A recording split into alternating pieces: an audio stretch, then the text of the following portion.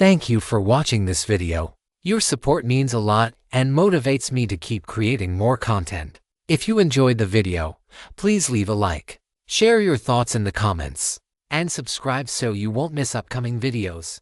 Part 15. After a while, the sword chi at Gao Yang's fingertips vanished. He tilted his head slightly to look at Phil and asked casually, "Phil, do you have any questions?" Phil took a deep breath, committing all the information Gao Yang had just shared to his memory.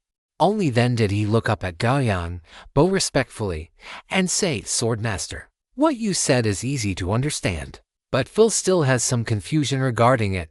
Speak your mind, let's discuss it."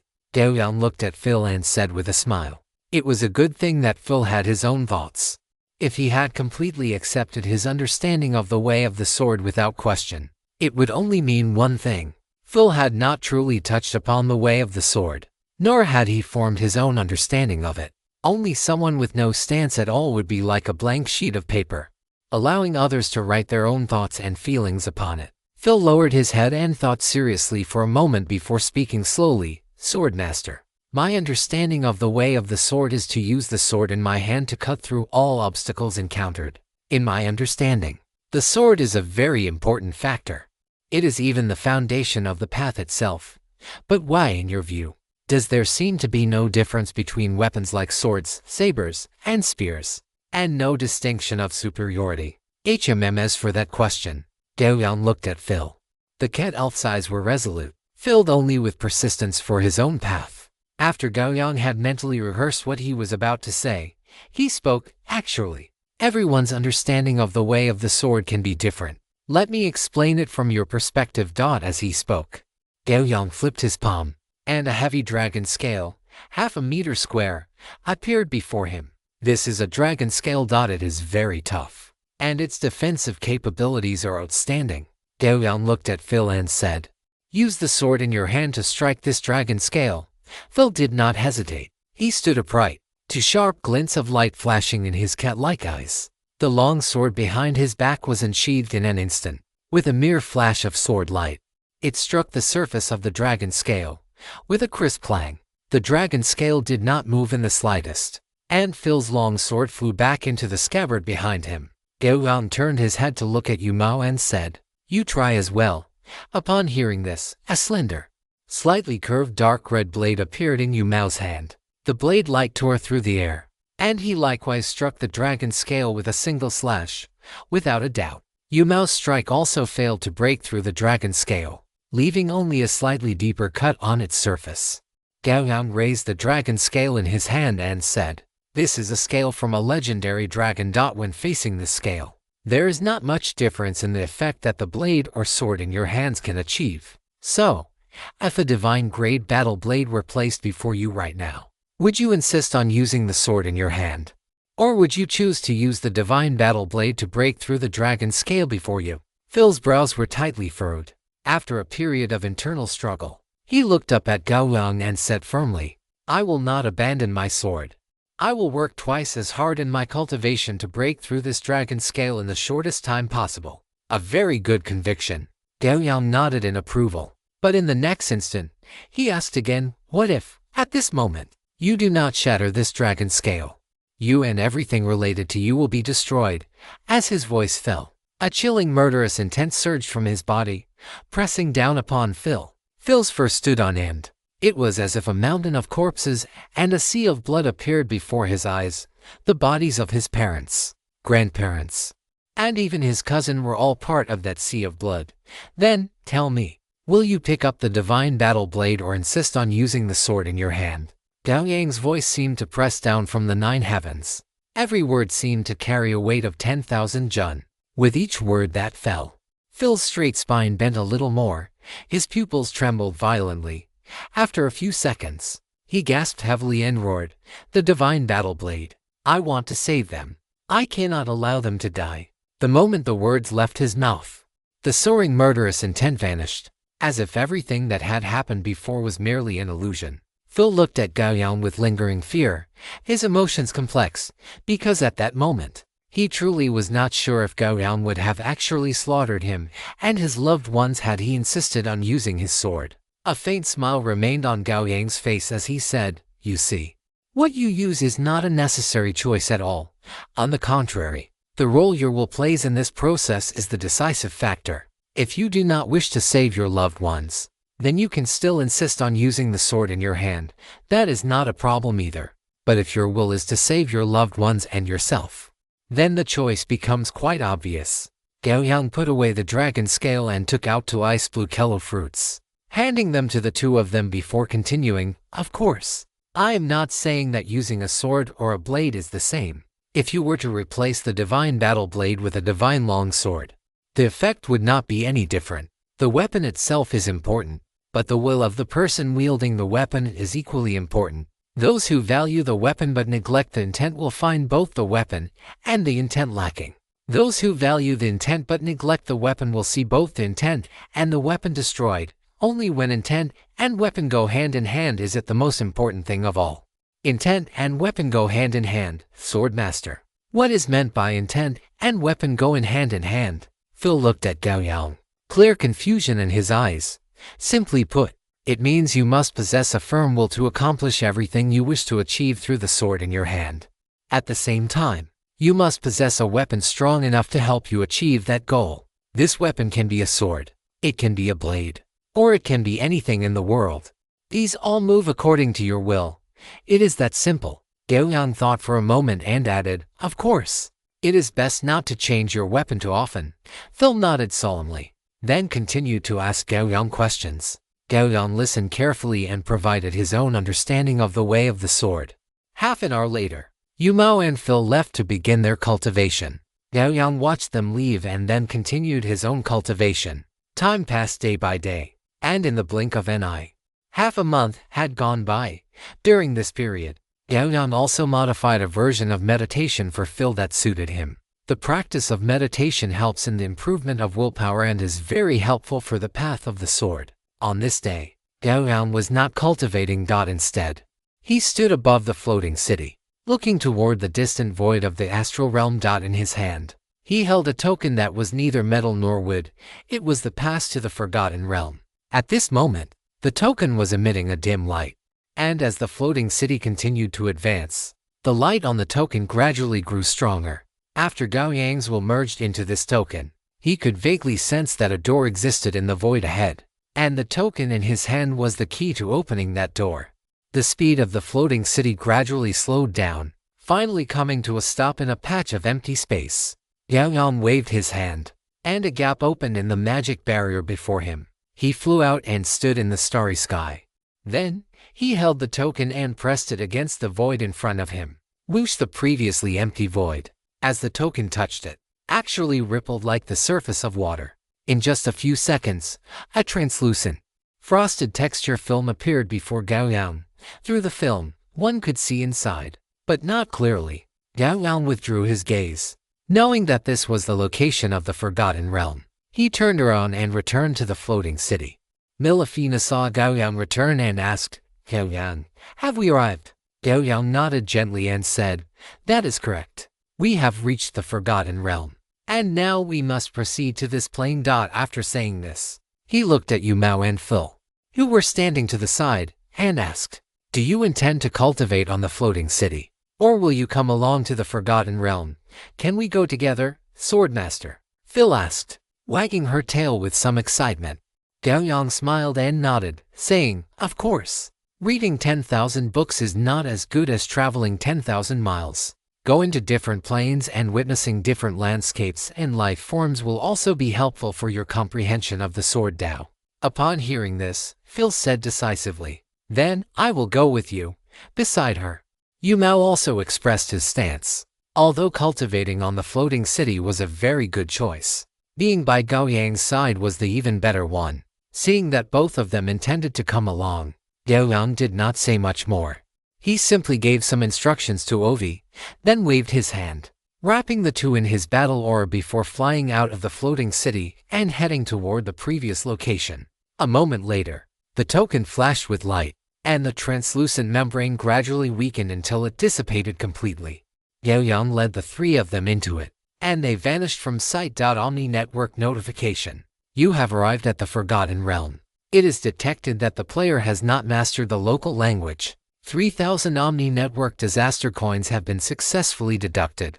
The multi-language translation system has been successfully activated. Omni Network notification. Because you possess the Forgotten Realm token, permissions related to the Forgotten Realm are being activated. Omni Network notification.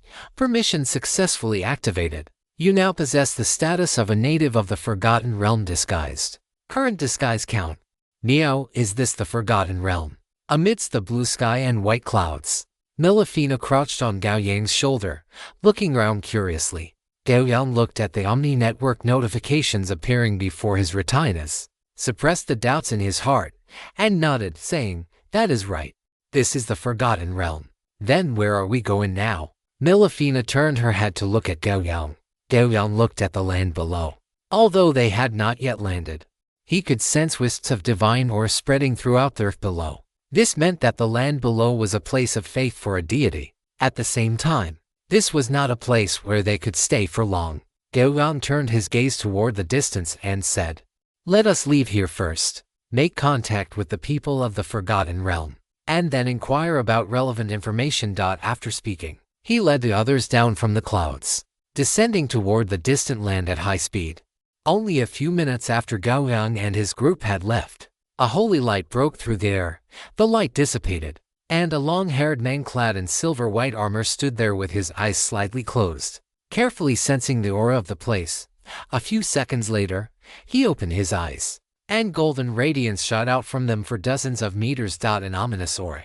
The oracle was not wrong. But why is there no trace of any ore remaining here? I shall report this matter. I hope it will not have any impact on my lord. The puzzled voice dissipated with the wind, and along with it, the man in silver-white armor also vanished. Meanwhile, on a snow-capped peak in the Forgotten Realm, inside a temple built of piled rocks, a gray-white humanoid stone statue trembled a few times. Then, the statue opened its eyes, revealing a pair of purely scarlet pupils. Clearly, this was not a stone statue, but rather the result of this person kneeling here for years on end, with dust and dirt having solidified on the surface of his body. The statue opened its eyes, and the scarlet light within them flared intensely.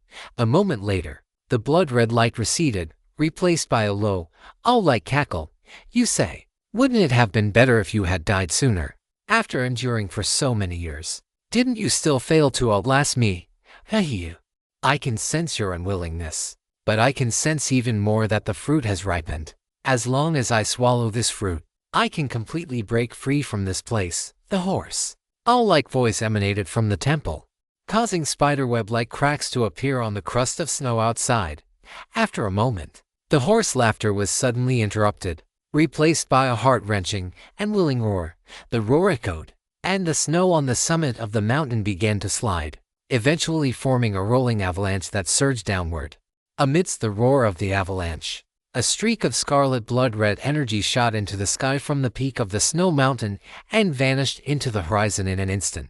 Chapter 958. The Rules and Deities of the Forgotten Realm. Gao Yang, accompanied by Yu Mao and the Tuketkin, stopped in an inconspicuous small town, appearing just like any other people of this world. After resting for a day, Yu Mao and Phil began to take the initiative to leave their lodging and start gathering general information about this world. Half a day later, Yu Mao returned to the room with a look of gravity on his face. Inside the room, Gao Yang was sitting cross-legged in midair, eyes closed in cultivation. Sensing Yu Mao's return, he opened his eyes and looked at him. The latter nodded slightly, then sat down at the table and chairs in front of him, saying solemnly, "Boss, there is news regarding that immortal giant turtle on the Forgotten Sea." Gao Yang raised an eyebrow and asked, "What is the word in the Forgotten Realm?" A trial of heroes is held every 30 years. All the heroes head to the Forgotten Sea at the far east of the continent to find the immortal giant turtle and use their various methods to try and make it stop. The problem is that there are still 3 full years until the next trial of heroes. Must we wait here for 3 years? Can we only head to the Forgotten Sea after 3 years? Melifina was somewhat puzzled. The immortal giant turtle was right there in the Forgotten Sea. Logically speaking, they should be able to go there at any time.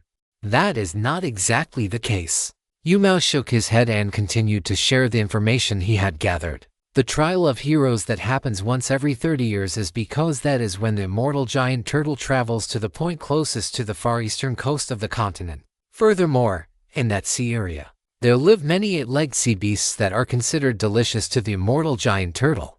After satisfying its once every 30 years violent appetite, the immortal giant turtle will no longer kill all the legendary figures who offend it. Gao Yang nodded and summarized, in other words, if one attempts to stop the undying giant turtle at any other time, they will be attacked by it and may even be killed outright. That is correct. Yu Mao nodded solemnly and added, furthermore, according to records, no one who has gone to intercept the undying giant turtle outside of the time of the trial of the brave has ever returned alive. Milafina turned to look at Gao Yang and asked, Gao Yang, are we going to wait here for 3 years? In truth, Milafina already had the answer before she even asked. Based on her understanding of Gao Yang, it was impossible for him to stay here for 3 years. He would complete his goal as quickly as possible, and then rush toward his next objective without a moment's delay. As she expected, Gao Yang shook his head naturally and said, of course not. It is impossible to waste 3 years here. The information is not clear yet, so let us collect more for 2 more days. Even if the undying giant turtle is insolvable, we can still gather information on other aspects. Besides, although the undying giant turtle is strong, it does not necessarily mean it is invincible. Yu Mao nodded, indicating he understood. Right now, he could only do his best to gather information, fulfill his own duties, and play a small, insignificant part. Milafina suddenly thought of Phil and asked, hey, where is Phil? Why hasn't he returned yet? Yu Mao shook his head. Phil and he had split up to act, so he did not know Phil's whereabouts. Honestly, running around like that in an unfamiliar place, Milafina muttered softly. As for worrying about Phil's safety, she did not actually have much concern. Phil was not a cat elf with no strength to truss a chicken, aspiring to the path of the sword. He was a rather capable transcendental level cat elf. Moreover, there were not many entities in this small town with power strong enough to be considered a match for him. Gao Yang had already scouted this fact when they chose this location. Gao Yang glanced at Milafina, his thoughts stirring slightly as he began to sense the sword intent he had previously attached to Phil. A few seconds later, Gao Yang sensed the sword intent on Phil. That sword intent was moving, and its trajectory was heading toward where they were staying. He opened his eyes, looked at Milafina, and said, no need to worry. Phil is already on his way back and will be here in a few minutes. I see. Upon hearing this, Milafina stopped paying attention to it. 3 minutes later, Gao Yang looked toward the door. The door opened automatically, and Phil, flying on his sword, appeared at the entrance.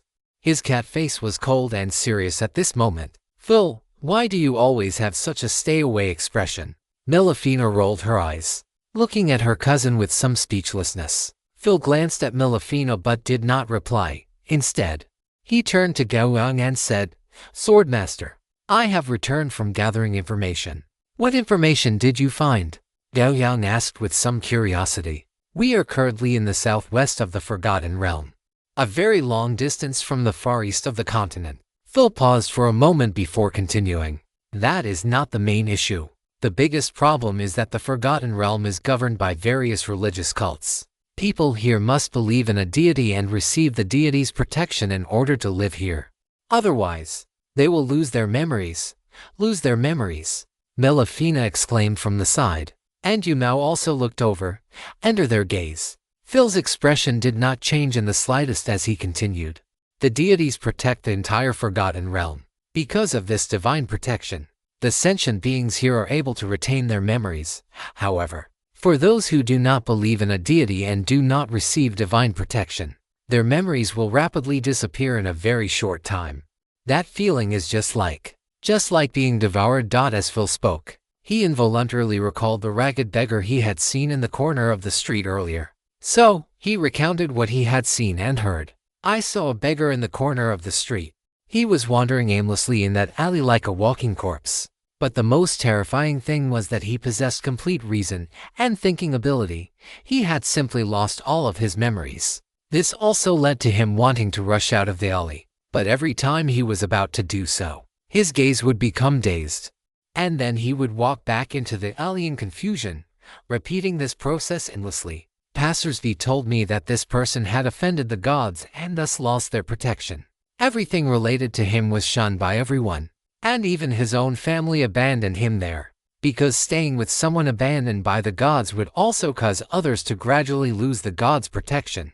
Is there really no other way? Must we believe in a deity? Yu Mao frowned and asked involuntarily. As a pragmatic youth of the new era who was a child of China and had fully received compulsory and higher education, Yu Mao was not actually opposed to believing in a god, provided that the god could bring him substantial or spiritual benefits.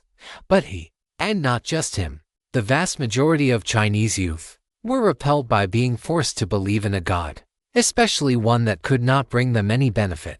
After listening to Phil's description, he instinctively associated the loss of memory among the sentient beings of the Forgotten Realm with these so-called deities, whose purpose was simply to efficiently harvest the faith of the sentient beings in this world. This situation of being forced to offer faith, where not believing was equivalent to death, was something Yu Mao found difficult to accept. Yu Mao looked at Gao Yang, and the moment their eyes met, he understood that Gao Yang's thoughts were basically the same as his. Phil shook his head and said slowly, "There is no other way. As long as one is in the Forgotten Realm, they are threatened by the loss of memory.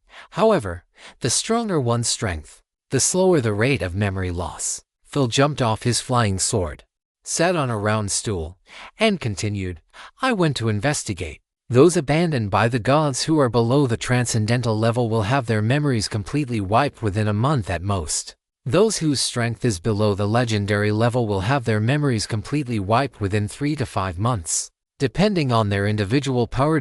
As for legendary powerhouses, it takes at most 3 years. Yu Mao frowned deeply. In other words, if we truly wait here, we must offer our faith to some deity in order to seek protection. Even if it doesn't take 3 years, our memories will be lost entirely within 3 to 5 months. Phil also looked at Gao Yang, waiting for his decision, feeling their gazes.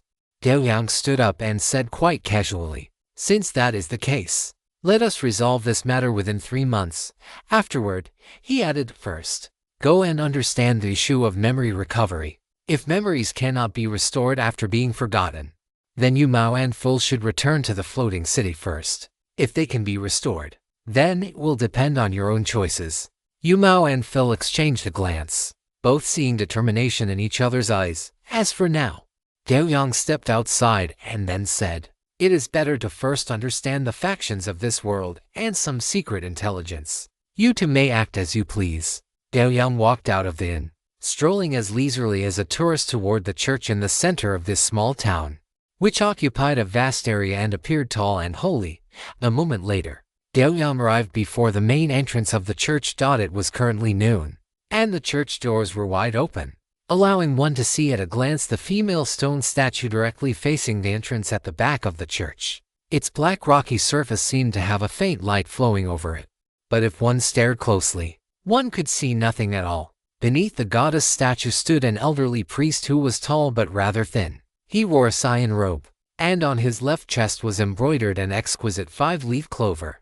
His silver hair was combed meticulously in a classic side part. Gao Yang did not know which religious order's holy emblem that was, but fortunately, that did not matter, as he would soon find out. He reached out and tapped lightly on the air in front of him.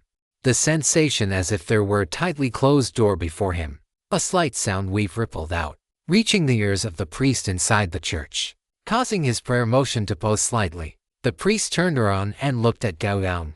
Surprisingly, his eyebrows were also white, and they were as sharp as knives, with a brilliant light radiating from his eyes. "May I come in?" Gao Yang pointed toward the interior of the church and asked softly. "My lord welcomes all who are homeless." A calm and heavy voice emanated from the priest's mouth, and he made a gesture of invitation toward Gao Yang. Gao Yang stepped inside accordingly. When he reached the church entrance, a thin film of light emerged, blocking his body. Gao Yang acted as if he did not notice, not even the slightest hesitation in his stride. Just like that, he stepped onto the jade-white floor tiles inside the church, the film of light blocking his path deforming violently due to his movement. The priest inside the church tightened his gaze. He looked up at Gao Yang, who remained smiling despite being blocked by the light film, and felt immense shock in his heart. One must know that this holy light protection existed in all churches, but even those who reached the legendary level of strength could not easily break in. Not to mention, like this stranger before him, directly using terrifying brute force to twist and deform the protection. With this kind of strength, such protection would not be able to stop him for long. After a moment of thought, the priest pointed with one hand, and the light film in front of Gao Yang vanished instantly. Gao Yang took a step forward, exhaled quite comfortably, and said, "Phew, that is much easier. My name is Gao Yang. May I ask how to address you?" "LVG Ming." The priest remained standing beneath the goddess statue, calmly watching Gao Yang's eyes. Gao Yang nodded slightly at him, then sat down on a chair in the front row and said straightforwardly, "Priest Jiming, please do not mind. I have come here only to ask you about some matters. If it does not involve the secrets of the church, I think we can chat for a long time," LVG Ming said. "Of course. It will not involve such impolite matters." Gao Yang smiled, then asked, "Priest Jiming, tell me, how many religious orders are there on the land of the Forgotten Realm?" LVG Ming looked at Gao Yang with some confusion. Were the 12 main gods of the Forgotten Realm not common knowledge? How could this man in front of him ask such a question? Could it be that he was one abandoned by the gods? LVG Ming's hand suddenly gripped the scripture in his hand tightly, and his gaze toward Gao Yang held an extra measure of scrutiny. If he were indeed one abandoned by the gods, then he would have to be more cautious. "Priest Jiming, do you not know either?" Gao Yang did not know what the old priest was thinking and asked casually as before. LVG Ming reached out to brush his hair and said slowly, "The 12 main gods of the Forgotten Realm, light, darkness, thunder, storm, earth, ocean, sky, life, death, procreation, as well as fortune and misfortune. These are the 12 main gods. The churches of the 12 main gods are spread across the Forgotten Realm." "Mr. Gao Yang, this is very common knowledge." Gao Yang nodded, then continued, "Thank you. Among those with your level of strength, Priest Jiming, how many are there in your church? Do not misunderstand, I mean, are there any who participate in the trial of the brave?" LVG Ming was startled, although he did not understand the meaning behind Gao Yang's words. The trial of the brave was a familiar term. Every time the trial of the brave occurs, there are over 30 priests from the church who go to participate. Over 30 priests. "Have you participated, Priest Jiming?" Gao Yang asked again. LVG Ming shook his head slightly, his eyes carrying a hint of regret. Seeing this, Gao Yang nodded and then stood up to walk outside. After he had completely left the church, LVG Ming's tall body suddenly hunched over, his chest heaving violently, and heavy, ragged breathing echoed within the church. He looked up toward the church entrance, a deep sense of horror emerging in his eyes. The previous feeling of answer or die had been so intense that it had suppressed his reason, leading him to perform this bizarre act of "you ask, I answer." At this moment, as Gao Yang departed, that sensation abruptly vanished, allowing Lu Jiming's sanity to suddenly return to his body. It also made him realize the sheer depth of the overwhelming pressure he had just experienced. Lu Jiming stared at the church gates, murmuring to himself in his heart, "Who is this? Why have I never heard of him before?" Chapter 959.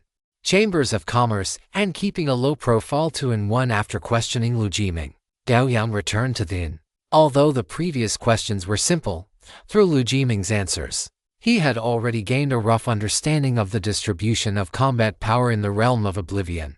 Setting other things aside for a moment, the mere existence of the 12 main gods here was enough to prove that this so-called realm of oblivion was far from simple. Furthermore, based on what Lu Jiming mentioned that every time the trial of the brave took place, his church would send over 30 legends, and that he, despite being a legend, was not qualified to participate, it could be inferred that in the church of any one of the main gods, the number of legendary powerhouses would exceed that figure. In other words, there were several hundred legendary powerhouses in the realm of oblivion.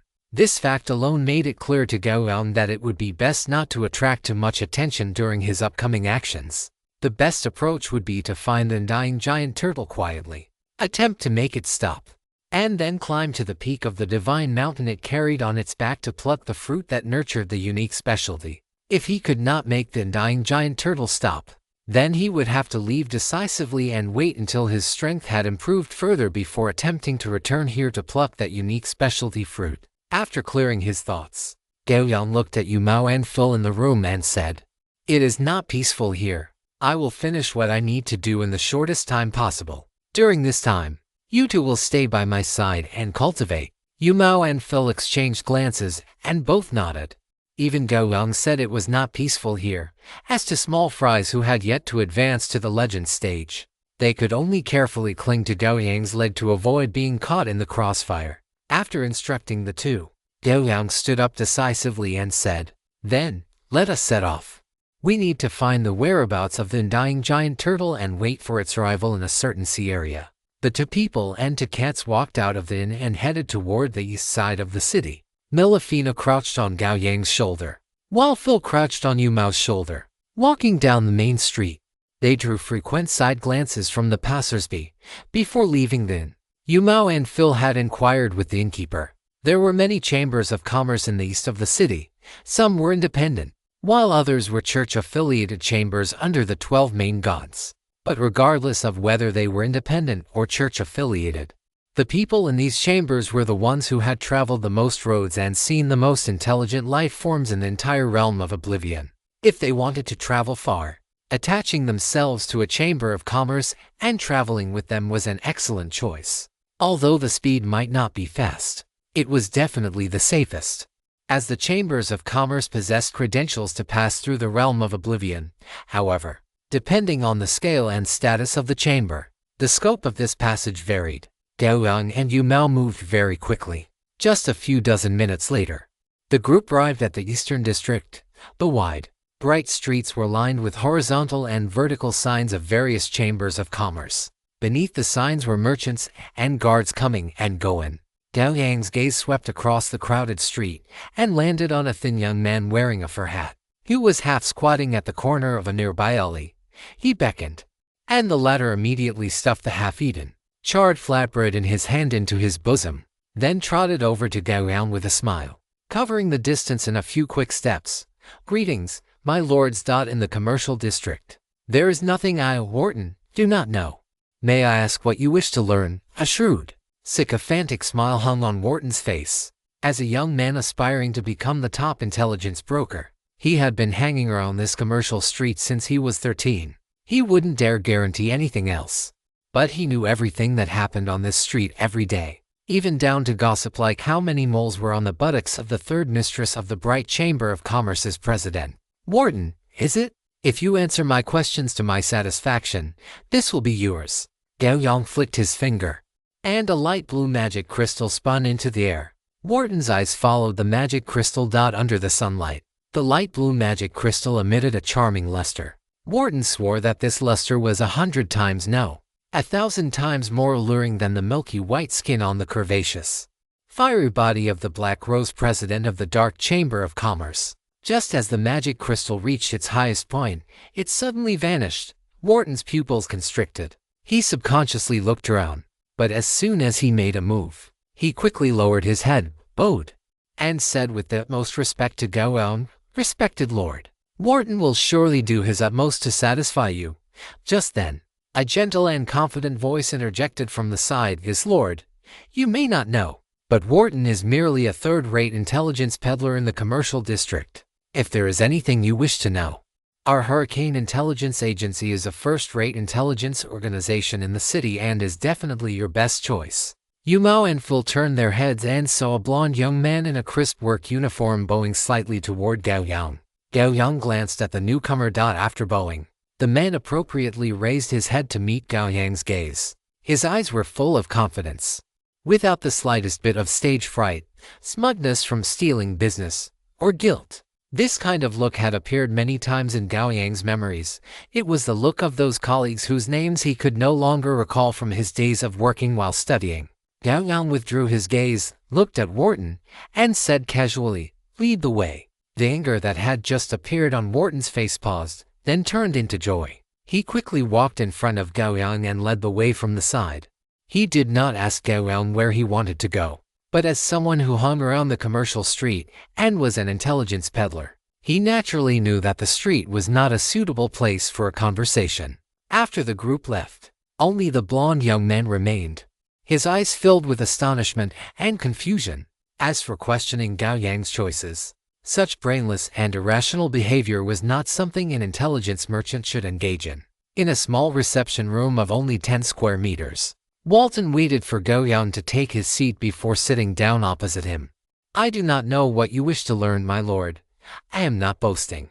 But even if you wanted to know how many mistresses the president of the Bright Chamber of Commerce has, or how many lovers each of those mistresses has, I could tell you clearly." Gao Yang shook his head, and Walton immediately shut his mouth, listening intently. Among the chambers of commerce on the commercial street, besides the 12 church-affiliated ones, which others offer high security, a wide range of travel, and fast speed, Gao Yang's voice fell into Walton's ears, giving him a bit more confidence. "My lord, apart from the 12 major chambers, the one with the highest security in Serenity City is the Giant Strength Chamber of Commerce. Every caravan of theirs has giant guards. Those big guys are almost as tall as 5-story buildings, and their fists are larger than carriages. The fastest is the Gale Chamber of Commerce. The Gale Chamber of Commerce is famous for its efficiency, but it is best not to transport overly delicate goods through them. As for the range of travel, in truth, besides the 12 major chambers, the other chambers are all about the same. Their maximum range cannot exceed the 6 major religious domains." Gao Yang nodded and asked casually, "Then, which religious domains can the chambers of commerce in Serenity City travel to?" Walton did not even think about it and replied immediately, "Bright, thunder, storm, earth, procreation, and fortune. These 6 major religious domains are basically adjacent to each other and are all on the right half of the Forgotten Continent. If you want to go to the left half of the continent, you can only use the 12 major chambers." "Very good." Gao Yang leaned back in his chair, looked at Walton, and continued to ask, "How much do you know about the Trial of the Brave?" "The Trial of the Brave," Walton repeated, and then a look of longing and desire bloomed in his eyes. As a living being of the Forgotten Realm, who would not yearn to participate in the Trial of the Brave, become an existence that could make the undying divine turtle pause, and reach the pinnacle of life? Walton counted on his fingers, looked up, and said with some excitement, calculating the time, "The Trial of the Brave will begin in 3 years. Do you lords wish to go to the Sea of Oblivion to watch the Trial of the Brave?" Gao Yang nodded with a smile. If the Trial of the Brave could be watched, then things would be much easier. As a grand event that occurred once every 30 years in the Forgotten Realm, it was only natural that it would attract attention. Although there are still 3 years left, we are out traveling anyway. So, we would like to follow the movement trajectory of the Divine Turtle and slowly arrive at the Sea of Oblivion.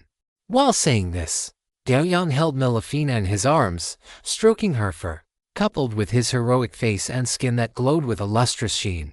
Walton immediately categorized Gao Yang as a noble young master. Clearly, the 2 people in front of him were noble lords who did not have to worry about food or clothing. And only such noble lords would have the time and leisure to do such a boring thing. Such thoughts flashed through the bottom of Walton's heart, but his face maintained a highly professional smile as he said, "If that is the case, then you lords can absolutely choose the Misfortune Chamber of Commerce." "The Misfortune Chamber of Commerce," Yu Mao repeated softly, her words filled with confusion. "That is correct, my lady. The Misfortune Chamber of Commerce is the most casual of all the chambers, just like the revered god of misfortune. And they are the only chamber of commerce that has established the Divine Turtle travel route. Through the Misfortune Chamber of Commerce, you lords will be able to follow the undying Divine Turtle and experience the 30-year tour of the Forgotten Continent." Walton finished speaking quickly, then added, "However, the starting point of the Divine Turtle travel route is at the church within the territory of the Misfortune religious domain. If you lords want to take the Divine Turtle route, you must first head to the Misfortune religious domain. If you want to go to the Misfortune religious domain, the fastest way is the Gale Chamber of Commerce." After a simple conversation, Walton believed he understood the thoughts of the 2 lords opposite him. As so, he proactively recommended it. Gao Yang looked at Walton and casually tossed a magic crystal toward him. Walton's eyes lit up. He reached out to catch it and thanked him repeatedly. Take us to the Gale Chamber of Commerce. We need to spots, Gao Yang ordered. Please follow me, my lords, Walton said, then took the initiative to open the door. Half an hour later, Walton followed the vice president of the Gale Chamber of Commerce, watching as the man invited Gao Yang and his companion into a metal carriage with a face full of smiles. After paying 50 magic crystals, Gao Yang and Yumao boarded the caravan of the Gale Chamber of Commerce and booked an entire carriage. The vice president of the Gale Chamber of Commerce stated that they would arrive at the Misfortune religious domain within 10 days and would safely deliver Gao Yang and Yumao to the church city where they could board the Divine Turtle travel route. Regarding the other party's guarantee, Gao Yang simply nodded, while Yumao expressed her gratitude. Under the power of money, the Gale caravan, which was originally scheduled to depart in 3 days, rushed out of Serenity City that very afternoon. The caravan's vehicle resembled a train, but it did not require tracks. The locomotive was an alchemical creation that was half flesh and half mechanical. This type of alchemical creation possessed simple intelligence and could assist the conductor in driving. After all, this was a transcendent world. How could the vehicles of a transcendent world be such inconvenient things? The biggest difference between the Gale Chamber of Commerce's vehicle and those of other chambers was that it looked narrower and more flexible, as if it were a silver snake dancing wildly in a gale. At this moment, this train, named the Gale Snake, was galloping across the vast land. Inside the carriage, Gao Yang sat cross-legged, while Yumao sat by the window on the other side, looking out through the thick glass. She saw that on the earth, buildings were scattered like stars in the sky, with countless farmlands where intelligent beings of many different races were working. The population of this forgotten realm is really large. It is just that the planting technology is not very good. After watching for a long time, Yumao said with some emotion, if they let us from Huaxia do the farming, the yield per acre would definitely be more than double. Hearing this, Gao Yang also opened his eyes and looked out the window. Without a doubt, the vast land outside the window had stirred Yumao's DNA. Similarly, the DNA within Gao Yang's body trembled violently. Ask yourself, what Chinese person, upon seeing an endless plain, wouldn't have the urge to plant something in it? He withdrew his gaze and looked at Yumao. This place is under the protection of gods. There are no natural disasters, and basically no man-made ones either. For the people here, the two most important things in life are prayer and survival. Do you think this is the kind of life you want? Yumao shook his head immediately. He naturally understood what Gao Yang meant. Rather than saying the lives in the Forgotten Realm were living well under the protection of the gods, it would be more accurate to say they had become lambs raised by the gods, their sole purpose for existing being to offer faith to the gods they worshipped. They were no longer free, independent lives, but private property of the gods. Therefore, they received the protection of the gods, because the gods would not allow their private property to suffer losses. Of course, as one's strength increases, there are distinctions even among property. Some property can only stay in dark, sunless metal boxes, while other property can be placed within magnificent, resplendent halls, enjoying meticulous care. Under the gods, such property enjoys freedom beyond prayer, but that is all. Do not cause trouble, and do not attract the attention of the 12 churches, since we are not yet clear about their attitude toward us. The best approach is to keep a low profile. With his thoughts circulating within his body, Gao Yang closed his eyes slightly and spoke slowly. Chapter 960. The Traveler Boarding Mid-Journey. The Gale Serpent galloped across the Forgotten Land. The alchemical locomotive, a fusion of steel and flesh, let out a long, violent howl. The metal carriage rumbled, its wheels crushing mud and torrential rain alike, while the flickering shadows of dancing lightning snakes flashed and vanished on the metal trailer at the rear of the train. Wherever it passed, farmers paused and travelers stopped. In the warm and quiet carriage, Gao Yang sat cross-legged on his seat, with Yumao and Phil sitting opposite him, listening intently. Beside them, Melifina lay quite leisurely in her cat bed. This was their 6th day on the Gale Serpent. In these 6 days, the Gale Serpent had crossed the domain of Earth and was now traveling through the domain of storms, heading southeast. The domain of storms was closely connected to the domain of misfortune, and the route they were currently taking was the shortest path to reach the domain of misfortune. The conductor of the Gale Serpent had already assured Gao Yang that they would definitely arrive at the domain of misfortune within 10 days. Boom crack! Dazzling lightning tore through the curtain of rain, incidentally shredding the darkness that shrouded the world for an instant. Gao Yang's gaze pierced through the rain, looking into the distance. There, the tops of 4 watchtowers emitted bright light, which even the torrential downpour of this night could not completely drown out. The moment he saw the watchtowers, Gao Yang understood that they had arrived at another checkpoint in the domain of storms. The metal train began to slow down. This action caused the rainwater outside the windows to slide down the glass surface, making the scene outside blurry for the passengers inside. After a moment, the train came to a complete stop. Milky white high-temperature steam sprayed from the bottom of the alchemical locomotive. This massive alchemical creation finally got a brief respite. The conductor walked off the train with a smile, with the watchtower guard's inspection with practiced ease. This kind of inspection was commonplace for the Merchant Guild, as long as one had a pass. It was just a routine check. Of course, if any contraband were discovered, the trouble would be immense. However, the Gale Merchant Guild only handled express shipments, although the profits from contraband were huge. They never touched them, so they had no worries in that regard. The reality was as he expected. After a simple inspection, the captain of the watchtower guards came before him and said expressionlessly, "Conductor of the Gale, the inspection is just about finished." Upon hearing this, the Gale conductor laughed heartily and, with extremely fluid movements, took a bottle of wine from his ring. The liquid inside the bottle emitted a faint golden starlight, clearly visible even in the dark night. Seeing the conductor hand over the wine, the guard captain did not accept it directly as he usually would. Instead, he raised his hand to block the gesture intended to foster friendship. Under the conductor's slightly puzzled gaze, the guard captain said in a deep voice, "There is a matter I need your help with." As he spoke, he glanced at the train, which was still undergoing inspection. The Gale conductor immediately understood the guard captain's meaning. If he did not help with this favor, it would be absolutely impossible to pass this inspection. He smiled and stuffed the wine bottle into the other man's hand, saying, "Sir, what are you saying? Just give your orders." The guard captain calmly put the wine away and then said in a deep voice, "There is a guest who needs to travel on your train to the domain of misfortune. You need not worry, there will be no further interrogations during the rest of the journey. As soon as you reach the domain of misfortune, that guest will leave on their own and will not be discovered by the people of the domain of misfortune." After hearing this, the smile on the Gale conductor's face froze.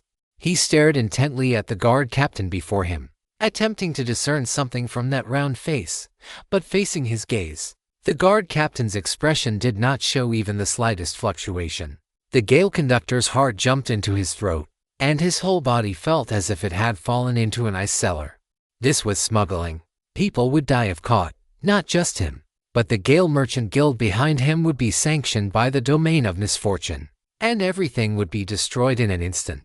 A hint of bitterness appeared on his face.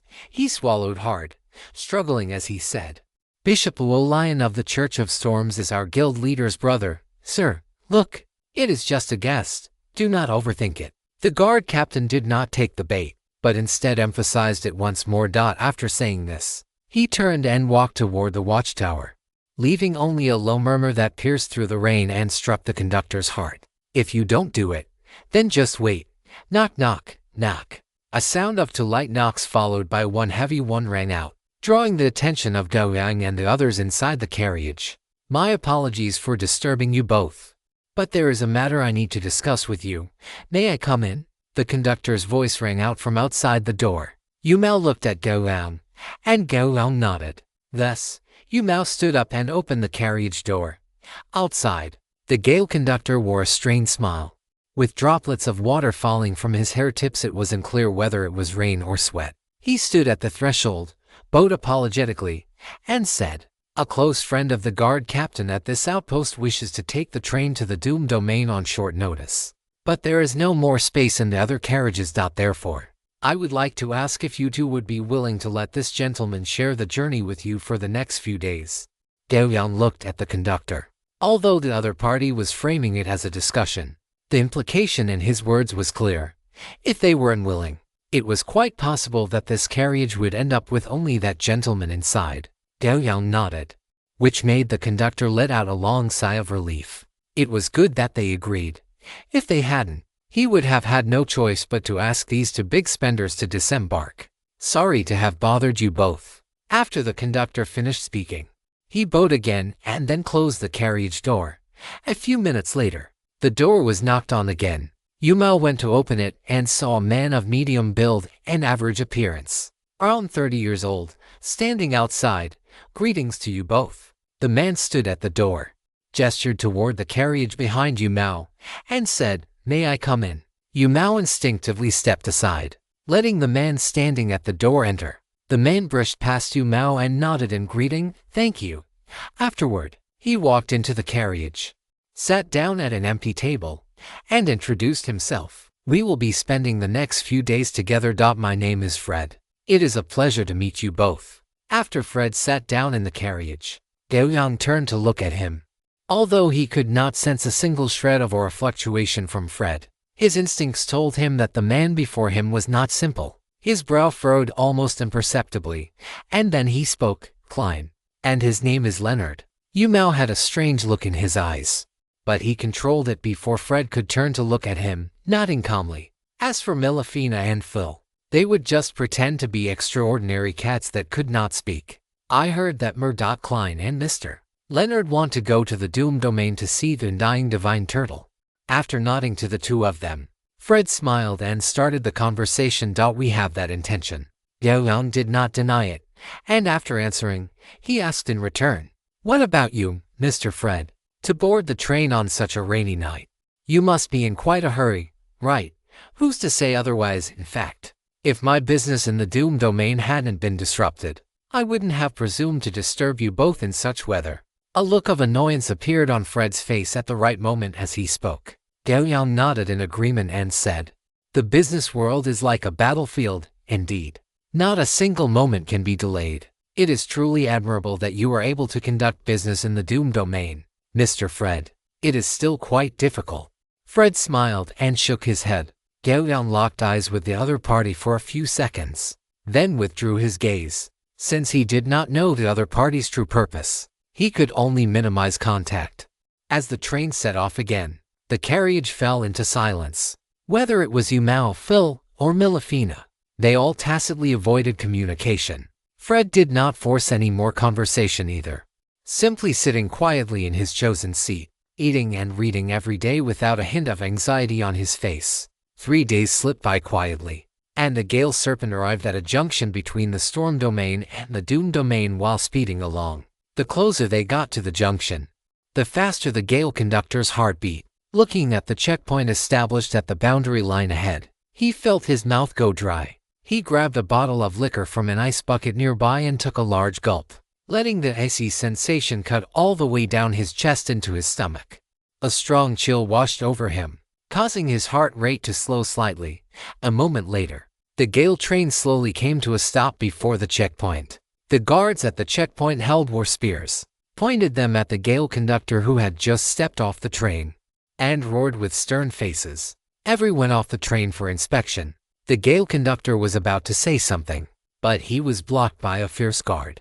A blade wrapped in light air currents was already unsheathed, cutting off all his words. He could only watch helplessly as everyone was called down from the carriages. Gao Yang and Yumao stood by the side of the carriage, watching as the Storm Church guards used a mirror as tall as a person to check every passenger. Whenever a passenger stood in front of the mirror, the surface would erupt with a burst of holy light.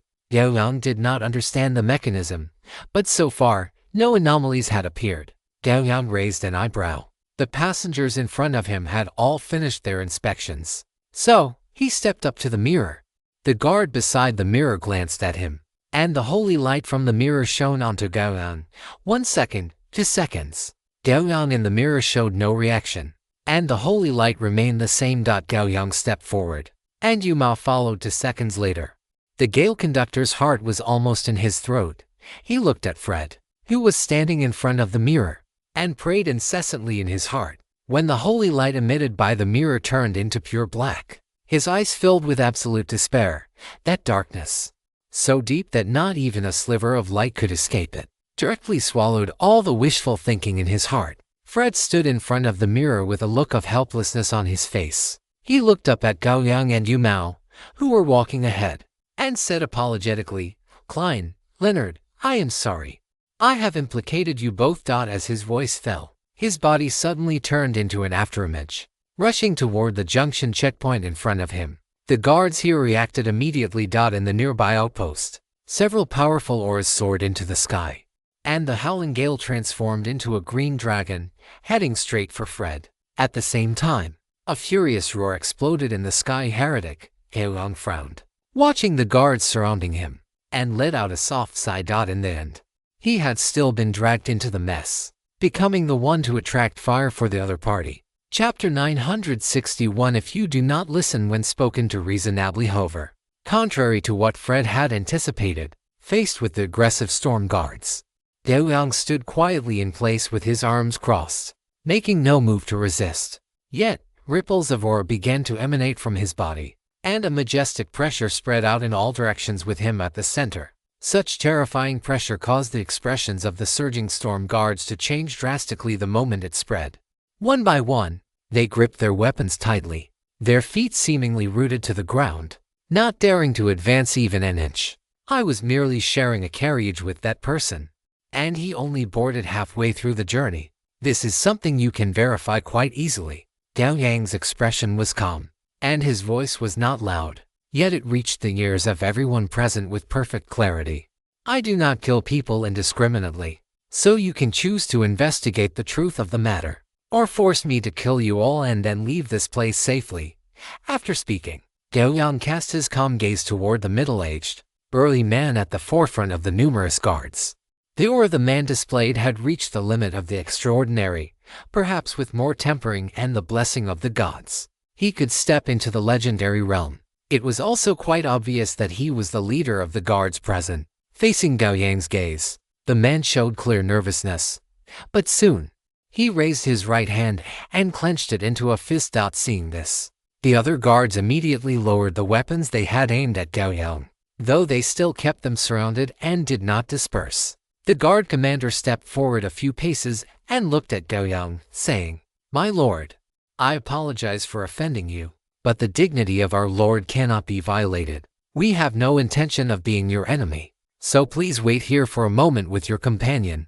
After we verify the truth, we will communicate with you. If there are no issues, you and your companion may leave, as you wish," Gao Yang said casually. The guard commander let out a long sigh of relief, turned his head to order two guards to stay behind, and then led the remaining guards to rush toward the other passengers of the Gale Serpent. Rumble. A faint roar came from the distance. It appeared to be the commotion caused by Fred clashing with the legendary powerhouse of the Storm Church. The rumbling gradually faded, soon becoming barely audible. Once the noise had completely vanished, the three legendary powerhouses of the Storm Church who had previously chased after him returned to the checkpoint with grim expressions. One could tell from their faces that they had likely failed to capture Fred. After the three legendary powerhouses returned, the Storm Guard commander who had led the encirclement of Gao Yang and the others immediately reported the situation regarding Gao Yang. Consequently, Gao Yang watched as the three newly arrived legendary powerhouses walked toward his position. The three legendaries approached, and the burly man with a thick beard in the middle looked at Gao Yang with disdain. "Klein." Gao Yang nodded and asked casually, "Can we go now?" In the interval of speaking, Melifina even yawned on his shoulder, looking quite impatient. This casual display made the three legendary powerhouses, who were already in a foul mood for failing to catch the heretic, feel even worse. The bearded man let out a cold snort and said, "That heretic is a legendary, and you are also a legendary. You were in the same carriage, and although you boarded at different times, it is hard to prove that you didn't do so intentionally to clear yourselves of the suspicion of knowing each other. The truth is exactly as I said. I had never met that person before seeing him. Then, why did he only stay in your carriage and not in anyone else's?" The bearded man immediately questioned sternly. "If you have no connection, how could it be such a coincidence?" Faced with the questioning, Gao Yang remained calm and said, "Is it possible that he was the one calculating against me?" The bearded man waved his hand, and a gale whistled like a blade cutting across the earth, saying so much is useless. Stay here for now. Once we catch him and clarify the matter, if you have no issues, we will naturally let you go. Furthermore, do not think you are superior just because you have legendary strength. In front of the Storm Church, you are no different from mortals. Then when will you be able to catch Fred? Does that mean if you can't catch him for a day, we have to be locked up for a day? Gao Yang revealed a faint smile and asked the three people opposite him. Of course, as long as the truth is not revealed, you could be his accomplices. The bearded man said immediately. Gao Yang nodded, signaling that he understood. Just as the three men thought Gao Yang had softened his stance, Gao Yang made a grasping motion with his right hand and pulled a silver-white greatsword directly from there. As Yang Yao entered his hand, a scarlet aura erupted from Gao Yang's body. The three legendaries closest to Gao Yang bore the brunt of it, as the scarlet aura swept over their bodies. In an instant, a mountain of corpses and a sea of blood appeared before the three of them, with Gao Yang standing proudly atop the peak, holding his dripping greatsword and looking down at them. The moment their gazes met, a roar exploded in their minds. Without the slightest power to resist, all three simultaneously fell into a state of trembling. Gao Yang held Yang Yao. The tip of the sword pointed at the three legendaries who were trembling incessantly before him. He did not swing the sword, but the heavy sword pressure emanating from the blade forced the three legendaries to hunch their bodies involuntarily, as if they were bearing the weight of 10,000 tons. Can you understand human language now? Gao Yang still stood there in a relaxed, slouching posture. Only this time he had a sword in his hand, and he only stayed in our carriage. Not others. Is your head filled with excrement? Gao Yang rested Yang Yao on the bearded man's shoulder and continued, now I ask you, why did I put my sword on your neck instead of someone else's? According to your theory, since I put the sword on your neck, it must be your own problem. If I kill you, it is also your fault, isn't it? The bearded, burly man was now trembling like a sieve. His previous sense of superiority completely shattered under the weight of the disaster-level aura and the sword pressure of Yang Yao. He had already realized what kind of terrifying strength this seemingly gentle and casual man possessed. That kind of strength was enough to kill them now, to kill everyone present in an instant. Now, I will ask you again, can we leave? Gao Yang leaned forward slightly, his gaze resting on the top of the bearded man's head, heavy as a mountain. To the left of the bearded man, an elderly man with a face full of wrinkles spoke with difficulty. My lord, it is our fault. We should not have vented our anger so recklessly and disturbed your journey. You may leave at any time. No need to wait for the results of your investigation. No need. That was merely an impulsive act after we were blinded by rage. The old man added. Gao Yang nodded, propped Yang Yao in front of him, and looked at the three of them. Get lost. As the words fell, the disaster level aura vanished without a trace. The three legends felt an immediate sense of relief. Yet they dared not show it in the slightest. Instead, with their heads bowed and acting as obediently as primary school students, they turned and walked toward the watchtower. Let's go. We have reached the domain of misfortune. We can handle the rest of the journey ourselves. Gao Yang waved his hand. Yang Yao disappeared, and he was the first to lift his foot and walk out past the checkpoint. The surrounding storm guards glanced at them, but quickly pretended not to see anything at all, letting Gao Yang and his group pass through the checkpoint and head toward the domain of misfortune on the other side. Once Gao Yang and his group disappeared from view, the bearded man on the watchtower spoke with a gloomy expression. We let that heretic go. How are we going to explain this to the Pope? The old man who had mediated earlier snorted coldly and said in an unkind tone, how else can we explain it? We tell the truth. Or do you want to go to the domain of misfortune and capture him yourself? Then what about this Klein? The bearded man asked again. As soon as these words were spoken, the watchtower fell into a deathly silence once more. A moment later, the old man spoke. Report it truthfully. A terrifying existence capable of instantly killing three of our legends is likely something only the Pope, the Chief Inquisitor, and a few others could contend with. Although this decision was somewhat humiliating, such a major event, a powerhouse of this caliber appearing abruptly at the border, could not be concealed at will. Thus, the three of them quickly unified their story and transmitted what had happened today back to the headquarters of the Storm Church. As for the rest, they would wait for instructions from headquarters. On the other side, after Gao Yang and Yu Mao crossed a bottomless canyon, they arrived in the territory of the domain of misfortune. Thanks to his previous conversation with the mad wine train conductor, Gao Yang knew their destination was a city in the domain of misfortune called Time Paradox. Time Paradox City was one of the top 20 major cities in the domain of misfortune and was also the closest major city to the storm domain. The divine turtle travel line that Gao Yang wanted to take was located in this very city. After crossing the canyon and walking for about 3 kilometers, a new checkpoint appeared in the sight of Gao Yang and his group. Without a doubt, this was a checkpoint established by the domain of misfortune. However, compared to the complications at the Storm Church, the checkpoint of the domain of misfortune was incredibly lax. There was not even any interrogation. Upon learning that Gao Yang and his group were heading to Time Paradox City to take the Divine Turtle travel line, the misfortune guards let them pass directly. In fact, when Yu Mao went up to ask for directions, the guards even enthusiastically pointed out the way for them. Boss, the people in the domain of misfortune seem to have a much higher quality than those in the storm domain. They are much more enthusiastic, Yu Mao said with some excitement after leaving the misfortune checkpoint. While he was speaking, a fork in the road appeared before the 4 of them. Gao Yang did not even look, heading straight toward the left path. Seeing this, Yu Mao immediately called out, "Boss, you're going the wrong way." The misfortune guard said to take the right. Gao Yang did not stop his pace, only saying softly, "Is what others say always correct?" Yu Mao was stunned, and anger surged up instantly.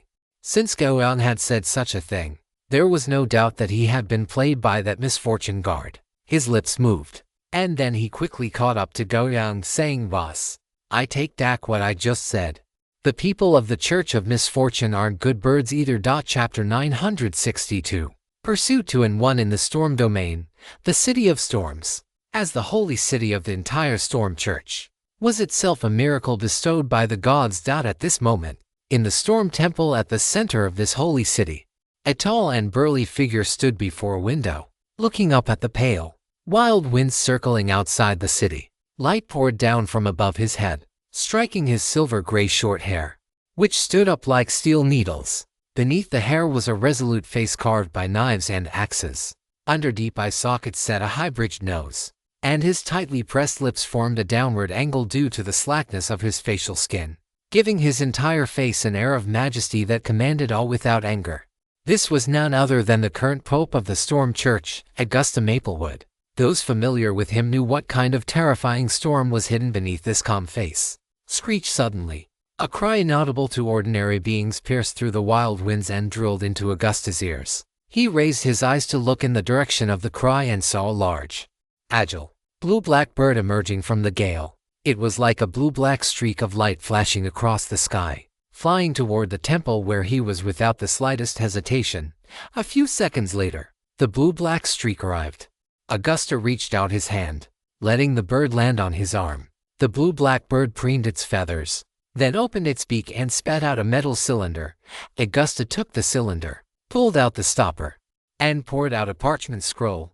He spread it out, and after a brief glance, his thick, blade-like eyebrows furrowed. Without any visible movement from him, the parchment in his hand seemed to be finely sliced by dense wind blades, turning into powder and disappearing from his palm.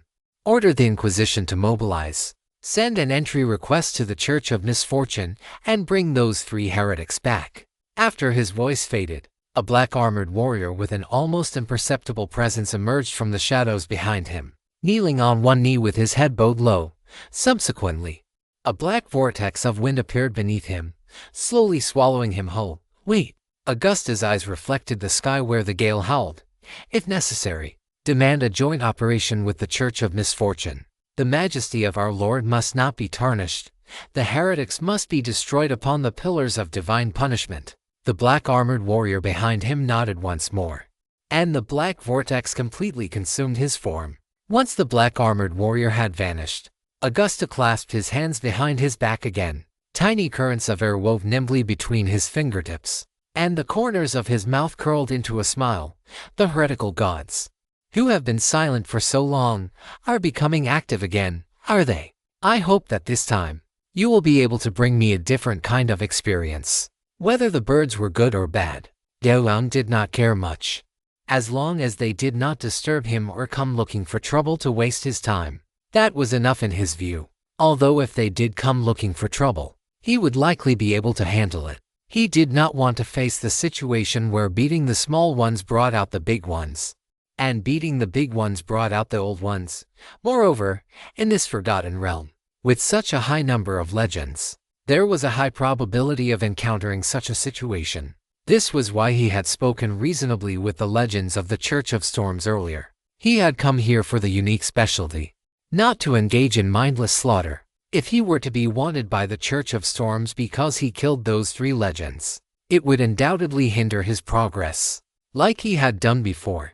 Showing off his muscles to persuade the other party without creating further trouble was, relatively speaking, more time-saving and effortless. Of course, if someone were seeking death, he would not mind adding a few more corpses to the tally. Yu Mao looked back at the checkpoint, which was already out of sight, then gathered his thoughts and followed behind Gao Yang, heading into the territory of the Church of Misfortune.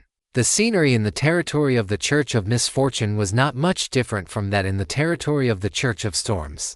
Knowing their destination, Gao Yang and Yu Mao moved much faster. In less than half a day, the two appeared before a city that could be described as towering and majestic. Thick, tall city walls, energetic church guards, and pedestrians with smiles on their faces all combined to build this city full of vitality.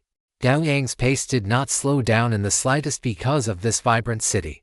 After confirming they were not heading in the wrong direction, he walked straight into the city with Yu Mao. Half an hour later, Gao Yang and Yu Mao appeared in front of the Chamber of Commerce of Misfortune, with a local guide wearing a fawning smile standing to their side. Yu Mao casually flicked a fragment of a magic crystal, and the latter happily tucked it into his bosom before blending into the flow of people on the street with great tact. Gao Yang stepped into the Chamber of Commerce, which shared its name with the Church of Misfortune. The interior space was large, but the lighting was dim, making it appear somewhat gloomy. Upon seeing guests enter, a beautiful attendant walked over. With a gentle smile on her lovely face, she asked in a soft voice, "To guests, may I ask what you need?" Yu Mao could not help but sweep his gaze over the attendant a few more times. To be fair, the attendants in such top-tier chambers of commerce were also top-tier. If placed in China, she could at least be a beauty influencer with millions of followers, especially since she was so gentle and lovely. It added even more points. Gao Yang remained expressionless, merely glancing at her before saying directly, "The Divine Turtle Travel Route. For 2, please follow me, both of you." Hearing this, the smile on the attendant's face became even more radiant. She immediately turned, swaying her slender waist, and headed toward the 2nd floor of the chamber. The Divine Turtle Travel Route was not something obscure or forbidden to mention. Therefore, regarding Gao Yang's request, the vice president of the chamber, after accepting 400 magic crystals, vowed that he would send the 2 distinguished guests to the undying Divine Turtle in the shortest possible time. Gao Yang sat on a large sofa and, hearing this, looked at the vice president of the chamber opposite him and asked, "President Robert, may I ask where the undying Divine Turtle is currently located, and how much time will it take to reach it?" Robert had no suspicions and replied quickly, "The undying Divine Turtle has currently reached the territory of the Church of Death. In another 2 months, it will travel from the territory of the Church of Death to the territory of the Church of the Ocean, which is the easternmost territory of the entire Forgotten Realm and the land of faith for the God of the Ocean. The undying Divine Turtle will spend the next 2 years or so traveling to the far east of the Forgotten Sea. By that time, it will also be the moment when the trial of the brave begins." Robert paused for a moment, then looked at Gao Yang and asked quite confidently, "The 2 guests must have come to watch the trial of the brave, right?" Gao Yang nodded and said as a matter of course, "Of course. If there is an opportunity, one must certainly take a look at such a grand event." Robert laughed heartily and said, "That is perfect. The itinerary of the Divine Turtle Travel Route is not tight, although it is said to be following the Divine Turtle, because the movement trajectory of the Divine Turtle does not change much.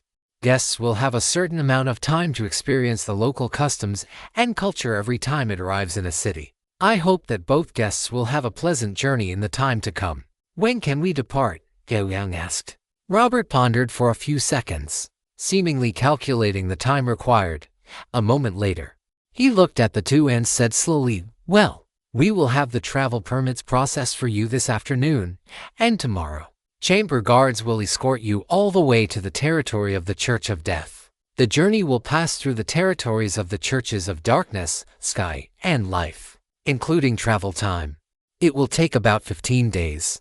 Because of the distinguished status of the two guests, the Chamber of Commerce of Misfortune has also given its utmost respect. A full team of chamber guards will escort you to the location of the undying divine turtle at the highest possible speed." Robert emphasized this last point specifically to satisfy the vanity of the two big spenders opposite him. Gao Yang nodded and said concisely, "Arrange it as soon as possible, President Robert." Robert nodded repeatedly and said, "Of course, please rest assured, both of you. Furthermore, to show our sincerity, why don't you stay at the Chamber of Commerce's guest house tonight? The Chamber will arrange everything for you. No need. We will arrive at sunrise tomorrow morning, and we hope we can depart immediately at that time." After Gao Yang finished speaking, he stood up and walked toward the exit. Robert also rose quickly and took the initiative to open the door of the meeting room for Gao Yang. He followed them all the way to the main entrance of the Chamber of Commerce before stopping, watching as the two walked away. Only when they were no longer in sight did the smile on Robert's face fade slightly. As he walked back to his office, he said to the man following behind him, "Pass down the order to handle the travel arrangements for the two guests as quickly as possible. They will be setting off tomorrow morning." "Yes, President." The night passed without incident. Early the next morning, as sunlight spilled over the city of Paradox, Gao Yang and Yu Mao appeared at the doomed Chamber of Commerce. Robert stood before Gao Yang with a face full of smiles and said, "Greetings, guests. The guards and the caravan have all been properly arranged. You may depart at any time. Thank you for your hard work, President Robert." Gao Yang offered a polite remark, then, led by Robert, boarded a metal carriage engraved with the holy emblem of the Church of Doom. In front of and behind the metal carriage were 4 imposing Chamber of Commerce knights each. Every one of them possessed an aura at the peak of the transcendent stage, and the war horses they rode stood over 2.5 meters tall at the shoulder, their bodies covered in knotted muscles. These were the escort guards of the doomed Chamber of Commerce, tasked with protecting Gao Yang and his party until they reached the domain of death to rendezvous with the Divine Turtle Travel Line caravan. A total of 8 fully armed knights at the peak of the transcendent stage could be considered a luxurious escort lineup, accompanied by the neighing of war horses. The small team set off into the morning light. Yu Mao sat in the carriage and shook his head. Over the past few days, he felt that some memories that were already vague had begun to blur even further, as if they were on the verge of being completely deleted from his mind. After learning about the situation in the realm of oblivion, he naturally understood that the rules of this world were beginning to take effect. As time passed, he would forget more and more things, until his name, his origins, and everything else were forgotten entirely. To be honest, the feeling of perceiving one's own memories fading away bit by bit while being unable to take any effective measures was truly terrible. Regarding this, Yu Mao could only use more diligent cultivation to offset this negative emotion. In the same situation was the cat elf Phil, who was obsessed with the way of the sword. However, because Phil's strength was even greater than Yu Mao's at the moment, his rate of forgetting was neither fast nor obvious. Thanks to the power of money, the caravan Gao Yang and his party were moved extremely fast, not to mention the speed of the peak transcendent guards. Even the magical beasts pulling their carriage were transcendent level beasts, top tier in terms of speed, endurance, and explosive power. Compared to the wine serpent, this elite Chamber of Commerce team was far faster. On the afternoon of the second day after Gao Yang and Yu Mao left the city of Paradox, the Church of Doom within the city welcomed a team of black armored knights. There were only 10 of them, but with their arrival, the entire city of Paradox fell into absolute silence, because that black battle armor, engraved with storm patterns, already revealed the identity of the newcomers, the Judgment Knights of the Church of Storms. And they were even the 1 in 1,000 elite Judgment Knight commanders. Each member of this team of Judgment Knights was at the legendary level, and they were by no means weak among those of the legendary rank. In other words, If these Judgment Knights were willing, they could completely wipe the entire city of Paradox off the face of the realm of oblivion in a very short time. Less than 5 minutes after this team of Judgment Knights arrived, a cold snort exploded in the sky. The residents of Paradox saw a violent tornado rise into the air, and departing with it were the Storm Church's Judgment Knights who had only just arrived. Until the gale carried the team of Storm Church Judgment Knights away, various suppressed discussions quickly blossomed in every corner of the city. In just half a day, various rumors began to sprout and spread through the city of Paradox at an extremely fast pace. Some said these Judgment Knights of the Storm Temple were hunting down heretics. Others said these Storm Knights were here to deliver a declaration of war, and a new round of the War of Faith was about to begin. Still others said the Bishop of Doom in Paradox had stolen someone from the Church of Storms, and these Judgment Knights were here to settle the score. Undoubtedly, this rumor was the most widely circulated in the city of Paradox and the most accepted by the general public. On the morning of the 4th day, the caravan Gao Yang was in had successfully left the territory of the Church of Doom and arrived in the religious domain of the Church of Darkness, with the travel permits prepared in advance by the Doom Chamber of Commerce. Passing through the checkpoints was incredibly smooth, and they did not encounter any obstacles. Just 1 hour after Gao Yang's caravan left, the team of Judgment Knights from the Church of Storms also arrived at the checkpoint between the Domain of Doom and the Domain of Darkness. After a brief inquiry, the lead Judgment Knights' expression turned ugly. When they set out, they had only applied for capture authorization within the Domain of Doom. They had not applied for the Domain of Darkness. But who could have imagined that those two heretics would move so quickly? Just 1 hour before they caught up, they had passed the checkpoint and entered the Domain of Darkness. They could no longer pursue them now, because the people within the Domain of Darkness would not allow it. Send a reply to His Holiness the Pope and apply for travel permits for the remaining 5 domains. Otherwise, we will never be able to catch up to those heretics, as you command. Chapter 963 Overbearing 2-in-1. Gao Yang and his party did not know that a team of Judgment Knights from the Church of Storms was chasing them from behind. They continued to gallop steadily across the land of the Domain of Darkness at their established speed. Lord Klein, we have been traveling at full speed through the Dark Domain for a full day now. According to our current progress, we will be able to cross the Dark Domain and reach the Sky Domain in at most 2 more days. From there, it will take another 2 days to traverse the Sky Domain, which will bring us to the largest territory of all, the Life Domain. After that, it should take another 4 to 5 days within the Life Domain to reach the Death Domain. Inside the Dark Domain, the captain of the Merchant Guild Guard sat astride his warhorse, reporting their current progress to Gao Yang through the carriage window. As the captain spoke, his eyes were not idle. He scanned his surroundings constantly, appearing very professional. He had no choice but to be professional. One had to realize that the passengers in the carriage were rare, high-value clients. For this trip alone, each of them was receiving an extra bonus of 20 magic crystals, which was a very substantial income for a transcendent. Furthermore, there was no real danger on this trip. They simply needed to deliver these 2 important clients safely to the Divine Turtle Travel Line convoy. For them, this was as good as a vacation. It was easy work with good pay, a genuine stroke of luck. Consequently, the merchant guards were very respectful toward Gao Yang and his companion, frequently chatting with them and reporting their progress.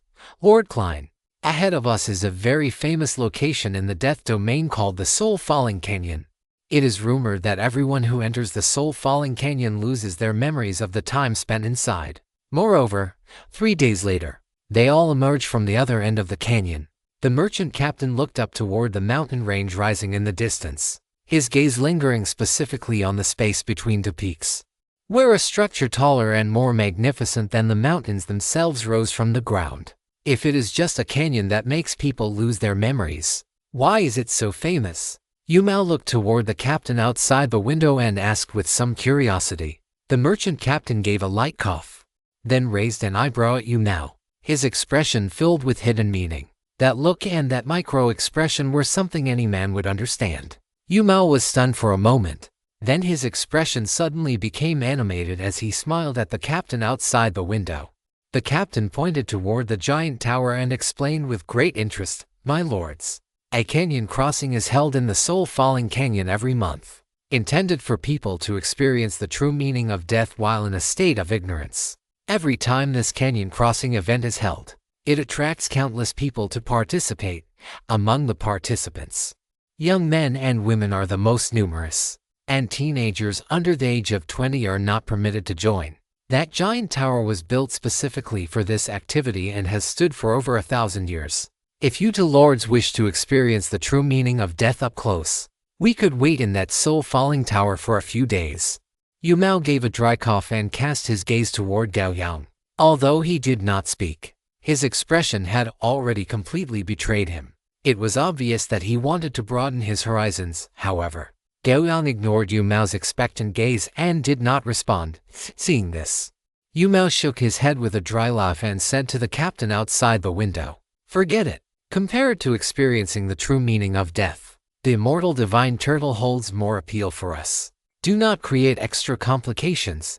Let us head directly toward the death domain." The merchant captain nodded with a hint of regret. If Gao Yang and Yu Mao had agreed to go to the soul-falling canyon, then they, as guards, would have been able to experience the canyon crossing as well. The reason, naturally, being to protect the two of them. Collecting his thoughts, the captain urged his warhorse forward several lengths, taking the lead at the very front of the group. He turned the horse's head slightly, slowly carving an arc across the land to bypass the soul-falling canyon and charge in the direction of the sky domain.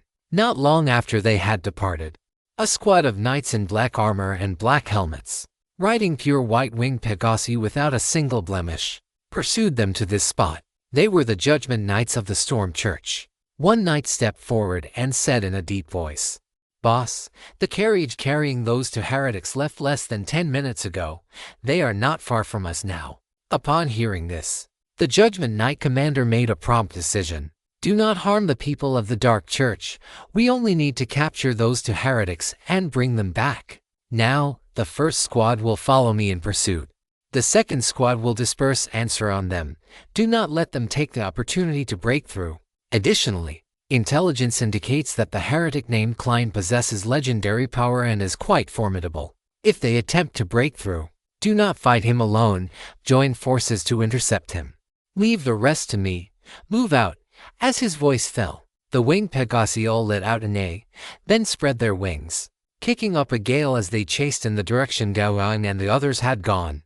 In less than 3 minutes, fueled by the explosive speed of the winged Pegasi, the Judgment Knight squad could already see the carriage galloping across the land, engraved with the holy emblem of the Dark Church, along with the Dark Merchant Guild guards surrounding it. The moment they caught sight of the carriage, the other knights beside the Judgment Knight commander immediately fanned out, their speed surging as they surrounded the Merchant Guild's convoy from all directions. At the same time, vast and immense fluctuations of battle ore were unleashed without restraint, and violent hurricanes began to form, shrouding everything within a radius of several dozen kilometers. Defensive formation. The captain of the Merchant Guild guards reacted instantly. He abruptly reined in his warhorse, black battle ore erupting from his body as his eyes, sharp as lightning, scanned the Judgment Knights closing in from all sides. Beside the captain, a guard gripped his knight's lance tightly. His voice tinged with confusion. "Captain, it is the Judgment Knights of the Storm Church. Why would they intercept us?" The captain shook his head, his gaze never wavering, though the bulging veins on his arms betrayed that his inner state was certainly not as calm as he appeared. "Nay." The winged Pegasi landed, letting out a shrill cry. The captain looked up at the Judgment Knights who had landed not far in front of him, his calm expression marred by a hint of anger as he shouted in a low voice, "Judgment Knights of the Storm Church domain, you have intercepted our Dark Chamber of Commerce caravan for no reason. Are you trying to incite a war between our two domains?" Facing the guard captain's stern demand, the expressions of the Storm Church's Judgment Knights did not change in the slightest. The captain could even discern a trace of disdain on their faces. That expression seemed to be saying, "You people, are you even worthy?" The captain of the Judgment Knights nudged his horse's flanks, and the winged celestial horse beneath him stepped forward, arriving directly in front of the guard captain. The guard captain's pupils constricted as he looked up at the black-armored knight. The opponent's low, gravelly voice fell, landing precisely in his ears. "You are called Bam, correct?" Guard Captain Bam nodded subconsciously. And then a piece of parchment bearing the holy emblems of both the Dark Church and the Storm Church was thrust before his eyes.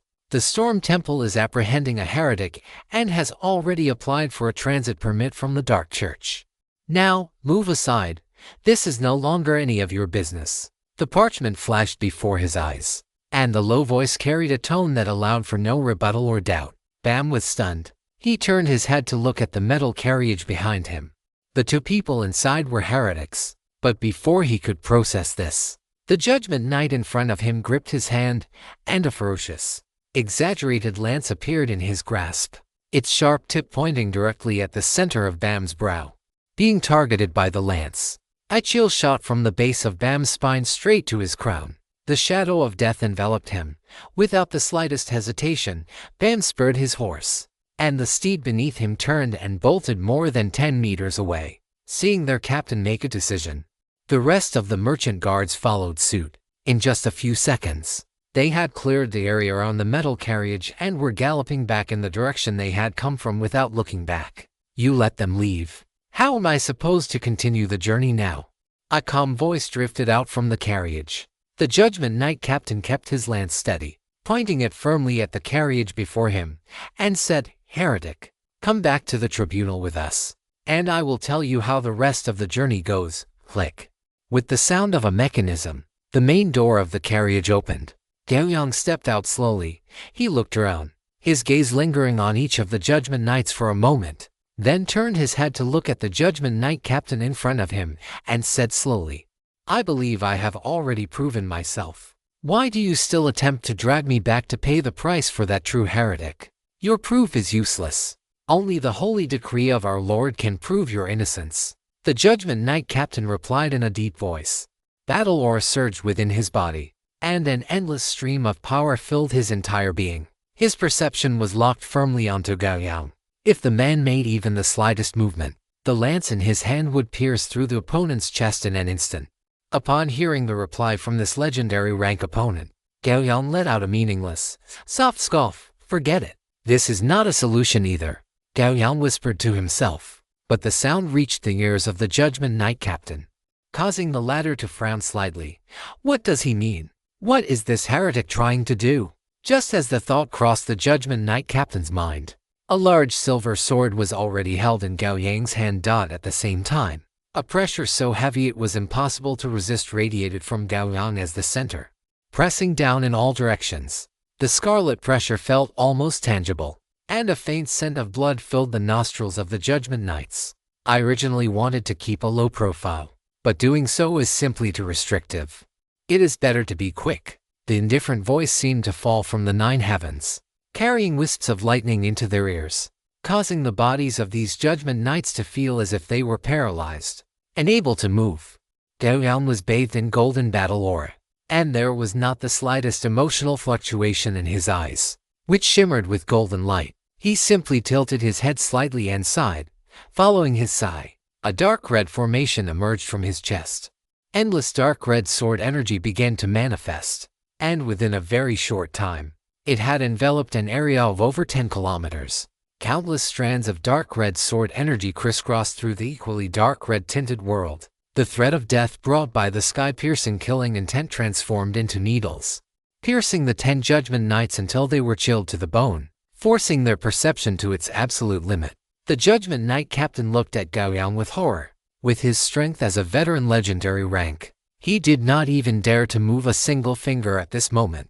He knew clearly in his heart that if he dared to move even an inch, the next moment would be his death. He could only use his consciousness to issue a fierce but cowardly challenge to Gao Yang. "Heretic, do you wish to make an enemy of the storm? An enemy?" Gao Yang shook his head and spoke slowly. "It is you who are making an enemy of me." As his voice fell, the sound of swords rang out, piercing the sky. Within the immortal execution sword domain, countless killing sword energies vibrated in unison. Then, wrapped in the killing intent to annihilate everything, they slashed down toward the Judgment Knights present. The shadow of death descended. The Judgment Knight captain's eyes widened, and he roared as he swung his lance, thrusting it toward Gao Yang in front of him. Clang, clang, clang. Countless sword energies struck the tip of the lance. The violent force bombarded the tip, causing it to begin shattering inch by inch. "Look, I told you. You are making an enemy of me." Gao Yang stood on the carriage, holding his sword, his voice indifferent. The Judgment Knight captain's battle aura surged wildly, and he desperately thrust his lance toward Gao Yang. Gao Yang merely watched him indifferently, watching as the lance he thrust shattered piece by piece.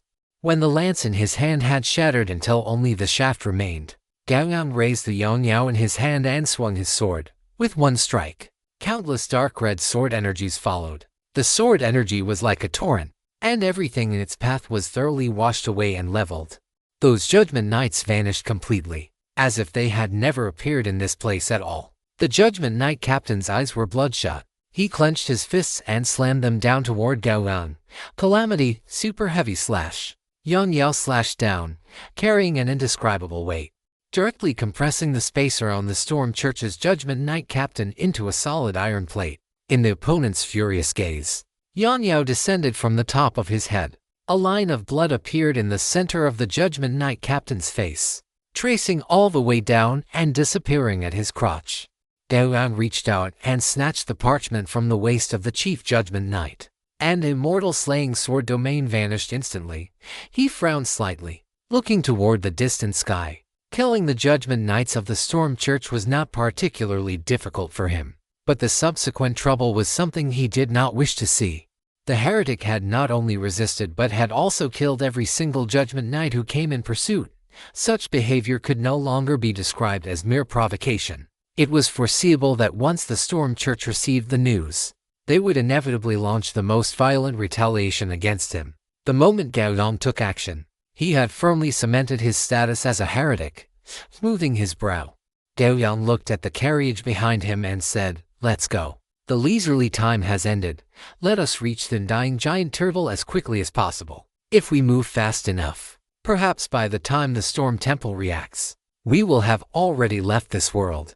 Milafina jumped onto Gao Yang's shoulder, while Phil jumped onto Yumao's shoulder. His eyes filled with adoration as he looked at Gao Yang.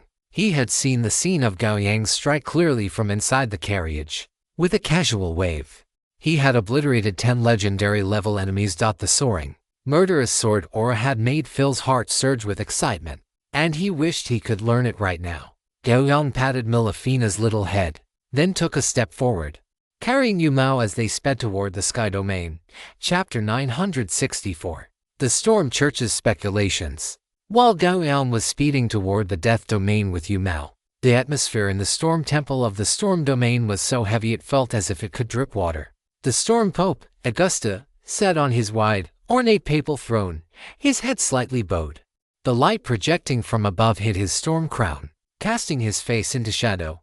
Before him, 4 men and women of different ages stood with their hands at their sides, each keeping their eyes lowered and doing their utmost to minimize their presence. Tick-tock, tick-tock.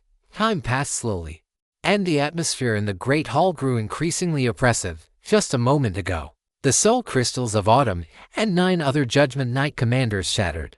Augusta raised his head, his eyes calm as he looked at the 4 cardinals before him.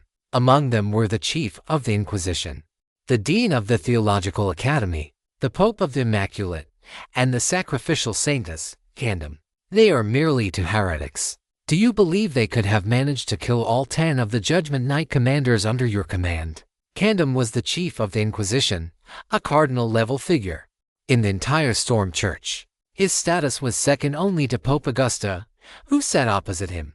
But at this moment, upon hearing the Pope's inquiry, he immediately knelt on one knee. His eyes, radiating azure lightning, looked toward Augusta as he slowly shook his head and said in a deep voice, "Your Holiness, according to past experience, a single legendary-level heretic would be fundamentally incapable of achieving this.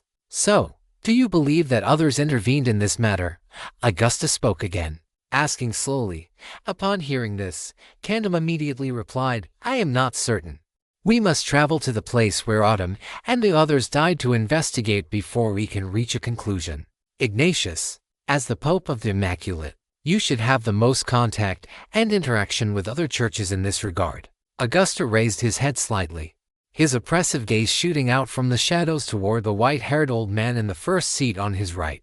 The Pope of the Immaculate was in charge of all internal and external affairs of the entire Storm Church, from small matters like recruiting and training believers to major ones like proselytizing, diplomacy, and even the various financial expenditures and revenues of the church. Seeing that he had been addressed, Ignatius bowed slightly and said, "Your Holiness, just as you suspect, the Forgotten Realm has been silent for 300 years. In recent years, conflicts between various faith domains have begun to increase, and their intensity is escalating. The contradictions accumulated between the various domains are becoming more numerous and dense. Like a powder keg already stuffed with all sorts of debris, perhaps it only needs a trivial spark." At that time, a small wooden barrel made entirely of energy appeared in Ignatius's hand. As his words fell, the barrel in his hand exploded with a bang. "A new round of the faith war will begin." When saying this, there was not a trace of expression on Ignatius's aged face. It was as cold as a sculpture carved from steel. Candom and the other two archbishops could not help but glance at Ignatius. Of the four present, only Ignatius had participated in the last faith war, or rather, only Ignatius had survived the last faith war. According to the Church's internal records, before the start of the previous faith war, the number of legends in the Storm Church had reached 95. After the faith war, which lasted for nearly 100 years, the number of remaining legends was only 13. From this, one can see the terrifying intensity of the faith war. By then, every inch of land in the entire Forgotten Realm would be ignited by the flames of war, until all heretics were completely burned to ashes. Hearing this, a cold glint flashed in Augustus' hawk-like, sharp eyes. If this were truly the case, then their Storm Church, having lost 10 Judgment Knight commanders, would naturally fall into a disadvantageous position in the faith war. 10 full legends. One must know that the entire Inquisition had only a little over 20 legends, losing nearly half of them. And considering that the Inquisition was the most violent institution of the Church, its legendary combat power was the strongest. It could even be said that the deaths of these 10 Judgment Knight commanders directly caused the Storm Church's high-end combat power to drop by nearly 20%. As the Pope, Augusta felt increasingly heavy-hearted, because his next decision would determine the life and death of countless lives within the entire Storm domain. And the most critical factor in this was the stable delivery of the power of faith. After pondering for a moment, Augusta looked at Ignatius and spoke slowly. "Ignatius, having lost 10 Judgment Knight commanders, what should we do next?" Ignatius fell silent. He naturally understood that if this matter were not handled properly, a war of faith might ignite from within the Storm domain.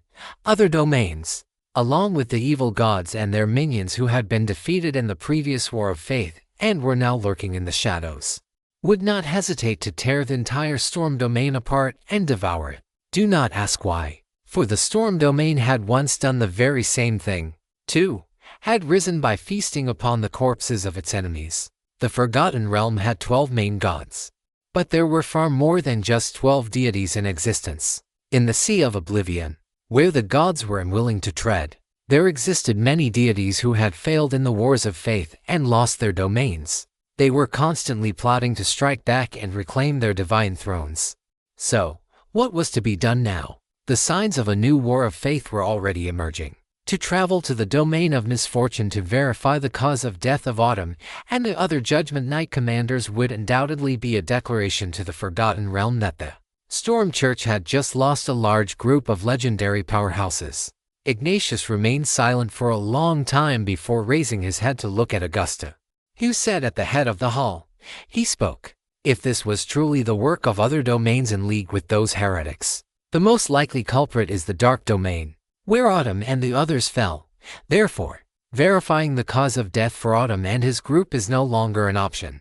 What we must do now is act as if nothing has happened and serve our Lord with all our might." At the end of his words, Ignatius looked deeply at Augusta at the head of the hall and said heavily, "The Church cannot afford to lose another legendary figure. At the same time, I suggest initiating a new round of the Storm Baptism to add some newborn legendary combat power to the Church." Upon hearing this, Augusta looked toward Candom, who stood to the side. Although he did not speak, the latter understood the inquiry in his eyes. The fallen Judgment Knights were under the command of Candom, the Chief Inquisitor.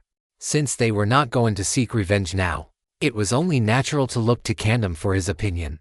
If Kandom insisted on seeking revenge, Augusta would agree, but only Kandom himself would be able to go. Kandom met Augusta's gaze for several seconds, then knelt on one knee once more. His voice was like clashing metal, firm and resolute. "Your Holiness, I must be responsible for them, responsible for their families, and even more so, responsible for our Lord. Therefore, from this moment on, Kandom is no longer the Chief Inquisitor. I will continue to track those heretics and simultaneously gather the truth behind the deaths of Autumn and the others. Afterward, either I shall return, or from this day forward, there will be no such person as Kandom. Please forgive me." Augusta slowly closed his eyes and then waved his hand, signaling for Kandom to withdraw. Ignatius bowed slightly toward Kandom.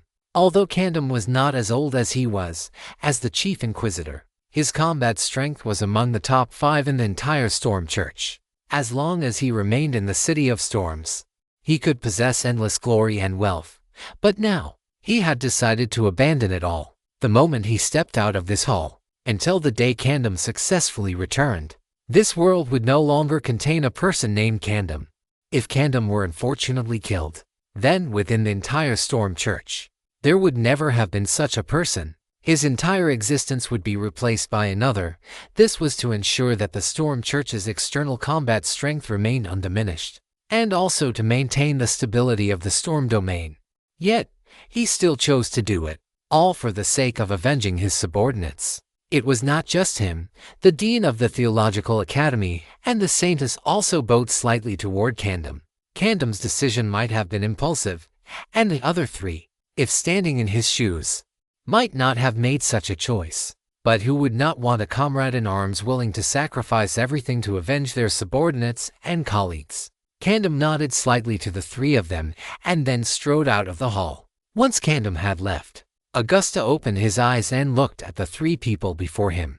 He pondered for a moment and said, "From here on, all matters within the church will be left to the 3 of you." Ignatius and the others bowed in unison and said, "Please rest assured, Your Holiness." Augusta rose slowly, his body bathed in dense holy light. His intense aura was like steel needles, piercing and tearing through the surrounding space.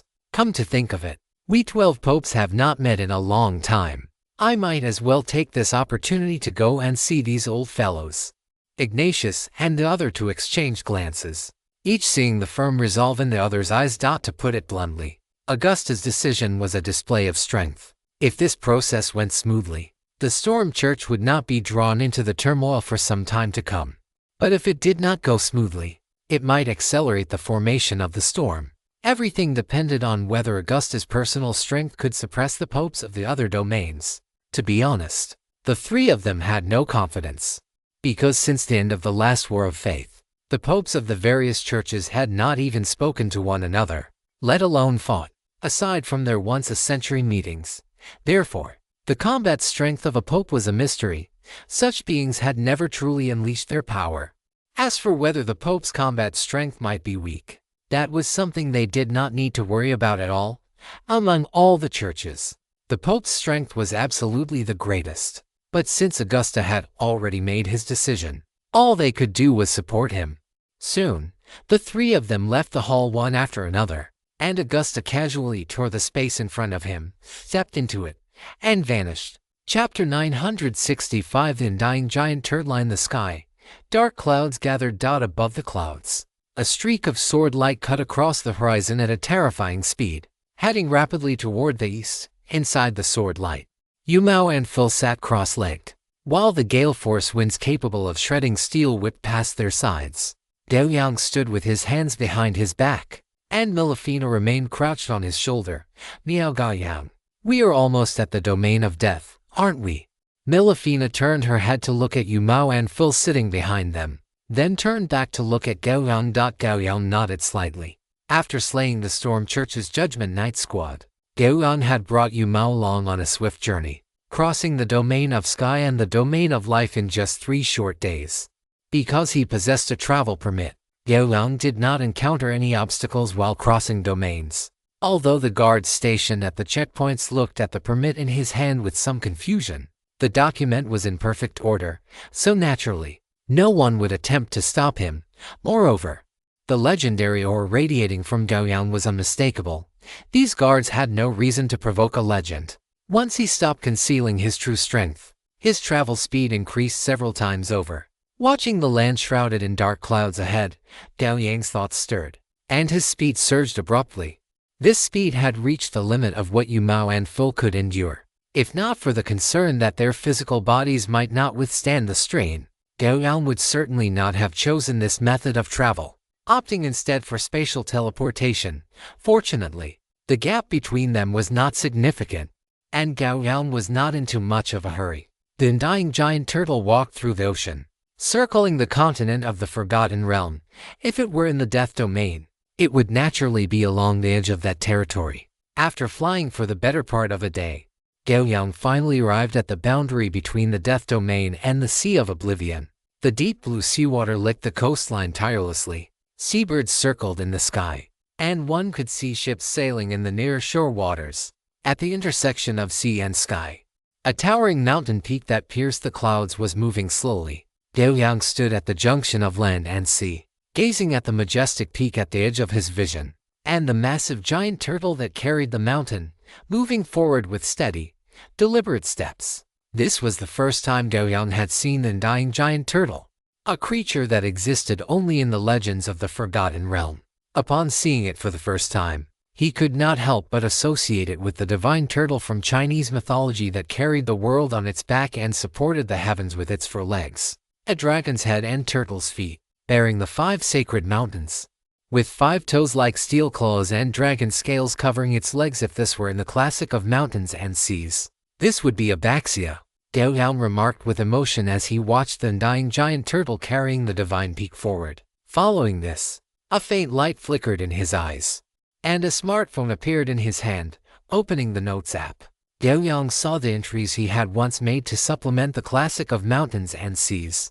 Among them, the first recorded was the Baifeng, which was the first beast from the classic of mountains and seas that Gao Yang had encountered, one that existed entirely within the book and had truly appeared before him.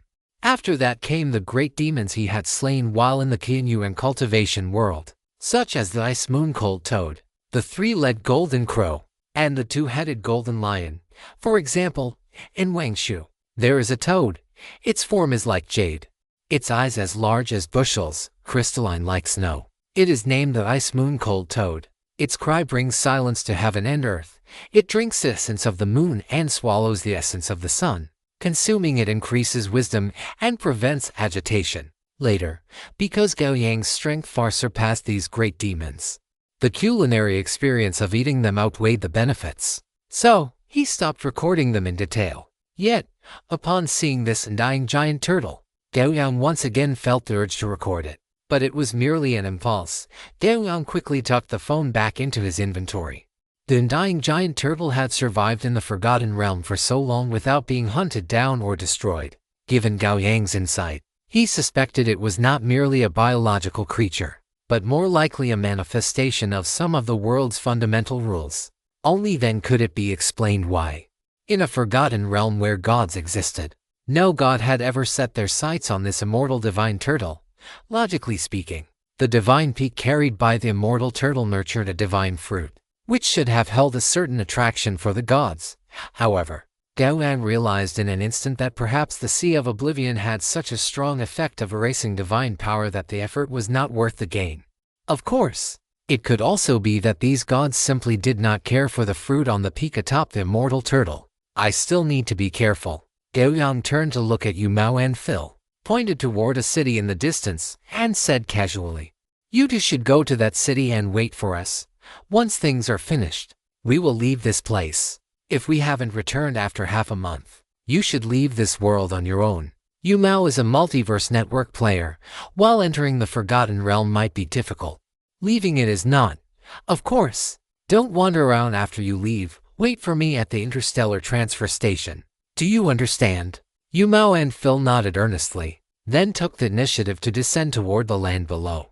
They knew that in the journey ahead, they would be of no positive use. If they stayed with Gao Yang, they would only distract him and be a total burden. Melifina said with great excitement. Meow, Gao Yang. Are we going to try to make that big turtle stop now? Of course. Now that we have seen this undying giant turtle, we naturally have to give it a try. After Gao Yang finished speaking, he flew toward the Sea of Oblivion. As his body flew from the land into the airspace above the sea, a strange feeling emerged in his heart.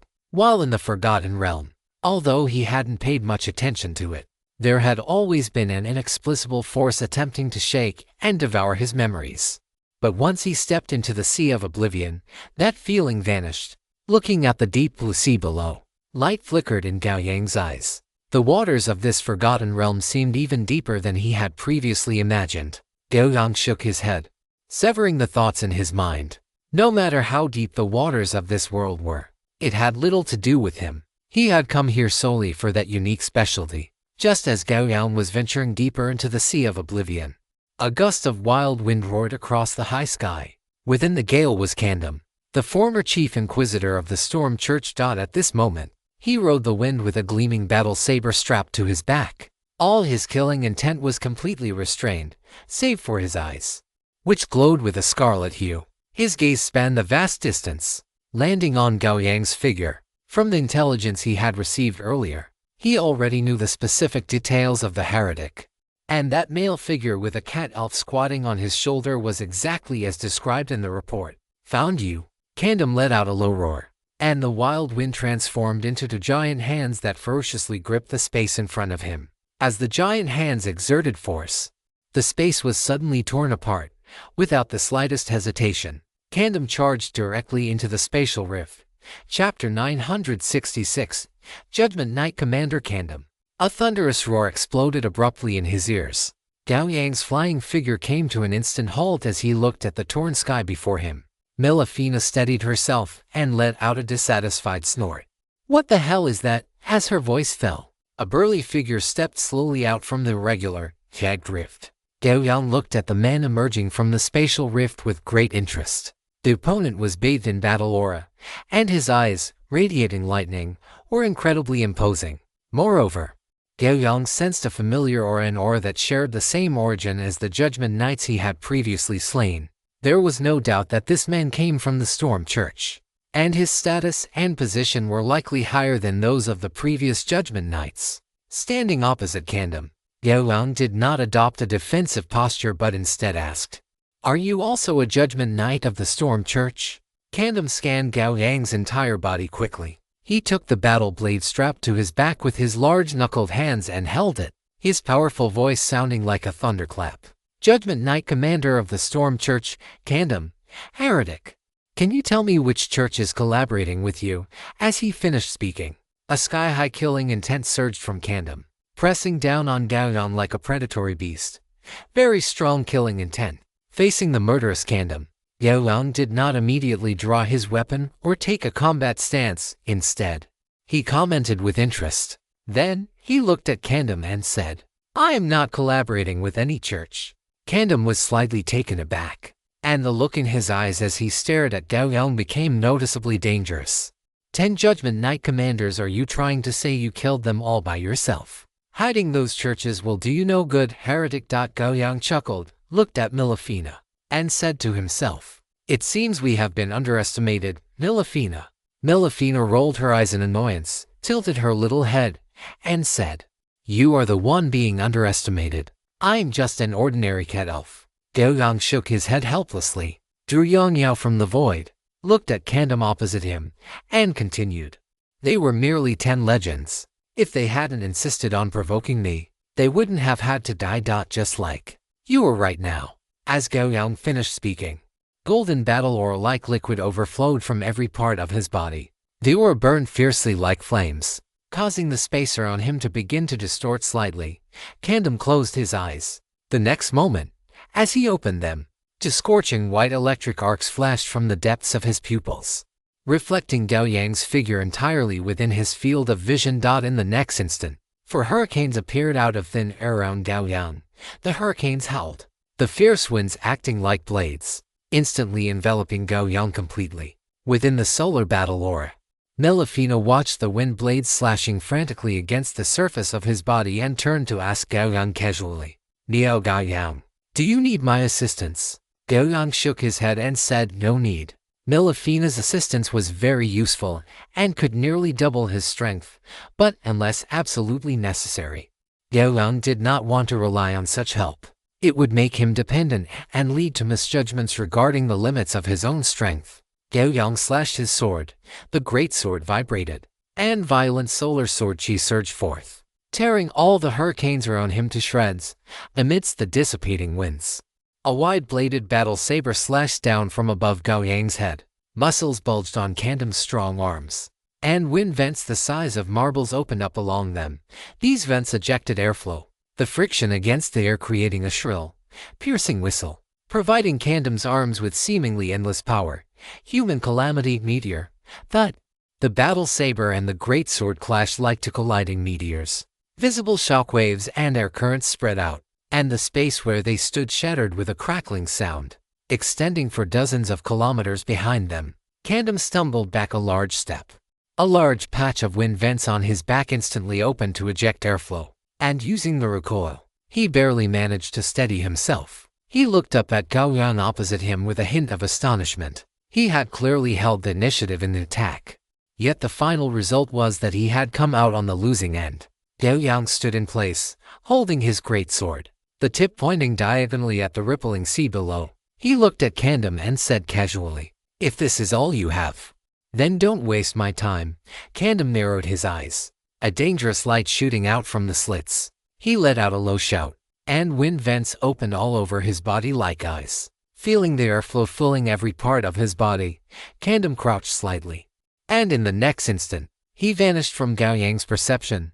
A shrill whistle erupted, and a hazy cyan light enveloped Gao Yang. Gao Yang stood with his sword, his ears covered by battle aura to isolate the piercing sound that reached straight to the soul. His expression as calm as water. Suddenly, wind pressure came head-on, and Gao Yang raised his sword to block. With a crisp ding, the shrill whistling sound exploded simultaneously in front of and behind him. Amidst the piercing shrieks, two identical Kandams surrounded Gao Yang, one in front and one behind, their battle sabers slashing toward Gao Yang in a cleaving Manhwa posture. Clang! Sparks flew everywhere. Gao Yang stood firmly in place, one golden and one silver greatsword blocking the slashes of the two Kandams respectively. Behind him, two flesh and blood arms emerged from his shoulder blades. The right hand gripping a golden greatsword formed entirely of willpower. Across the blades, Gao Yang and Kandam locked eyes. The next moment, the Kandam in front of Gao Yang suddenly dissipated. At the same time, the Kandam behind him had already slashed again. In the shrill wind, the wide-bladed battle saber descended toward Gao Yang's head with unstoppable wind pressure. Sacrifice. Spatial reversal. 1/3 of the battle aura in Gao Yang's body was consumed instantly. And in that moment, the space he and Kandam occupied was swapped. With his slash cutting through empty air, Kandam's expression shifted violently. The wind tunnels surrounding his body expanded abruptly, and pale red currents of air erupted from them in every direction. At the same time, his movements recoiled instantly as if being rewound, and with momentum undiminished, he swung his war blade backward to parry. Clang! Amidst a piercing metallic shriek, a massive spray of sparks scattered, mixed with a scattering of blade fragments. Immediately following, the flat of the war blade slammed into Kandam's back, emitting a dull, thunderous boom. A mist of blood exploded from Kandam's entire body, and he was sent flying forward uncontrollably. In the midst of being blasted forward, Kandam forcibly twisted his torso, locking his gaze onto Gao Yang, who had already followed in pursuit. His free left hand splayed wide, and a wind tunnel that occupied nearly his entire palm appeared. Wind roar. Accompanying Kandam's silent roar, a gale gathered within the wind tunnel in his palm, compressed to the limit. It transformed into a pale ray and blasted out, tearing through layers of air waves along its path and striking Gao Yang's chest instantly. But the next moment, something that filled Kandam with despair occurred. The wind roar struck Gao Yang's chest, yet it failed to even pierce through his battle aura. As for Gao Yang's body, it did not even sway in the slightest. He simply continued to slash his sword toward him with a calm expression. Swoosh! With a soft sound, a pitch-black slash mark struck Kandam's chest instantly. Kandam's eyes bulged, and a series of cracking sounds of shattering bones echoed in his ears. His already unstable body shattered the space itself, breaking through a massive air wave, and vanished before Gao Yang. Below on the sea, a water column 100 meters in diameter surged into the sky. Gao Yang stood where he was, looking down at the sea that was beginning to boil. His perception, mixed with his battle aura, completely enveloped a radius of 100 miles. Having taken a direct hit from his catastrophe, Star Piercer, Kandrum would certainly not be faring well. Whether the opponent intended to continue fighting to the death or flee by utilizing the seawater, neither would escape his perception. A few seconds later, the sea below boiled completely, and massive bubbles broke through the surface. This boiling would not end in a short time. Instead, it would become increasingly violent as time passed, because this sword strike contained Gao Yang's battle aura, which was as overbearing as the scorching sun, and his brilliant spiritual will. In a corner of the sea, a splash of water exploded, and a sturdy figure broke through the surface. It was none other than Kandrum, who had been blasted into the seabed earlier. At this moment, he was drenched, with seawater constantly sliding off his body. On his chest was a massive sword wound that had nearly cleaved him in two. Within the gap, one could see his writhing internal organs, and through the opening, one could even see the boiling sea behind him. Kandrum looked up at Gao Yang, who stood proudly in midair, no longer possessing his previous confidence. Even his determination to die in battle had vanished along with this brief exchange. He was wrong. They were all wrong. The entire Storm Church was wrong. The facts were exactly as Gao Yang had said. Those Judgment Knights had truly died at the hands of this one man, rather than the way they had speculated that this person had colluded with other churches to trap and slaughter those knights. And this meant that the combat power of the person before him had reached a terrifying level, so terrifying that even he, the chief of the Judgment Tribunal, was like a fragile reed before him. An existence of this level was already at the level of a pope.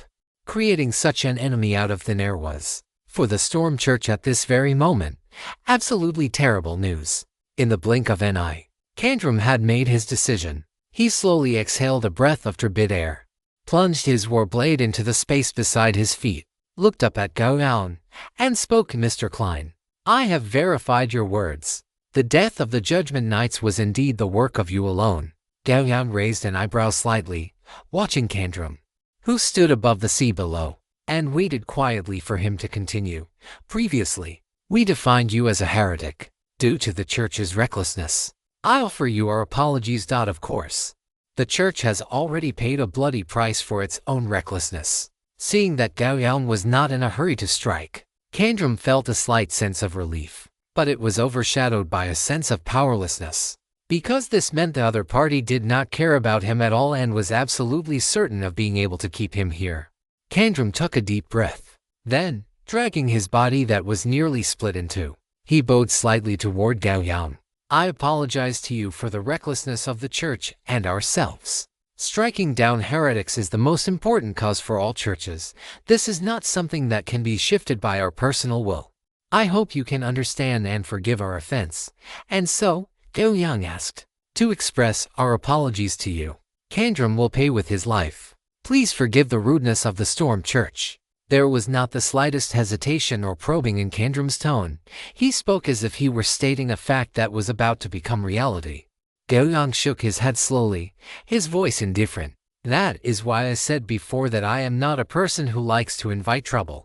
You wouldn't listen when I tried to speak nicely. And now that you've kicked an iron plate, you realize your mistake. Why bother? A trace of pain appeared in Kandrum's eyes, and he already knew that if a new round of religious wars began, the Storm Church would certainly be unable to maintain its current status, because the Storm Church was too arrogant, or rather, all churches had such problems, but the Storm Church was the first to taste the price of arrogance. But that no longer had anything to do with Kandrum, because he was destined to die here today, and he had to commit suicide to do it. Only when a strong man humbles himself into the dust, and only with the blood of a strong man, could the resentment born of this arrogance be washed away, ensuring that this powerful existence before him would not shift his wrath onto the Storm Church. Once again, I offer you my sincere apologies. Please forgive our recklessness. Kandrum bowed once more, and then, Without waiting for Gao Yang to respond, he gripped his war blade and cleanly, decisively, slashed toward his own neck. The blade sliced through flesh, and Kandam's head fell, due to the heaven-defying vitality inherent to a legendary powerhouse. He did not die immediately. Instead, he opened his eyes wide and looked at Gao Yang. Gao Yang met Kandam's gaze. Then, seeing the pleading look in the other man's eyes, he shrugged and said, "If the Storm Church stops pursuing this matter, I have no objections." Upon hearing this, Kandam's lips moved, and his eyes slowly closed. "Thank you." As the words faded, his control over his power vanished, and Kandam's body and head began to plummet toward the sea below. Gao Yang watched as Kandam sank into the ocean before turning to fly toward the location of the immortal giant turtle. As for whether Kandam might be faking his death to escape or possessed other means of resurrection, Gao Yang did not care. The sword chi he had left inside the man's body carried Gao Yang's will. If Kandam's body showed any signs of movement, Gao Yang would naturally sense it. Gao Yang simply hadn't expected that this tribunal head of the Storm Church would be so sensible, admitting his mistakes when beaten and even willing to discard his own life. Such a spirit of sacrifice was worthy of admiration. This was also why Gao Yang had agreed to his requests. Of course, from another perspective, for Kandam, he was destined to die here today regardless. Being able to end the conflict between the two sides in a dignified manner with his own life before dying was undoubtedly a highly cost-effective choice. Chapter 967, Approaching and Attempting. After the episode with Kandam, Gao Yang did not encounter any further obstacles on his journey. Standing on the coastline and looking out at the immortal giant turtle, one could only see a dark green silhouette moving slowly across the sea level. When Gao Yang truly arrived in front of the immortal giant turtle, the sense of oppression from having his entire field of vision filled, combined with the heavy, epic feeling of it steadily advancing while carrying a mountain thousands of feet high, made his heart tighten slightly. Previously, Gao Yang could only see the general appearance of the immortal giant turtle, but now, he stood close enough to encompass its entire form. At such close range, Gao Yang could see its ferocious head covered in thick, heavy scales. It was a dragon-like head, completely different from the Western dragons like Odelville, with two short, thick dragon horns growing from the top of its skull and two dragon whiskers hanging from the sides of its snout. The only difference was that the immortal giant turtle's eyes were very small, appearing quite disproportionate to its head. Those black bean-like eyes, small compared to its head, lacked any luster, allowing time to cloud them over, which made the immortal giant turtle look quite gentle. A thick, pillar-like turtle leg stepped forward, the flat sole crashing into the seawater and emitting a deafening roar akin to a mountain collapsing. Unstoppable, domineering, and peerless. With just a single step, the immortal giant turtle proved to Gao Yang why it held a reputation in the entire Forgotten Realm that rivaled the gods. The impact of such a massive creature moving in what felt like frame-by-frame slow motion, combined with the roar of the sea beneath its feet, was unimaginable. Gao Yang even felt that if a true god stood in its path, they would be crushed into powder by a casual step. As for the divine peak it carried, whether due to the immortal giant turtle's own power or the manifestation of the rules of the Forgotten Realm's plane consciousness, the upper half of the mountain was entirely shrouded in clouds and mist, making it impossible to see clearly. Gao Yang, is this the immortal giant turtle? On Gao Yang's shoulder, Melifina tilted her little head back almost at a right angle, her large eyes filled with shock. Why do I feel like this guy has an even stronger sense of oppression than the astral behemoth? Gao Yang nodded and said, after all, it is a creature that has become nearly legendary within an entire plane. If it could absorb faith, perhaps this immortal giant turtle would have already become a deity. Of course, perhaps this immortal giant turtle simply does not wish to absorb faith. After saying this, Gao Yang flew toward the sky. The immortal giant turtle's size was incredibly vast, and combined with the mountain it carried, its total height reached into the clouds.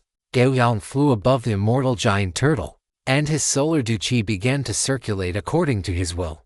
Soon, strands of solar chi mixed with his will began to condense, forming a golden sun in a very short time. With rays of sunlight spilling out in all directions, Gao Yang sat cross-legged in the center of the sun, carefully sensing the space wherever his chi passed.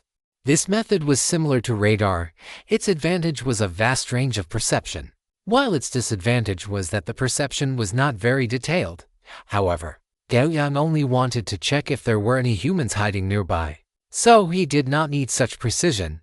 5 minutes later, Gao Yang slowly exhaled a breath of turbid air, and the solar duchi began to retract. Through his recent sensing, he had confirmed that within a radius of 1,000 miles, there were no signs of other humans besides himself and the immortal giant turtle. This was enough. Gao Yang did not want to be disturbed by others while attempting to make the immortal giant turtle stop.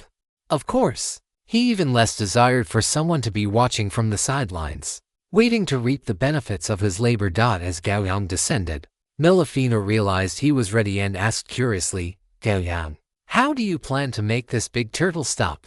Are you going to use your sword to try and kill it directly?" Gao Yang's eyelid twitched slightly. Although that was a commonly used method, it was not suitable for the current situation.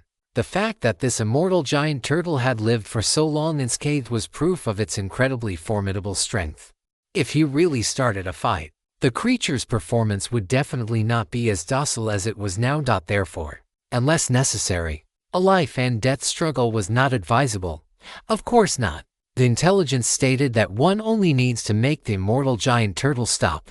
Compared to fighting, there are other, simpler methods. After Gao Yang explained this, his altitude had already descended to the level of the immortal giant turtle's head. His tiny frame slowly descended from the side of the undying giant skull, like a mere speck of dust. The undying giant turtle did not even spare him a glance, continuing to walk across the sea of oblivion at its own steady rhythm.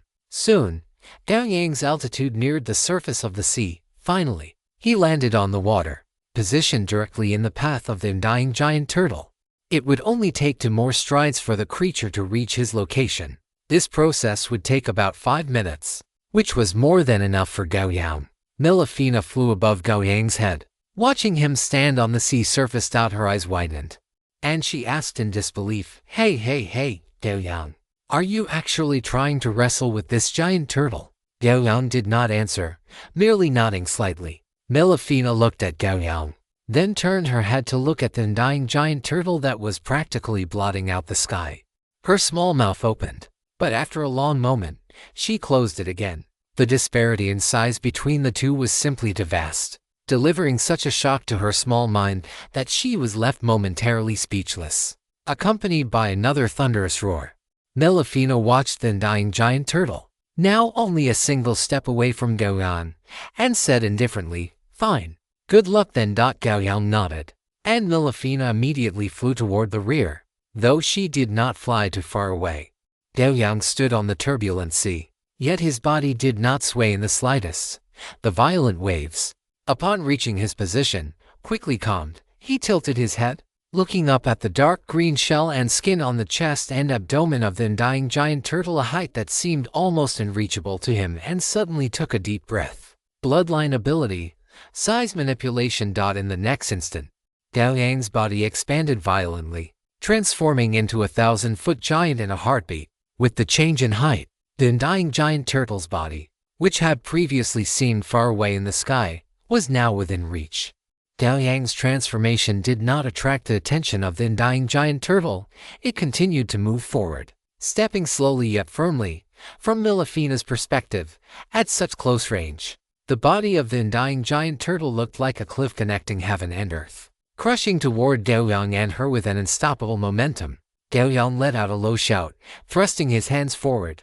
With a soft slap, his palms pressed against the turtle shell on the creature's chest. The first thing Gao Yang felt was that the shell on the undying giant turtle's chest was equally solid and slightly cool to the touch. But in just an instant, an irresistible, immense force surged from his arms throughout his entire body. It felt as if an ordinary person were pressing their hands against a moving Type 055 destroyer, attempting to stop it in its tracks. A sense of powerlessness welled up in Gao Yang's heart, causing his brows to furrow slightly.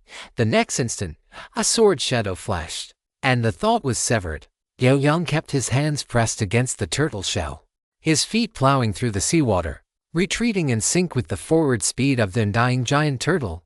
As expected, trying to stop this giant turtle with human strength is completely impossible, isn't it? Not far away, Melifina watched Gao Yang being pushed back continuously by the undying giant turtle and muttered to herself. Gao Yang did not hear Melifina's snarky comment. At this moment, his entire focus was placed on the undying giant turtle before him. His will, mixed with battle aura, spread out from his palms, covering the creature. By the time his battle aura had completely enveloped the front half of the undying giant turtle's body, Gao Yang had already been pushed back nearly 10,000 meters. His calves were submerged deep into the seawater, and as the turtle continued to move forward, he kept sinking further. The icy seawater lashed against his muscular thighs, the chill seeping into his body through his skin, only to be torn apart in an instant by the violent, surging blood energy within him. A scarlet aura exploded around Gao Yang, and his tempered body began to exert force. Creak, creak. A roar like grinding steel cables erupted from within Gao Yang's body, resounding across the sea. Gao Yang leaned forward, his feet plowing to trenches thousands of meters deep into the seabed. Because of the irresistible force, the seawater beneath his feet began to compress and solidify. Soon, two dark blue steel plates, formed entirely from compressed seawater, appeared under his feet. The moment the steel plates formed, they were shattered by the immense force transmitted from Gao Yang's feet. Gao Yang's initial exertion had no effect on the undying giant turtle. It continued to walk in silence, pushing Gao Yang forward. Gao Yang constantly adjusted the rhythm of his breathing, the veins on his hands pressed against the shell bulging, and his bones creaking loudly. Merely holding back the undying giant turtle made him feel an irresistible force, as if he were opposing the entire world. In Gao Yang's sea of consciousness, sword chi flashed repeatedly, severing the feelings of powerlessness that kept sprouting. In this brief struggle, Gao Yang had already grasped the true nature of this undying giant turtle that carried the divine peak. In short, one could view it as the manifestation of certain rules of this world. This also explained why, even though the undying giant turtle had walked this world for countless years, no god had ever dared to target it. As deities, the gods possessed corresponding divine offices and divinity, and because these main gods were native to the world of oblivion, they were essentially restricted by the rules of this world. In the world of oblivion, their status was equal to that of the undying giant turtle. Therefore, even if they coveted the undying giant turtle, they had no way to act. Gao Yang looked up at the shell within arm's reach, his eyes glowing with a brilliant, tangible golden light. Chapter 968, Gao Yang's Monkey Show. The undying giant turtle did not react to his actions in the slightest, which meant he had enough time to accumulate his own power. Yes, the moment Gao Yang began to confront the undying giant turtle, the various passive effects he possessed had already begun to stack.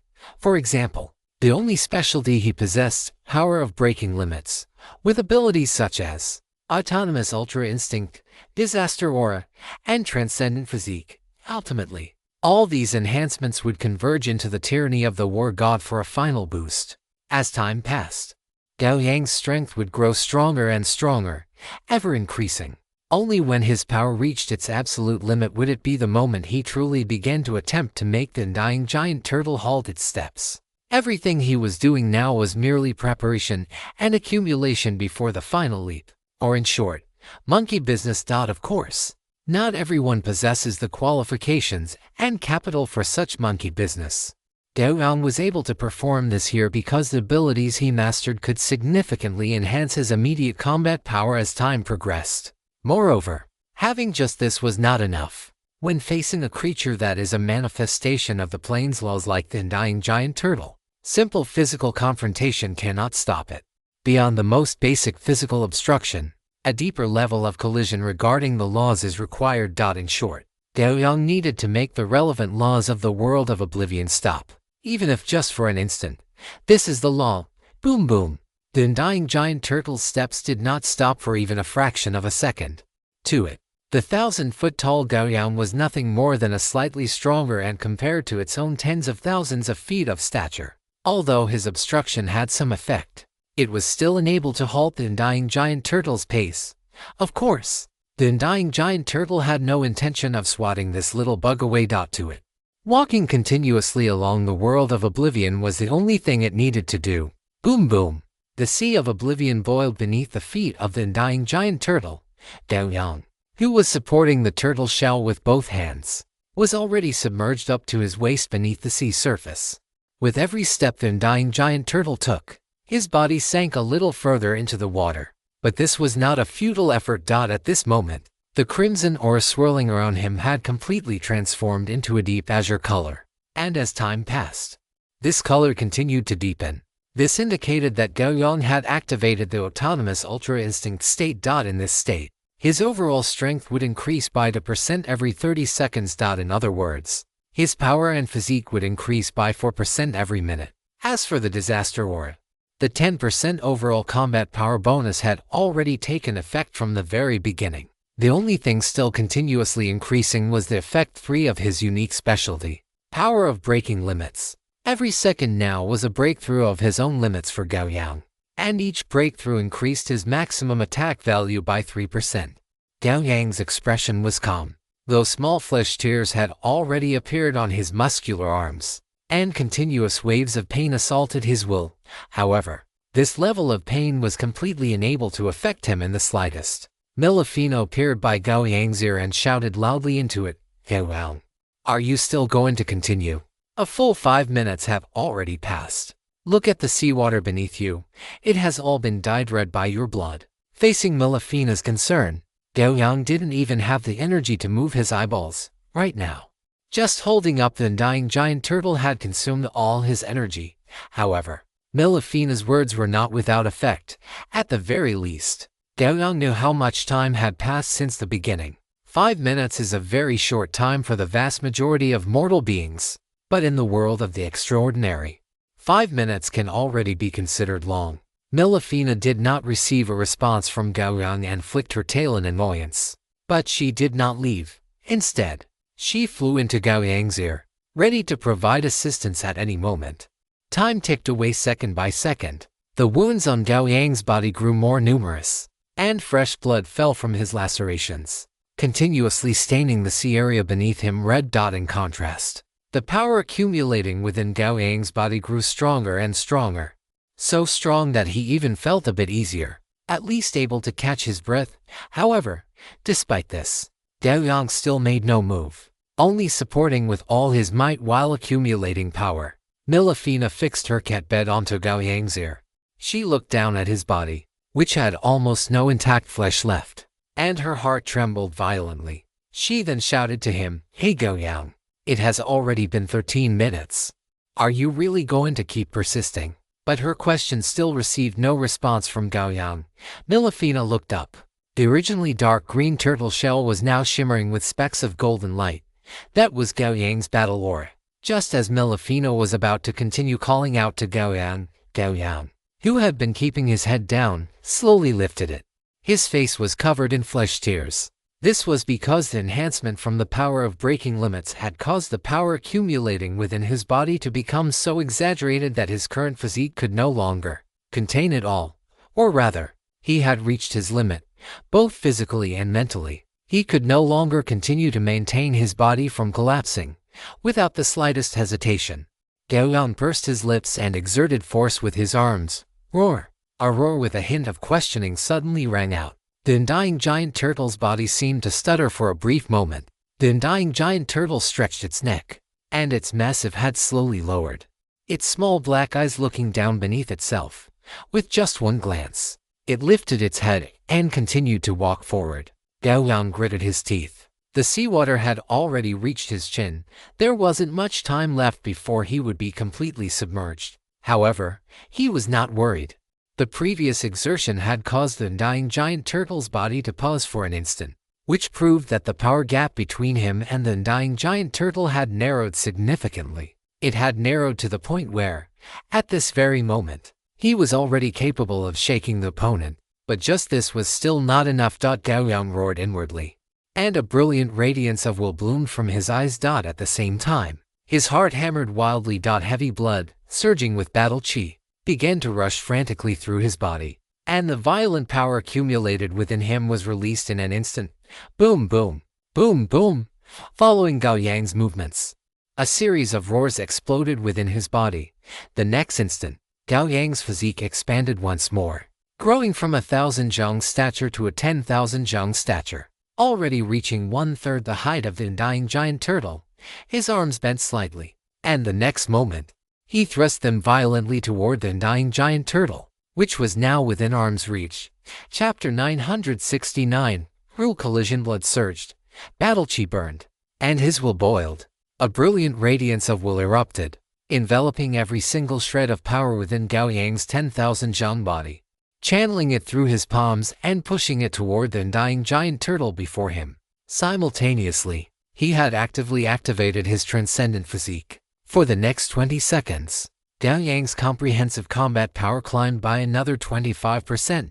Furthermore, the moment his palms thrust forward, Gao Yang had already actively triggered the indomitable will's tyrant body slash. An unstoppable rule brewed within Gao Yang's palms. In a 10 millionth of a second, above the boundless sea, it slammed heavily onto the turtle shell on the chest and abdomen of the undying giant turtle. In an instant, a force as surging as the sea erupted. Violent, tearless power burst forth from Gao Yang's body, transforming into a torrent that swept across the heavens and earth, rushing madly toward the undying giant turtle in front of him, beneath Gao Yang's feet. The sea within a 100-mile radius dropped by a full 100 meters the moment he erupted, and the violent roar spread crazily toward the deep sea. Rumble. The moment Gao Yang's hands made contact with the undying giant turtle, an unrivaled, immense force struck back, surging into Gao Yang's arms. Gao Yang let out a low growl. His entire body's strength coiled into a single force. The sea surface beneath his feet shattered like breaking ice, as vast amounts of seawater, compressed into the density of steel plates, fractured and churned. The unstoppable nature of the indomitable will clashed against the forward-moving rule of the Forgotten Realm, as Gao Yang and the undying giant turtle locked in a struggle. Two rules of different origins but similar manifestations began a fierce collision. The undying giant turtle's raised turtle foot froze in mid-air, unable to descend. It stretched out its head and looked down. When it saw Gao Yang, who stood in the seawater like a heaven-supporting giant, it finally realized that the little bug from before had, at this moment, completed its evolution, transforming into a violent, ferocious beast capable of devouring the heavens and earth, and had begun to block its path forward. The small, black eyes on the undying giant turtle's massive head suddenly widened. The gentleness and calm within them were torn apart in an instant by the boundless brutality and savagery surging from the depths of its gaze. A woo roar. A dragon's roar that shook the heavens and earth erupted from the undying giant turtle's massive maw. The materialized sound waves shattered the space within a 1,000-mile radius, and the surrounding sea looked as if countless nuclear bombs had been dropped into it, with mushroom clouds made of seawater rising into the sky one after another. "Oh, we're going to die! We're going to die! We're going to die!" Inside Gao Yang's ears, Melifena held her head with both hands, screaming incessantly, as the undying giant turtle's roar exploded in his ears. Gao Yang's skin and muscles began to ripple like flowing water, and a powerful tearing sensation appeared on the surface of his body. Amidst the undying giant turtle's roar, its foot, which had been held in the air, slammed heavily into the sea below. At the same time, its massive body began to slowly press forward. Gao Yang's brows stood on end. He looked up at the turtle shell that completely obscured his vision and was drawing ever closer. Letting out a wild roar, "Stop right there!" 100 zhang golden radiance erupted from his eyes. His materialized willpower poured out without reservation, transforming into an unstoppable, violent battle intent that slammed into the undying giant turtle before him. His arms erupted with bursts of roaring sounds. Both arms were spread wide, his entire upper body pressed tightly against that cold, hard, greenish-black turtle shell, doing everything in his power to block the undying giant turtle's advance. Crack, crack, crack, crack. As the two sides locked in their struggle, the surrounding space emitted explosions like snapping bowstrings. Large chunks of space shattered, revealing the pitch-black void behind them and the turbulent spatial currents raging within. Blood mist exploded from around Gao Yang's body. Scarlet mist swirled about him, and cracks of flesh and blood covered his 10,000 zhang stature, making him appear like a god and a demon alike. He lifted his right leg and stomped heavily onto the sea surface, the violent force surging through his thigh and into his body. He glared at the undying giant turtle before him, screaming madly in his heart. Creak, creak. The undying giant turtle's forward-leaning speed slowed once more. The thick turtle shell rubbed against his muscles and skin, emitting a series of teeth-grinding roars. Gao Yang's body leaned forward, his legs bent. His entire person had been crushed by the immense force into a curved bow, looking as if it might snap directly under the pressure at any moment. "Stop!" Gao Yang roared again, stomping one foot into the seawater once more. Borrowing the violent reactive force and combining it with his willpower, which had reached its absolute limit, he transformed into a torrent of power that slammed into the undying giant turtle's body. The undying giant turtle's 4 feet sank into the seawater, its body leaning forward, its mountain-like, heavy frame slowly pushed forward, engaging in a final struggle with Gao Yang. Gao Yang gritted his teeth, squeezing every last bit of power and battle chi from his body. Like a ground spike, he remained firmly rooted in place. No matter how the undying giant turtle pressed forward, he did not retreat even a single step. The undying giant turtle's roar exploded again, but Gao Yang could feel that the mountain collapsing. Surging power was showing signs of fatigue at this moment. His heart surged with excitement. In his sea of consciousness, it was as if a golden sun had risen. Infinite radiance of will emanated from his body, maintaining his current tyrant body state. 1 second, 2 seconds. When time reached the 3rd second, Gao Yang's ribs began to shatter under the pressure of this endless, immense force, and the flesh and blood on his chest disintegrated like powder. 4 seconds, 5 seconds. Gao Yang's body, facing the undying giant turtle, began to crumble in large chunks. Terrifying wounds, like deep ravines, crisscrossed the surface of his body. Within his shattered chest cavity, that heart, brilliant as a scorching sun, continued to beat violently. The golden light in Gao Yang's eyes did not diminish in the slightest. The 4 limbs of the undying giant turtle were stretched almost to their limit, which meant that the force of its forward charge was about to reach its end. Gao Yang suddenly let out a furious roar. His body, which had been bent under the immense pressure, suddenly showed signs of rebounding, much like a spring compressed to its absolute limit. Boom, boom. Violent power surged within Gao Yang's body, and his bones emitted a series of grand, explosive cracks. Amidst this continuous barrage of sound, the forward-leaning body of the undying giant turtle finally reached its limit. Then, in the next instant, its massive frame was pressed down by a colossal force, and it began to slowly retreat backward. The moment the undying giant turtle's body was brought to a standstill, the entire sea of oblivion seemed to freeze. Those gazes that had been drawn by the commotion on the sea of oblivion and had projected themselves across endless distances were now filled with a hint of shock. Gao Yang paid them no mind. He simply gritted his teeth, pushing the undying giant turtle back, inch by inch. When the massive body of the undying giant turtle was slowly pressed into the seawater by Gao Yang, the heavens and the earth trembled. Gao Yang's chest heaved violently. His arms hung limply at his sides as he looked with satisfaction at the giant beast, which was now lying prone on the surface of the sea, its eyes having returned to a docile state. In the next instant, his physique returned to its normal size. A vial of plain core solution shattered in his abdomen, and its pure energy was rapidly absorbed. His body slowly rose, eventually coming to a stop above the head of the undying giant turtle. This time, the undying giant turtle's 2 small, black eyes looked toward him. As their gazes met, 2 nearly transparent rays of light shot out from the eyes of the undying giant turtle and submerged into Gao Yang's chest. Gao Yang paused slightly, sensing the light that had entered his body. After a few seconds, he opened his eyes, which were now filled with realization. No wonder it was necessary to make this giant turtle stop before one could ascend the mountain it carried on its back. That mountain peak contained a naturally formed defensive formation of this world. Without obtaining the recognition of the undying giant turtle, even if one were to trick their way onto the mountain on its back, they would be unable to climb upward and might even die within the mountain itself. But now, Gao Yang had forced the undying giant turtle to stop, thereby earning its recognition, and naturally, he now possessed the qualification to ascend to the summit. Gao Yang slowly sat cross-legged in the void and began to absorb the plain core solution within his body. Although he had successfully stopped the undying giant turtle, he himself had sustained extremely severe injuries. Even with his formidable self-healing ability, it would take quite some time to fully recover. Meanwhile, as this sea area gradually quieted down, strands of intangible consciousness began to approach the region. After all, The commotion here was so exaggerated that it could not be hidden from the gods within the world of oblivion.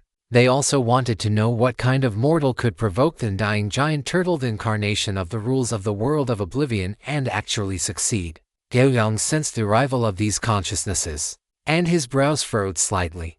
Strands of aura-carrying divinity crisscrossed in the sky above this sea area, appearing like stars gradually lighting up one by one. They communicated without restraint, and at the same time, they scrutinized Gao Yang, who was sitting cross-legged above the head of the undying giant turtle, with equal lack of restraint. There were even several malicious consciousnesses that began to stir, seemingly intending to test Gao Yang's depth. Gao Yang perceived this change in an instant. His brows twitched, and he let out a cold snort. The next moment, a sharp sword hum soared into the sky, accompanied by a brutal killing intent saturated with blood and souls. A large silver sword appeared in Gao Yang's hand.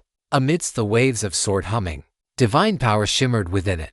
Upon seeing the eternal radiance in Gao Yang's hand, those malicious consciousnesses immediately recoiled as if struck by lightning. In the void, several low curses and light chuckles seemed to echo. Sensing that the malice had retreated, Gao Yang let out another cold snort and sat back down. The eternal radiance hovered quietly behind him, emitting a sword hum from time to time. However, only those who had revealed their malice had left. The sea area did not quiet down because of their departure. Instead, as time passed, it began to grow increasingly restless. Gao Yang closed his eyes and began to focus on his own recovery. These onlookers were basically deities of this world or similar special existences. Under their gaze, Gao Yang had already become the target of everyone and the center of the storm. Perhaps these deities were not acting yet because he was still in the sea of oblivion, or perhaps because he had not yet climbed the mountain on the undying giant turtle's back to pluck that fruit, or perhaps they simply disdained to take action against a mortal. But regardless of the situation, Gao Yang could not afford to be careless. He had to maintain his combat strength at all times to deal with any crises and risks that might arise. Gao Yang sat motionless in the void. But the owners of those consciousnesses were not idle. As the consciousnesses of these beings flickered, divine miracles began to descend upon the 12 church sanctuaries of the world of oblivion. Within these descending miracles, a command was brought forth, and after the miracles concluded, the light of teleportation rays began to shine one after another within these church sanctuaries. Chapter 970. Mountain Climbing and a New Unique Specialty. Gao Yang was unaware of the actions of the churches in the world of oblivion. At this moment, under the powerful and abundant energy of the plane core solution, his damaged body was rapidly recovering, and along with it, the mental energy he had previously consumed was also being restored. In just over 10 minutes, Gao Yang's once battered body had fully recovered. When the last flesh wound on his chest healed, Gao Yang did not linger and stood up directly. He looked up at the sky. Those star-like points representing the gods were still hanging high in various parts of the sky, which meant that these gods had not left but had instead focused a large portion of their attention here. This caused a sense of foreboding to rise in Gao Yang's heart. The scene gave him the feeling of a pack of hyenas circling their prey, waiting for it to become exhausted. Suppressing this thought, Gao Yang walked slowly toward the back of the undying giant turtle. The undying giant turtle was immense in size, and its back was exceptionally flat. Only by looking closely could one discern the slightest curve. The mountain it carried was situated right in the center of its back. The base of the mountain merged directly with the turtle's carapace, and in the buffer zone between the shell and the mountain, a gentle slope formed, composed of soil and rock much like an alluvial plain.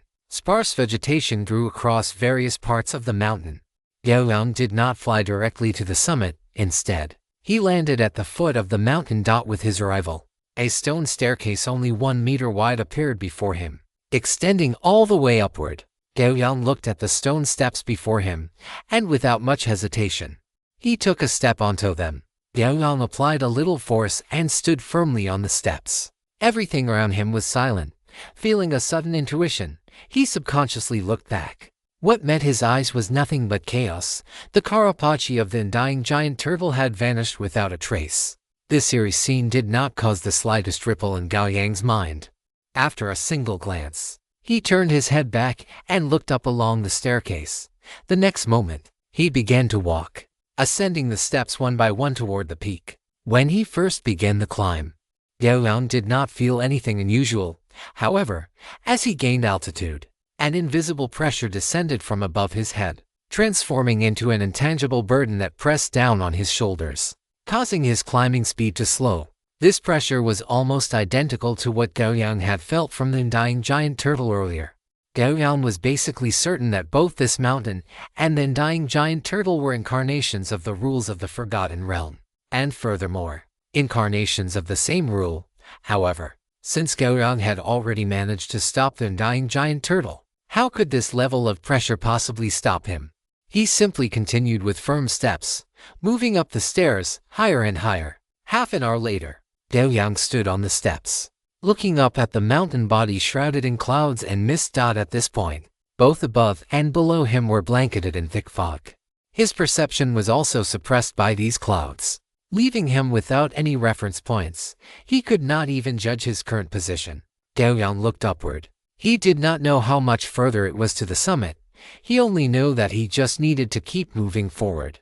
The sense of powerlessness brought about by the distorted distance did not affect his mind in the slightest, nor did it even cause his footsteps to falter for a moment. As Gao Yang continued to ascend, visibility became lower and lower, the clouds grew thicker, and the pressure weighing on his shoulders intensified. Gao Yang's pace began to become labored, yet he remained steadfast.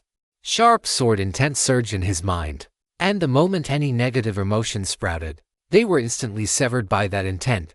Just like that, Gao Yang continued to climb, always moving upward. I do not know how much time had passed, but as Gao Yang took a step, there were no more new stone steps in front of him. In their place was a stone platform only a few square meters in size. Looking at the stone platform before him, Gao Yang realized that he had reached the peak of the mountain. With one step, he stood completely upon the stone platform. Whoosh! As Gao Yang stepped forward, the space before him rippled. A few seconds later, the spatial ripples vanished, and a small, crystalline tree only 1 meter tall appeared in the center of the stone platform. The small tree was completely translucent, shimmering with a diamond-like luster. It had only 3 branches and no leaves. Floating in the center of those 3 branches was a gas mass that seemed both real and illusory. Gao Yang looked at the gas mass, and an epiphany rose in his heart. This was the legendary god fruit, the unique specialty fruit. Gao Yang walked to the small tree, looked at the gas mass in the center of the branches, and slowly reached out to grab it. During this process, Gao Yang did not encounter any obstacles, and the illusory gas mass was caught in his hand just like that. As the gas mass entered his hand, a golden system prompt appeared before Gao Yang's eyes. System important prompt. The character has obtained a unique specialty. This unique specialty has never been mastered before. Do you choose to condense it? Looking at the system prompt, Gao Yang did not pause for a second and chose to condense it immediately. System important prompt, unique specialty, has begun to condense. Current condensation progress, 0.1%. Estimated time required, 6 days, 23 hours, 29 minutes, and 58 seconds. Please ensure your own survival during the condensation period. Following the appearance of the system prompt, the gas mass in Gao Yang's hand suddenly merged into his palm as if it had a life of its own. Immediately afterward, Gao Yang felt a strange energy begin to spread from his palm throughout his entire body. Once it had permeated his whole body, it quickly fell silent. No matter how Gao Yang searched, he could not draw this strange energy out. He looked at the prompt before him, feeling some questions in his heart. This was the first time he had obtained a completely unknown unique specialty. He did not know if the 3 question marks were there because the unique specialty had not yet condensed, or if it was displayed this way because it needed to adapt to his personal circumstances. Gao Yang whispered to himself, "It seems I will only know the specific effects of this unique specialty after it has successfully condensed." With this unknown unique specialty taken by Gao Yang, the clouds and mist before him began to dissipate. In a very short time, the fog that had shrouded most of the mountain vanished completely. Before the clouds had fully cleared, Gao Yang had already left the mountain, flying out from the mountainside toward the location where Milafina was. Seeing Gao Yang rush out of the mountain and fly toward her, Milafina's eyes lit up, and she quickly spoke. Neo, Gao Yang, you finally came out. How long was I inside? Gao Yang placed Milafina on his shoulder and asked. A little over an hour. Look around, many people have appeared. Milafina answered quickly, gesturing toward the surroundings for Gao Yang. Chapter 971 Vulnerable. Gao Yang was startled by these words. Just a moment ago, after he emerged, he had flown toward Milafina's position, and there had been no one else in that direction. He instinctively looked back and saw nearly 20 figures standing sporadically in the sky behind him. These figures varied in height and build, but they shared one striking similarity. They were all wearing various types of clerical robes and exuded an aura of faith. Undoubtedly, these clergy members hailed from major churches and certainly held high status within them. This was evident from the temperament they displayed and the surging energy fluctuations emanating from their bodies. What was equally palpable were their scrutinizing gazes and their undisguised, greedy malice. Clearly, having rushed to this sea area from all corners of the Forgotten Realm in just 1 hour, they were certainly not here to watch the spectacle. It was far more likely that they had set their sights on the known unique specialty he had acquired not long ago. Or perhaps it was the deities behind them who were interested in this unique specialty. But for Gao Yang and Milafina, there was no difference. They were all merely enemies. The expression on Gao Yang's face vanished. He looked silently at the clergy members who were forming a semicircle around them, and tiny specks of golden light began to ignite in the depths of his eyes. Milafina sensed the change in Gao Yang and connected with him without hesitation. Dim golden flames slowly rose from all over her body. Can we fight again? Just then, a beautiful woman who looked to be in her 30s, dressed in a seductive and revealing black gauze dress with an hourglass figure, walked toward Gao Yang, moving her round, plump, long legs. With every step she took, a pale pink footprint was left in the air beneath her feet, so clear that even her plump, jade-like toes and the delicate texture of her soles were fully visible. In just a few steps, she arrived directly in front of Gao Yang and Milafina, at a distance of no more than 10 meters. At this distance, Gao Yang could even smell a hint of her rich, mature fragrance.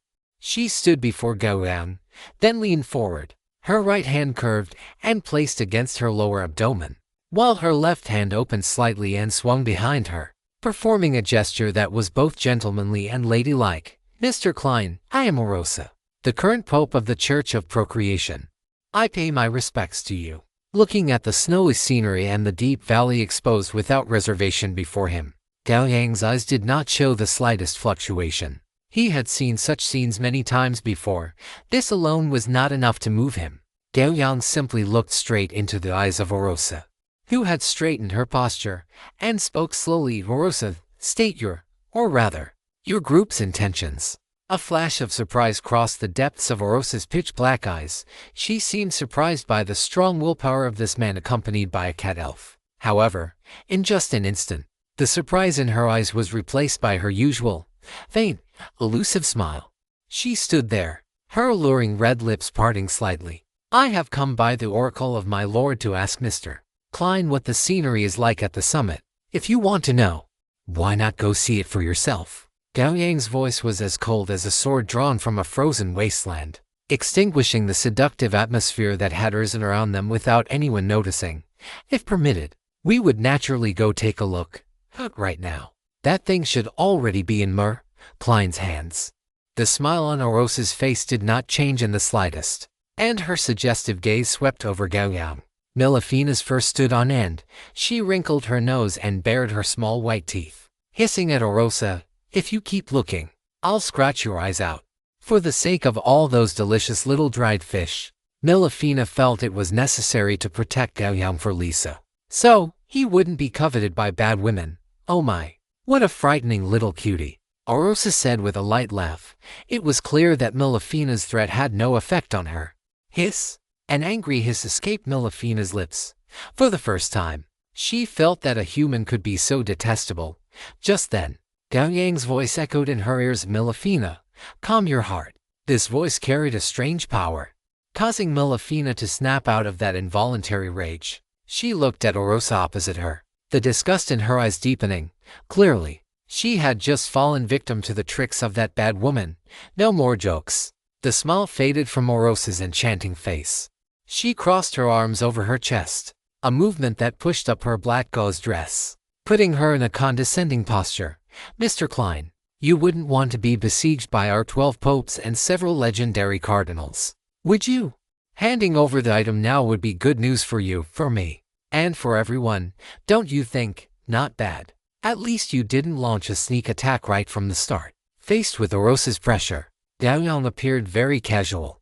Then, before Orosa could speak, a crisp sound of a sword ringing out echoed in her ears. A silver-white greatsword was already held in the hand of the man opposite her, though she hadn't seen when he drew it. At the same time, a surging yet controlled killing intent enveloped Orosa. Orosa's pupils constricted.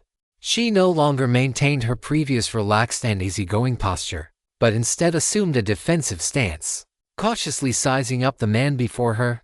From her perspective, Gao Yang was just standing there casually holding his sword, but no matter how she perceived it, the man standing there with his blade was at the absolute center of her awareness. No matter how hard she tried, even if she attempted to flee in any direction, the man before her would drive the greatsword in his hand into her neck in the shortest possible time. There was no avoiding it. There was no hiding from it. Fine beads of sweat slowly seeped from Orosa's smooth forehead. Her chest began to heave, and heavy shadows of light intertwined in her eyes. She frantically simulated scenarios in her mind, trying to find a possibility where she wouldn't be decapitated by a single strike. A moment later, after completing thousands of simulations, she gave up. She looked at Gao Yang opposite her, struggling to twitch the corners of her mouth. Her voice, no longer seductive, trembled as it squeezed out from her throat. If I said I had no intention of carrying out the oracle, would you spare me? Gao Yang made no move, simply raising the greatsword in his hand slowly. His words clear and distinct. Don't worry, dizziness is normal. Clang, the sword hummed, piercing the sky. In that instant, a seductive pink mist instantly enveloped Orosa's body, but the very next moment, a beautiful head soared into the sky. As the world spun, Orosa's eyes were filled with endless, agonizing pain and regret. If only she hadn't gotten so close earlier, perhaps she wouldn't have had to die. And just as Gao Yang decapitated Orosa with a single strike, the popes and cardinals of the 12 churches, who had been waiting in the distance for the negotiations to conclude, reacted one after another. Intense fluctuations of holy light spread instantly. Attack, for our Lord! In a mere instant, this sea area, which had only just calmed down, was submerged by energy of various different properties, causing it to boil once again. Gao Yang, go for it. Let them see what we're made of. Melifina let out a defiant shout. Golden flames burned fiercely like the sun, and heavy buffs were cast entirely upon Gao Yang's body. Gao Yang took a deep breath of the hot, salty air, feeling his own strength being continuously enhanced. Sword light flickered before him, slicing Orosa's headless body into fragments. Immediately following, these sword lights fanned out, rushing toward the numerous popes who had surrounded them. The aura Orosa had unleashed earlier clearly reached the peak of the legendary stage. Such strength should have been enough to trade blows with Gao Yang for several rounds. Yet she was decapitated in an instant, making her strength seem quite hollow. Although she might have possessed the primary attributes exceeding 40 points required for a peak legendary, she was much weaker in other aspects. Orosa was the pope of the Church of Procreation, which meant that the strength of the other popes was at least at the peak legendary level. As for their specific combat power, it could only be judged through actual combat. As for now, brilliance, darkness, thunder, storms, and even more complex colors unfolded before his eyes. These were the attacks launched by the remaining 11 popes, all of which carried a divine aura. Facing these magnificent and extremely terrifying attacks, Gao Yang's eyes did not flicker in the slightest. He simply raised Yang Yao, and golden battle chi overflowed from his strong body, merging into Yang Yao in a very short time. Yang Yao erupted with an unprecedented sword hum. Streaks of sword light shot out from the blade, and an extreme aura of slaughter rose from Gao Yang's body. Gao Yang merely held Yang Yao at a slant. The calm expression on his face vanished, replaced by lowered brows and tightly pressed lips, signifying a murderous intent more bitter than the depths of winter. It was a will capable of slaughtering all things in the world equally. It was a will capable of extinguishing the world. It was a calamity that could be created by a weak, mortal creature like a human. Human calamity, slaughter. Gao Yang let out a low shout and swung Yang Yao with all his might before the numerous attacks could reach him. With a single strike, the sword's roar pierced the sky. The thousands of sword lights that had previously split off converged from all directions, instantly condensing into one, transforming into a wide-bladed sword beam that slashed horizontally forward. Within the wide-bladed sword chi, images of all things being slaughtered by the sword light seemed to emerge continuously. Wherever the sword chi passed, pitch-black slashes gradually spread, like a black curtain being slowly drawn open. The fastest brilliance and thunder collided with this sword chi, only to be silently devoured. Subsequently, the roar of the sky, the rumbling of the earth, and even the surging of life were all silently devoured in the face of this sword chi, which had grown to 10,000 meters in length. It felt like an egg hitting a moving steamroller. All attacks were so powerless before that increasingly wide sword chi. Equally powerless were the numerous popes in the distance, who were pinned in place and unable to dodge. They opened their eyes wide, watching helplessly as their own attacks were annihilated, watching helplessly as that sword light crushed toward them. Just like when they faced the gods they worshipped, they lowered their noble heads, which stood above all living beings, filled with both awe and helplessness. That sword light was so magnificent, yet so cold and ruthless. It easily erased the power they had gained from hundreds of years of day-after-day prayer and bitter cultivation. And now, it was about to erase their lives as well. Yet the gods to whom they had dedicated their lives remained indifferent. Chapter 972. Sneak Attack and Divine Sparks.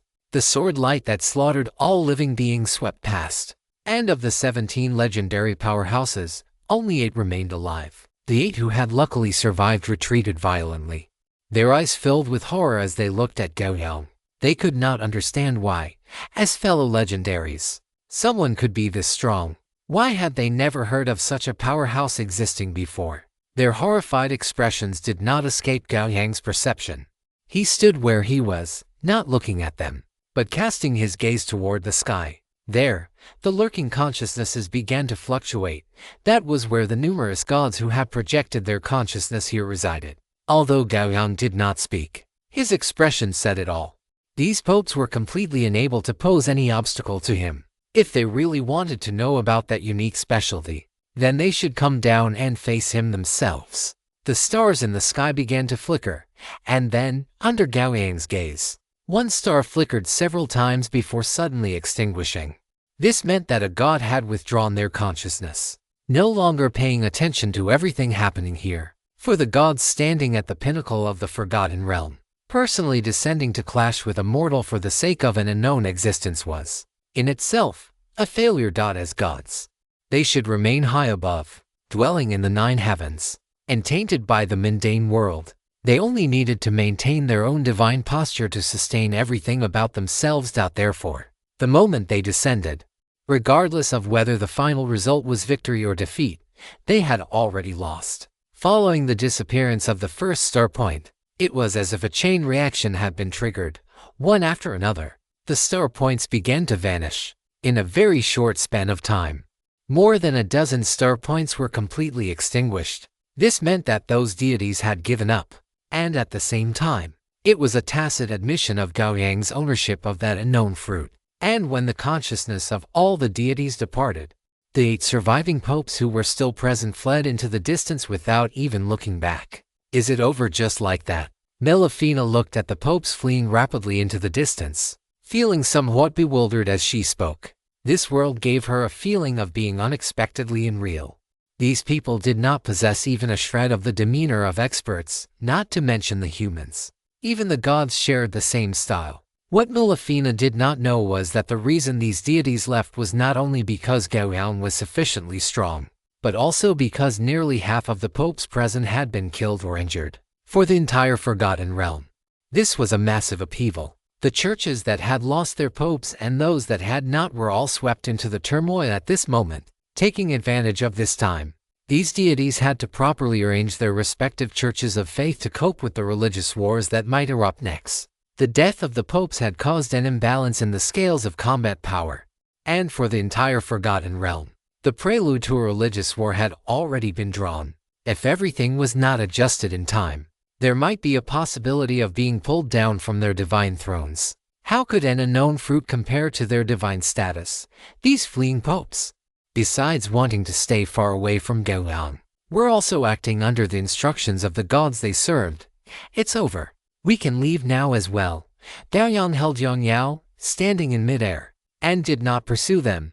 On the sea below, the massive undying giant turtle had already begun to rise slowly, moving its turtle feet, which were like pillars of heaven, to continue its journey. On its back, that mountain peak was once again shrouded in clouds and mist. Watching the undying giant turtle slowly depart, Gao Yang thought to himself that perhaps many years from now, a new fruit would be conceived on the mountain peak. A turtle foot landed in the sea, sending waves surging into the sky. Just at this moment, a figure burning with black flames burst out from the water, appearing behind Gao Yang in a manner akin to teleportation. This figure held its right arm high, the limb flashing with a cold metallic glint, and thrust it toward the back of Gao Yang's head without the slightest hesitation. Gao Yang acted as if he had not noticed, his gaze still fixed in the direction of the undying giant turtle. Squelch! A muffled sound of a blade entering flesh rang out. Gao Yang looked at the figure burning with black flames in front of him, and Yang Yao slashed down in one fluid motion. The moment this figure had appeared earlier, he had already sensed it. The reason he had not moved was naturally to make the attacker lower its guard. The instant the opponent thrust its arm, Gao Yang took the opportunity to activate sacrifice, face conversion. At such close range, the ambusher did not even have time to react before its own right arm pierced through its own skull. Within the black flames, a hint of confusion flickered in the scarlet eyes. But in the very next instant, the golden glowing blade had already slashed into its neck from behind, easily severing its head. Having beheaded the target with a single strike, Gao Yang did not stop there. Yang Yao transformed into a blur, continuously slashing across the body, burning with black flames in front of him. Wait, stop, don't kill me. I will give you everything I possess, including the secrets of this world. A shrill scream exploded in Gao Yang's ears. Gao Yang looked at the mass of flesh in front of him that had been slashed into mincemeat but was still wriggling, a look of surprise and suspicion appearing in his eyes. This guy's vitality was a bit too tenacious. It simply did not seem like something a mortal could possess. As for the opponent's begging, Gao Yang did not care at all. He did not care about everything the opponent possessed, including the secrets of this world. Compared to those, killing the target was what he cared about. With this thought, a flash of golden light overflowed from Gao Yang's eyes, rapidly spreading to the Yang Yao in his hand. Immediately following, the golden radiance of battle ore also surged up along the blade of Yang Yao. The next moment, Yang Yao once again turned into a blur, continuing to slash down at the human-shaped pulp of flesh in front of him without the slightest hesitation. Under the reinforcement of the solar battle aura and his will, the power of the true damage added by the absolute force was fully revealed. After only a few strikes, the shrill screaming had turned into a low moan, and after a few more, the moan had turned into a faint, almost non-existent gasp. In just a few seconds, this black shadow of unknown origin had been completely killed by Gao Yang. Comprehensive network prompt. Hunting divine profession activated successfully. This hunt is complete. You have obtained divinity spark *1. Gao Yang looked at the comprehensive network prompt that appeared before him, feeling somewhat surprised. He finally understood why the black flame figure in front of him was so hard to kill. It turned out the opponent had mastered divinity. Under the reinforcement of divinity, everything became reasonable. However, this existence that had mastered divinity was just a bit too weak. Gao Yang curled his lips, feeling somewhat speechless, watching the opponent's remains burn with golden flames as they fell toward the sea below. Gao Yang's perception expanded, scanning the surrounding sea like a radar. After confirming there were no omissions, he put away Yang Yao and flew toward the coastline from which he had come. The journey to the Forgotten Realm had ended. Although the process was not entirely satisfactory, the final goal had been achieved. Chapter 973: Departure and the Invitation of the Fallen Saint Heart. As for what came next, Gao Yang did not intend to continue staying in the Forgotten Realm. This world had far more gods than an average plane, which meant that the waters of this world were unfathomably deep. Now that his goal had been accomplished, there was no reason to wade into these muddy waters. The journey was smooth and unimpeded. Gao Yang found Yumao and Phil in that coastal city. Afterward, Gao Yang took out the passage token and activated it. The passage token emitted a faint light that enveloped the group, and the next moment, a faint, almost imperceptible repulsive force appeared upon Gao Yang and the others. This repulsive force gradually intensified. When it reached a limit, Gao Yang and the others vanished from the spot in an instant, having been expelled by the realm of oblivion. In the void of the astral realm, a floating city drifted silently. Suddenly, ripples spread out, and several figures appeared not far from the floating city. Gao Yang reached out to grab Yumao and Phil, and without a moment's hesitation, he flew toward the floating city with them. As transcendents, they did not yet possess the ability to move freely within the void of the astral realm. A moment later, Gao Yang and the others landed on the floor paved with magic crystals. Phew, finally back. After his feet touched the ground of the floating city, Yumao let out a long breath and sighed. The pressure in the realm of oblivion was just too great. That feeling of potentially losing one's memories at any moment is truly unpleasant. Phil glanced at him without a word, then flew toward his place of cultivation on his sword, unwilling to waste even a single second. Seeing this, Yumao scratched the back of his head, said a word to Gao Yang, and then left to cultivate as well. Meow, Gao Yang, I need to get some good sleep. Melifina yawned and flew toward the direction of the kolo fruit trees. Once the three had departed, Gao Yang's body transformed into a streak of lightning, appearing inside his villa in an instant. Gao Yang returned to his bedroom, looked at the familiar scene and furnishings before him, and let out a soft sigh of relief before heading toward the bathroom. 5 minutes later, Gao Yang emerged from the bathroom, his bare upper body still carrying the lingering heat. After a simple wash, he felt much more refreshed. This was a small habit of his. Every time he returned, the feeling after washing up was as if he were rinsing away the karma and dust accumulated during his trials with flowing water. Without any unnecessary movements, Gao Yang threw himself onto the bed and soon drifted into dreamland. The night passed without incident. The astral void had no clear concept of time, but as sentient beings, they each possessed their own biological clocks. After a full 12 hours of sleep, Gao Yang slowly opened his eyes, a subtle, restrained golden light flashing within them before vanishing. Clearly, he was very satisfied with this sleep. He let out a long breath and rose from the bed. A moment later, in the first-floor dining room, Gao Yang sat at the table, quietly enjoying a simple meal of cold toad and life spirit wine. After spending some time finishing his breakfast, Gao Yang's dormant brain began to work again. The greatest harvest from this trip to the realm of oblivion was already in hand, although that unknown unique specialty still required some time to coalesce. That time was not an issue. By comparison, he was more curious about what effects this unknown unique specialty would actually have. However, there was no rushing this.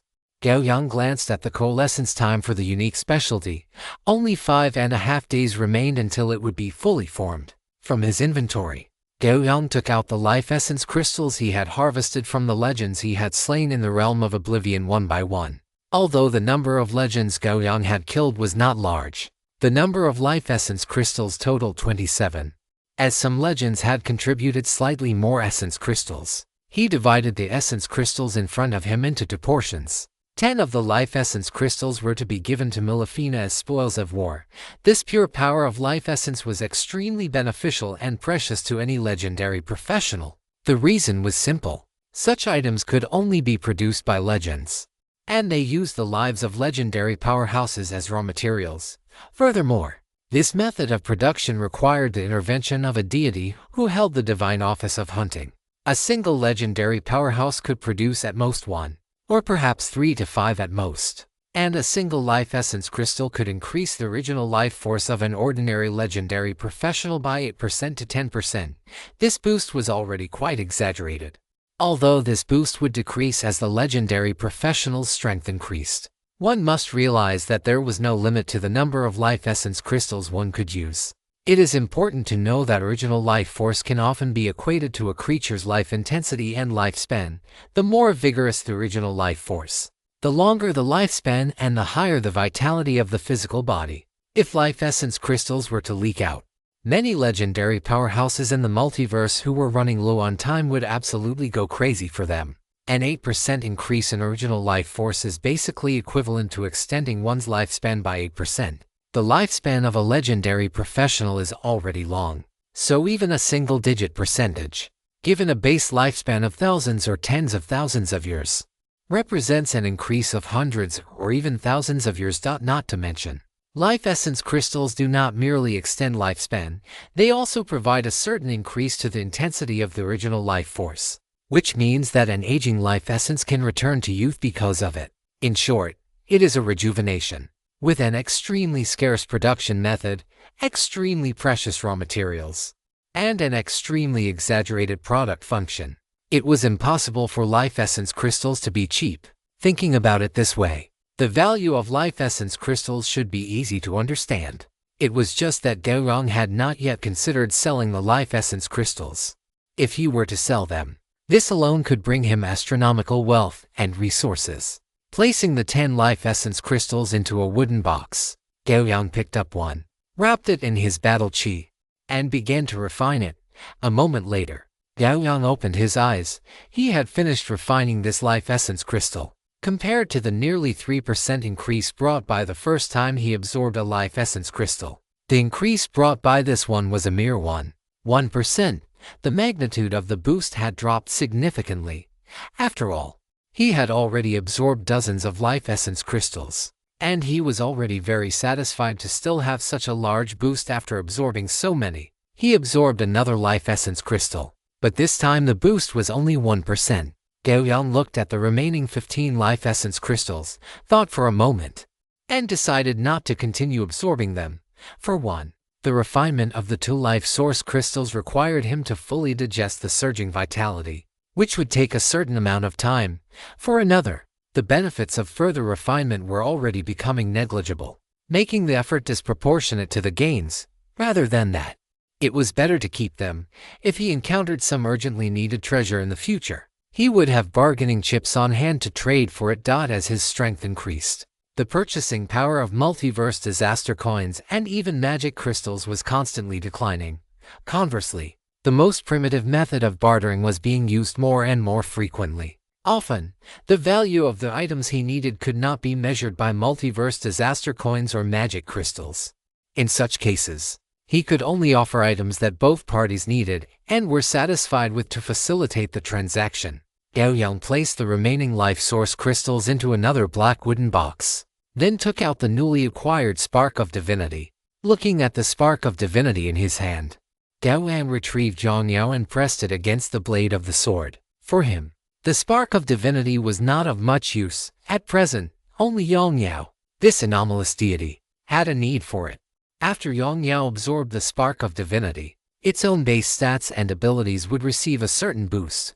For Gao Yang, an increase in Yang Yao's stats meant that his own attack power could also be multiplied. Most importantly, its divine authority would also be strengthened to a certain extent. The most intuitive manifestation of this was that after the hunting divine authority was activated, the quantity of loot plundered would increase accordingly. Therefore, feeding the Spark of Divinity to Yang Yao was undoubtedly the most cost-effective method. As the Spark of Divinity was pressed against the blade of Yang Yao, the sword emitted a slightly joyful hum, then quickly absorbed the spark into its body. In just a few seconds, the Spark of Divinity was completely absorbed by Yang Yao, and it began to fuse and digest the energy. Seeing this, Gao Yang put Yang Yao away and turned his head toward the martial arts arena, intending to begin his daily practice. Just then, his footsteps paused slightly. A friend window appeared before his retina. It was a message from Yun Shengshan. Brother Gao Yang, do you have time? Let's meet up on the multiverse player social platform. Gao Yang's eyes flickered, and he replied, no problem, wait a moment. After the message was sent, Yun Shengshan replied quickly with an address on the social platform, or rather, a shop location. Gao Yang took a look, then summoned the multiverse interface and chose to enter the player social platform. With the withdrawal of his consciousness, the next moment, Gao Yang appeared at the entrance of a tavern. To this day, Gao Yang was no longer the novice who had first arrived at the player's social platform and needed to rely on a guidebook to move around freely. He pushed the door open and walked out of the tavern with ease. At a machine on the side of the road that resembled an ATM, he skillfully entered the address coordinates. After paying a teleportation fee of 100 multiverse disaster coins, his consciousness was instantly sucked into the machine. The next second, the scenery before Gao Yang changed, and a 3-story red brick building appeared in front of him.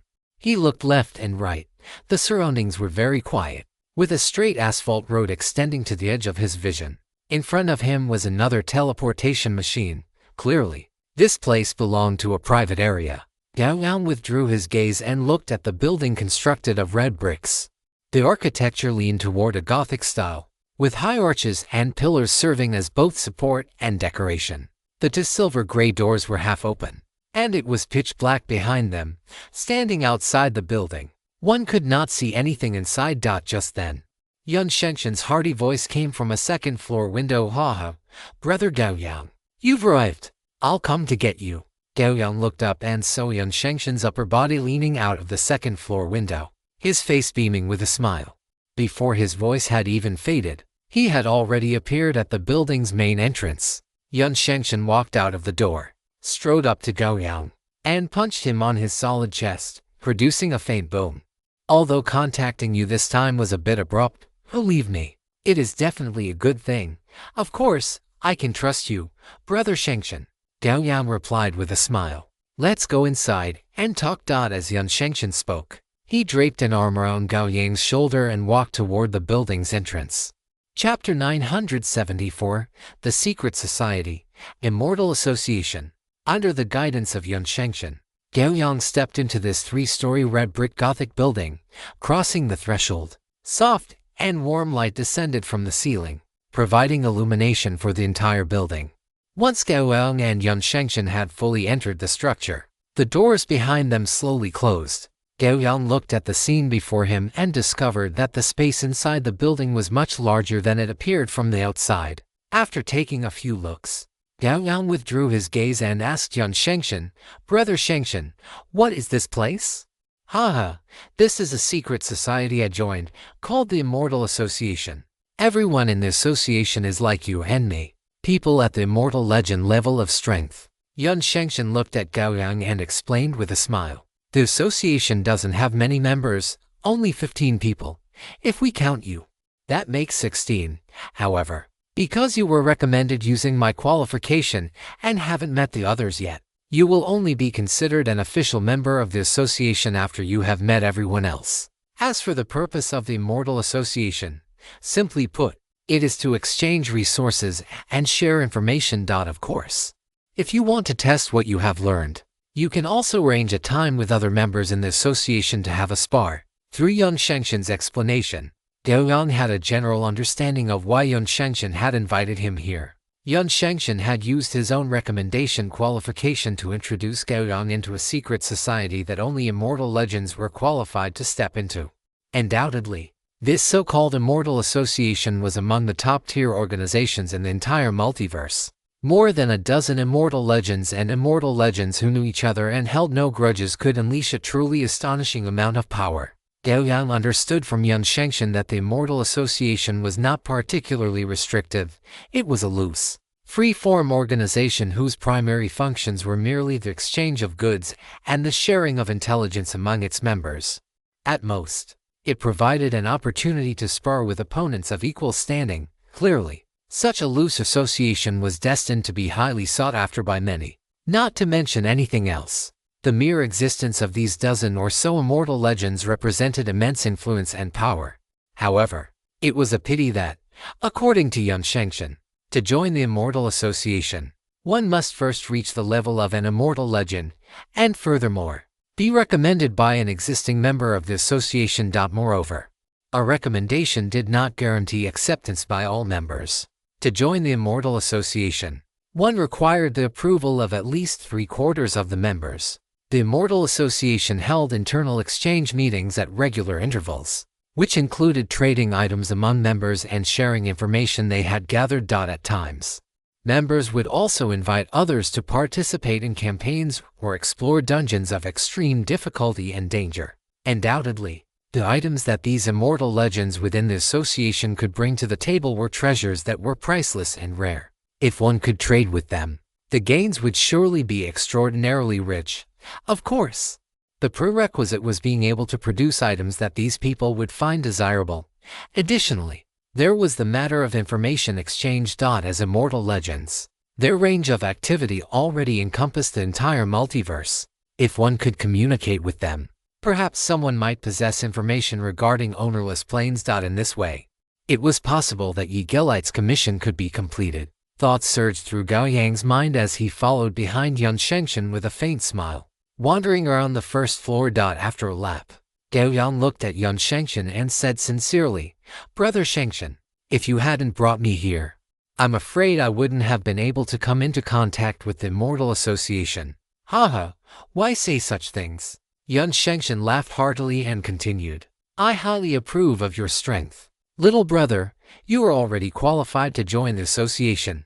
Besides, the Immortal Association is just a loose organization without too many constraints. It is a good thing for everyone to share what they have. Moreover, the plain core solution you gave me last time is highly sought after. Once the others have gathered, you can use that to trade for some things you need."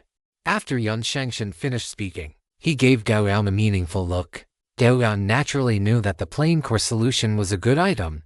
It was a supplement manufactured using a plain core as the primary ingredient. However, using the plain core solution for trade was not quite appropriate. If he were to trade, he had a more suitable item. Gao Yang did not mention this to Yun Shengshan. It was too early to discuss such things, as nothing was set in stone yet. It would not be too late to talk about other matters after he had successfully joined the Immortal Association. Yun Shengshan patted Gao Yang on the shoulder and said, "Let's go." Calculating the time, someone should have arrived. "Let's head upstairs." Gao Yang nodded and walked up the stairs with Yun Shengshan. As soon as Gao Yang stepped onto the second floor, he felt an extremely aggressive, scorching aura rush toward him. This heat was filled with irritable emotions and an irrepressible restlessness. Underneath this long-standing restlessness, a will that had begun to gradually descend into madness was born. Gao Yang followed the source of the scorching aura and saw a young woman with a pale face and eyes like fire, looking expressionlessly toward the stairwell, the very spot where they were standing. Her face was beautiful, and paired with her strength as an immortal legend, she possessed a unique aura exclusive to the powerful. However, the stay-away vibe projected by that face was equally potent. "Zhu King, pull back your temper. Little brother Gao Yang is the first person I have ever recommended." Yun Shengshan glanced at Zhu King and said casually. His voice was not loud, nor did it contain any particular emotion. But Gao Yang could feel that as his words fell, the violent, scorching aura in the air began to subside. Zhu King stood up, and Gao Yang's gaze involuntarily flicked downward. Zhu King was tall, nearly 1.80 meters, and beneath that height were a pair of long, powerful, and well-proportioned legs. If beauty were scored out of 100, Zhu King's face would only reach an 89. But when she stood up, her score became a perfect 100. "Look again, and I'll gouge your eyes out." A voice as cold as ice rang in Gao Yang's ears. Gao Yang looked up and saw Zhu King frowning, staring at him coldly. "My apologies." Gao Yang shrugged and said casually, "Haha." Yun Shengshan laughed loudly from the side, even bumping Gao Yang with his shoulder in front of Zhu King, before transmitting his voice. "Zhu King is the thorny rose of our association. No one has been able to get close to her yet. Your conditions are not bad. Little brother, you might just be able to win her over." The taste of those long legs. TSK. Gao Yang glanced at Zhu King calmly and then transmitted back to Yun Shengshan. "Brother Shengshan, I'm not interested in these things. Let's not joke around." Yun Shengshan did not mind at all, draping his arm over Gao Yang's shoulder as they walked further into the second floor, introducing him as they went. "This is Zhu King, the world-slaughtering witch. Zhu King. Her temper is quite fiery. You'll need to be careful when interacting with her in the future." "Little brother." After Yun Shengshan finished speaking, Zhu King's warning rang out. "Yun Shengshan, hada." Yun Shengshan didn't care at all. He looked at her and patted Gao Yang's shoulder, saying, Gao Yang, the God Slayer, Disaster Sword Master Gao Yang. You might not have heard his name, but that is only because my little brother is too young. But in the future, his name will surely resound throughout the entire multiverse. Zhu Qing's expression remained unchanged, but her slightly lowered brows clearly expressed her disdain. Being young implies being a genius. But who among those standing here is not a genius, or rather, even among the geniuses of geniuses? One needs to exert effort far beyond that of ordinary people to stand here. Let us get acquainted, Yun Shengqian said, patting Gao Yang on the shoulder to signal him to step forward. Gao Yang took 2 steps forward, bowed slightly toward Zhu Qing, and said, I am Gao Yang. It is a pleasure to meet you, fellow Taoist Zhu Qing. A glimmer of surprise flashed in the depths of Zhu Qing's eyes. She looked Gao Yang up and down, then said in a calm tone, I did not expect that you are also a human of the Eastern lineage. Zhu Qing, descendant of the fire god, greets fellow Taoist Gao Yang. Descendant of the fire god. Gao Yang looked at the Zhu Qing before him, and a realization dawned upon him. A descendant of the fire god, and with the surname Zhu. Her origins were already quite obvious. That is more like it. A young lady with such a fiery temper all the time. What man would take a fancy to that? Just as the atmosphere had eased slightly, Yun Shengqian interjected with another remark. Gao Yang sighed, because as these words were spoken, the fiery temper of the Zhu Qing before him was clearly rising again. Yun Shengqian, however, said nonchalantly, Little brother, let us go. I will take you to meet the others. Gao Yang nodded, flipped his palm, and an ice blue kello fruit appeared in his hand. He tossed it to Zhu Qing and said, The taste is not bad. After saying this, he stepped forward and continued walking inside with Yun Shengqian. Kid, you just said you were not interested in these things.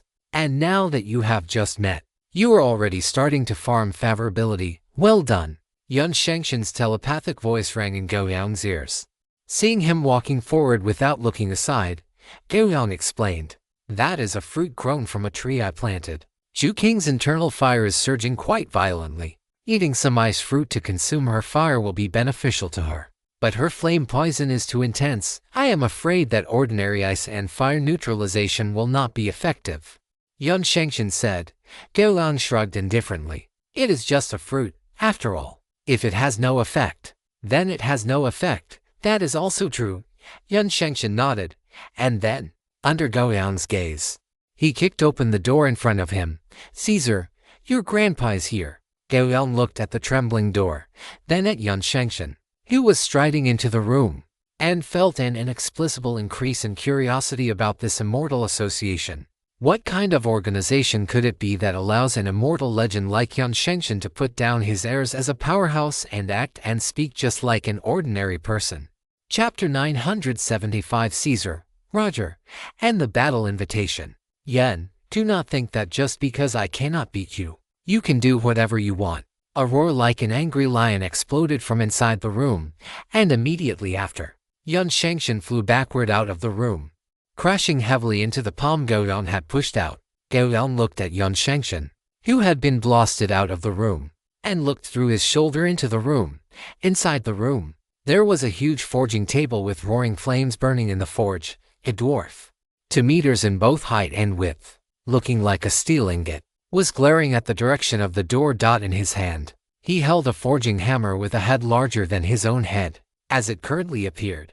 Yun Shengqian had just been hammered out by that very forging hammer. Although he had been blasted out by a hammer, Yun Shengqian was not angry at all. In this player's social platform, everyone had to abide by the Zhongwang rules.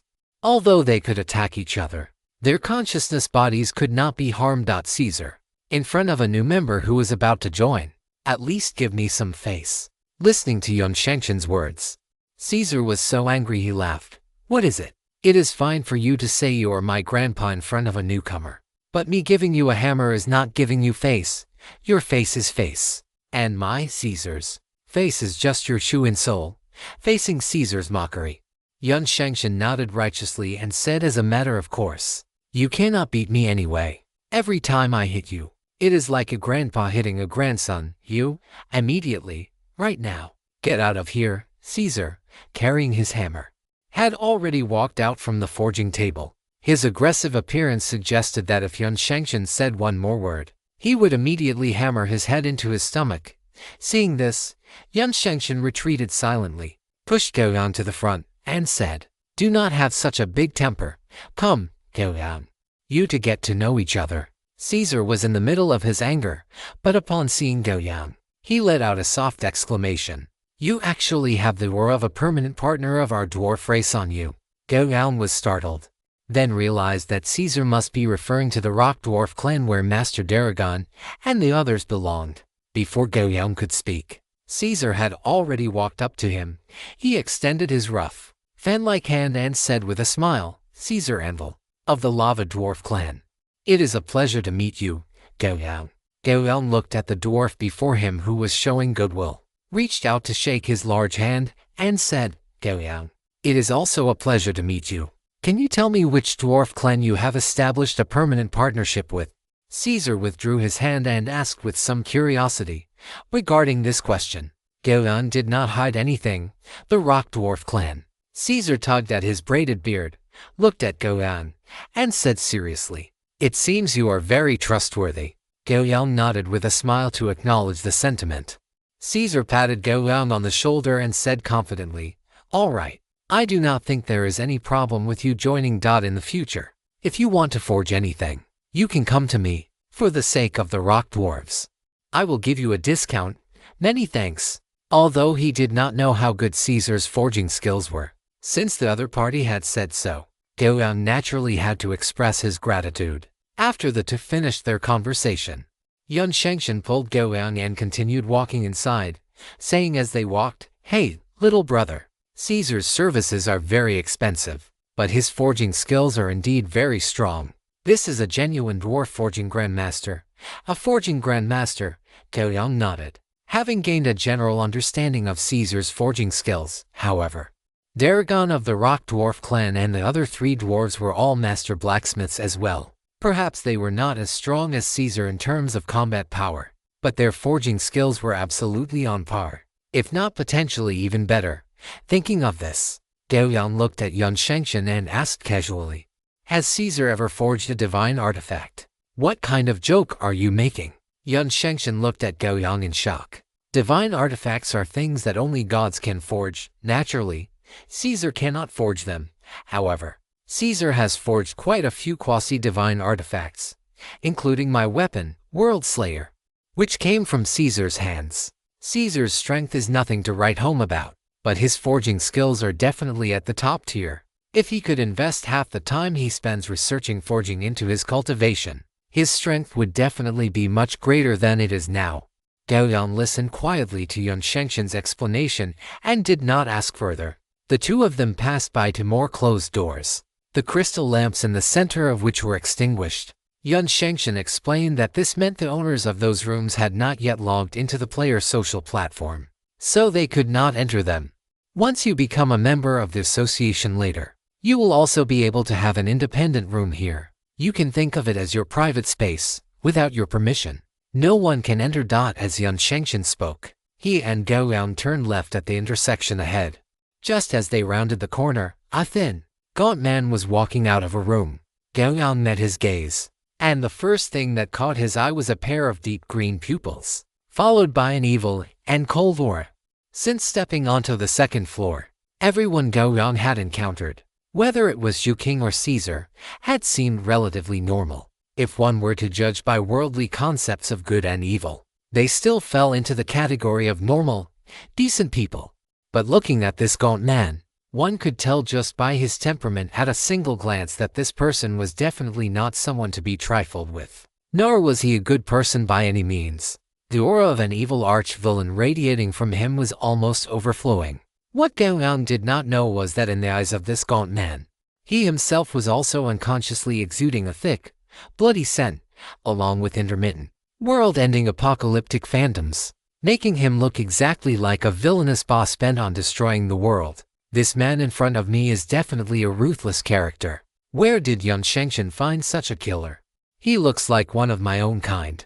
The moment the two locked eyes, their first impressions of each other surfaced in their minds. "Roger, I didn't expect you to arrive so early this time. Upon seeing the gaunt man, Yun Shengshan immediately greeted him with a smile. Then, he patted Gao Yang and introduced him. This is the candidate I recommended for membership, Gao Yang. Don't let his youth fool you. His strength is not inferior to mine. Roger shifted his deep green eyes away, his hoarse voice sounding like fingernails scraping against glass. Roger. Gao Yang nodded calmly and said casually, Gao Yang. After the self-introductions were finished, Roger walked past the two of them and headed outside. Yun Shengshan withdrew his gaze and said with a smile, Don't worry. Members within the Immortal Association are not allowed to kill each other, nor are they allowed to frame or rob one another. Even though Roger's style of conduct is a bit extreme, there is no need to worry. However, if you go on missions with them in the future, you will need to be a bit more careful. Yun Shengshan gave Gao Yang a meaningful look, and Gao Yang nodded to show he understood. The Immortal Association had its own rules and regulations, but in the real world, members like Roger would, in all likelihood, use their teammates as cannon fodder when encountering danger. If one did not want to be that sacrificial teammate, one had to keep their guard up when interacting in the real world. Yun Shengshan turned to look at Gao Yang and suggested with a smile, calculating the time. The others should all be on their way. Little brother, how about we have a spar here? Gao Yang raised an eyebrow. If they were to fight on the player's social platform, they probably wouldn't even be able to exert half of their true strength. Hey, it's just for fun. To compare our respective understandings of rules, Yun Shengshan said, waving his hand. Gao Yang asked with some curiosity, Oh, what is that? Follow me. Yun Shengshan did not offer further explanation and took the lead in guiding the way. Seeing this, Gao Yang had no choice but to follow. A moment later, Gao Yang and Yun Shengshan stood in a quiet room. On both sides of the room, there was a machine resembling a cockpit, and in the middle of the machines was a long table made of silver-white metal, which looked very high-tech. Yun Shengshan patted the long table and asked, Have you ever played with a deduction sandbox? No, but I've seen one. Gao Yang replied truthfully. Hearing this, Yun Shengshan said directly, That's fine then. Later, you and I will each choose a machine to lie down in, and we'll just control the creatures in the sandbox to fight. Gao Yang nodded, indicating he understood. Let's go. After saying this, Yun Shengshan walked toward the machine on the left first. Seeing this, Gao Yang walked toward the machine on the right. With Gao Yang's arrival, the metal shell of the machine opened with a click, revealing a standard single-person cockpit inside. Seeing that Yun Shengshan had already sat inside, Gao Yang followed suit and sat in as well. To be honest, this machine was infinitely close to the virtual gaming pods his classmates had yearned for back when he was in school. The feeling of sitting inside was quite marvelous. As the hatch closed, a holographic screen appeared before Gao Yang's eyes. In just an instant, Gao Yang found that he had arrived in a Gobi desert filled with yellow sand. He looked down and saw a pair of pure gray arms without any palm prints. He tried to move his fingers, and the gray fingers bent and straightened according to his will. The synchronization rate is not bad. So, what's next? As if it had heard Gao Yang's thoughts, an interface appeared before his eyes. Rule body. The user can only fight through the rules they have mastered. The degree of comprehension of the rules determines the duration of the battle and the outcome. Using rules, Gao Yang looked at the text appearing before his eyes, then subconsciously activated the rule of slaughter. Soon, a crimson greatsword, identical to Yang Yao, appeared in his gray palm. Gao Yang looked at the crimson Yang Yao in his hand, feeling an immense sense of stability in his heart. No matter what situation he faced, as long as the sword was in his hand, nothing would be a problem. He took a step forward, his brows furrowing slightly. This body, which could only be driven by rules, was actually only capable of walking step by step like an ordinary person when not controlled by corresponding rules. If this were the case, it would be far too slow. Space cannot restrict me. As Gao Yang's thoughts stirred, the space beneath his feet shifted abruptly, and in the next instant, he had appeared 5 meters away. Since he was utilizing rules, the rule of space could also be utilized here. Gao Yang carried Yang Yao in this manner, moving toward the direction indicated by the green arrow cursor in his field of vision as if he were shrinking the earth into an inch. According to his conjecture, The location pointed to by the arrow should be where Yun Shengshan was. Sure enough. Not long after, Gao Yang saw a completely red figure appear at the end of his vision. The other party was walking very slowly, but the frequency was exceptionally high. It felt as if the time he occupied had been forcibly accelerated many times over, which caused him to appear extremely fast. So, this is the application of the law of time, Gao Yang thought to himself. And the distance of each of his shifts quietly increased by 1 meter. Soon, Gao Yang met with Yun Shengshan. Yun Shengshan looked Gao Yang's body up and down, his gaze lingering on the Yong Yao in his hand for an extra moment. And then his voice rang in Gao Yang's ears. "Little brother, you adapted very quickly. How about we have a fight now?" "No problem." Gao Yang casually performed a sword flourish and nodded in reply. Chapter 976 Rule Comprehension and Joining Here I Come. Yun Shengshan let out a low shout, took high-frequency short steps, and in an instant, rushed in front of Gao Yang, his dark red long saber slashing down toward Gao Yang's head. The long saber descended with a fierce, baleful aura. Gao Yang did not dodge. Instead, he raised his sword to parry with a horizontal slash. The aura of slaughter permeating the blade, clang, with a crisp sound.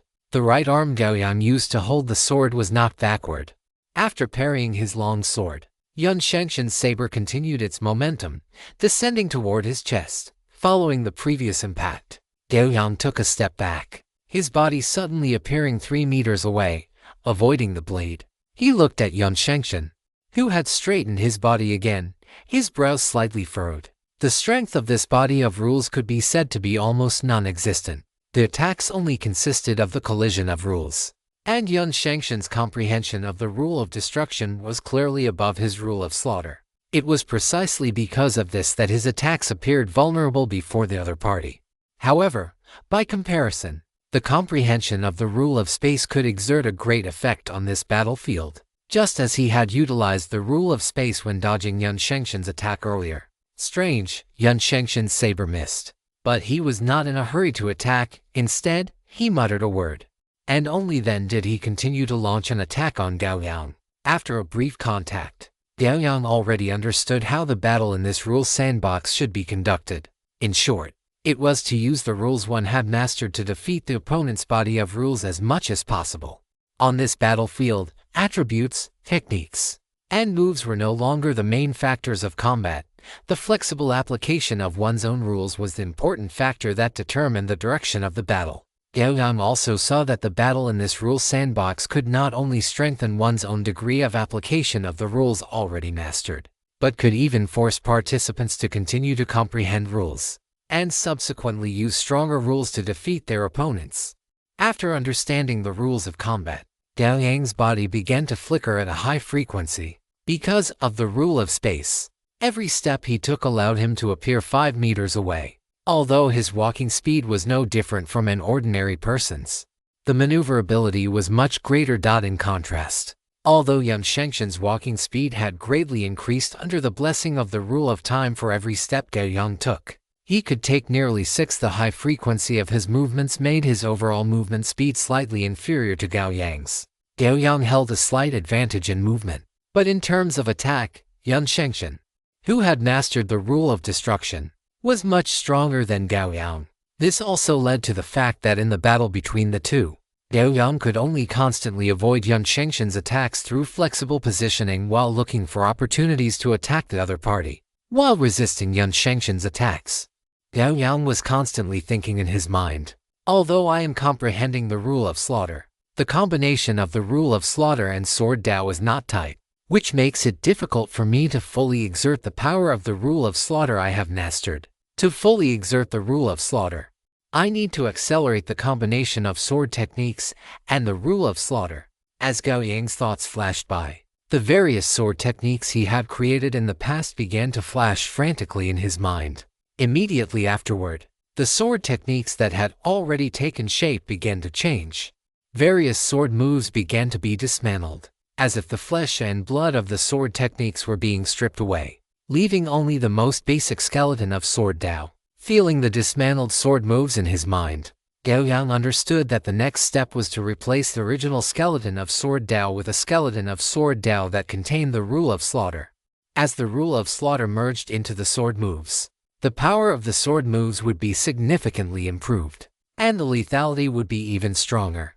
But Gao Yang understood that he did not have the time to fill them in one by one right now. However, the direction had been grasped, and what needed to be done next had become clear. As thoughts surfaced in his mind, Gao Yang was distracted and was hit by Yun Shengshen's saber again, his entire left arm being severed.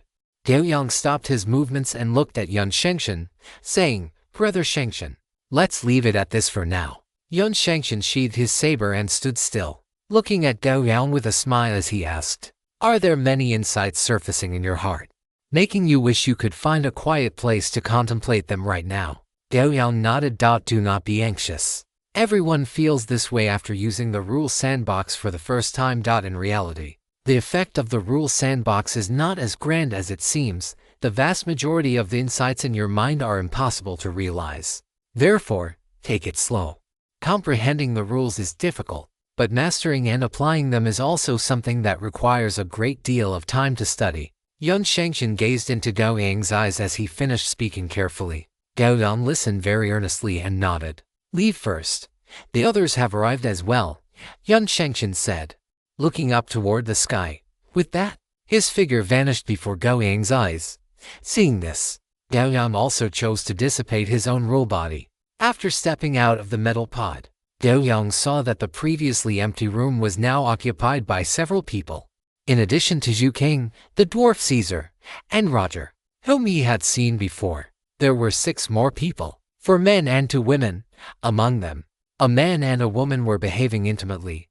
When Gao Yang came out and looked at them, they were kissing without a care for anyone else. Aside from this couple, there were 3 other men and 1 woman. Among the 3 men, there was a young man of medium build with a staff floating beside him that radiated a dense magical fluctuation. All 20 of his fingers were covered in rings. Yes, this man had 4 arms, totaling 20 fingers. Gao Yang glanced at him. The man's body proportions clearly indicated he was of the pure human race. It was obvious that these 2 extra arms had been implanted or grown through some method later on. In the multiverse, the most intuitive way to determine whether a mage is powerful is to look at how many rings they are wearing, as a very common and stable type of magical item. Each ring has different spells inscribed within it, which creates magical repulsion between the items. The more powerful and crudely crafted a magical item is, the stronger its inherent magical repulsion. Therefore, many low-grade magical items often only allow the wearer to use 1 or 2 at a time. If too many are worn, the magical repulsion can cause the items to fail at best, or even trigger a magical riot at worst. Clearly, this member of the Immortal Association who wore rings on all 20 fingers was an extremely powerful mage. For such a mage, calling him a mage lord would be more appropriate. Another man with long arms and a slender waist carried a giant bow made of metal on his back. The bowstring was fiery red, emitting an intense aura of flames. The third man appeared much more ordinary, with a standard height and average features, the type you would lose sight of the moment he was thrown into a crowd. But Gao Yang knew very well in his heart that people with such traits were 9 times out of 10 top-tier assassins. In contrast, the last woman was much more striking. Her skin was like congealed fat, her face like a jade plate, and beneath her slender willow leaf eyebrows were a pair of peach blossom eyes that radiated brilliance. Her figure was slender yet possessed a certain fullness. She was a beauty in every sense. In particular, she wore an emerald earring in each ear that was deeper in color than a grandmother emerald. As the earrings swayed, they made her face appear even fairer and more eye-catching. Gao Yang, let me introduce you. This is one of the original members of our Immortal Association, the super-ranked Nagus. Baruch. Yun Shengshen walked to Gao Yang's side and looked at the 4-armed spellcaster. Hearing Yun Shengshen's introduction, Baruch nodded at Gao Yang with a smile and said, "This is the first time Yun has recommended a member. So, you must be quite special, Gao Yang. Let's add each other as friends later." Gao Yang simply nodded in acknowledgement. Before he could reply, he heard Yun Shengshen continue the introductions. "This is the God Hunter, Boki. You can tell by his attire that his personality is exceptionally flamboyant." Boki turned his head, his gaze carrying a powerful sense of penetration. As if nothing in the world could hide from him, he looked at Yun Shengshen and curled his lips. saying, "Yun, you will die because of that mouth of yours sooner or later." After saying this, Boki looked at Gao Yang, also wearing a smile. "The association hasn't had fresh blood in a long time. You should be able to pass with me. Good luck." Gao Yang nodded and said softly, "Thank you." Yun Shengshan looked at the plain-looking middle-aged man and said, "This is Kong. You won't remember anything else. So just remember that his name is Kong." Gao Yang looked at him, and the man offered a gentle smile in return, after which nothing more was said. As for this one, Ji Qiangyu, she comes from the same place as Zhu King and is also the most beautiful member of our association. Hearing Yun Shengshan mention her name, Ji Qiangyu looked at Gao Yang and nodded slightly in greeting. "The two of you, at least stop for a moment. There is a newcomer here," Yun Shengshan said, looking at the two still embracing in the corner. His tone tinged with helplessness. Only after being specifically pointed out by Yun Shengshan did the two separate. The exceptionally handsome man chuckled and said, "Sorry, we were too absorbed. These two are Qinying and Haiming." After Yun Shengshan finished speaking, he clapped his hands and said, "All right, there are quite a few of us here. Does anyone object to Gao Yang joining the association?" After Yun Shengshan finished speaking, no one expressed any opposition. Everyone has a general understanding of Gao Yang's situation. Our immortal association is, in itself, an organization without many constraints. Baruch finished speaking and turned to look at Gao Yang. "If you are willing to join, we are very welcoming." After Baruch finished, the others all nodded, indicating their respective stances. Gao Yang met Baruch's gaze for a few seconds, then revealed a smile and said, "Of course I am willing to take such an opportunity. All right, then it is passed." Yun Shengshan patted Boki's thick arm quite happily and then called out, "Since everyone is here, let's start the first item of this gathering directly, according to the order. It is my turn to host this time." Chapter 977, The Gathering of the Immortal Association 2-in-1. As Yun Shengshan's voice fell, Baruch snapped his fingers, and the surrounding environment changed accordingly. An oval long table appeared in the center of the room, with 15 wide chairs of various colors arranged in sequence along both sides. However, at this moment, a brand new, wide gold and red chair slowly condensed into existence. Engraved on the back of this gold and red chair was a silver two-handed greatsword, and a sharp, prominent number 16 inches floated upon the blade. Yun Shengshan looked toward Gao Yang, and while the others were taking their seats, he said to him, "From now on, that chair is your exclusive seat. On the corresponding tabletop, you will find the key to your room." Gao Yang nodded, then walked toward the gold and red chair, turned, and sat down. He lowered his head to look at the tabletop in front of him, where a gold and red card lay quietly, also imprinted with the number 16. Gao Yang reached out and picked up the card, and a description of it appeared before his eyes. Immortal Gold Card 16 Quality. Type, Badge Effect 1. Identity Identification for the Immortal Association. Holding this badge allows free access to the Immortal Association and grants ownership of an exclusive room. Effect 2. This badge can manifest in the form of any accessory. This identity card had no special functions, but the fact that a mere identity card possessed gold tier quality was, in itself, a luxury. Gao Yang looked toward the other members present and discovered some details he had not noticed before, or rather, details he could not have noticed before he held this identity card. Yun Shengshan wore a ring on the ring finger of his left hand. In Gao Yang's eyes, that ring now carried a distinct luster, making him notice at a glance that there was a faint number 5 on it. It was the immortal gold card transformed into the shape of a ring. Gao Yang turned his head to look at Baruch. A brooch was pinned to his mage's robe, and a number also flickered on that brooch, the number 2. Looking at the other members, Zhu King's immortal gold card was an earring, Ji Qiangyu's was a bracelet, and Qinying and Haiming each wore an earring, with a thought. The immortal gold card in Gao Yang's hand turned into golden light, eventually transforming into a dark gold ring that settled onto the ring finger of his right hand. Only after everyone had taken their seats did Yun Shengshan walk to the head of the oval table and sit down. Immediately, Gao Yang heard him speak. "This gathering is primarily because a new member has joined the association. There is still a year and a half until the next meeting. In reality, everyone, remember to set aside the time. Try your best not to be absent." After Yun Shengshan finished speaking, He turned to look at Gao Yang and said, "As for Brother Gao Yang, since you are a new addition, I will send you the address for the next gathering later." Gao Yang nodded to indicate he understood. Now, the gathering officially begins. In the last meeting, Baruch hoped to obtain perfect magic materials. Boki wanted to acquire the heart of 100 armed god spawn. Qinying and Haiming wanted treasures that could help them gestate life. Zhu King needed a godhead fragment fire. And as for the others, they did not put forward any corresponding requests. Having said this, Yun Shangshan swept his gaze across the room and continued, "If anyone has obtained the items they need, you may conduct trades with them now." Boki clapped his hands, immediately drawing everyone's attention. "Some time ago, I hunted an ancient chrono dragon and obtained a chrono dragon pupil, which is exactly the perfect magic material you need, Baruch. However, I only accept the heart of 100 armed god spawn in exchange.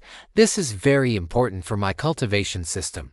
After Boki finished speaking, he clenched one hand, and a fist-sized vertical pupil radiating a chaotic luster appeared in his palm. The moment this vertical pupil appeared, the time and space of this conference room seemed to collapse toward it. It was merely an illusion, but Gao Yang did not doubt that if this were in the real world, the moment this chrono dragon pupil appeared, it would absolutely cause the surrounding space and time to collapse. Baruch looked at the vertical pupil in Boki's hand with interest and said with a hint of admiration, "An ancient chrono dragon. Perhaps only an old hunter like you, Boki, who specializes in tracking and hunting, could discover its traces and slay it." Hearing this, Boki chuckled and said, "That goes without saying. You must know that in order to track this guy, I ran through more than a dozen crystal walls before I finally locked onto its trail. Then, I sealed the time and space of the hunting ground and spent a great price to finally kill it completely. If we are talking about the difficulty of the kill, this ancient chrono dragon could definitely rank in the top 3 among all the various existences I have hunted." Gao Yang sat in his chair, listening to Boki's introduction with a calm expression, but the corner of his eye twitched uncontrollably. Hunting an ancient chrono dragon, tracking through more than a dozen crystal walls, sealing time and space. Any one of these, if brought up, would be an incredibly explosive feat even at the legendary stage. In fact, if Boki hadn't taken the initiative to mention it, Gao Yang wouldn't even have heard the term chrono dragon. A chrono dragon inherently possesses the ability to sever the time and space of its own existence entirely.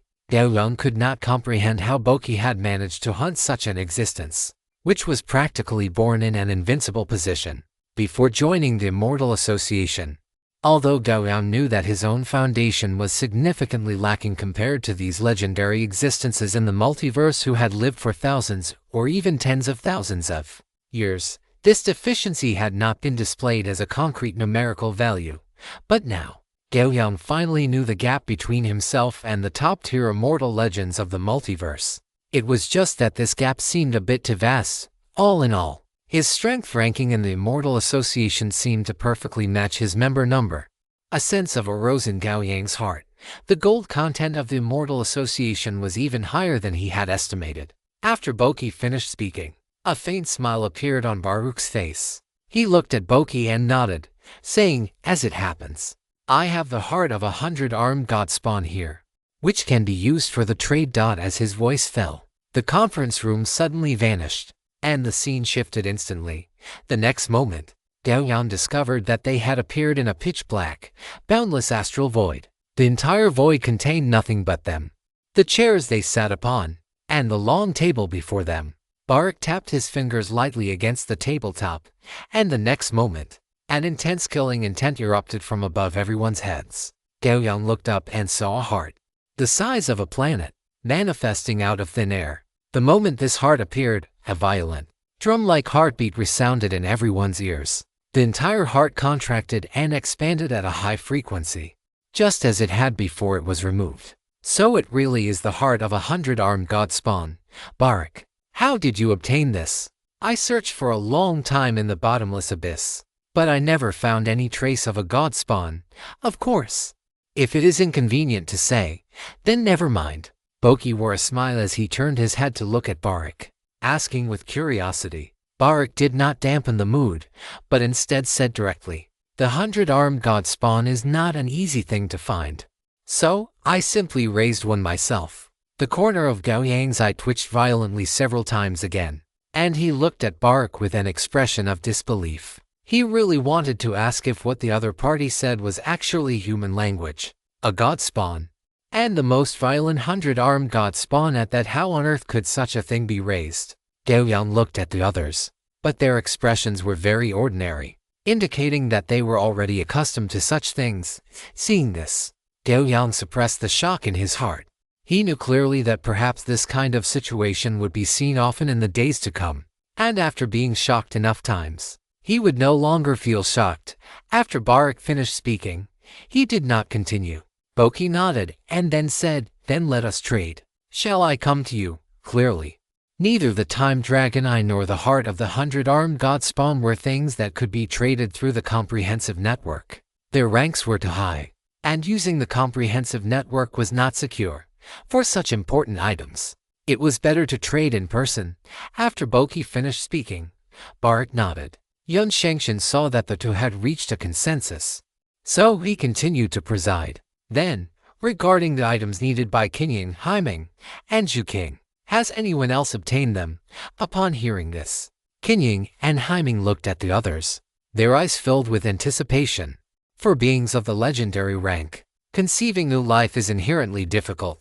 Moreover, both of them were at the immortal legendary stage. Their powerful physical constitutions made the difficulty of becoming pregnant climb significantly, reaching a point that was nearly impossible. Perhaps only by finding a deity with a powerful divine rank and a divine portfolio related to fertility and life would it be possible for them to conceive normally and give birth to offspring. Everyone shook their heads one after another, indicating that they had not obtained the relevant treasures. As for the divine spark fragment of fire that Zhuqing needed, there was not even a single clue. All right. Since the issues left over from the last gathering have been resolved, let us begin the second item. Does anyone have any newly acquired items they wish to bring out for trade? Or, if anyone needs to form a team with others, you may bring it up now, according to the rules. We start from the member after the host. Roger, it is your turn. Gao Yang looked at Roger, who was the sixth member of the Immortal Association, named by Yun Shengshan. Roger raised his head, looked at everyone with his ghostly green eyes, and then shook his head, indicating that he had no needs. The others were also unfazed, and their gazes fell upon Caesar. Caesar was the ninth member of the Immortal Association, while the positions of seventh and eighth were vacant, representing that those two were unable to attend due to other matters. I am the same as before. I am collecting various forging materials. As long as they are legendary stage forging materials, I will accept them, and I will provide corresponding compensation or forging opportunities based on the value of the materials collected. After Caesar finished speaking, his gaze drifted toward Boki. It was clear that he was very interested in the materials from the ancient time dragon that Boki had hunted. Seeing this, Boki smiled and said, "It seems the materials I harvested have found a use. It just so happens that I need you, Caesar, to help me forge some arrows and, while you are at it, strengthen my god hunting bow." Caesar nodded decisively and said, "No problem. After your trade with Barak is finished, come to my place. You know the coordinates." After the two had made their agreement, Gao Yang asked, "Do you accept legendary grade forging materials like dragon scales?" "Of course. Dragon scales are excellent forging materials." "Gao Yang, do you have legendary level dragon scales?" Caesar responded quickly. Gao Yang glanced at the mountain of dragon scales occupying a large corner of his item inventory, then nodded and said, "I have some. The scales of about 20+ legendary dragons." Caesar did not think much of it and immediately waved his hand, saying straightforwardly, "Then I will take them all." Halfway through his sentence, his movements paused. He widened his eyes and looked at Gao Yang, asking how many. 20+ legendary dragons, Gao Yang repeated. Caesar hissed softly, frowned, and said, "That is quite a lot." Then he looked up at Gao Yang and asked, "With so many dragon scales, the value is too high. I cannot produce items of equivalent value to trade with you for the time being." Seeing this, Gao Yang said nonchalantly, "It does not matter. I have other needs as well. Later, if you have things I need, we can just trade directly then." Hearing Gao Yang say this, Caesar nodded and did not continue. Moving on, Ji Qiongyu, Zhu King, do you have anything you wish to bring out for trade? Light swirled in Ji Qionyu's beautiful eyes as she spoke slowly. I have newly obtained a divine spark fragment from the domain of wealth. Does anyone here wish to trade for it? Zhu King sighed slightly. This kind of divine spark fragment was useless to her. After waiting for a moment and seeing no response, Barak spoke up. Since no one else wants it, then give it to me, Xiongyu. I remember that your cultivation requires insights into the so-called heaven, earth, and nature. Right. I will give you 100 years of usage rights to a plane that possesses complete world rules in exchange for this divine spark fragment of yours. Ji Qiongyu nodded and agreed to the trade without hesitation. It is difficult to accurately evaluate whether the 100-year usage rights of a plane are more or less valuable than a fragment of a godhead. However, for those present, as long as their own needs are met, the conditions for a trade are satisfied. Seeing that the two had finished their transaction and that Zhu King did not bring out anything else to trade, Yun Shengshen's gaze naturally fell upon Gao Yang. Brother Gao Yang, do you have anything you would like to trade? Or perhaps something you are looking to acquire? Seeing everyone's eyes turn toward him, Gao Yang paused for a moment, then flipped his palm, revealing a bright red, crystalline object. This is a crystal of life essence. If used by a legendary professional, it can strengthen their original life force and increase the intensity of their vitality. The degree of improvement varies depending on the strength of the individual. For a newly ascended legendary, the improvement is between 8% and 10%. For me, the initial increase is 2. As Gao Yang finished speaking, many eyes fell upon the bright red crystal hovering in his palm. Barak examined the crystal of life essence carefully, and after a moment, he said, I have never heard of such a thing before. According to your description, it seems this item can extend one's lifespan. As Barak's words faded, everyone present became a bit more attentive. Items that extend life are highly sought after everywhere. Facing the gazes of the group, Gao Yang nodded and continued. As the original life force is enhanced, one's lifespan naturally increases. Does that mean the lifespan can be increased by an amount almost equivalent to the enhancement of the original life force? Zhu King asked, somewhat eagerly. Gao Yang met her gaze and could clearly see the anticipation in her eyes. He then nodded and said, that is roughly how it can be understood. After Gao Yang finished, Zhu King said decisively, give it to me. I will satisfy whatever you require. She then looked at the others present and said, everyone, an elder of mine is nearing the end of their life and is in urgent need of something to extend it. I ask that you all be willing to part with this. Gao Yang slowly shook his head, and under Zhu King's puzzled gaze, he took out for more crystals of life essence. Chapter 978, Harvest and Secret Information. There is more than one. Zhu King looked at the 5 bright red crystals hovering in Gao Yang's palm. Her previous tension and urgency vanished, replaced by a sense of disbelief. The fact that Gao Yang could produce 5 crystals of life essence meant that this precious item was not a rare natural treasure, but a renewable resource. Or rather, Gao Yang had a way to obtain this treasure consistently. Gao Yang opened his palm and looked at the group, saying, as you can see, I have more than just one crystal of life essence. My current requirement is an ownerless plane, or a plane capable of accommodating 1,000,000 human beings. Whether it is information or a plane provided directly, either will do. Of course, if anyone has treasures that can enhance one's comprehension of laws, those can also be exchanged for crystals of life essence. As for the exchange ratio, I will have to trouble you all to help evaluate it. Yun Shengshen tapped the table and looked at Gao Yang earnestly. You can rest assured about that, Gao Yang. Everyone in the Immortal Association is not driven solely by profit. We will not deceive you just because you are a newcomer. Everyone will safeguard the fairness of the transaction. Within the Immortal Association, you can completely let down your guard. If it were not so, the Immortal Association would have disbanded long ago. Gao Yang nodded and then turned his gaze toward the other members. Everyone's eyes turned to Barak. As a super-tier archmage, Barak's wealth and strength were second to none in the association. Seeing everyone looking at him, Barak chuckled and said hurriedly, an ownerless plane is an extremely rare existence in the multiverse. Once a plane is born, it will inevitably give birth to intelligent life within a very short time. In the vast majority of cases, planes are occupied by native intelligent life. Even the 15 planes I control each have their own native intelligent life. And although those planes are large enough, they truly cannot accommodate a massive group of intelligent beings numbering in the millions. Because this would mean that in 1,000 years or so, the two sides would fight for ownership of the plane. After Barak finished, he looked at Gao Yang and continued, however, if it is just information regarding such a plane, I do know of one. I can trade this information to you. But regardless of whether you ultimately adopt it, you must pay to crystals of life essence. What do you think? Gao Yang met Barak's gaze for a few seconds and nodded. 2 crystals of life essence flew directly toward Barak. Barak held them in his hand and snapped his fingers. The other members of the Immortal Association suddenly faded from the long table, leaving only Gao Yang and him sitting opposite each other at the massive conference table. That plane is called Xiao.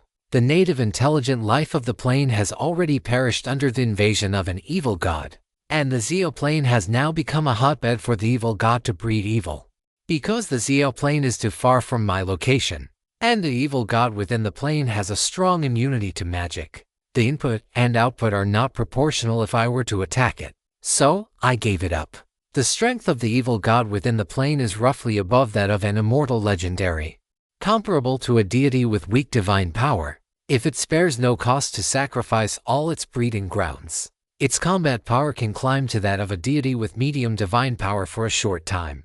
This is the specific information about the Xiao plane. Keep it safe. After Barak finished speaking, he casually thrust 2 fingers into the space beside him.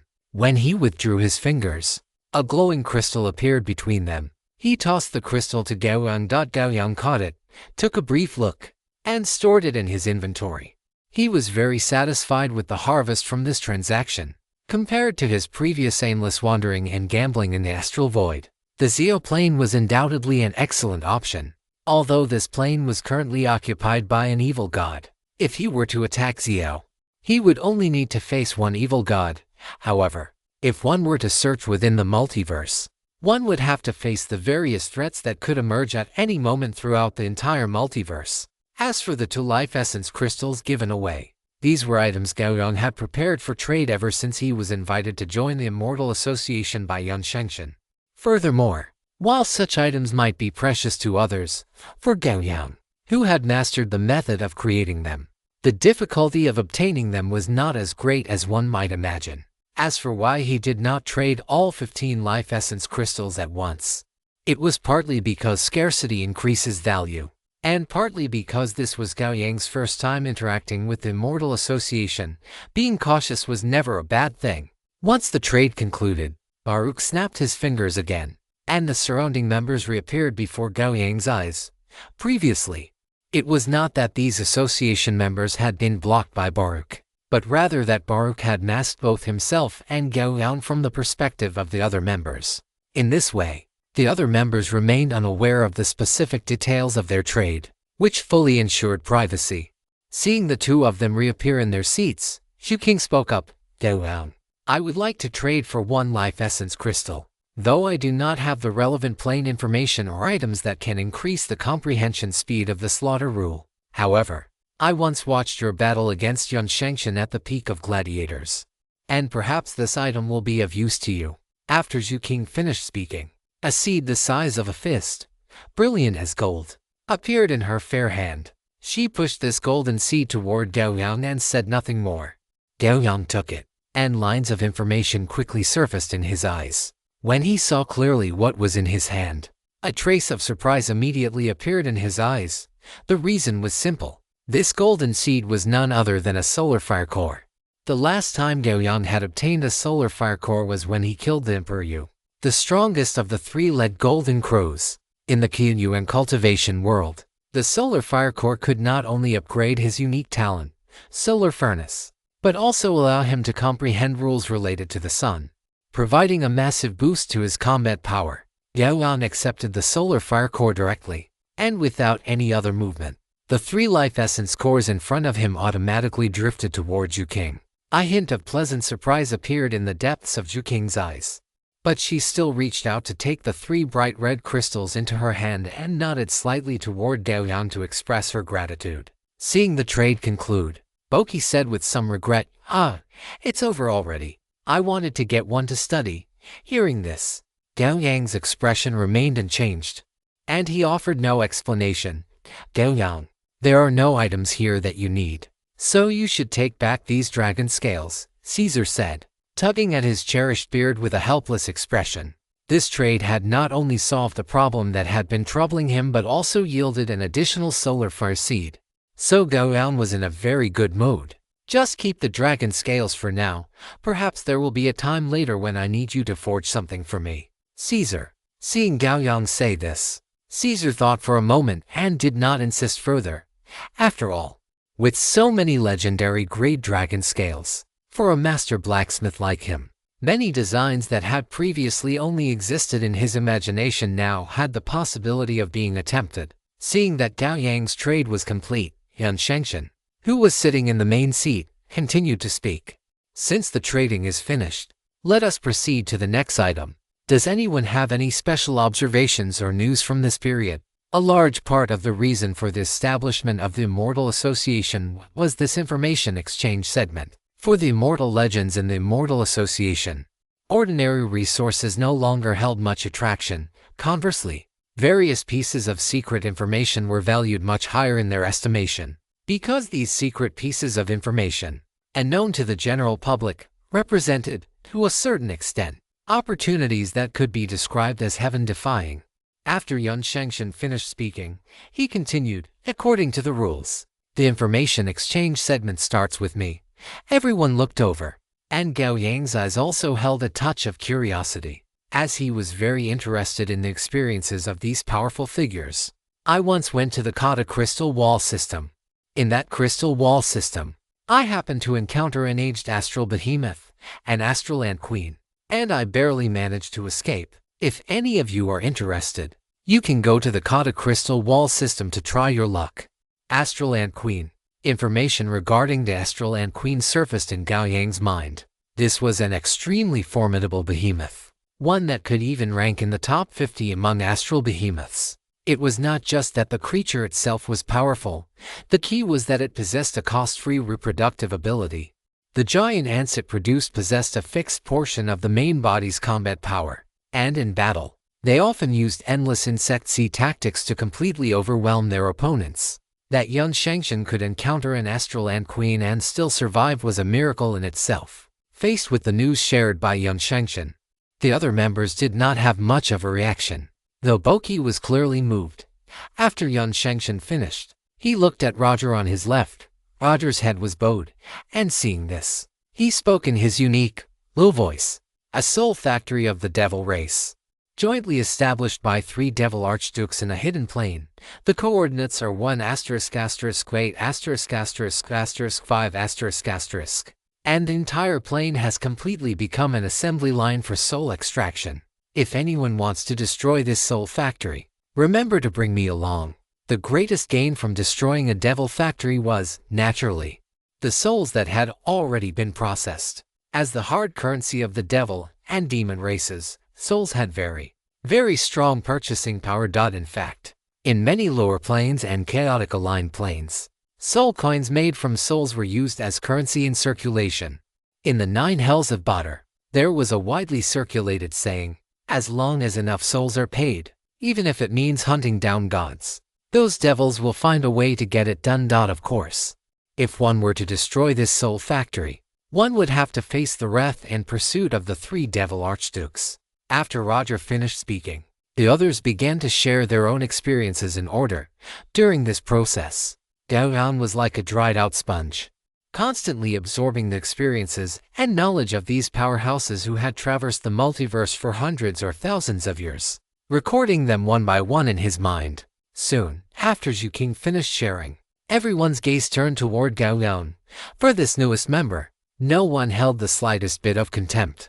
Whether it was the mountain of legendary dragon scales from before or the crystal that could enhance the life essence of legendary professionals later on, both proved his extraordinary nature. While others were sharing, Gao Yang had already begun to ponder what he should say next. looking back at his adventure history in the comprehensive network. It spanned less than 10 years. Compared to the centuries of experience others possessed, it was truly too thin and barren. However, Gao Yang knew very well that this thinness would gradually thicken as time passed, eventually transforming into a soil capable of bearing all things, becoming the solid foundation of his life. And now, Gao Yang already had something he wanted to share. Seeing everyone looking at him, he spoke with a calm expression. In the Eberron world, a new competition has recently emerged, the first Transcendental Deathmatch Tournament. This is a competition recognized by the world consciousness of Eberron. The king of deathmatches can obtain a dot. As he spoke, Gao Yang displayed the First Transcendental. I seem to have heard of it, Baruch said, nodding. The effects look quite good for Transcendentals. This is an extremely excellent trial, Boki said, rubbing his short stubble, looking thoughtful. But speaking of which, Gao Yang, why do you have the specific information on this title?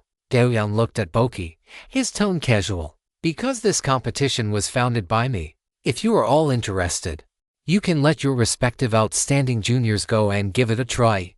However, to initiate the deathmatch tournament, one needs to prepare a quasi-divine artifact as the final reward. Very good. I will have my son give it a try later. Boki nodded with interest, then turned to look at Caesar and said, Caesar, it seems you will be busy for a while. Caesar understood and nodded with a smile immediately. The association members present were basically all over 100 years old. After such a long time, their respective families had developed into behemoths, or they themselves originated from major forces and great clans. In such a situation, there were naturally no shortage of outstanding juniors. As a competition that could raise the legendary ceiling, the first Transcendental Deathmatch Tournament undoubtedly increased the possibility of their juniors stepping toward the peak of legend. Ordinary legends did not mean much to them, but the further one went on the path of legend, the greater the gap in combat power became, and at the same time, the fewer the number of such individuals for their respective families or forces. The role of top-tier powerhouses far exceeded that of multiple ordinary legends. Gao Yang's news might not be useful to them, but for the forces behind them, it was of extraordinary significance. And the piece of news Gao Yang shared was undoubtedly heavyweight. It seems we need to discuss how to participate in this competition in an orderly manner, Yun Shengshan said with a smile as his gaze swept across the room. Chapter 979, The Further Improved Solar Furnace. After sharing their respective experiences, this gathering drew to a close.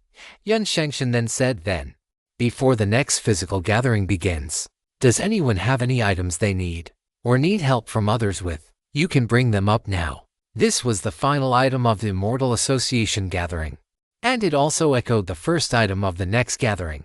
If someone needed something and brought it up at the end of the meeting, other members would pay a little more attention in the following time, making the possibility of obtaining such things much higher, just like at the beginning of this gathering. The perfect magical materials Baruch needed, and the heart of the 100-armed god spawn that Boki needed.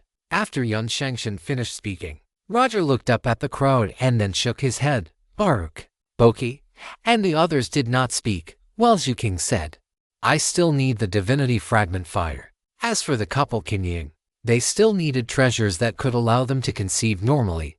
Seeing this, Gao Yang was silent for a moment, then said, I need information on the main body of the evil god Pale Lord, as well as treasures that can help accelerate the comprehension of the law of slaughter. After Gao Yang finished speaking, Yun Shengshan looked around the room. Seeing no one else speak, he said, I need a complete life core of a legendary Balrog, the kind that comes with a Balrog greatsword. Gao Yang looked at Yun Shengshan.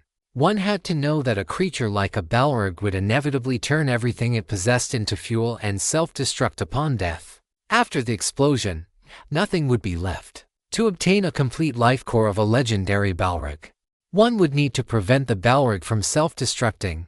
Such a thing was not simple. All right, I will keep an eye out. Everyone, look forward to meeting again. Boki stood up.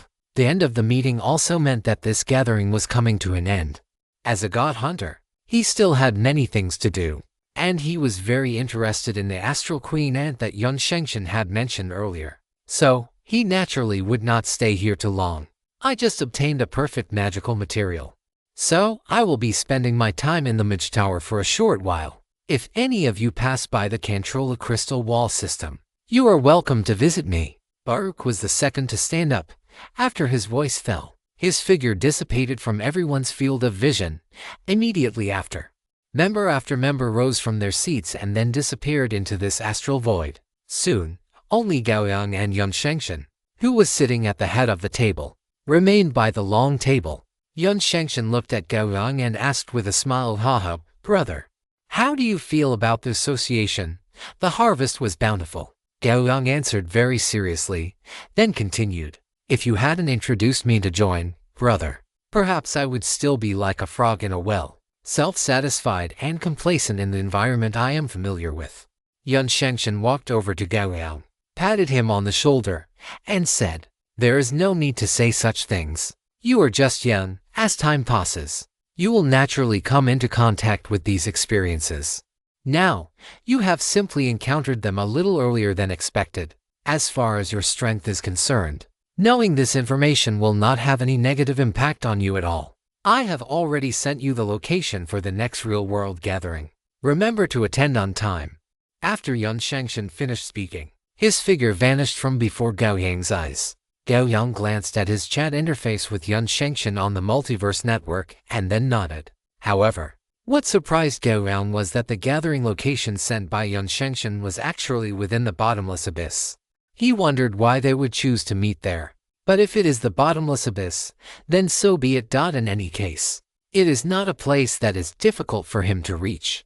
Gao Yang looked up at the dark starry sky above, and his consciousness began to return. In the next instant, he opened his eyes.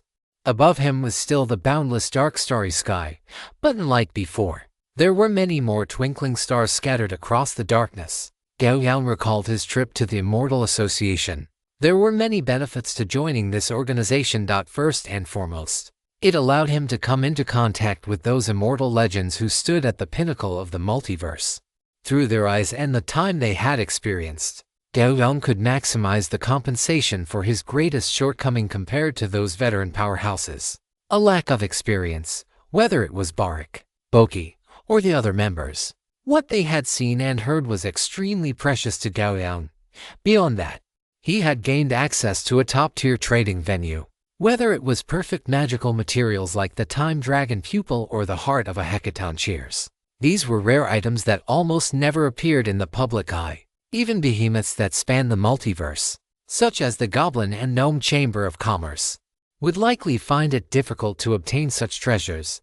Within the Immortal Association, the life essence crystals produced by Gao Yang could realize their true value, and through the other members, he could acquire most of the things he desired. For instance, regarding the issue of a plane, which he had been clueless about, he had only spent 2 life essence crystals to obtain information on a plane that was essentially ownerless. As long as he could slay the evil god entrenched in the Zeo plane, that plane would become completely ownerless and could serve as a new home for the survivors of the Saint Gold world.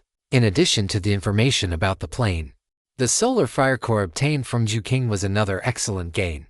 With this solar fire core, his solar furnace would be further enhanced. However, now was not the best time to use this solar fire core. Gao Yang looked up at the distant astral void, his gaze landing on a star far away that was burning fiercely and emitting a scorching white light. The next moment, the floating city sped toward the location of that star. Half an hour later, Gao Yang stepped on the hilt of the Yang Yao sword, which had been enlarged tens of thousands of times, and flew toward the interior of the scorching star. The temperature inside this star was even higher than that of the sun. But for the current Gao Yang, there was no essential difference between the two, having possessed a solar body and mastered a portion of the solar rules. In a sense, Gao Yang could also be considered a sun.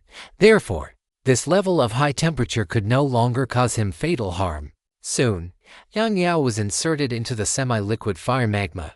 Gao Yang sat cross-legged on the hilt and took the solar fire core out of his inventory. As soon as the solar fire core was taken out, the surrounding flames rushed toward the core at an extremely rapid speed. The solar fire core, which had originally looked like a tree seed, began to show signs of melting under the infusion of the violent flames. And that golden light became increasingly brilliant. as if a life was about to be revived within it. Gao Yang held the solar fire core in one hand, and his solar battle chi wrapped around it, beginning to refine it. As for that feeling of life reviving, it came to an end as Gao Yang refined it. The solar fire core was transformed from the origin of a three-legged golden crow. In this environment, the only thing that would revive would be a three-legged golden crow. Gao Yang was not a saint, so naturally, he would not allow that three-legged golden crow to revive and waste his opportunity to improve himself. Not to mention, he had spent 3 life essence crystals to purchase this solar fire core. In this environment, the refining speed of the solar fire core was incredibly fast. In just 10 minutes, the solar fire core completely disappeared into Gao Yang's palm. Gao Yang exhaled a breath of hot air that could almost pierce through space and looked down at his chest. In the center of his chest, a heart-emitting brilliant golden light was beating violently. With every beat, golden red energy, almost visible to the naked eye, was pumped throughout his body, and a scorching sensation followed. Multiverse Network notification. You have absorbed Solar Fire Core *1. You have comprehended solar-related rules from it, based on the player's will. This rule will only act upon the player's body and will. Multiverse Network notification. Due to the influence of the solar rules and the unique talent, Solar Furnace, your human bloodline ability, size manipulation has received a medium level increase. Current enlargement, shrinkage range increased from 3,000 times the original base to 3,800 times. Multiverse Network notification. Due to the influence of the solar rules, your unique talent, Solar Furnace has received a medium level increase. Solar Furnace unique talent. 1. Character Battle Chi Tier Kung 7 greater than Kung 8. 4. Character Battle Chi controllability significantly increased. Character Battle Chi now carries dual legendary divine attributes of physical and soul scorching damage. Each burn stacks 1 layer of solar scorching divine concept effect. Stacking 5 layers will reduce the target's defense by 1 tier. Duration 60 seconds greater than duration until the end of combat. At full stacks, solar scorching will cause the target to enter the burn state. In this state, attacks triggered by solar battle chi will deal up to 100% true damage to the target. 5. Body of the Sun. When the character is under the illumination of the sun concept, strength and constitution come to gives Kung 3. Battle Chi rank come to gives Kung 3. Total Battle Chi come 100% gives Kung 150%. Battle Chi recovery speed come 100%. Battle Chi temperature increases significantly, and willpower quality increases slowly from extremely low to low. Gao Yang looked at the refreshed Multiverse Network notification before him and revealed a faint smile. The improvement brought about by a single solar fire core was obvious. It was hard to imagine just how strong his unique specialty, Solar Furnace, would become if he had enough solar fire cores. Gao Yang sighed softly and cast this thought from his mind. The 3-legged golden crow was not some stray cat or dog found on the side of the road. It was born embodying the supreme young rules of heaven and earth. While possessing immense power, they were also extremely rare. So the possibility of a large number of solar fire cores appearing simply did not exist. However, when the next gathering came around, he could ask Zhu King again if there were more solar fire cores. Gao Yang intended to acquire them all. Gao Yang glanced around his surroundings. The next moment, Yang Yao was pulled from the liquid fire, and he flew out toward the exterior of the star. By the time Gao Yang returned to the floating city, Yu Mao and Phil were huddled together, sitting cross-legged on the training grounds like well-behaved students. The scorching solar aura was rapidly absorbed by Gao Yang's body. He looked at the two who were already prepared, walked over to sit in front of them, and then said, "For the next period of time, I will set aside a portion of my time every day to instruct you both. Once we arrive at the next interstellar transit station, you will need to leave. The path of a legend must be walked by yourselves. If you stay with me for too long, you will unconsciously gravitate toward the path I have taken, which would be devastating for your future."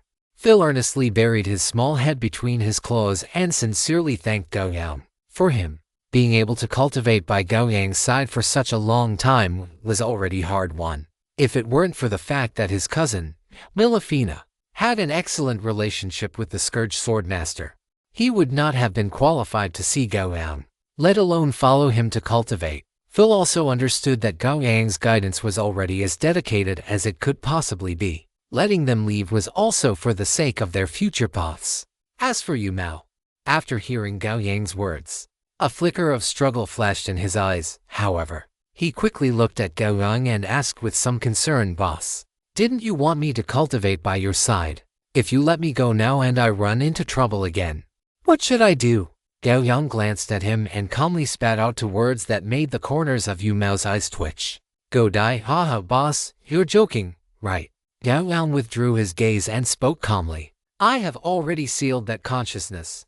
During this time, and even for a period afterward, I will teach you how to cultivate and how to eliminate such influence. Under these circumstances, if you are still affected by it, it only proves that you are inherently unable to resist its existence. In that case, being possessed by it sooner rather than later would actually save you a lot of suffering." Yu Mao blurted out, but he looked at Gao Yang's calm face, and the words he wanted to say just wouldn't come out. Seeing him silent, Gao Yang continued, "I'm teaching you because of the desperate courage you displayed earlier, and also because you are a multiverse network player from Earth China. Do you expect to be like an infant in swaddling clothes, waiting for me to take care of you meticulously?" Yu Mao shook his head. He never thought he should wait for others to take care of him. Seeing him shake his head, Gao Yang said straightforwardly, "Then that's settled. Whether you overcome that consciousness under my guidance or through your own struggle, and subsequently fully master the inheritance of the Twilight Heart Piercer, will have a significant impact on the upper limits of your future. Of course, even if you wanted me to guide you forever, it would be impossible." Yu Mao closed his mouth and nodded seriously as well. Gao Yang said no more about it and began to continue the lesson from last time, instructing the two before him. As for the floating city, under his control, it flew toward the nearest interstellar transit station in this crystal wall system.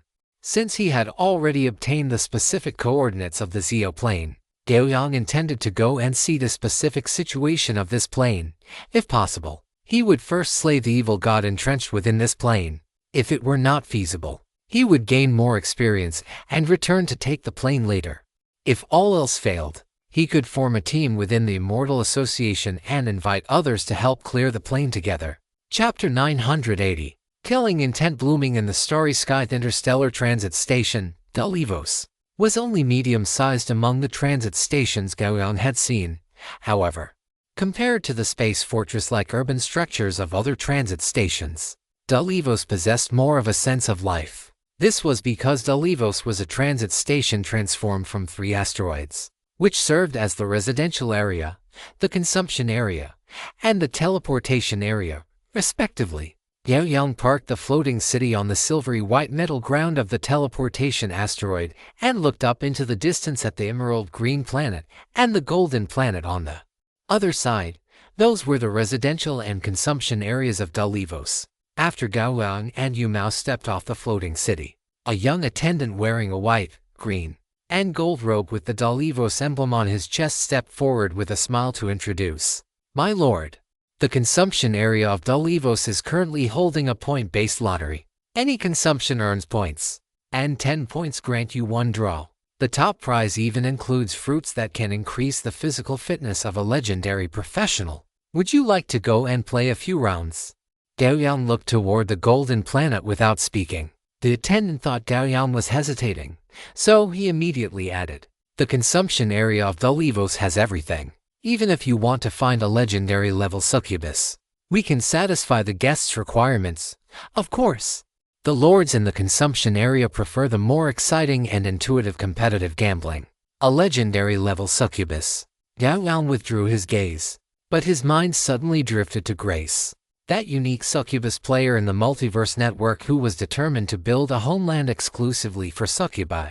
Ever since they parted ways in the bottomless abyss, he had heard nothing from her. He had even mailed the heart of the ocean to her back then, yet she had never sent a reply. Sometimes, Gao Yang wondered if she had fallen while pursuing her ideals.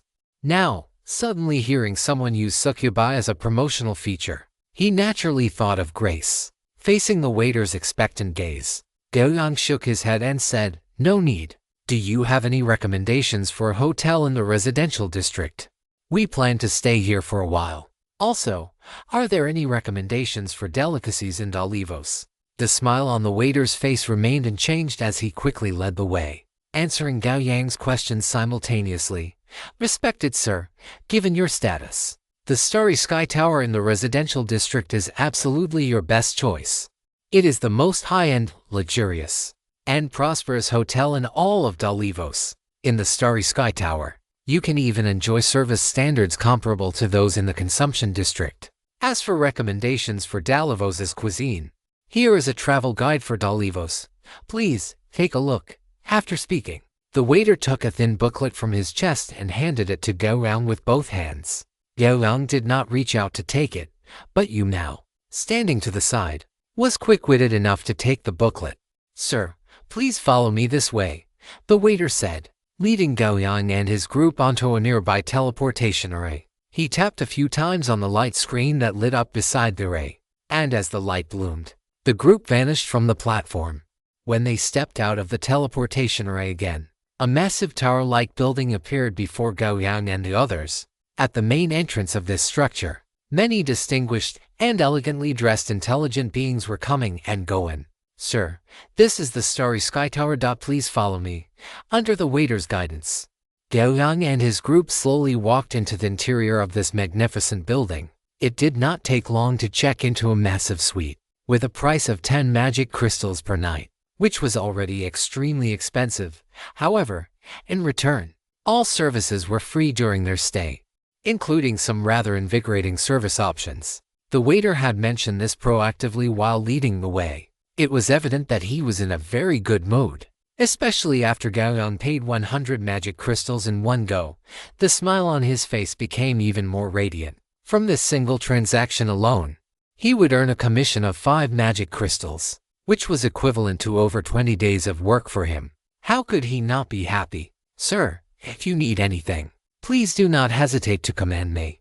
After bringing Gao Yang and his group to their room, the waiter consciously closed the door and left. Meow, this is actually quite nice. Milafina jumped onto the soft sofa covered in the fur of an unknown magical beast, stomped on it a few times, and said with satisfaction.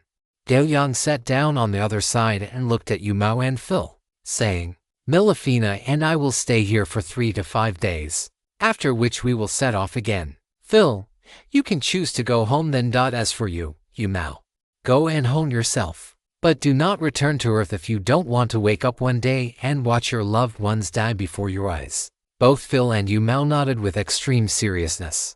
After arranging the upcoming itinerary, Gao Yang leaned back on the sofa and said with rare relaxation, all right, let's rest for a while. Then we'll go taste the delicacies of Dalivos. Upon hearing this, Yu Mao hurriedly took out the booklet the waiter had given them and began flipping through the recommendations. Half an hour later, in a bustling restaurant on the 7th floor of the Dalivos residential district, Gao Yang, Milafina, and the others sat around a table. On the table before them were various grilled meats emitting a rich, savory aroma of fat and charred spice.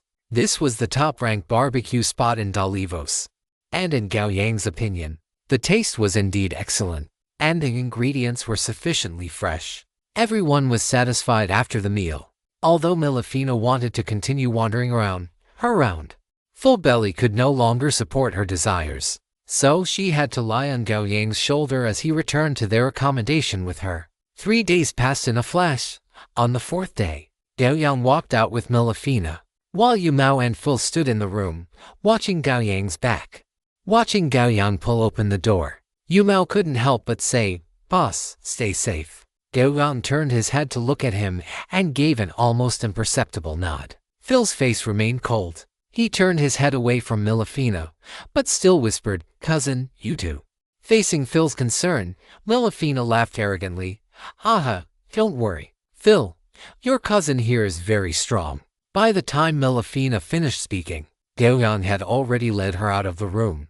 Watching the door close again, Yu Mao and Phil exchanged glances, both seeing the thirst for strength in the other's eyes. During the time they had followed Gao Yang, they had fully experienced what it meant to be mere mascots. Opponents who couldn't last a single move in Gao Yang's hands could crush them with ease. This gap was truly difficult for them to accept. Yu Mao looked at Phil and suddenly said with full fighting spirit, Let's continue to work hard on our cultivation, Phil. Phil glanced at him, his cold face showing no fluctuation. And he went on to pilot his flying sword back to his own room. Yumao coughed dryly and walked toward his own room, feeling somewhat embarrassed. In the floating city, Melafina stood on Gao Yang's shoulder, looking at the shrinking green planet below, and asked casually, Gao Yang, now that we've ditched those two burdens, Phil and Yumao, what are we going to do next? Gao Yang explained. We're going to another crystal wall system. There is a plane there occupied by an evil god. Before he could finish, he was excitedly interrupted by Melafina. Hiya. Does that mean we're going to save the world again? That is not entirely accurate. To be precise, it is a cleansing of the world. Gao Yang's gaze fell upon the silver-white metallic planet. They needed to pass through the teleportation area at the interstellar transit station to reach the crystal wall system where the Xiao plane was located. Of course, it was impossible for the floating city to pass through the teleportation area in such a manner. Therefore, for Gao Yang to leave Dalivos, he needed the fat-headed Kumkun to swallow the floating city into its belly, and then release it after passing through the teleportation array. A moment later, Gao Yang appeared in the teleportation zone with Melafina. After paying the teleportation fee, Gao Yang stood on a teleportation array covering an area of over 1,000 square meters alongside more than a dozen other plane travelers. Gao Yang's indifferent gaze swept over the surrounding travelers. After inadvertently locking eyes with a few of them, he stood in a corner of the teleportation array on his own. Soon, magical light began to shine from the teleportation array. By the moment the light reached its most intense point, everyone within the array vanished instantly. This teleportation did not take long. After it concluded, Gao Yang walked out of the teleportation hall, carrying Melafina, who was suffering from some post-teleportation side effects, and flew directly toward the outside of the interstellar transit station. Behind him were the other travelers, still reeling from the after effects of the teleportation. What Gao Yang did not notice was that in a corner of the teleportation array, a traveler who was turned sideways and hunched over, constantly retching, had been watching him with the corner of his eye. The starry sky outside the Jingduo transit station was no different from before. To Gao Yang, it only seemed that the stars in the sky were a bit denser. He intended to do as he had done before, fly out of the monitoring range of the transit station, release the fat-headed Kumkun, and then have it spit out the floating city.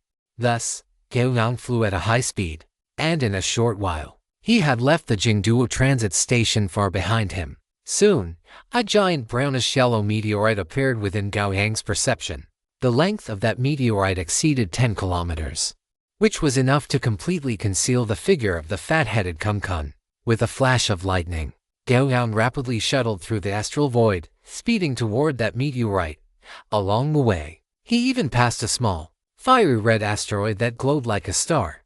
Soon, Gao Yang stood on the far side of the meteorite. In front of him was a small, ice blue asteroid emitting waves of frost. At this very moment, this small asteroid was slowly drifting toward the meteorite where Gao Yang had landed. At this speed, it would likely collide with the meteorite beneath his feet in a few minutes.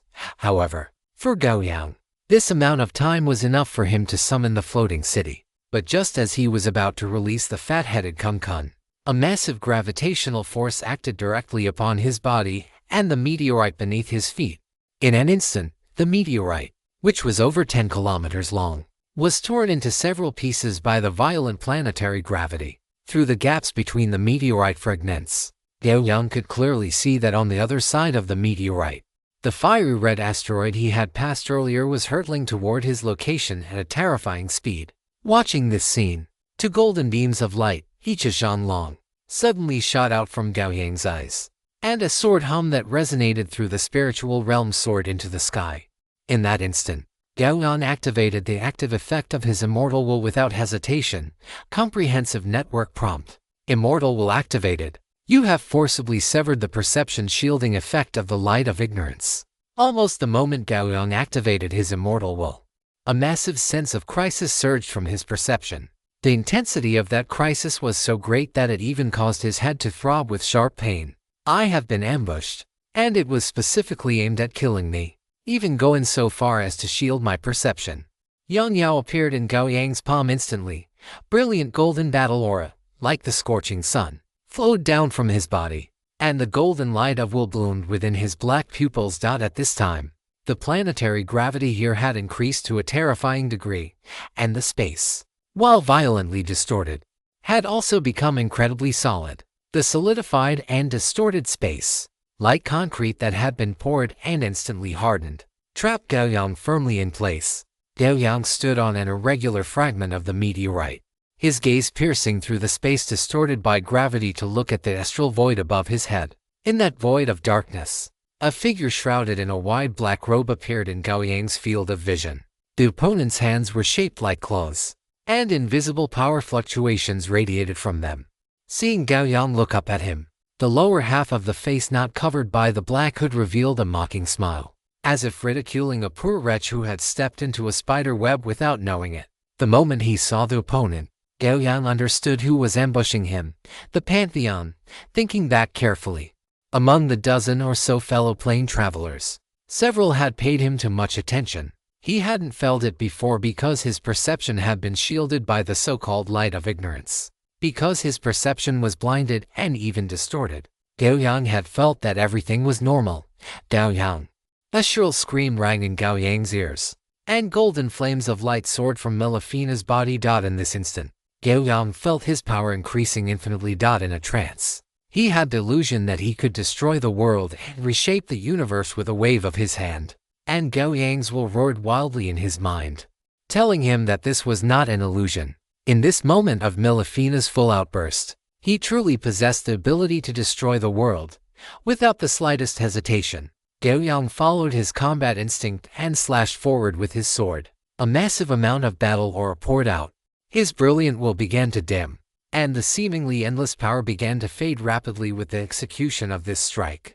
Gao Yang could be certain that the sword strike he had just unleashed surpassed any he had ever performed before. Catastrophe, realm of no darkness, Yang Yao slashed out, and terrifying golden radiance erupted from Gao Yang's position. It was an endless stream of golden sword energy. Aurora that existed only within the spiritual space exploded, and the very space where Gao Yang stood began to show faint, overlapping shadows. In that instant, a great sun composed entirely of golden sword chi was born with a thunderous boom. Endless sword light pierced through space in a heartbeat, illuminating the zenith and the nadir, the four cardinal directions, and the span of time from the ancient past to the present.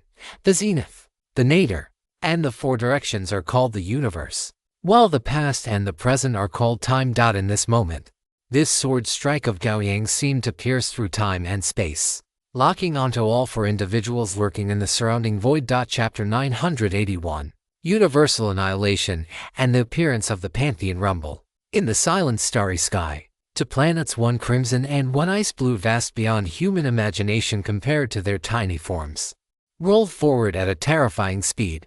Their massive silhouettes filled the field of vision, their surfaces coated with countless stardust particles emitting red and blue glows. As they approached, rings of dark, suffocating halos rippled outward as the planets rolled past. The incredibly sturdy astral void cracked like glazed glass. Fine, dangerous spatial fissures spread rapidly in all directions, reaching until the very end of the void. Between the two stars, a great sun rose slowly. That scorching golden sword light arrogantly illuminated the dark starry sky in an instant. Die for me. In the starry sky above Gao Yang's head, the veins on the back of the black-robed figure's hands bulged. Under the pull of invisible gravity, the two already fast-moving planets surged in speed once more, carrying the momentum of a meteor striking the Earth and the whales of space being twisted and collapsed. They slammed heavily into the newly emerged great sun in a fraction of a millisecond. The golden sword light was annihilated at high speed, while the crimson and ice blue energies eroded the golden halo with extreme velocity. The scene was as if two planets had crashed directly into the sun from both sides, shattering it upon impact. At the center of the sun, the golden light in Gao Yang's eyes could no longer be called a glow. It was a torrent. Terrifying light of will erupted from his eyes, merging into this sword technique. As for his solar battle chi, it had been completely drained the moment he unleashed this strike. The recovery speed of the solar furnace was activated to its maximum. A massive amount of battle chi was generated from his body every single moment, only to be consumed again in the next. Even so, Under the impact of two planets of unknown mass and the tearing force of gravity, the great sun formed by the world without darkness continued to shatter. Despite Gao Yang's replenishment, he could not stop the crushing force of the two planets. Crack, crack, crack. Under the crushing weight of the stars, the space where Gao Yang stood became like steel. The solidified space was brutally twisted and folded. With every twist and every fold, waves of power capable of destroying all things bloomed, slamming into Gao Yang, who was within arm's reach, and savagely tearing terrifying wounds across his body. Facing the intense pain of being torn apart, the golden light in Gao Yang's eyes grew even more intense. Yet his face remained indifferent, without a single change in expression.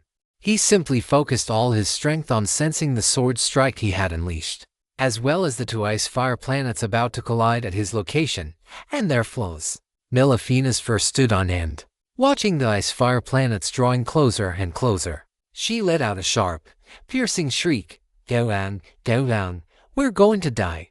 Gao Yang grabbed Melifena and stuffed her into his chest. At the same time, under his will, the great sun composed of endless sword light collapsed in that instant. The infinite sword chi transformed into two torrents, crashing toward the ice-fire planets just inches away, above the starry sky. The black-robed figure looked down, his eyes flickering with madness beneath the hood. Universal annihilation. The ice-fire planets finally crushed the golden sun completely at this moment, colliding with a roar at Gao Yang's location.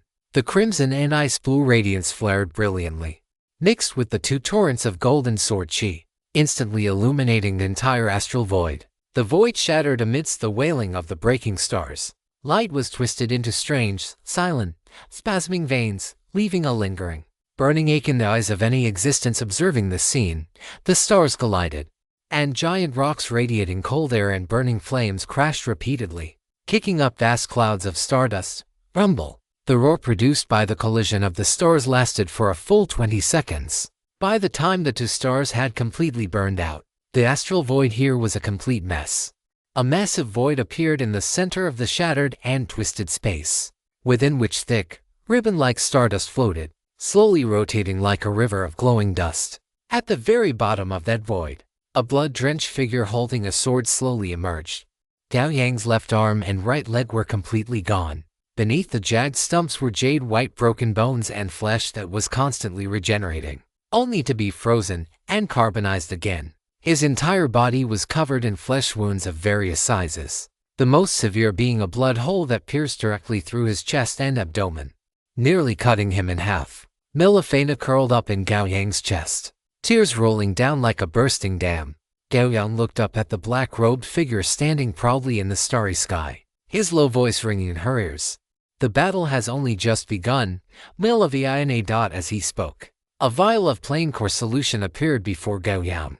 A flash of sword light cut through it, and the liquid splashed directly onto his body. The previous strike had nearly hollowed out his entire abdominal cavity, and his stomach along with the plain core solution he had always kept inside it had been shattered. If not for that bottle of plain core solution hidden in his stomach, Gao Yang might have died directly in the previous attack. It was precisely the energy replenishment from that wave of plain core solution that allowed him to hold on. As the plain core solution splashed onto his battered body, the expected recovery was slow to take effect. Gao Yang frowned, sensing an abnormal power entrenched on the surface of his body. This power could not cause further damage to his body, but it severely restricted his self-healing ability. In other words, his formidable recovery power had been suppressed. If he were to be killed under these circumstances, there might truly be no hope of survival. Gao Yang saw that he could not restore his physical body, so he decisively absorbed the remaining plain core solution, converting it into solar battle chi. Just then, a frivolous, youthful voice reached Gao Yang's ears. It's useless. In order to ensure the success of this hunt, we have studied you for a very long time. Gao Yang turned his head to the right, where a young boy only about 1.4 meters tall was standing. His delicate, pinkish face was as smooth as if it could be broken by a touch, and his blood-red lips were slightly curled, giving him an eerie, otherworldly air. Gao Yang from the Earth Plane, a player of the same version who has successively killed the Ice Phoenix, Golem, and Shugu Qingyun. I have to admit, Being able to survive 3 hunts, you are truly strong. Strong enough that two immortals and 2 peak tier experts have come to hunt you down.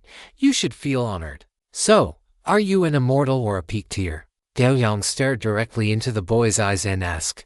The smile on the boy's face froze. After a cold snort, he spread his palm, and a round blood orb appeared above it. The orb looked like an eyeball, trembling slightly. The next moment, as the boy reached out to support it, the blood orb flew toward the space above his head. The blood orb rose continuously, and the blood-red radiance within it began to flare intensely. Gao Yang frowned slightly and tentatively thrust his sword. A cone-shaped sword chi flashed and vanished, appearing near the blood orb in the next instant. But it was blocked by the blood-red radiance emanating from the orb's surface. After being attacked by Gao Yang, the blood orb's flight speed surged. In the blink of an eye, it passed over the black-robed figure above Gao Yang's head. Subsequently, a massive, bowl-shaped blood-red light barrier slowly descended, completely shrouding Gao Yang and the 4 members of the Pantheon who were lying in ambush for him. Omniverse System Notification. You have been watched by the Scarlet Pupil. You have fallen into the Scarlet Illusion domain. Under the gaze of the Scarlet Pupil, this can only be lifted after one side is completely eliminated. Current number of factions. Gao Yang looked at the notification appearing before his eyes. His expression had changed. Although this so-called Scarlet Illusion domain had imprisoned him and Milifena in this area, wasn't it also trapping the 4 members of the Pantheon here as well? Since these people wanted to kill him, how could he not want to kill them all? In his eyes, these Pantheon members, who possessed almost no humanity, were no different from trash, with so much nonsense. Why don't you hurry up and attack? The moment the Scarlet Illusion domain was completed, a burly man over 3 meters tall standing to Gao Yang's left roared, brandishing a battle axe as he lunged toward Gao Yang. As the burly man charged at Gao Yang, the black-robed figure who had previously been standing above appeared beside the young boy, sneering as he said, "Godo, why say so much? To give him time to recover. Don't forget the Blood Lord's instructions." A twisted blood-red light flashed in the depths of Godo's eyes. Hearing this, he snorted coldly and looked at the black-robed figure beside him, thinking mercilessly, "Edward, are you teaching me how to do my job?" The black-robed figure lowered his head slightly.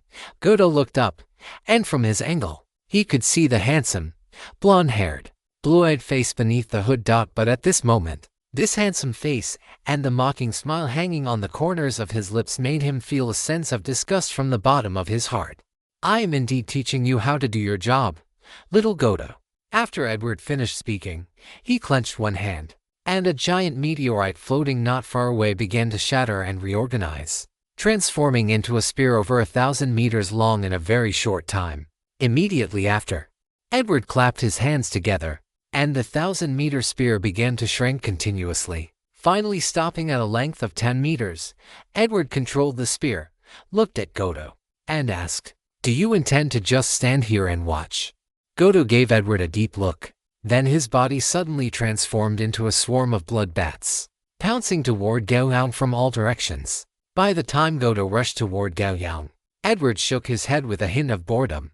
He glanced at the burly man about to make direct contact with Gao Yang, then turned to look at the young woman standing far away, coldly drawing her bow and knocking an arrow, and sighed. "Godo, if only you were like Fitz and Kelly. If that were the case, we would probably get along quite happily." As the murmuring sigh fell, the spear, compressed to 10 meters, suddenly tore through space. With a posture that pierced through everything, it shot toward Gao Yang's head, arriving before the others despite being launched later.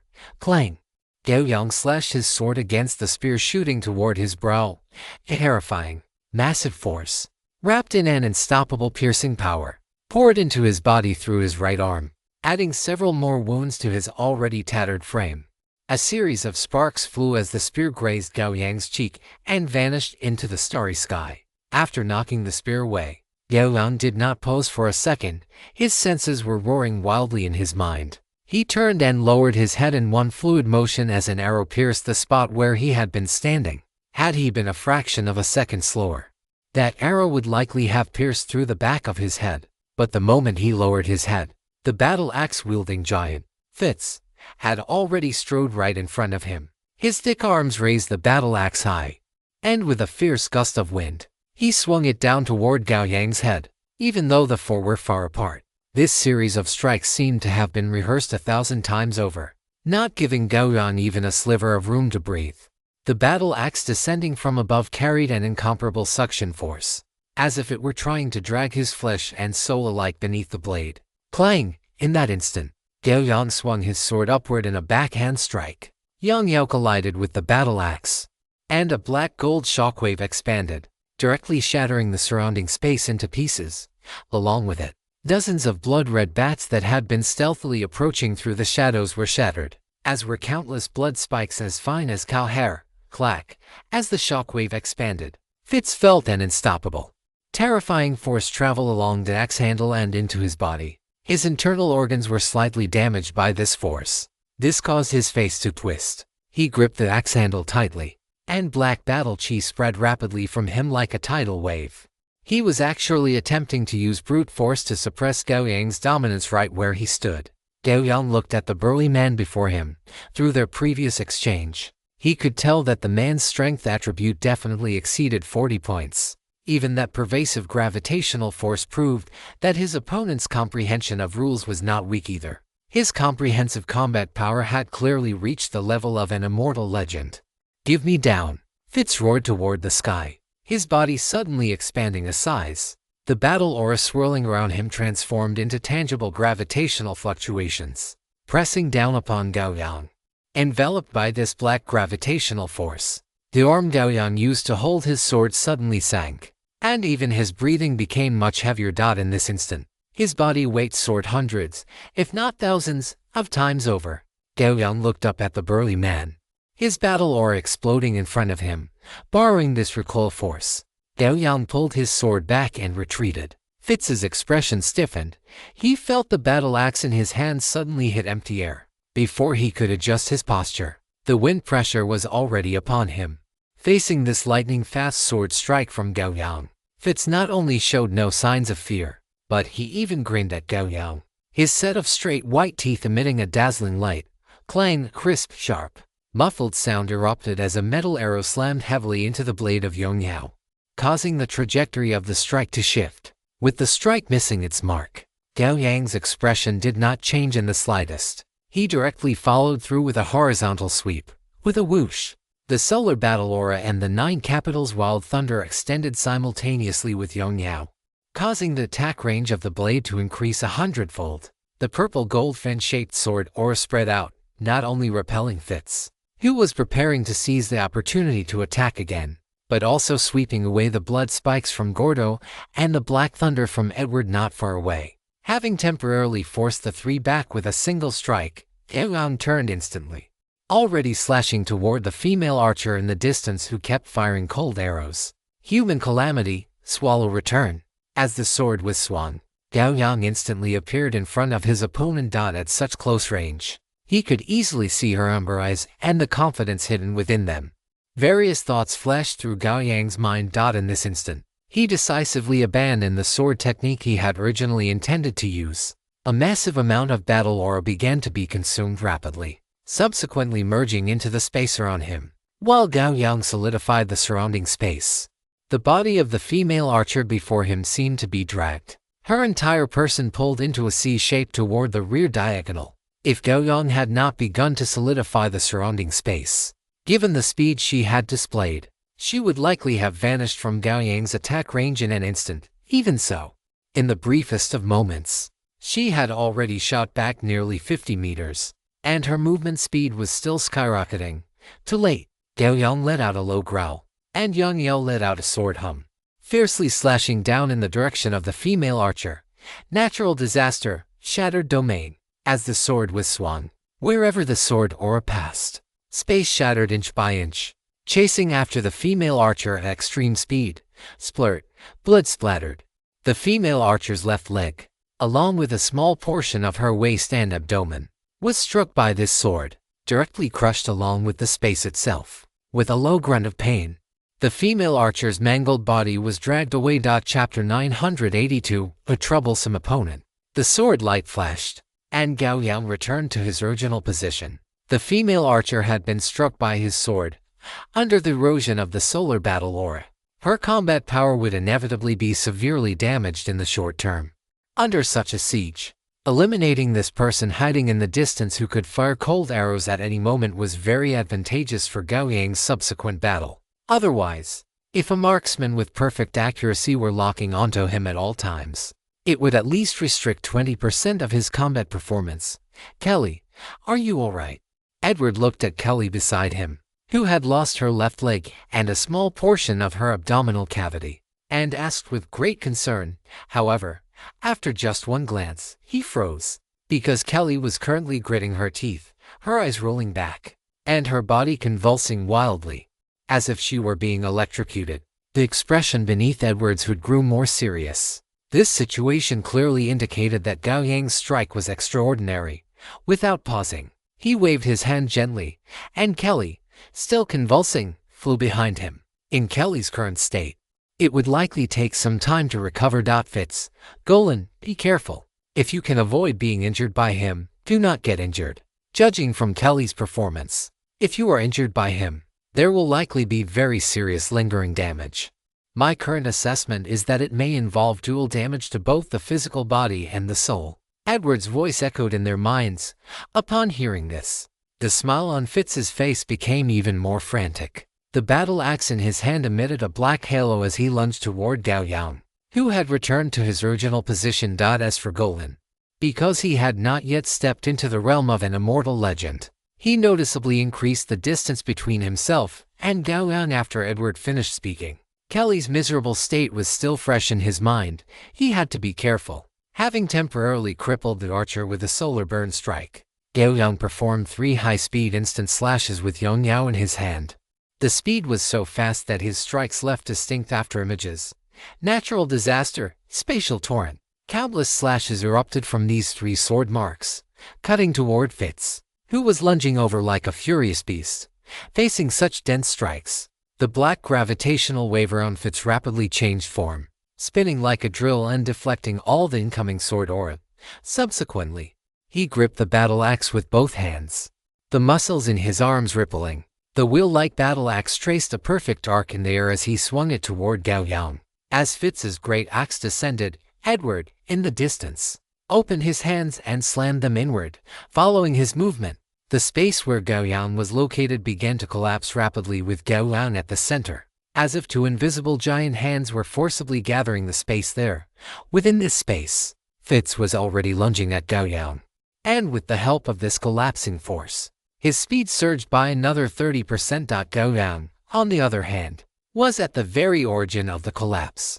The immense gravity pressed down on his body like a mountain, causing even his movements to show a hint of sluggishness.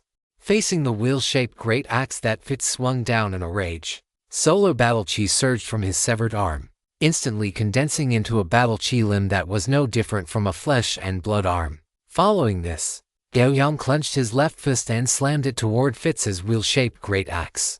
The fist collided with the wheel-shaped great axe, emitting a thunderous roar as the sharp blade of the axe bit directly into the base of Gao Yang's palm. Gao Yang paid no heed to this. In the next instant, his battle chi left arm rapidly rose in temperature, and the entire limb transformed into a pillar of battle chi fire, erupting toward Fitz, who was within arm's reach. The scorching solar battle chi licked at Fitz's body without restraint. The pure battle chi flames rendered his gravity defense, which was specifically designed to repel various instantaneous attacks, completely ineffective. The solar battle chi burned his body, stacking 5 layers of the solar scorching effect in just a few seconds. Fitz let out a furious roar, and black battle chi poured out from his body, extinguishing the persistent battle chi flames that clung to him like maggots on bone. But in those few seconds, the skin on his body had already cracked completely. No matter how he tried to use his battle chi to recover, it had no effect whatsoever. He had been scorched. In the scorched state, every one of Gao Yang's attacks was equivalent to true damage for Fitz. Moreover, with the true damage bonus from absolute power, all of Gao Yang's attacks against Fitz could be considered true damage that ignored all defenses. However, Fitz was unaware of this. Feeling the burning sensation spreading across his entire body, the rage in Fitz's heart was completely ignited.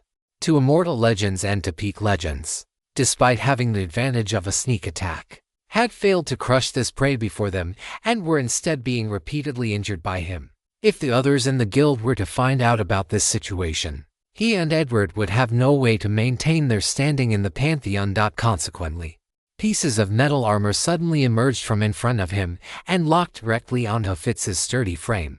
In an instant, Fitz was clad in a suit of black gold armor. At the same time, a tangible black gold pulse expanded outward with Fitz at the center. When this black gold pulse swept over Gao Yang, he felt his body grow heavier, as if the omnipresent gravity were about to tear his remaining body apart. Furthermore, this was not just gravity, it was a mixture of gravity and weight. His body felt as heavy as a mountain one moment and as light as a willow catkin the next. The gravity pulled and pushed at his body constantly, but this gravity followed no pattern, leaving him unable to adapt. The wheel-shaped great axe in Fitz's hand vanished, replaced by a pair of heavy black gold knuckle dusters. He clenched his fists, lunged forward, and in the next instant, appeared right in front of Gao Yang. This speed made it seem as if he hadn't rushed toward Gao Yang, but rather that Gao Yang, acting as the pull of gravity, had pulled him in. With his fist raised high, the black gold gravitational halo held in his palm, he slammed it down instantly. Gao Yang instinctively raised his sword, only to find that due to the influence of Fitz's domain, his speed had been reduced by a full 30%. In a one-on-one situation, this reduction would not have been a major issue, but now it was potentially fatal. A flash of sword light flickered, and Gao Yang vanished from his spot, reappearing dozens of meters to the side of Fitz. Yang Yao descended toward Fitz's neck with a shrill whistle, facing Gao Yang's slash. Fitz did not dodge or evade. A black gold gravitational shock suddenly acted upon his body, causing him to drop several meters abruptly. Immediately after, a blood bat with a wingspan of over 10 meters appeared silently behind Gao Yang's head, its sharp talons moving as fast as lightning. Gao Yang, watch out, Milafina shouted loudly. By the time she called out the warning, Gao Yang had already transformed into a streak of lightning, appearing on the other side of Fitz. A bloody gash appeared on Gao Yang's shoulder, a stinging pain emerged, and the flesh at the shoulder began to dissolve instantly. It was clear that the blood bat's claws were coated in poison, and a highly potent biological toxin at that. Solar battle chi enveloped the wound. Sizzling sounds rang out continuously, and wisps of dark red mist steamed out from the wound, quickly dissipating into the starry sky. In the distance, Edward reached out and pointed at Gao Yang, firing one gravitational orb after another toward him. Gao Yang frowned, swung his sword to shatter these gravitational orbs, and then charged toward Fitz.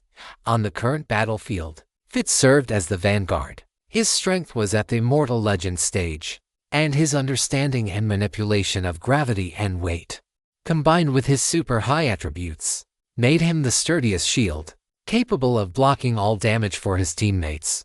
The man in the black robe in the distance was the one controlling the entire field, especially since his ability system complemented Fitz's perfectly. Both involved gravitational changes, though their manifestations differed. As for that blood bat, it could only serve as a nuisance, but if one were caught off guard, the lethality of a peak legend was equally terrifying. Gao Yang knew in his heart that he had no time to waste. He had to take down Fitz, this shield, in a very short amount of time. As long as he was eliminated, the other three would be unable to stop him. Otherwise, once that archer recovered, in a 4-on-1 situation, his broken body would almost certainly be defeated. And in such a situation, the only outcome of failure was to be decapitated. Gao Yang exhaled the stale air from his chest, and in the next instant, golden red light bloomed from within his body. At this moment, he did not hesitate to activate his trump card, a life or death skill, Overlimit Physique. Overlimit Physique. In this state, the unique War God's overall combat power increases by 25%, body defense Kung 50%, and consumption of all types of skills 50%. Duration 10 to 180 seconds, determined by the strength of the unique War God's will. Surging power coursed through his body. With a flash of lightning, Gao Yang appeared before Fitz. The blade of the Yang Yao sword burned with raging flames as he slashed down toward Fitz's head. Chapter 983, Life or Death Struggle. Crushing force. Looking at Gao Yang, who had taken the initiative to charge right in front of him. A ferocious grin appeared on Fitz's face. The black gold knuckle dusters erupted with an even more terrifying radiance. As if he were holding a black sun in his hand, he raised his right fist high, clutching the black sun within it, and smashed it down toward Gao Yang. With a thunderous boom, Yang Yao collided with the black sun, and the black gold flames of battle chi erupted violently, forcing Fitz's right arm to fly upward. In contrast, Gao Yang's sword remained steady and sharp, though several new, gaping lacerations had appeared on his body, with flesh torn and raw. Blood spilled from the corner of Gao Yang's mouth, dripping down his chin onto his chest. Battle chi boiled fiercely within him, and a continuous stream of power surged from every part of his body. Without a moment's hesitation, Gao Yang raised his sword and struck again. Crack! As the blade fell, the space above their heads shattered instantly, and the dark light of the night sky poured through, shining directly onto Fitz's body. Immediately following, Yang Yao was covered in a layer of dim, obscure light, descending upon Fitz in total silence. Catastrophe, nightfall. Fitz's eyes suddenly lost their luster, and his entire spirit and will were dragged into the deepest, darkest abyss. Fitz let out a furious roar. Although his vision had been stripped away, he could still see Gao Yang's movements clearly. He clenched his right fist violently, and the space within his palm shattered. Black gold cracks spread rapidly in all directions, centered on his fist. It felt as if Fitz had reached out and grabbed the space before him, pulling the entire starry sky with his brute force. Clutching this piece of the starry sky, he struck out with a ferocious punch toward Gao Yang. Dark Weave Fist. Both of them knew full well the terror of the other's attack, but neither Gao Yang nor Fitz retreated even a single step. Instead, they stood their ground with the most unyielding posture, holding on to the belief that in a narrow encounter, the brave shall prevail, and unleashed their full power against one another. Fist and sword collided. Two entirely different types of energy exploded in an instant, and a terrifying tidal wave of energy surged outward from the point of impact. A black sword mark appeared beneath Fitz's eyes, and the knuckle duster in his hand was deeply gouged by Yang Yao. He let out a muffled groan, his eyelids twitching uncontrollably. Clearly, the soul-burning effect imbued in Gao Yang's strike was not easy to endure. As for Gao Yang, after taking the full brunt of Fitz's ultimate move, half of the flesh on his right arm was torn away by the violent fist wind and gravitational force. Raw, red muscle was exposed, and blood continued to spray. Gao Yang's body tilted backward, and under the impact of the gravitational force, he was on the verge of being blown away. In that instant, he let out a roar, and brilliant golden light erupted from his eyes. He raised his right arm and struck down with his sword once more. Blinding golden light bloomed. His tilted body lunged forward heavily, and the Yang Yao in his hand descended upon Fitz's head again, carrying an aura of world-ending destruction, human calamity, meteor. It was another heavy, crushing strike. Gao Yang knew well that against an opponent like Fitz, any clever trick was useless. Only through raw, brutal combat could he hope to slay him completely in the shortest time possible. As the sword swung out, a faint sound echoed, and a crack appeared on Gao Yang's arm bone. This relentless, continuous strike caused Fitz's heart to tighten violently, and a thick aura of death quietly emerged. Fitz raised his fist again, and the black gold gravitational waves bloomed once more. However, this time, the gravitational waves transformed into a spiral force, clinging to his knuckle duster as he smashed it toward Gao Yang. Boom crack! Space shattered once again. The power of this clash was so great that it pulverized the surrounding space into fragments the size of rice grains. Fitz felt excruciating pain in his finger bones. This sword strike had sliced through his quasi-divine knuckle duster and cut directly into his finger bones. A searing, intense burning sensation acted upon his body and soul simultaneously. The deep, soul-piercing pain forced Fitz to let out a muffled groan, and his striking arm recoiled involuntarily. The moment he pulled his hand back, he sensed that something was wrong. It was not just him. Even Edward and Gordo, who were controlling the field from afar, sensed the danger. Edward turned his palms toward Fitz, and violent gravitational force radiated from his hands, directly attracting the gravitational force emitted by Fitz. At the same time, his roar exploded in Fitz's mind. Break off the fight. Gao Yang could not hear their conversation, But upon seeing Fitz involuntarily pull back his hand, a savage grin appeared on his face. Ignoring the wounds on his body, he took another heavy step forward. Violent battle chi erupted from the soles of his feet, completely disrupting the energy in the space between him and Fitz. At the same time, he raised Yang Yao high, bringing it down in an instant with a trail of afterimages. Golden light flashed. This strike was yet another unyielding body slash. The dragging force coming from behind was instantly weakened. Fitz's expression shifted slightly. He understood in his heart that the retreat just now had caused him to fall into the momentum of Gao Yang's battle. If he were not careful, he could very well be slain on the spot. Looking at Gao Yang's tattered body and the limbs constructed from battle chi, fury flared in Fitz's eyes. The next moment, he did not dodge or evade. He stepped forward as well, his fist carrying the weight of the surrounding starry sky as he smashed it toward Gao Yang. Clang! Sword and fist collided again. A scarlet mist of blood exploded from Gao Yang's broken body. Yet Gao Yang's frame did not even sway. The Yang Yao in his hand continued to hack downward with unwavering resolve. Blinding sparks flew from Fitz's knuckles. Looking at his knuckle duster, which had been split by the sword, and feeling the unstoppable power emanating from the opponent's greatsword, he was forced to pull his hand back again. If he continued to block head-on, this sword would undoubtedly sever his hand along with his entire left arm. Fitz retreated, and Gao Yang stepped forward again. Exhaling sharply, golden light burst forth, and Yang Yao struck again. Clang, clang, clang, clang. He struck 4 times in succession, and Gao Yang advanced 4 steps in a row. In those short 4 steps, the momentum around him had climbed to its peak. In contrast, Fitz had taken 4 of Gao Yang's unyielding body slashes head-on. His pair of knuckle dusters were nearly destroyed. His 2 arms were covered in deep, bone-reaching sword wounds, and the solar flames in his mind were burning fiercely, no longer possessing the ferocity he had at the start. Whoosh! Gao Yang took another step forward, and a scroll of dark red sword diagrams suddenly rushed out from his chest, wrapping directly around the blade of Yang Yao. Clatter, clatter. The moment this dark red sword diagram appeared, it was as if a sea of blood had descended upon this starry sky. Within the sea of blood, waves surged violently, the scarlet water churning as the stench of blood mingled with a tyrannical, murderous roar that shot straight into the clouds. Gao Yang's eyes widened in fury, and the Yang Yao in his hand crashed down toward the top of Fitz's head. Zhuxian's sword, extinction, a cold, deathly roar rippled outward from the dark red blade of Yang Yao. Black and white sword light suddenly bloomed.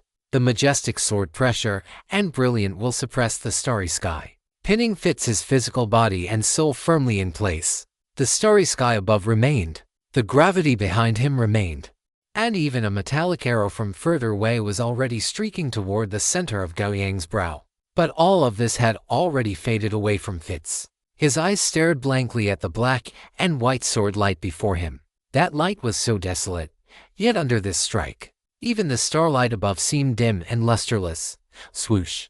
The black and white sword light descended, and a line of blood appeared across Fitz's body. Fitz trembled all over, and immediately after, his body and soul began to turn into fly ash starting from the bloodline, dissipating rapidly and uncontrollably. This strike, containing the laws of slaughter and soul burning, was entirely converted into high-level true damage, completely obliterating both his physical vitality and his soul's existence. Fitz looked at Gao Yang, and with a hint of regret and emotion, he said slowly, "You are truly strong." As his voice fell, Fitz's head turned into fly ash and vanished completely. Swoosh! Gao Yang's head jerked violently to the left as an arrow pierced through his right eye socket, punching through his skull and shattering the back left side of his brain, carrying fragments of flesh and bone as it flew into the distance. It did not end there. A blood-colored spike, as long as a chopstick and condensed to the extreme, suddenly flashed in front of Gao Yang, instantly drilling into his body and piercing out through his back. Following that, this blood spike flickered continuously like lightning.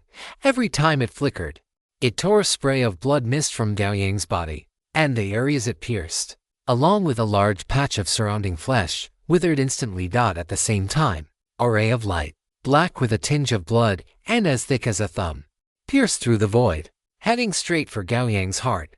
Wherever the ray passed, the astral void was silently erased. leaving a black mark that lingered for a long time. Meow. Seeing that the ray was about to hit Gao Yang, who had not made a single move, Milifena, who had been maintaining a semi-spiritual state, suddenly rushed in front of him. She let out a piercing scream and, without a second thought, threw herself into the path of the attack. Golden flames formed a semicircular screen of light, colliding fiercely with the incoming black-red ray. But in just an instant, the ray pierced through the golden flame screen, grazing the back of Milifena's head and continuing toward Gao Yang behind her. However, thanks to Milifena's obstruction, Gao Yang, who was nearly exhausted from his all-out battle with Fitz, finally regained a sliver of strength. He tilted his body slightly, and the ray passed directly through his left chest, eroding a blood hole the size of a bowl. But in the end, he had survived the most vulnerable moment following his battle with Fitz. The 4 plane core solutions shattered one after another, the liquid within vaporized by the immense force enveloping Gao Yang's body. Gao Yang took a deep breath, and the vaporized plane core solution was drawn directly into his body. Immediately, pure and violent energy was born within him, inside his chest. His golden heart was beating so fast it was a blur, instantly refining and converting all the absorbed solution into the purest battle energy, which was then transformed into life essence, rapidly repairing the wounds on his body and restoring his stamina.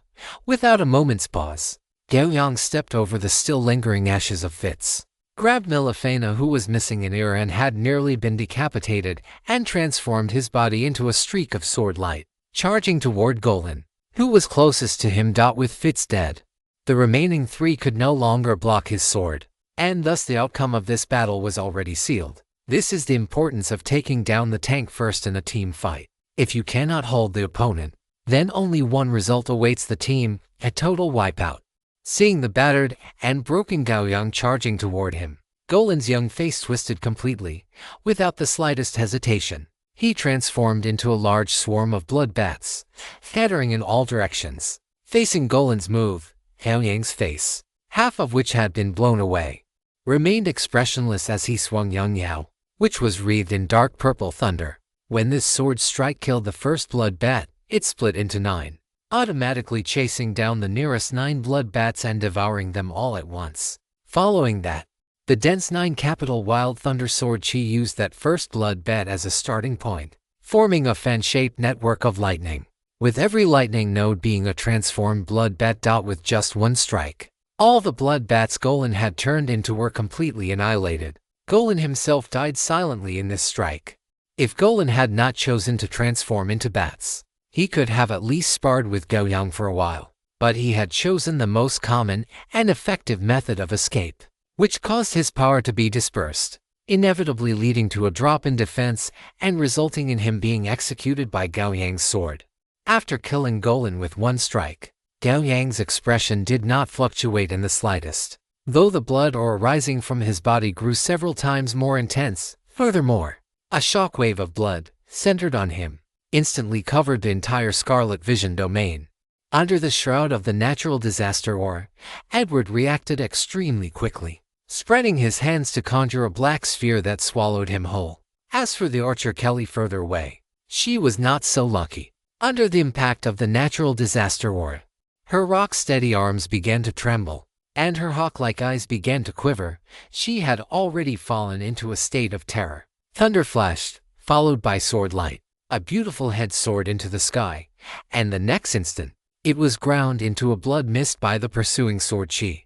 And by the time Kelly was ground into blood mist by the sword, Edward, who had been swallowed by the black sphere, was just being spat out. As soon as he appeared, he saw Gao Yang standing before him, sword in hand, his body uncontrollably radiating blood aura, his single eye glowing with golden red blood light. In his arms, there was a cat elf missing an ear, with a deep, bone-revealing bloodline carved across her scalp.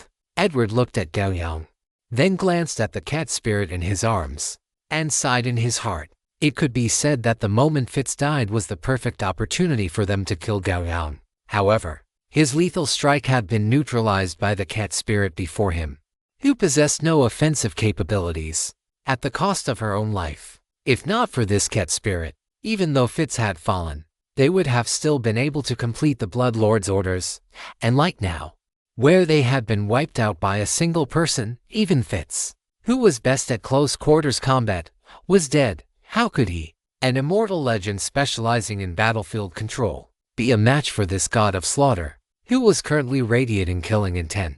The Scarlet Phantom Vision domain, which was originally intended to prevent Gao Yang from escaping, had now become the final straw that broke Edward's back. 30 seconds later, the tip of the Yongyao sword pierced in from Edward's chin and emerged from the top of his head, the scarlet sword chi directly shredding his soul. Gao Yang flicked the Yongyao, sending blood droplets flying, and Edward's corpse was ground into a mist of blood by the sword chi from the inside out. Above his head, as Edward died, the Scarlet Phantom Vision domain began to rapidly contract out almost in an instant. It transformed back into that blood-colored eyeball. The eyeball trembled, and immediately afterward, it pulled into a streak of blood and shot off toward the depths of the starry sky. Chapter 980 for the Blood Lord. But before it could fly far, it was grabbed by a large, blood-stained hand. The blood-colored eyeball vibrated frantically. Every time it slammed against Gao Yang's palm, it emitted a dull thudding sound, which showed that this eyeball was not merely an eyeball. When necessary, it could also unleash formidable combat power. It was just that now. It wanted to leave this place. Gao Yang looked at the eyeball struggling and vibrating in his hand, recalling the information he had obtained when he searched Edward's soul earlier. This blood-colored eyeball was bestowed by a top-tier existence within the pantheon known as the Blood Lord, specifically to cut off Gao Yang's retreat so that Edward and the other three could thoroughly kill him. And since this blood-colored eyeball was trying to escape now, it was highly likely that it was returning to the Blood Lord's side. It might even play back the battle that had just occurred within the domain for the Blood Lord to watch. Gao Yang would naturally not allow such a thing to happen. A burst of sword chi pierced through the blood-colored eyeball. But this did not make it quiet down. Instead, it struggled even more violently. Gao Yang frowned slightly, and then solar battle chi erupted from his palm, completely enveloping the blood-colored eyeball. Sizzle, sizzle, sizzle. Under the burning of the solar battle chi, the blood-colored eyeball erupted with a sticky sound.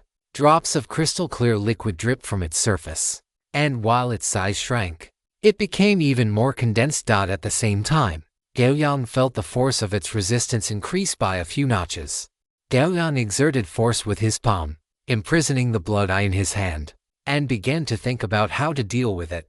Afterward, Gao Yang aimed the tip of the Yongyao at the blood eye and, with a slight exertion of force, pierced through it.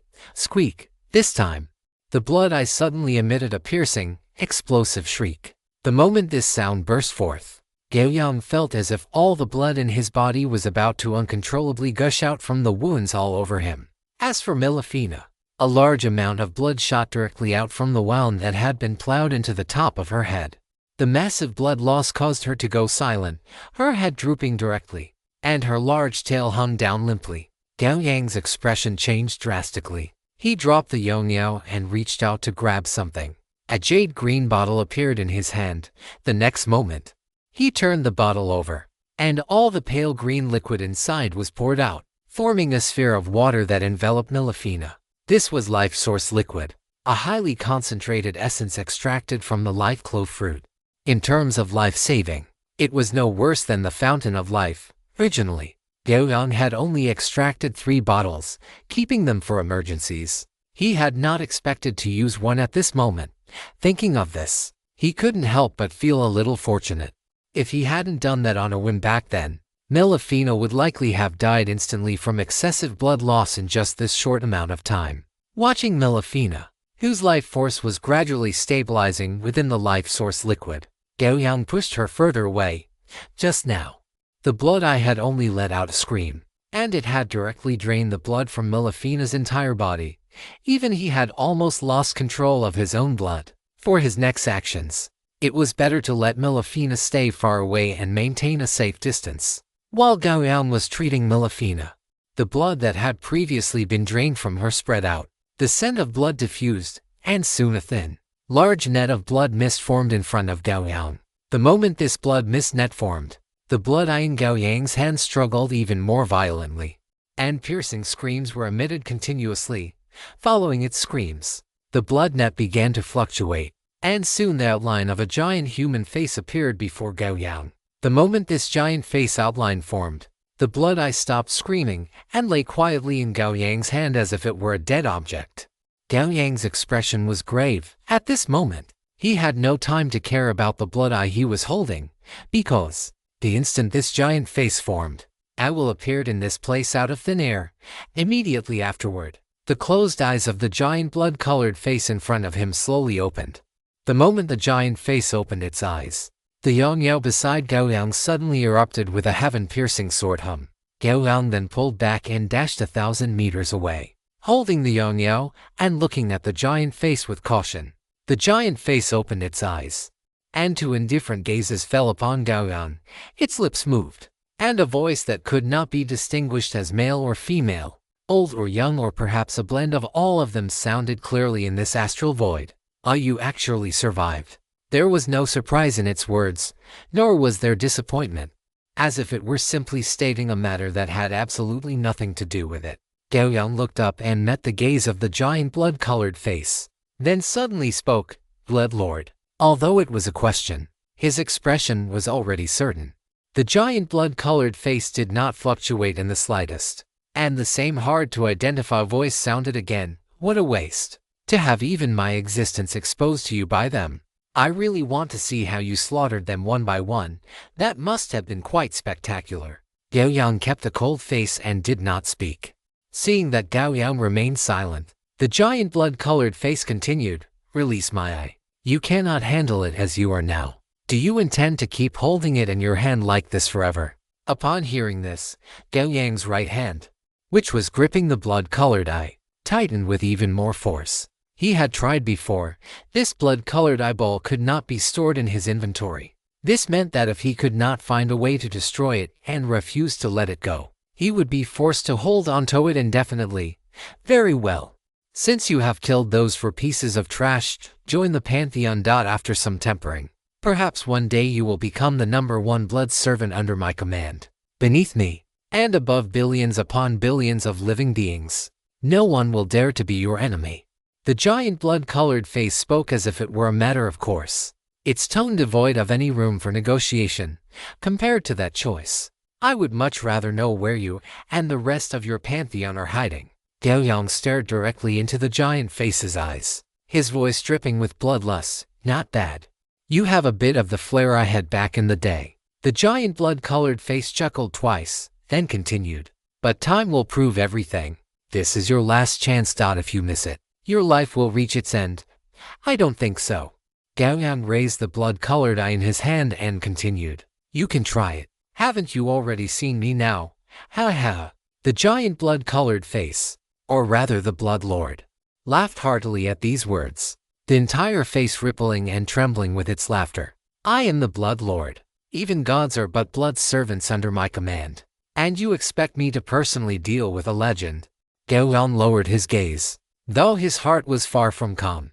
The Blood Lord of the Pantheon actually had gods as blood servants. While it was impossible to verify the truth of such a claim, the mere fact that it could say such things was proof enough of this so-called Blood Lord's formidable power. "Very well, Gao Yang, is it? I will give you one last chance. Join the Pantheon. Enter my Blood God Palace, and I can ensure you eternal life." The response it received was a giant sword burning with golden flames that spanned across the void of the Star Realm. Gao Yang slashed the giant blood-colored face into with a single strike. Watching the face begin to dissipate, he said slowly, "Just wait. Hey, you have quite the temper." The Blood Lord was not angry. After leaving behind a sentence devoid of either praise or mockery, it completely dissipated and vanished. Gao Yang watched the Blood Lord disappear, a trace of gloom and caution flashing in the depths of his eyes. Looking at the situation now, he would need to be even more cautious in his future actions. Chapter 985. Devouring the Blood Eye Squeak. After the Blood Lord left, the blood-colored eye restrained in Gao Yang's hand began to stir restlessly again, continuously emitting shrill screams that made Gao Yang's blood boil. Gao Yang let out a cold snort and suddenly tightened his grip. Under his immense strength, the blood-colored eye twisted and deformed, yet it struggled even more violently. A sword light flashed once more, and a small amount of blood was squeezed out from the eye. Its size shrank by another circle, but in contrast, its struggle became even more powerful, forced by the situation. Gao Yang had no choice but to stop. If he continued to press on, the struggle of this blood-colored eye might eventually exceed his own strength, allowing it to break free from his restraint and escape. Gao Yang turned his head to look at Milafena, whom he had pushed toward the distant starry sky, and with a flash of lightning, he appeared by her side.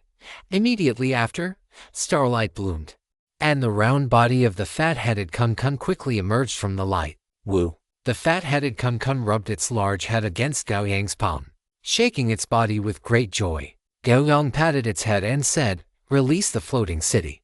The fat-headed Kun-Kun let out another whale song, opened its large mouth, and a dense radiance of starlight was spewed out. With a hum, the floating city appeared before Gao Yang.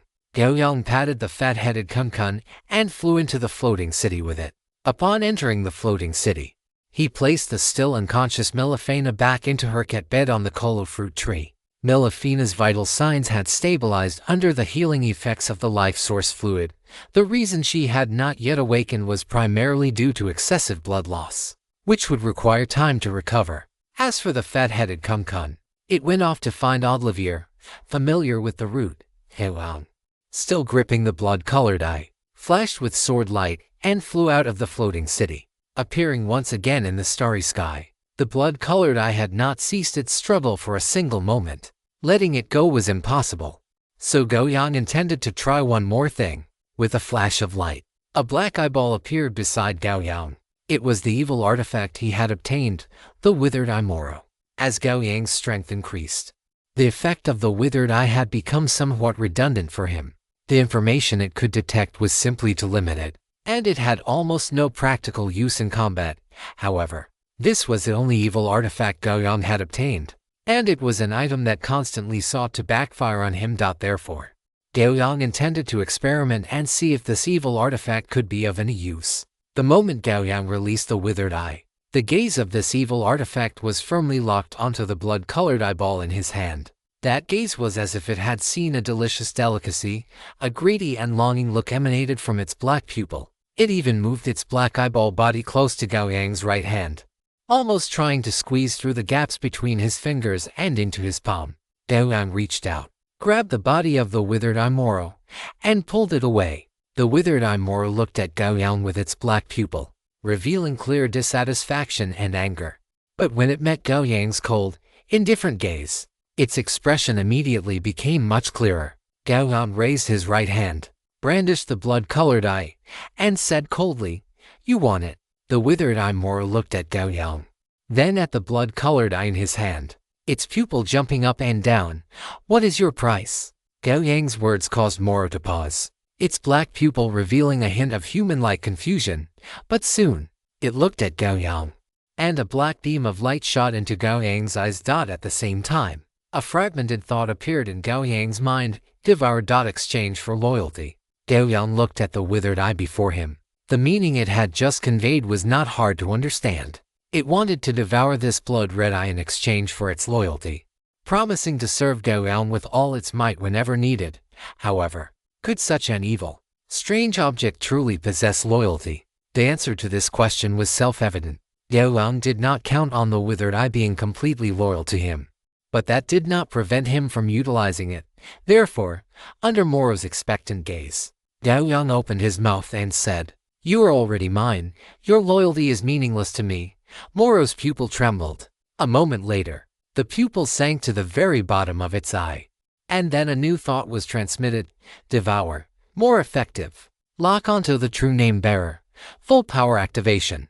Gao Yang looked at Moro. This time, the withered eye meant that after devouring the blood-red eye, its abilities would be further enhanced, and when necessary, Gao Yang could actively command it to unleash its powers. Seeing this, Gao Yang said no more. He simply grabbed it and pressed it against the blood-red eye in his right hand. The withered eye, Moro, suddenly widened its eye.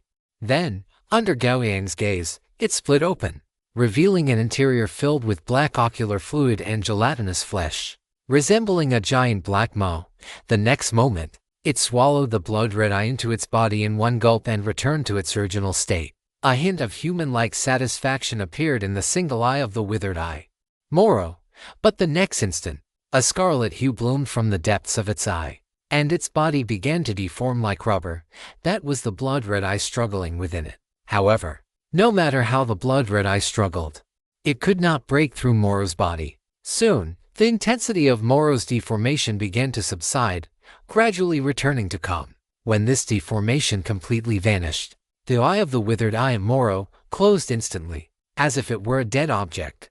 Seeing this, Gao Yang reached out and stored it in his inventory. That the withered eye could devour the eyeball of the Blood Lord was truly beyond his expectations. But regardless, the trouble brought by the blood-red eye had been resolved for now. If he encountered such a situation again in the future, perhaps the withered eye would still be able to play a role. Gao Yang turned his head to look at the starry sky where the previous battle had taken place. After the intense combat, this patch of space was left in ruins. Sword chi and axe light crisscrossed within it, and the gravity and gravitational pull were in complete chaos.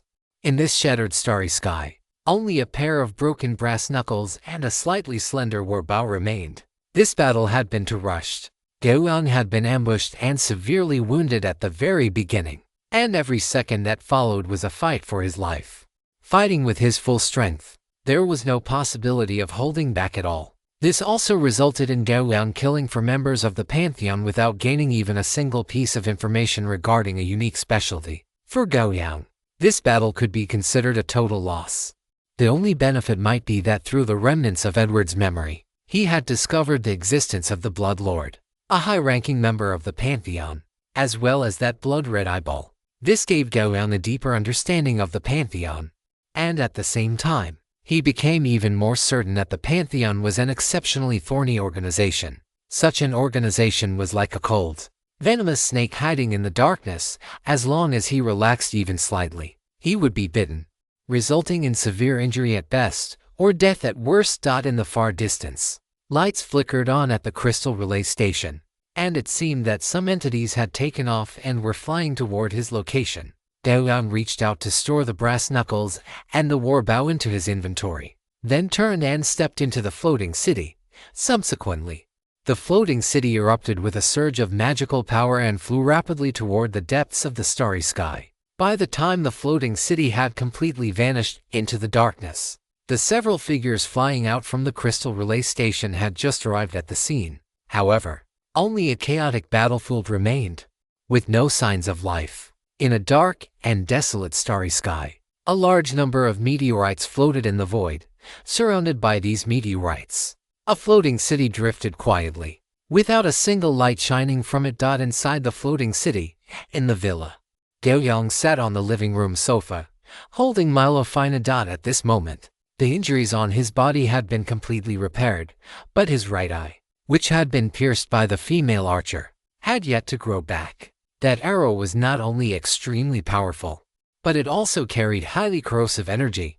Even after Kelly's death, this energy maintained a formidable, corrosive nature. It not only suppressed Gao Yang's self-healing ability but was also constantly eroding the surrounding area. Gao Yang estimated that it would take about 10 to 15 days to completely eradicate this energy with his own life force.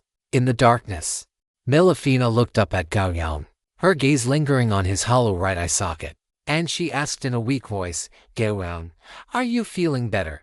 Gao Yang lowered his eyes to look at her, reached out to gently stroke her chin, and looking at the blood scab that had just formed on the top of her head, he said softly, "I am fine now. As for you, never do something so foolish again next time. If you are not careful, you will really die."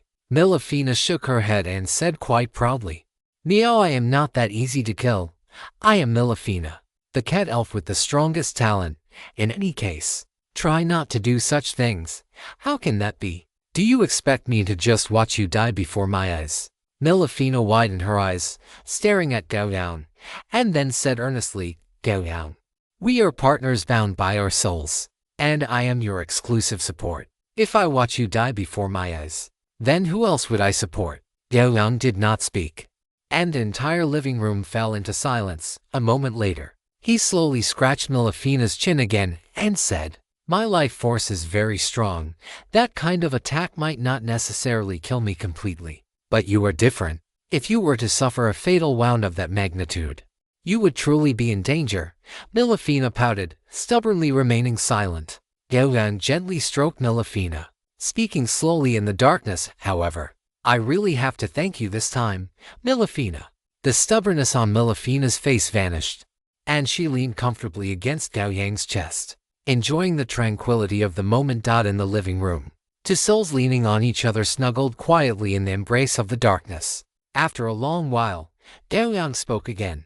"If the Zeoplane we are going to this time is too dangerous, then we will leave first. It won't be too late to come back here once our strength is sufficient." Melifina looked up and asked, "Gao Yang, are you worried a little?" Facing this simple cat elf, Gao Yang nodded quite frankly. He was indeed worried.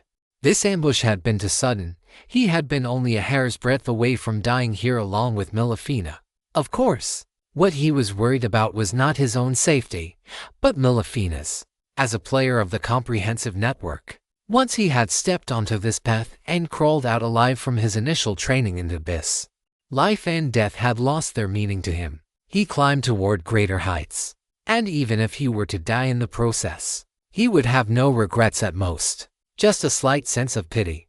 But Melifina was different. Gao Yang could accept his own death, but that did not mean he could calmly watch Melifina be buried along with him. Melifina was just a cat elf, and she possessed no combat abilities whatsoever. But those rats from the Pantheon would never take that into account. If he had been killed earlier, he was certain that Melifina would not have survived their hands either. Moreover, after experiencing this ambush, Gao Yang was certain that the next time he encountered members of the Pantheon, the opponents he faced would only be more terrifying. Most crucially, Gao Yang did not even know when, where, or in what form they would launch their next attack against him. He did not even know who they were. Therefore, he needed to do his utmost to hide his tracks and reduce the frequency of his exposure to the public eye, so that he could better conceal himself and hopefully delay the next ambush as long as possible.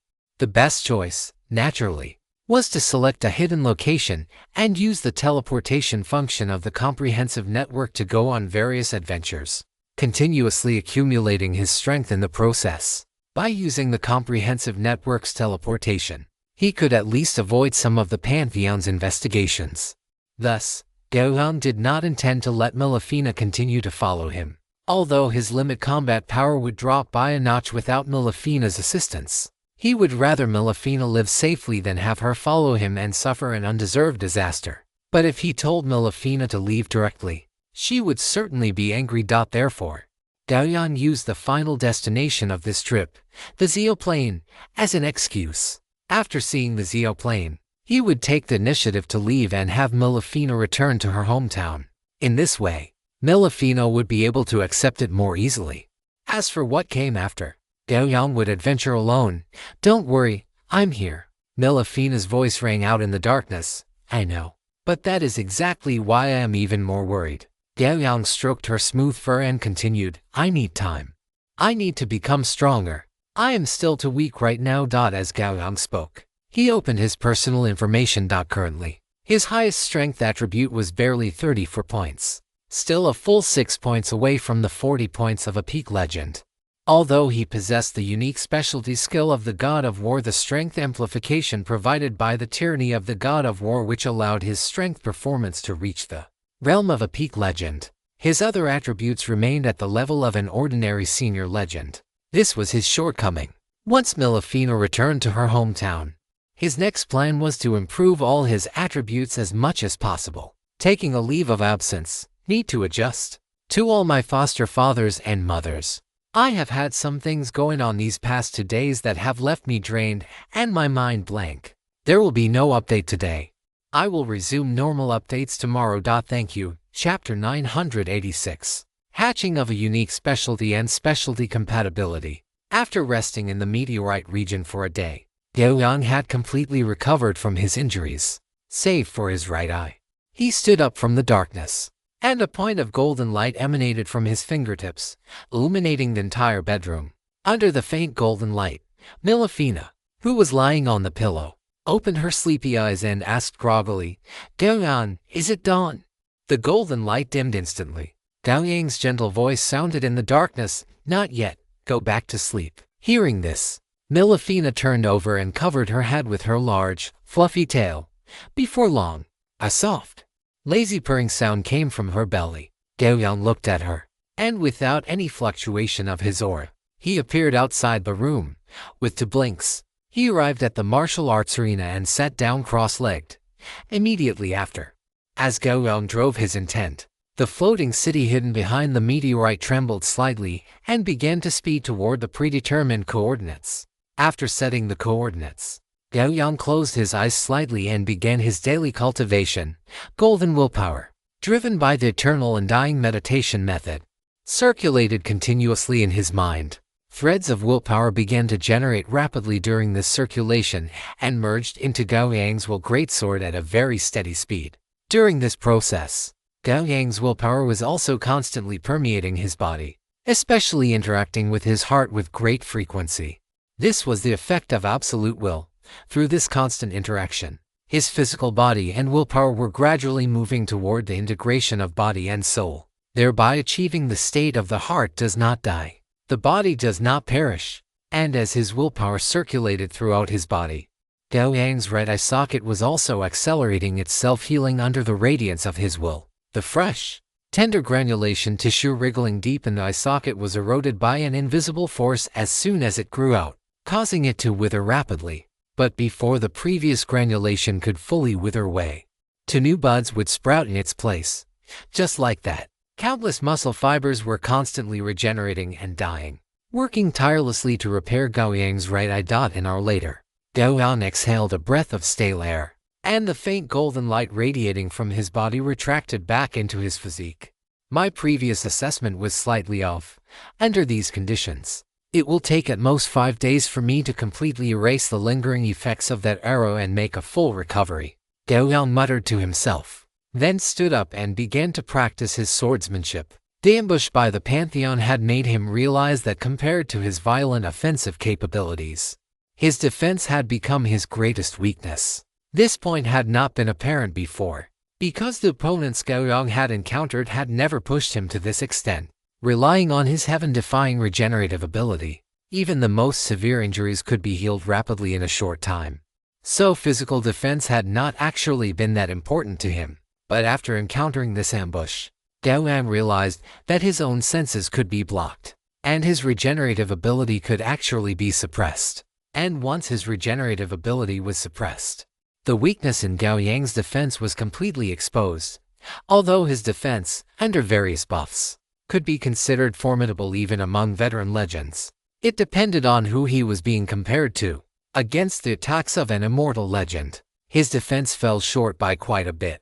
If his defense could be as formidable as his offense, then he would not have suffered such severe injuries under the ultimate move of the black-robed man, Edward. And if he had not suffered such severe injuries, the subsequent battle would have been much easier. I cannot focus solely on the offensive side from now on. Defense also needs to be prioritized, Gao Yang muttered to himself in his heart, then calmed his mind and began to swing his sword. Under the brilliant starry sky, the floating city, like a phantom in the cosmos, sped through the space between celestial bodies. Inside the floating city, Gao Yang sat cross-legged on a meditation jade, with Yongya resting across his knees, his eyes closed in meditation. And just as his meditation ended and Gao Yang was about to stand up, a series of Multiverse Network prompts suddenly appeared before his eyes. Multiverse Network prompt. Unique specialty. My heart at ease has been successfully condensed. Multiverse Network prompt. You have acquired the unique specialty, My heart at ease. Multiverse Network special prompt. This unique specialty has never been mastered before. The birth and condensation of this specialty are highly correlated with the thoughts of the user. Once born, this unique specialty will be 100% compatible with its owner. Unique specialty. My heart at ease. Gao Yang looked at the Multiverse Network prompts before his retinas and felt around carefully, only to discover that after acquiring this unique specialty, his body had not undergone even the slightest change. This discovery caused his brows to furrow slightly, and he then opened the specific information for the unique specialty, My Heart at Ease. My Heart at Ease unique specialty, basic effects. 1. Removes the racial cap on the character's mental willpower. 2. Total quality of the character's mental willpower Kung 15% current willpower attribute. 3. Cultivation speed of the character's mental willpower Kung 300%. Specialty effect unique passive. My heart at ease. With supreme mental willpower governing the body and mind, the character can perfectly utilize the abilities of their mental willpower and is able to rewrite the rules of the real world more intuitively. The character can complete the conversion of their various attributes and abilities through mental willpower, amplifying them into other aspects of the character, thereby increasing the character's performance in areas such as attack, defense, speed, and reaction. Note: depending on the quality of the character's mental willpower, the degree of amplification will also vary. Gao Yang looked carefully at the information before him, his eyes growing brighter the more he read. If power smelting was about integrating his various attributes to elevate his attacks to a terrifying level, then this new unique specialty, My Heart at Ease, was about completing the integration of his entire being directly through his mental willpower. Mental power was no longer just an intangible substance, it had completely transformed into the fundamental factor of his combat strength. Through the conversion of mental willpower, he could convert his own physical strength, intelligence, and other attributes, and could arbitrarily amplify them into any aspect of combat. This meant that if Gao Yang wished, he could completely pour everything he had into a single strike at the moment of attacking, thereby causing that strike to gain an explosive boost upon impact. Or, when facing an attack, he could convert his strength, intelligence, and other factors into his own defensive power, allowing his defense to be greatly enhanced to block the attack. Even if his mental willpower was strong enough, he could potentially change the rules of the real world itself. Strong. It was too strong. A deep sense of joy surged in Gao Yang's heart. He opened his eyes abruptly and reached out to grasp the air in front of him. Crack, crack. As Gao Yang clenched his hand, the space in his grip immediately began to distort, emitting sounds of being unable to bear the pressure. Gao Yang withdrew his hand. He hadn't even used his full strength. He had only subconsciously applied the technique he used to channel willpower into his body. But the performance this time far exceeded his expectations. In the past, his willpower could be smelted into his strength, but this fusion could only exert the combined power of his strength plus his willpower. But now, under the buff of the unique specialty, My Heart at Ease, the mode of adding the two together and then expressing the final result had changed. According to Gao Yang's understanding, it had changed from the addition of the past to multiplication in the present. That's right, it was multiplication. This grasp he had just performed was merely a casual act. If it were in the past, he could at most crush the air. How could it be like now, where a casual grab caused the very space to crackle and groan? Under the amplification of his willpower, his actual physical performance was 2-3 levels higher than he had anticipated. This degree of amplification could only be explained by multiplication. This meant that Gao Yang's upper limit had been multiplied several times, or even several dozen times, due to obtaining the unique talent, My Heart at Ease. Because My Heart at Ease was not limited to amplifying willpower alone, anything inherent within the human body could be converted and amplified through it. Once he became completely proficient and could freely convert energy using My Heart at Ease, the boost to Gao Yang's strength would definitely far exceed what it was now. Gao Yang had a premonition that this unique talent, My Heart at Ease, would absolutely become one of his most important unique talents in the future, and its significance would likely be no less than Immortal Will, Scorching Sun Furnace, and Calamity Sword Dao. Yes, after obtaining 7 unique talents, Gao Yang's understanding of unique talents had become much clearer. Although all unique talents were one of a kind, there were still gaps between them. For instance, regarding the unique talent he had just obtained, My Heart at Ease, if a perfect compatibility score was 100 points, then in Gao Yang's mind, it was an absolute perfect score. Also sharing this perfect score were Immortal Will, Soul Resonance, and Calamity Sword Dao. The former possessed extreme functionality, and having been tempered by time, the power it could unleash was the strongest. Soul Resonance directly increased Gao Yang's total willpower and nourished his willpower, making it a very powerful unique talent. As for the latter, Calamity Sword Dao was originally just a very powerful skill, but it had transformed into a unique talent under the incubation of the unique talent Hotbed, and it was a unique talent exclusive to Gao Yang. This meant that the compatibility between Calamity Sword Dao and Gao Yang was naturally at the maximum value, which was 100 points. Of course, a unique talent like Scorching Sun Furnace, although gifted by others, was a type of battle aura talent that was naturally compatible with all beings who practiced battle aura. Therefore, the compatibility between Scorching Sun Furnace and Gao Yang was also a perfect score. Below the perfect score unique talents were those with compatibility scores exceeding 90 points, such as Heart of Thunder and Power of Breaking Limits. The unique talent Heart of Thunder was forcibly plundered from a believer after Gao Yang slew the avatar of the Goddess of Storms. It provided a massive boost to speed, but because there was no room for further improvement, its compatibility score could not reach a perfect score. However, because its functionality was extremely strong, it could be considered excellent. As for Power of Breaking Limits, it was the same. As for the unique talents below 90 points, or below the excellent tier, their improvements were not as significant. Unique talents at this level either had methods of improvement that were too difficult, or the effects they could exert were relatively singular and the numerical values were low. Just like the unique talent Gao Yang possessed, Body of 100 Refinements.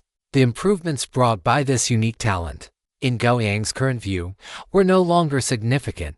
The main improvement at present was the resistance bonus against the same type of damage after he had been injured. As for the attribute bonuses, to be honest, Gao Yang could no longer understand the conditions for this unique talent's bonuses.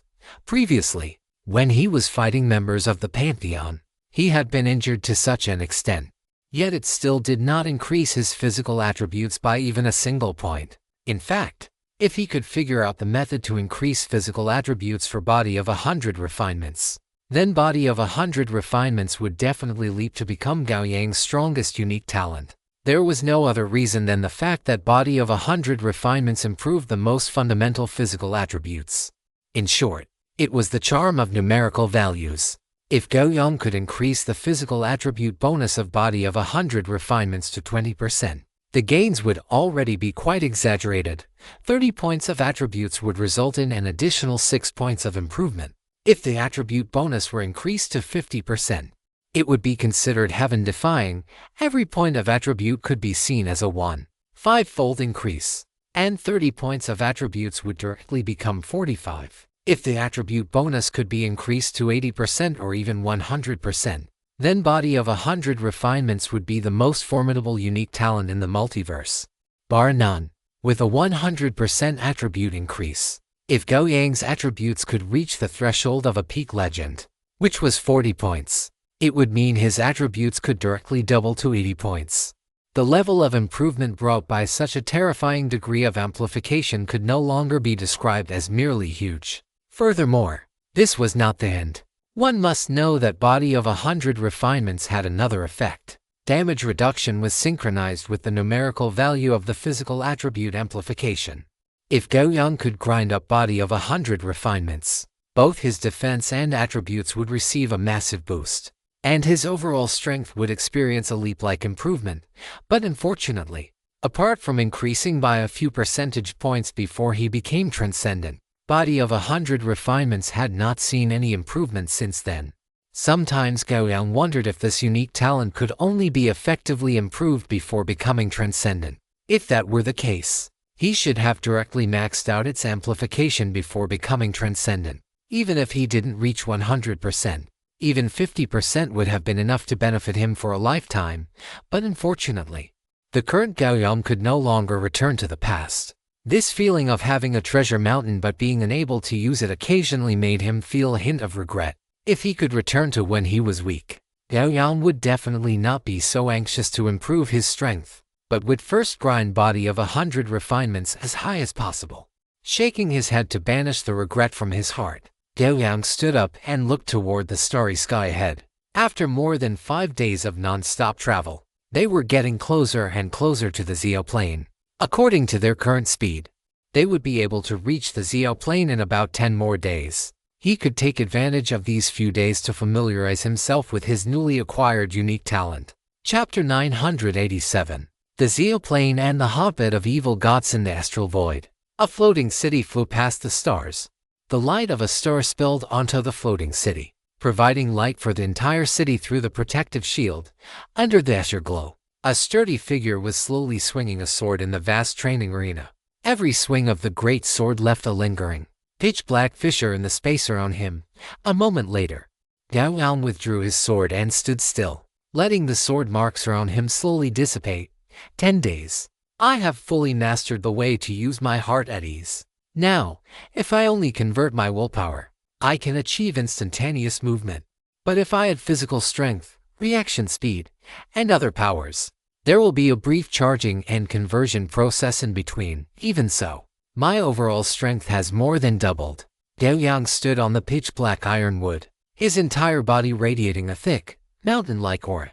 Just by skillfully converting his willpower, his attack limit was already 3 times higher than before he had mastered my heart at ease.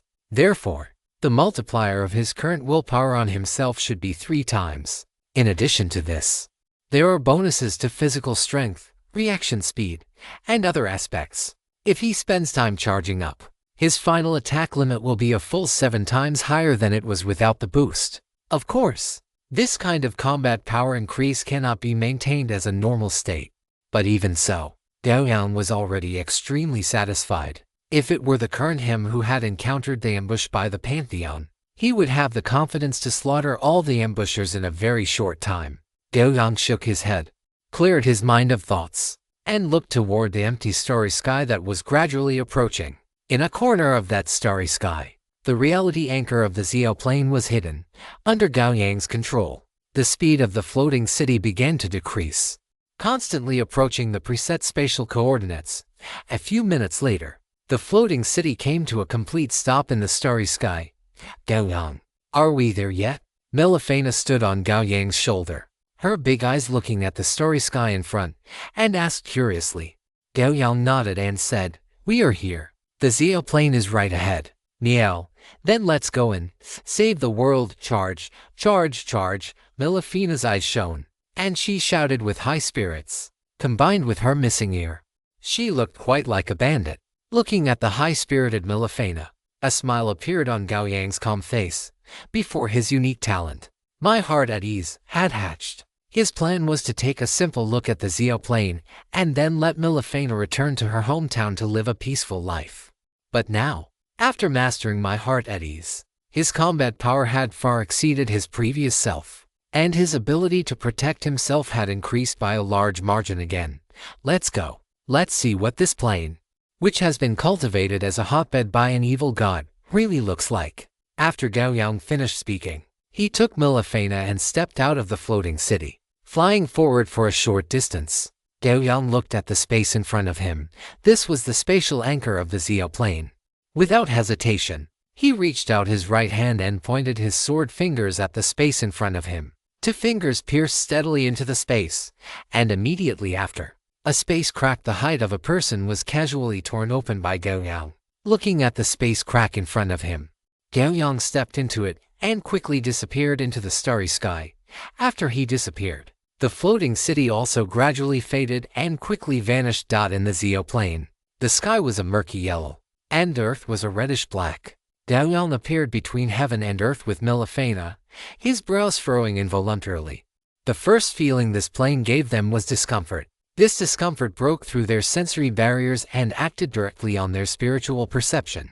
And if one's strength were weak, this sense of discomfort would likely make it impossible to maintain even the most basic personal willpower, leaving one muddled and lethargic all day, eventually leading directly to madness or destruction amidst this discomfort.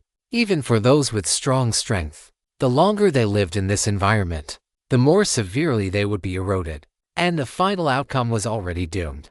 This is a world invaded by an evil god. In a sense, the existence of the evil god does not bring the creatures of the plane a heart-wrenching, instantaneous destruction, but rather a despair like a frog in warm water, where one clearly knows everything but has no way to resist. Because what the evil god targets is not the creatures in the plane, but the plane itself. The changes in the plane directly affect the many creatures that rely on the plane for survival. Under the continuous erosion of the evil god, the plane begins to deform, eventually leading the creatures in the plane to destruction or mutation. Feeling the foul air, Milifena covered her nose with her cap paw in great disgust. Gao Yang, it stinks here. Gao Yang frowned and looked up at the sky diagonally above. After he and Milifena arrived here, in just a few seconds, he felt a vague sense of rejection coming from the surroundings. It was this plane rejecting him, or rather, the plane consciousness that had been eroded by the evil god rejecting him as a normal human being. And the occurrence of this situation likely proved that their rival had already been known by that evil god. Whoosh! A murky yellow light appeared at the edge of Gao Yang's vision and was speeding toward their location. Inside the murky yellow light was a human who was tall but twisted and deformed, covered in pustules, and swollen like a giant corpse. In just a few minutes, it flew close to Gao Yang and Milifena, and its arrival caused the surrounding space to begin to emit a nauseating, thick, fishy stench. Even the surrounding space began to ooze murky yellow liquid.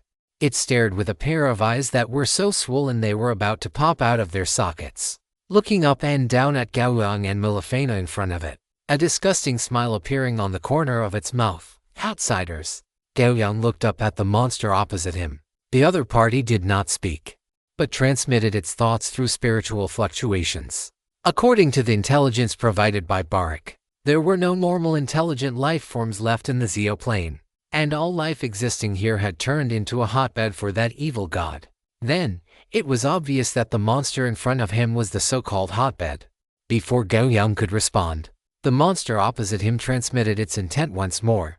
Within this intent, however, was naked greed and longing delicious flesh. What good luck! Gao Yang raised an eyebrow. He had thought the monster before him might still retain some of its own will, but it appeared that it had already been completely eroded. He shook his head slowly and gestured with his fingers, slicing through the air like a sword.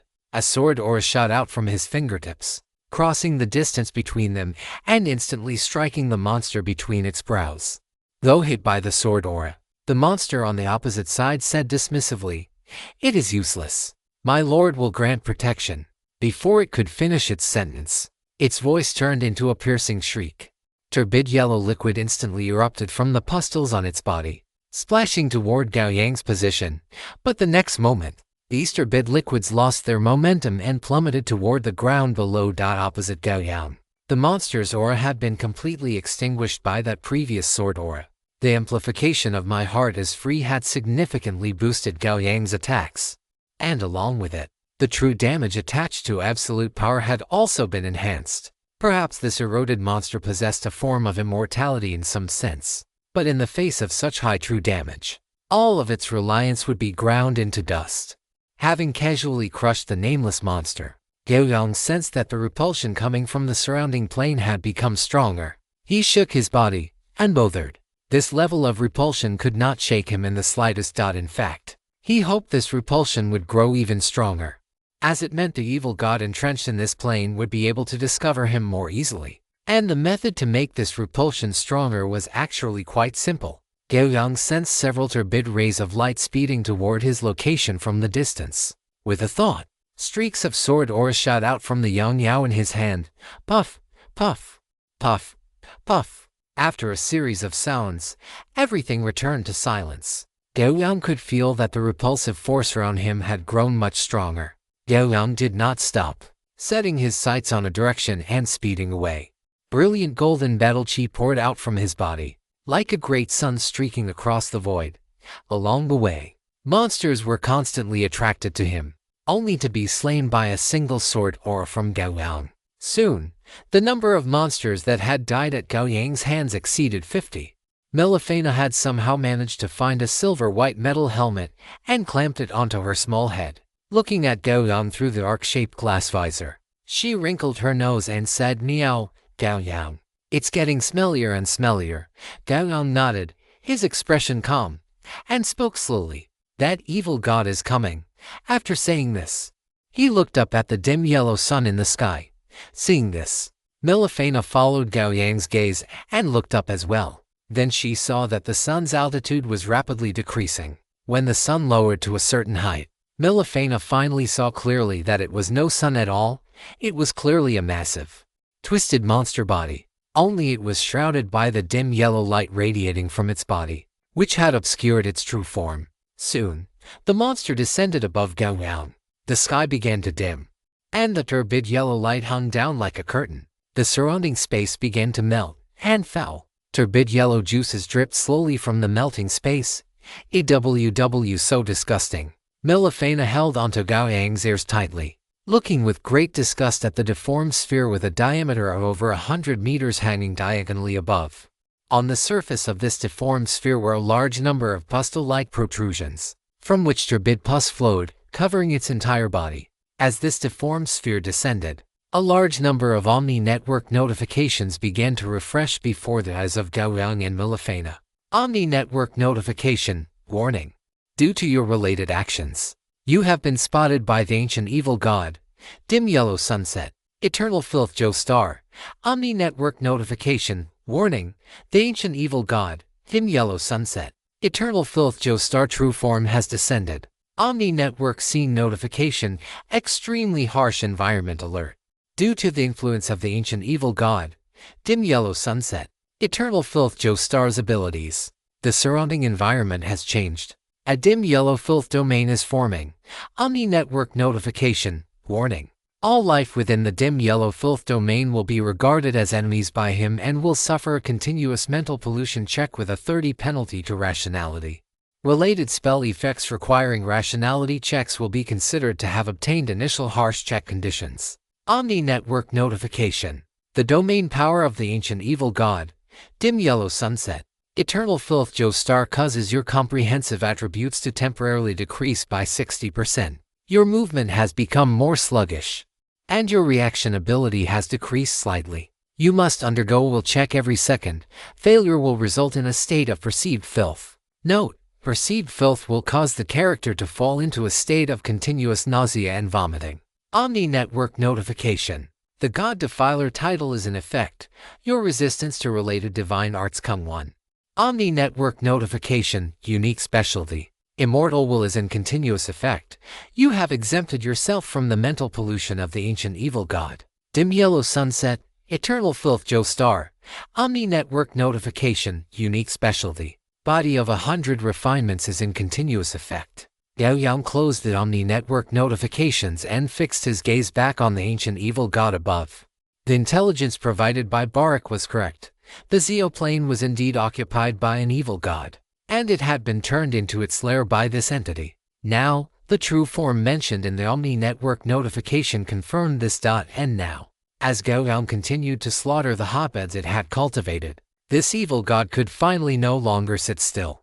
Its true form had descended here in person, appearing as if it intended to kill Gao Yang here with its own hands, or cultivate him into a new hotbed. Perhaps sensing Gao Yang's calm gaze, the massive turbid sphere hanging diagonally above trembled, and then a crack suddenly appeared in the center of the sphere. Following that, the crack continued to widen, moving toward both sides of the sphere and revealing the scene within. This was no mere sphere. It was clearly a colossal eyeball with a diameter of 100 meters. As the eyeball opened, a murky, hollow beam of light shot straight toward Gao Yang. There was no idle chatter, no communication. The evil god in the form of an eyeball directly launched an attack on Gao Yang. With a flash of sword light, Gao Yang appeared out of thin air above the dusk of eternal filth. Joe Star. He held his blade. Yang Yao. Hi, it's a wreathed in brilliant golden battle aura. Heavenly disaster, star piercer. A pitch black sword scar streaked directly toward the murky, eyeball-shaped evil god below. Wherever it passed, the space itself was scorched, leaving behind a jagged black rift that refused to fade. The next instant, the star piercer sword energy struck Joe Star's massive eyeball directly. Space trembled, and a vast amount of murky fluid shook loose. The pupil, also nearly 100 meters in diameter, contracted violently from the impact, the indifference in its gaze now replaced by shock. Clearly, after taking Gao Yang's strike head-on, this evil god understood that the person before it was not to be trifled with. Chapter 988, Hades. The dusk of eternal filth. Joe Star widened its eye. A murky radiance spread from its center in all directions, and wherever it touched, a stench so thick it was nauseating immediately erupted. Ugh! Milifena's body convulsed, and she began to retch uncontrollably. Terrified by this, she immediately entered her auxiliary state. her body shifting into a semi-spiritual form to evade the corruption of the dusk of eternal filth. Joestar. Gao Yang pushed his hand forward, his battle aura spreading from his palm as his will shifted rapidly in sync with his movements. A massive palm print was thrust out, slamming into the body of the dusk of eternal filth, Joestar, with lightning speed. The will and immense force contained within the palm print shoved it back a significant distance. Gao Yang withdrew his hand, his will beginning to boil. In the midst of this real, tangible battle, he finally felt the powerful amplification brought about by my heart at ease. As an ancient evil god, and the true manifestation of one at that, located within its own lair, the dusk of eternal filth, Joestar, certainly possessed its full range of abilities without any compromise. Yet, even under these circumstances, it had not gained the slightest advantage when facing him. Pairs of irregular fleshy wings sprouted from the giant eyeball, and murky tornadoes began to form around the dusk of eternal filth, Joestar. With the appearance of these murky tornadoes, the surrounding environment began to change. Large amounts of murky slime were torn from the space by the tornadoes, mixing into the gale and flying toward Gao Yang's position. Wherever the murky slime passed, the already dilapidated and corroded space was completely stripped away, revealing the scene hidden behind it. Beneath the original space, one could see dark red and dark purple pipes composed of flesh and covered in pustules, crisscrossing in every direction. Endless filthy liquid surged wantonly through these fleshy pipes. Every surge triggered a thunderous roar, followed by bursts of yellow-black energy erupting into the air. At the nodes where these fleshy pipes intertwined, massive tumors grew. Every time the liquid surged within the pipes, these tumors would swell, only to gradually return to their original state as the liquid flowed past. A cursory glance revealed that the entire world was covered in these dense, tumorous nodes, with the crisscrossing fleshy pipes encompassing the entire realm. At first glance, it did not look like being in the middle of the world, but rather inside a giant stomach. At the same time, yellow-black liquid seeped from every node, spreading toward where Gao Yang stood. Gao Yang frowned. In battle, he didn't mind his own image, but this yellow-black liquid was truly too foul-smelling. It was literally like a mop dipped in excrement. Even if it couldn't kill you, it was still disgusting. Brilliant golden battle aura dissipated from Gao Yang's body, forming a massive halo under the reinforcement of his willpower, constantly wearing down the encroaching yellow-black liquid. Gao Yang looked up at the massive eyeball in the distance and took a step forward. He crossed the space directly to get close to it, raising Yang Yao, its sharp blade shimmering with a cold glint. Yang Yao swung down, the pressure from the strike forcibly suppressing the murky stench surging around the eyeball, exposing the massive orb covered in pustules and irregular fleshy wings. Heavenly disaster, instant slash. Yang Yao slashed down in a rage. The space beneath the blade shattered into neat fragments under the violent strike, spreading for thousands of meters. Joestar's massive eyeball squeezed shut, and its pairs of irregular fleshy wings folded inward, protecting its core beneath them. The next instant, the spreading space engulfed its body. The shattered space collided with the fleshy wings, emitting a metallic clanging sound. Deep, meter-long gashes were left on the wings, with thick flames of battle aura burning fiercely within the wounds. This burning caused the stench on it to rise by several levels. Even looking at its location with the naked eye, the filth and stench could directly contaminate one's vision and soul. Golden light of will flared in Gao Yang's eyes, forcibly severing the encroaching filth. Immediately after, his figure blurred, like a cicada shedding its skin. He left a shell in place while his true body appeared on the other side of the eyeball. Yang Yao poised to strike. Clang! A fleshy wing over 100 meters long slashed past, and murky yellow-black mist trailed behind the wing like tassels in the air. The several-meter-wide wing slashed through, and Gao Yang's body was split in two. But not a drop of blood splattered. This body was also just a shell. The real Gao Yang had already appeared behind the eyeball. Yang Yao swinging down with an unstoppable momentum. Heavenly disaster, spatial torrent. In an instant, countless slashes erupted from the layered space, submerging the massive eyeball. Clang, clang, clang. Metal clashed and sparks flew. Joestar's pupil contracted sharply, and all its fleshy wings spread open in that instant, acting like blades of a plague-ridden world, constantly parrying the sword scars Gao Yang unleashed. If nothing else, Its ability to shatter most of Gao Yang's strikes with these wing blades alone was enough to rank it among the top entities Gao Yang had ever fought. Not only that, but as the slashes of the spatial turbulence were completely shattered by the wing blades, a fleshy wing wreathed in thick yellow and blackness swept upward toward Gao Yang. As the wing slashed through, Gao Yang had already vanished from his spot, reappearing 100 meters away. Assimilation. A turbid ray shot out from the center of the giant eyeball, aimed directly at Gao Yang. Within that ray lay an incomparable power of filth and erosion. If Gao Yang were to be struck, he would be completely corrupted in an instant, becoming one of the breeding grounds for his opponent. Human calamity, swallow returns. A flash of sword light flickered, and while the ray pierced through Gao Yang's afterimage, he himself appeared at the side of the massive eyeball. HMM. Just as Gao Yang swung his sword in a furious strike, the spacer on him erupted with a dense series of shattering sounds, and the turbid light had already enveloped his body. The ray had not touched his physical form, it had merely touched his afterimage.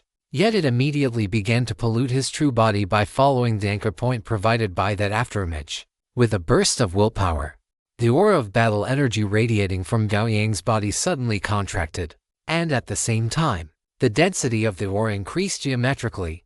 The next instant, the moment he brought down the Yang Yao sword, the turbid light had already eroded onto the surface of his body.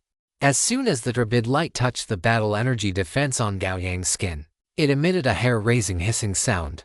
The battle energy defense began to dim rapidly under the erosion, yet it was being replenished continuously. Meanwhile, Yang Yao struck solidly against the disgusting and hideous eyeball body of Joestar. Yang Yao severed dozens of closing fleshy wings in succession and hacked fiercely into the eyeball. Had Joestar not reacted quickly, this strike would have sliced it in half like a watermelon, but even so, the sword cut nearly halfway into the eyeball. The illusory yet real solar fire burned fiercely at the wound, and turbid yellow and black ocular fluid flowed down from the gash continuously. After delivering the strike, Gao Yang clenched his left fist and hammered it against his chest. Violent and scorching solar battle energy exploded within his chest, sweeping through his entire body with an irresistible force, blasting a human-shaped void in the spacer on him. Zzzzzt. With a flash of electricity, Gao Yang had already returned to his previous position with Melifina. Upon returning to his original spot, Gao Yang swung his sword at Joestar's body quite casually. Following his movement, a sword mark suddenly appeared on the other half of Joestar's body that had not been severed, and immediately after, a dense burst of sword energy erupted from within, exploding inside its body. Such a violent and direct attack caused Joestar's body to shudder fiercely several times, and the surrounding air emitted a low hum. So this is my heart at ease. It shares the same underlying principles as self-indulgent intuition, yet it is stronger and more intuitive. After delivering that heart-piercing strike, Gao Yang stood in place, no longer moving, a smile of enlightenment appearing on his face. The next instant, as his intent shifted, a deep blue radiance representing the full activation of the self-indulgent intuition state bloomed from his body. Even though the battle had lasted only a few short seconds, Gao Yang had directly activated the self-indulgent intuition state, causing his overall strength to skyrocket once more and his combat intuition to double. At the same time, the consumption required to maintain the self-indulgent intuition state was significantly reduced. Gao Yang estimated that it had dropped by more than half from the initial 95%, leaving only about 40% consumption of his essence, energy, and spirit. Within the deep blue halo, Gao Yang's eyes, glowing with golden light, looked toward the dusk of the world, eternal filth Joestar. Inside the opponent's eyeball, yellow and black liquid surged frantically as it tried its best to suppress the rampaging sword energy within its body. The battle had progressed to this point, yet this evil god had still not given him the slightest bit of pressure. Rather than calling it a battle, it was more like Gao Yang was adapting to himself after mastering my heart at ease. And now, the adaptation was over. Boom crack. Dark purple 9 capital wild lightning exploded, dancing like wild thunder snakes, instantly filling the entire space. The extremely rigid and masculine solar battle energy burned fiercely. The terrifying high temperature and violent lightning collided constantly, and an aura of destruction began to spread. Gao Yang held Yang Yao, his body wrapped in a blue-gold halo, his eyes blooming with golden light. Behind him was a thunder-fire purgatory that encompassed the world, surging and colliding without end. Joestar looked with difficulty toward the position where Gao Yang stood. After just one glance, all the pustules on its body burst open at the same time. Turbid pus mixed with fragments of flesh and blood gathered continuously in front of it. At the same time, countless fleshy tumor nodes throughout the world, the breeding grounds it had cultivated, also shattered simultaneously. Endless turbid liquid poured down from the tumors, submerging nearly half of the space in an instant. Joestar's body plummeted rapidly, sinking into the turbid ocean, and the yellow and black liquid surging in the ocean began to gather toward the vortex in front of it. Gao Yang's performance filled it with terror. This human before it was something it had never encountered in its own virtually endless existence. In fact, in Joestar's chaotic, evil consciousness, it could not even understand why it had been staying perfectly fine in its own lair, only for this human to suddenly descend from the sky and nearly hack it to death with a sword.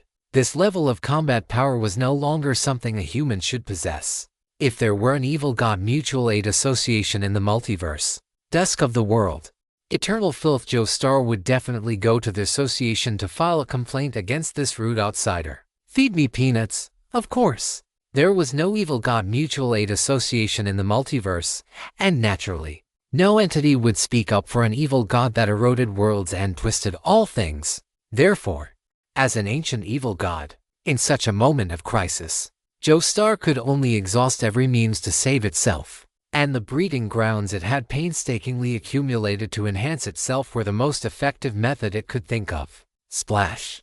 The yellow sea of the turbid world began to surge in this realm, the splashing waves even touching the dome of the sky. The vortex in front of dusk yellow sunset, Eternal Filth Joestar had already reached a diameter of 10,000 meters. The pure power of filth formed a black hole, and even a gaze cast upon it would be assimilated into filth the moment it made contact. Gao Yang stood proudly amidst the purgatory of thunder and fire, looking down at dusk yellow sunset, Eternal Filth Joestar as it floated in the yellow sea of the filthy world. The next instant, a dark red formation diagram unfurled onto the blade of the Yongyao sword. The thunder and fire filling the sky converged onto the Yongyao in that very moment. Immortal Execution Sword, Heavenly Abyss Fall. The nearly 10,000-meter-long great sword of thunder and fire slashed down from above. Wherever it passed, the world was split in two, and a pitch-black scar emerged. Even the yellow sea of the filthy world was parted by this strike, and no matter how the turbid seawater on either side surged, it could never cross the boundary of the thunderous pool by even a single step. Eternal Filth. The pupils of dusk yellow sunset, Eternal Filth Joestar suddenly dilated to their maximum. Amidst its silent roar, a beam of black light erupted from the vortex before it, heading straight for Gao Yang.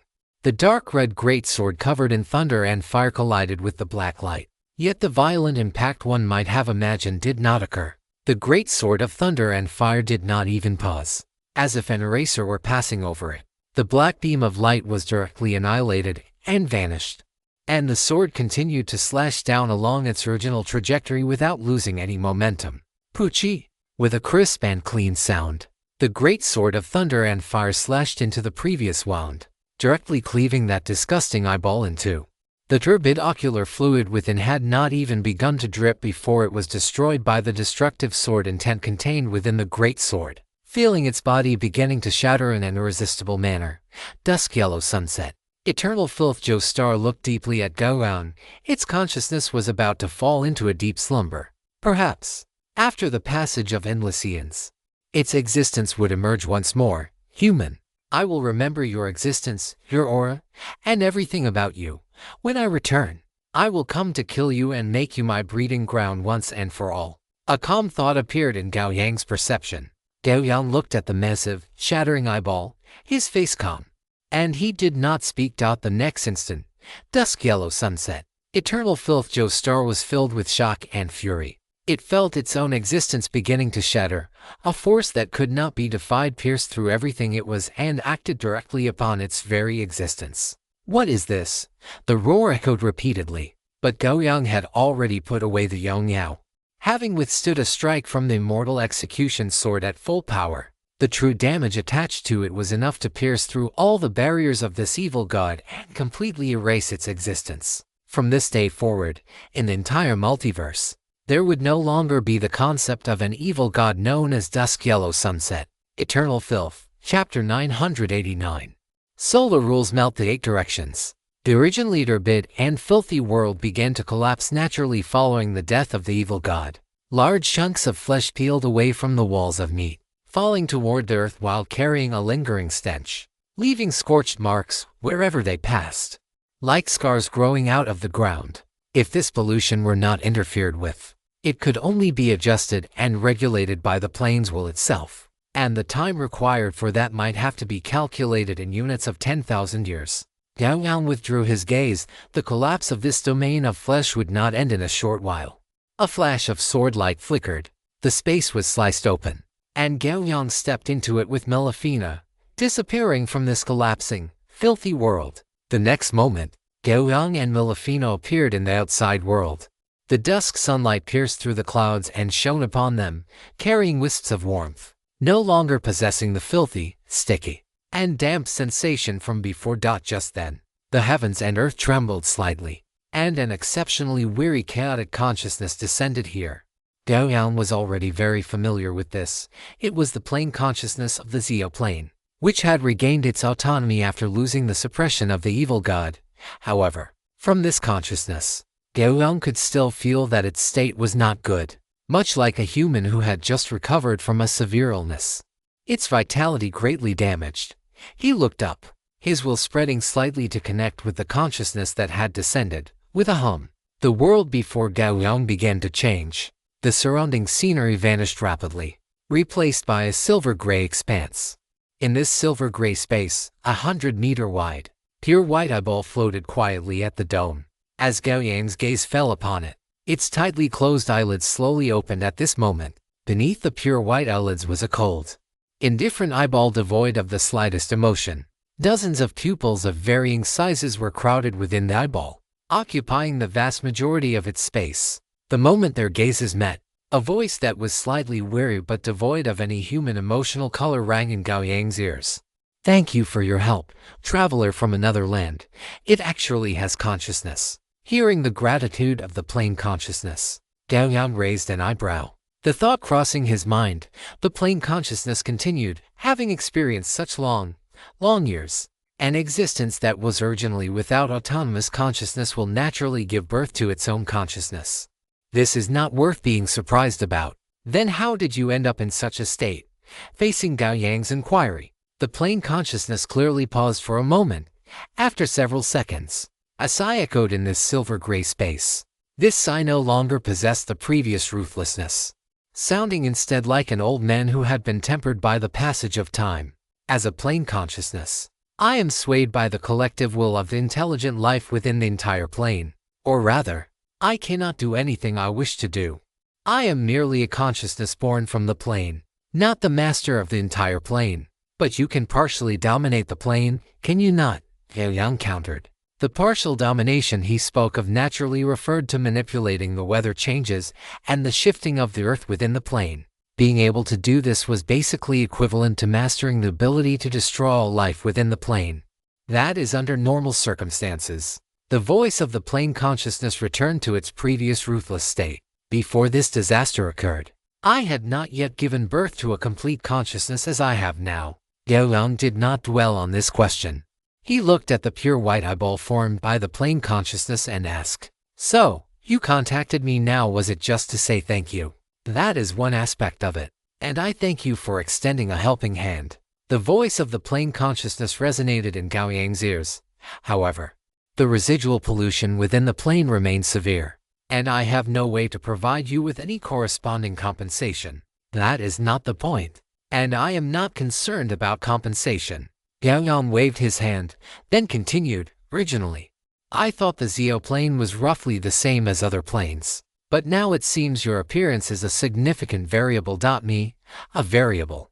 Dozens of pupils within the pure white eyeball turned toward Gao Yang in unison, revealing a hint of confusion.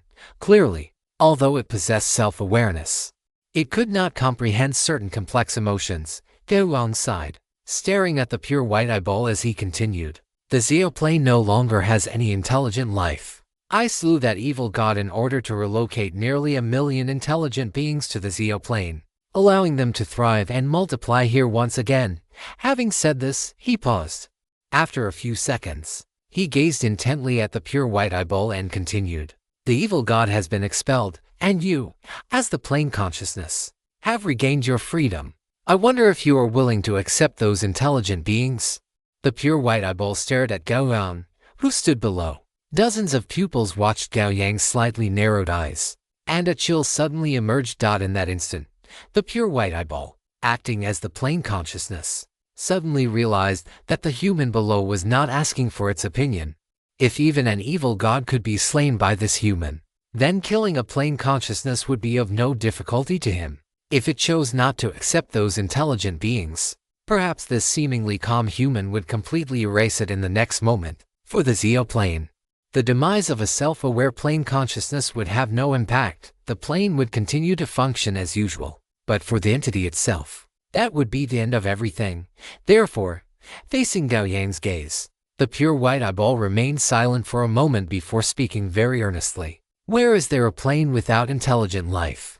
If one were to let the plane gestate it naturally, it might take a very, very long time. Now that you are able to directly relocate intelligent beings here, that is naturally the best possible outcome. Thank you. It is good that you can think that way. Gao Yang lowered his eyelids and replied softly. The pure white eyeball blinked and said with a touch of self-deprecation, "What of it? Could there be any existence more wretched than the intelligent beings that once lived on this plane? The former life of the Zeoplane?" Facing Gao Yang's question, the silver-gray space began to shift, and dynamic scenes began to surround him. In the images, the protagonists were small creatures similar to goblins. Clearly, these were the former intelligent beings of the Zeoplane, with the aid of his transcendent intelligence. Although the images were numerous and complex, Gao Yang received all the information in its entirety. After finishing the entire history of the race known as the Purple Goblins, from their birth to their extinction, Gao Yang understood why the Zeoplane had attracted an ancient evil god. Simply put, it was a story of the Purple Goblins courting their own destruction and eventually losing control of the situation. Gao Yang withdrew his gaze and looked at the pure white eyeball. "All right, I understand. If there are no other issues, you can enjoy a long period of peace from now on. The Zeoplane awaits your arrival at any time." After the pure white eyeball finished speaking, the surrounding space began to fade, and the scene before Gao Yang began to return to normal. Gao Yang did not look at the scenery before him, but instead looked at the system notification in front of him. System notification. You have killed. System notification. The hunting divinity has been successfully activated. This hunt is complete. You have obtained Life Essence Crystal *7, Divinity Spark *1. Gao Yang looked at the notifications appearing before him, automatically ignoring the initial series of broadcasts and focusing his gaze on the final entry. As expected, he had obtained another Divinity Spark. Yang Yao could be strengthened once more. Niao, Gao Yang. Isn't this a bit too easy? Milafina sat crouched on Gao Yang's shoulder, sounding rather listless.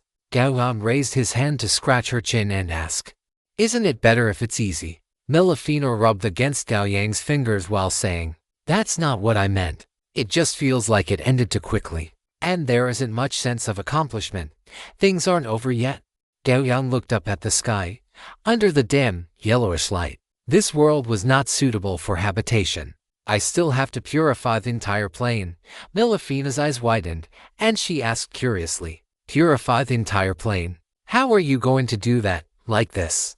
As soon as Gao Yang finished speaking, his body began to expand rapidly, transforming into a 1,000-foot giant in the blink of an eye. Immediately afterward, he sat cross-legged in midair, clasping his hands over his abdomen. Wisps of solar battle chi began to emanate from his body. In a very short time, the area where Gao Yang was located was enveloped by the extremely rigid and masculine solar battle chi, eventually forming a bright, shining sun. The sun that Gao Yang had transformed into rose continuously, soon reaching the high heavens and obscuring the star above the sky. Endless light then spilled down onto the land of the Zeoplane. Wherever the sunlight reached, the dim, yellowish world began to be purified. The residual filth began to decompose under the radiation of the sunlight, and the dark red earth was scorched continuously, beginning to turn white. This was the law of the sun that Gao Yang had comprehended. With the support of his own virtually endless solar battle chi, he was already capable of manifesting as a scorching sun. Coupled with the unique specialty My Heart is Free and his extremely strong willpower, the sun he manifested was several times more powerful, allowing him to purify the entire plane. Slaying the evil god had only taken Gao Yang half a day, but purifying the entire Xiao plane took a full 6 months. During these 6 months, Gao Yang never once deactivated his state of manifesting as a sun, conducting an all-encompassing, uninterrupted scorching purification of the entire Xiao plane. Towards the later stages, even the only 2 oceans of the Xiao plane began to churn and boil. A vast number of contaminated marine creatures were cooked by the high temperatures, their carcasses carpeting the entire surface of the sea. The scorching sun overhead gradually descended, its radiance beginning to fade rapidly as the 1,000-foot-tall figure started to shrink. Gao Yang landed back on the ground, his expression tinged with fatigue. The half-year of uninterrupted scorching had been an immense test for his spirit. Fortunately, the result was positive. The contamination of the Xiao plane had been completely resolved. As for what followed, it could be left to the Xiao plane itself. Once the plane's ecology recovered, it would be possible to bring the residents of the St. Gold plane over to start a new life here. Under a parasol, Melifena lay on a beach chair, her sunglasses-covered eyes looking toward Gao Yang as she asked, "Is it over?" Gao Yang nodded gently. "It is over." Melifena sat up and looked at Gao Yang, asking, "Neo, then can we leave this place now?" During these past 6 months, the thing she had done most every day was sunbathe. Having once loved sunbathing, she was no longer very interested in it. "Of course, you must have been waiting impatiently." After Gao Yang finished speaking, he beckoned to Melifena, who leaped lightly onto his shoulder. A pure white eyeball manifested in Gao Yang's field of vision, and a voice echoed in his ear, "Are you leaving?" "Of course. When I come again next time, I will bring all those humans with me," Gao Yang said, looking at it. "No problem," the pure white eyeball replied succinctly. "Then, goodbye." With that, Gao Yang took Melifena and soared into the sky, quickly disappearing from the perception of the pure white eyeball. After sensing that Gao Yang had left the plane, the pure white eyeball slowly vanished from its spot as well. The plane had just finished its purification, and there were still many things that required its attention. In the starry sky, Gao Yang returned to the floating city with Melifena. As soon as she returned to the floating city, Melifena rushed impatiently toward the kello fruit tree. Seeing this, Gao Yang smiled and walked toward his bedroom. Having gone without sleep or rest for the previous 6 months, he also needed to take some time to recover. After a simple wash, Gao Yang threw himself onto the soft, large bed and quickly fell into a deep sleep. Inside the bedroom, Gao Yang opened his eyes and sat up from the bed. He turned his head to look at the alarm clock on the side and muttered to himself, "Has 5 days already passed?" After sensing that his spirit had fully recovered to a peak state, Gao Yang did not rush to get out of bed. He took a kello fruit from his inventory and began to ponder while eating it. Now that the survival issues of the survivors of the St. Gold world had been resolved, the greatest threat to him, aside from finding the Pale Lord, was the Pantheon. Gao Yang had never forgotten that if the Pantheon could invade other players' Abyss trials, then in the next Abyss trial, he was certain he would inevitably face the true high-end combat power of the Pantheon. If nothing else, that high-level Blood Lord of the Pantheon would definitely not give up this opportunity. Because the other party's eyeball had not returned, there was no longer any possibility of peaceful coexistence between the two sides. With this thought in mind, Gao Yang opened the comprehensive network panel and looked at his Abyss trial. The Abyss trial, 912 days 01 hour 54 minutes 13 seconds. There were still 2.5 years left until the start of the next Abyss trial. This time was neither long nor short. During this period, Gao Yang did not intend to remain in the astral void. He needed to plan for the improvement of his own strength. And the most important point among these was the issue of the subsequent cultivation of the 9 arcane art.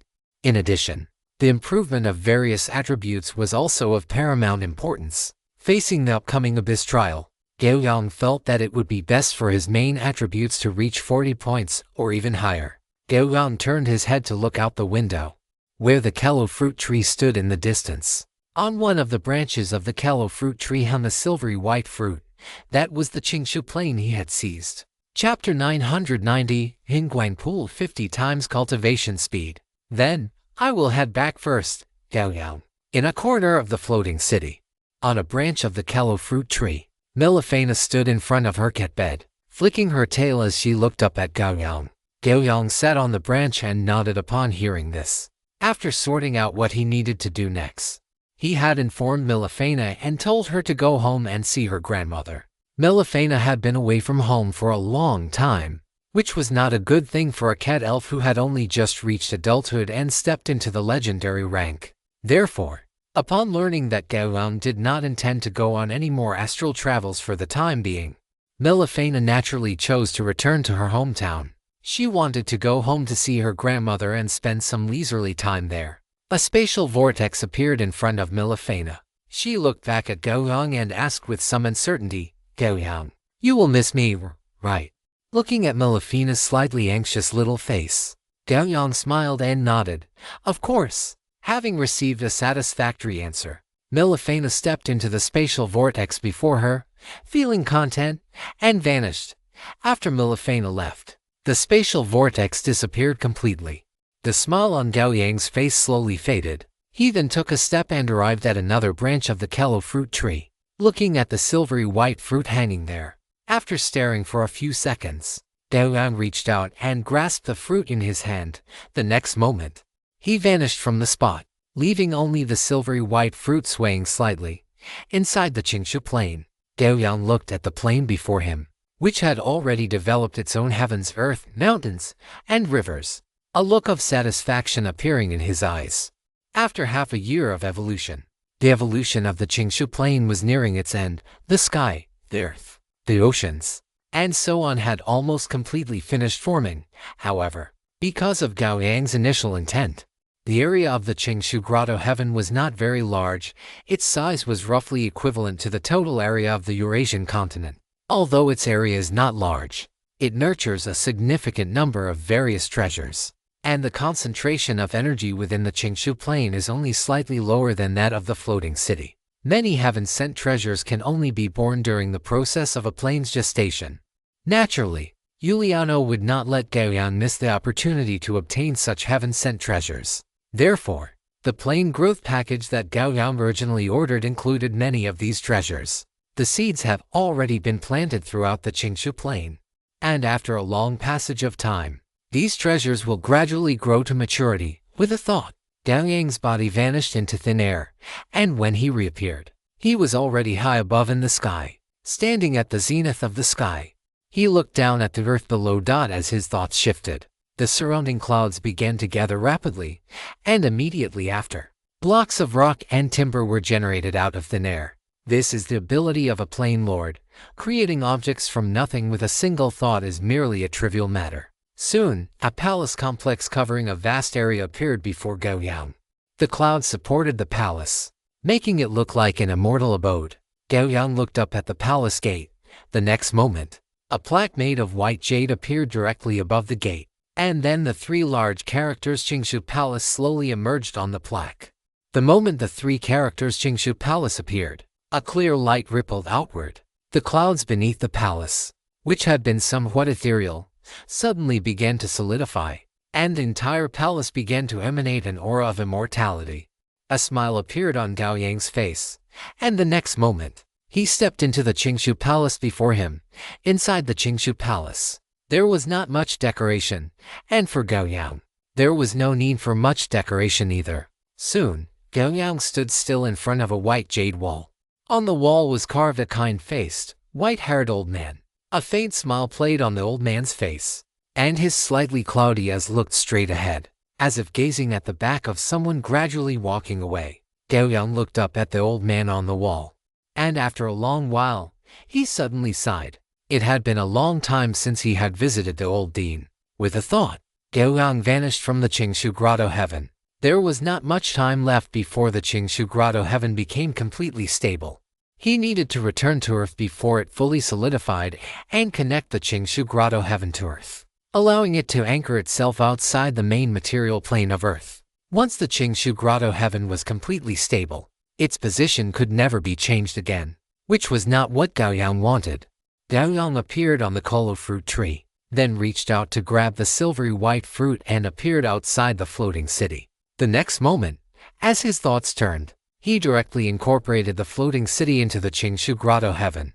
Gao Yang looked at the silvery white fruit in his hand, took a teleportation scroll from his inventory, and tore it open. As the fluctuations spread, a spatial vortex appeared before Gao Yang's eyes. After he stepped into it, the spatial gate quickly shrank and disappeared. Outside Earth, in the boundless starry sky, a floating city slowly revealed itself between the Earth and the Moon. Gao Yang stood on the martial arts arena. From his angle, he could see a silver-gray base at the southernmost tip of the Moon, with several 5-starred red flags planted on top of the base. Inside the base, many square-shaped vehicles were moving back and forth. Gao Yang took a glance and then withdrew his gaze, no longer paying attention. The appearance of the floating city was naturally discovered by the numerous satellites orbiting Earth. However, no faction showed even the slightest hostility toward this floating city. They merely observed it silently. The floating city descended toward Earth and soon entered the atmosphere. The moment Gao Yang deactivated the floating city's protective shield, the heavenly Tao of Earth descended instantly. The heavenly Tao of Earth does not have self-awareness. This descent was more akin to it sensing Gao Yang's presence and coming to take a look. Gao Yang looked up, golden light blooming slightly in his eyes as he began to communicate with the heavenly Tao of Earth. As the communication progressed, the heavenly Tao of Earth clearly showed some fluctuations, and immediately after, several system prompts appeared before Gao Yang. System prompt: your plane interference level has increased by 5%. Current plane interference level, 13.1%. System prompt: you have received a gift from the plane consciousness. This gift will be selected from any weapon, ability, or trait of this plane based on its plane consciousness. And this gift is guaranteed to be suitable for the character. System prompt: the Qingshu Grotto Heaven has obtained the bright light pool. The plane interference level had increased again. Gao Yang was already accustomed to this, but this time, the gift from the heavenly Tao of Earth left him with some doubts. What is the bright light pool? Gao Yang carefully searched his memories, only to find that there was no information regarding this at all. He grabbed the silvery white fruit and sent his consciousness into the Qingshu Grotto Heaven. Within the Qingshu Grotto Heaven, Gao Yang's consciousness was no different from the heavenly Tao of Earth. He could scan the entire plane in an instant. But after scanning back and forth several times, Gao Yang still did not find this so-called bright light pool. Gao Yang frowned slightly and thought to himself, could it be that this bright light pool only appears after the Qingshu plane is anchored to Earth? With a thought, Gao Yang used his will to wrap the silvery white fruit in his hand and pressed it against the air in front of him. Following his action, a vortex of airflow with a diameter of over 10,000 meters suddenly appeared before him. In the center of the vortex, a translucent palm made of space slowly reached out, lifting toward the silvery white fruit in Gao Yang's hand. Gao Yang let go, and the silvery white fruit, representing the reality anchor of the Qingshu plane, fell into the translucent palm. The palm then clenched, and the silvery white fruit began to slowly melt within it. Wisps of silvery white light seemed to be absorbed, flowing along the translucent palm into the airflow vortex, and spreading toward the surrounding world along with the airflow. In just over 10 seconds, the silvery white fruit was completely absorbed by the translucent palm. Gao Yang looked up at the sky. The moment the silvery white fruit disappeared, an invisible connection appeared in his heart, as if he could enter the Qingshu Grotto Heaven anytime and anywhere as long as he wished. That is decent news. Gao Yang moved his mind, and the floating city vanished from beneath him. Having been sent directly to the Qingshu Palace within the Qingshu Grotto Heaven, immediately after, Gao Yang appeared inside the floating city. He waved his hand, and the chubby kun was summoned out. Sensing the movement, Ewe also poked its head out from the kalo fruit tree. Gao Yang looked at the chubby kun before him, and at Ewe further away, and said, from now on, you will live in this Qingshu Grotto Heaven. Later, I will grant you the authority to enter and exit the Qingshu Grotto Heaven freely. With this authority, You will be able to travel to Earth at will. However, unless it is necessary, it is better to go to Earth as little as possible. Both the chubby Kun Kun and Aoi agreed. For them, the energy-rich Qingshu Grotto Heaven was far better than the energy-barren Earth. Go on then. In the Qingshu Grotto Heaven, you can choose an area to be your own territory. Gao Yang waved his hand, signaling them to go play on their own, and then he walked toward a side hall of the Qingshu Palace. After the Qingshu Grotto Heaven completed its fusion with Earth, he had sensed the changes occurring within the Qingshu Palace. As Gao Yang arrived, the doors of the side hall opened automatically. He walked inside, and the doors closed once more. Gao Yang looked toward the side hall. In the center of the hall, a pool of only 100 square meters had appeared abruptly. The pool was not filled with water, but with a liquid radiating the dense power of time. Having had relevant experience, Gao Yang immediately knew that the water in this pool was identical to the water in the river of time. Is this the so-called Mingguang pool? Gao Yang walked to the edge of the pool and squatted down, looking at the water of the river of time within arm's reach. After a long while, he extended a finger and dipped it into the water. 1 second, 2 seconds, 5 seconds later, Gao Yang withdrew his finger. He stared at the finger in front of him, a look of pleasant surprise appearing in his eyes. In his perception, the cells within the finger he had dipped into the Mingguang pool had consumed more energy than the parts that had not been submerged, and they had also become slightly older. These two findings indicated that the flow of time within the Mingguang pool was faster than in the outside world. Gao Yang dipped his finger back in again. After a full minute passed, he withdrew his finger and sensed it carefully. A moment later, he opened his eyes, a hint of joy appearing in their depths. Just now, only 1 minute had passed for the rest of his body, but a full 50 minutes had passed for the finger he had dipped into the Mingguang pool. This meant that for every day in the Qingshu Grotto Heaven, a full 50 days passed in the Mingguang pool. If he were to cultivate in the Mingguang pool, 1 day passing in the outside world would mean he had cultivated for 50 days. 1 year passing would mean he had cultivated for 50 years. This meant that Gao Yang's biggest shortcoming at present, the short amount of time for cultivation, would be completely smoothed over by the Mingguang pool. As for the fact that cultivating in the Mingguang pool would consume his lifespan 50 times faster than in the outside world, Gao Yang was not worried about this. He was still too young now. He had no anxiety about his lifespan at all.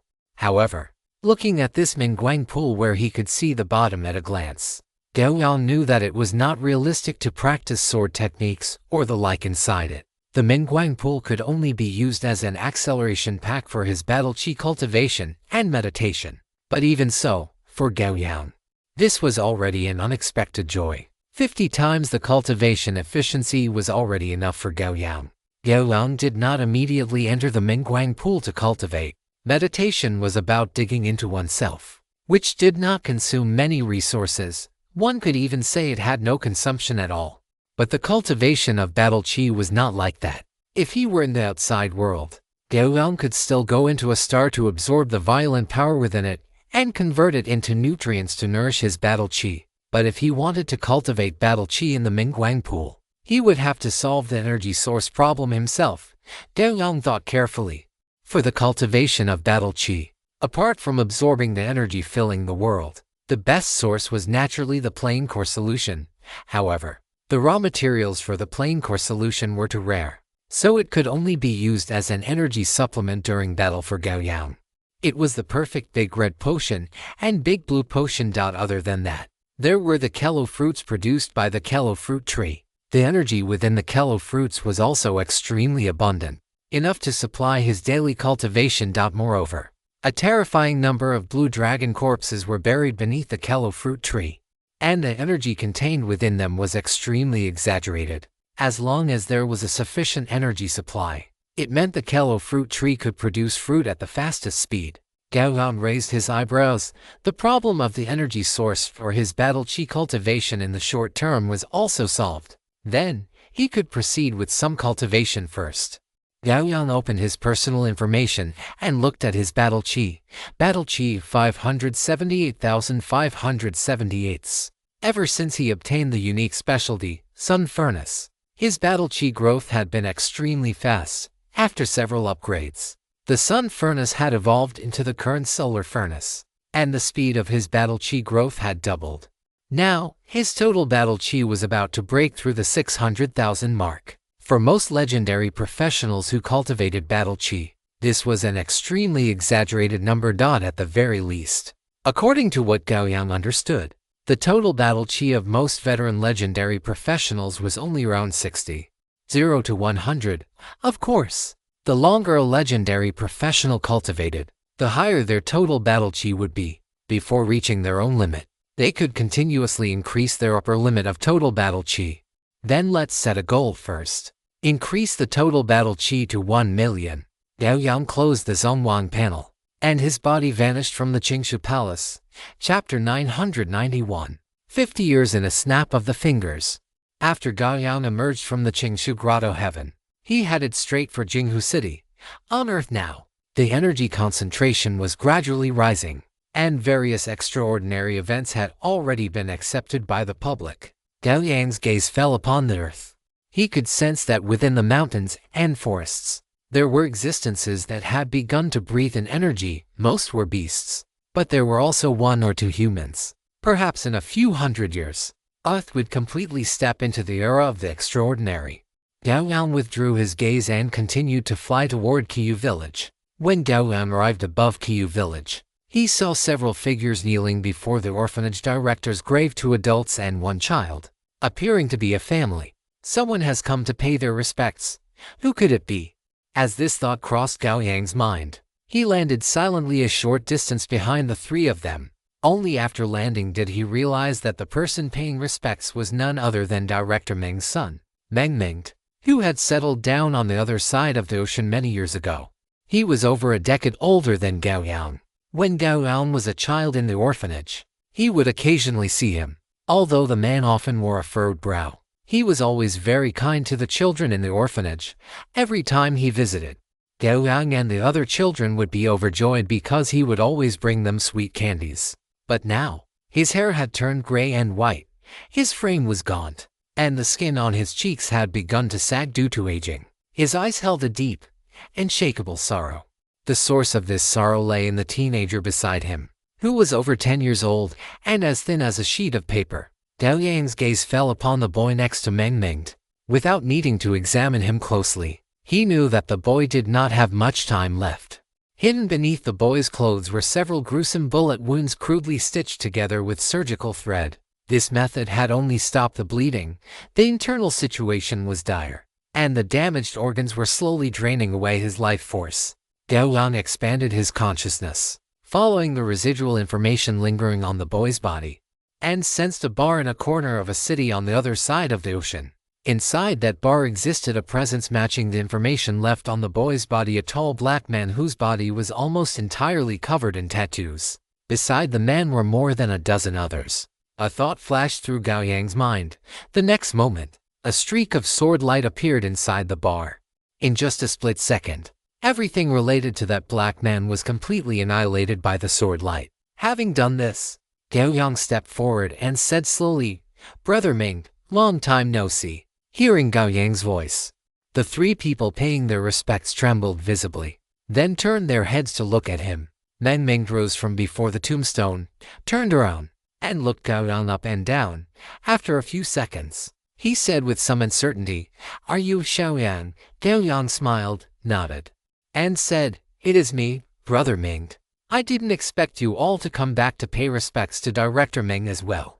After saying this, he turned his gaze to the boy beside him.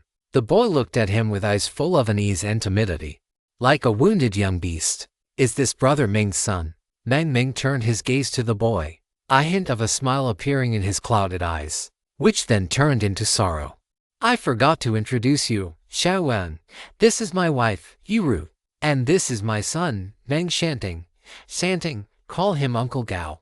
Leaning against his mother, Yiru, Meng Shanting frowned slightly and spoke with difficulty. "Hello, Uncle Gao." As he finished speaking, his already bloodless face turned even paler.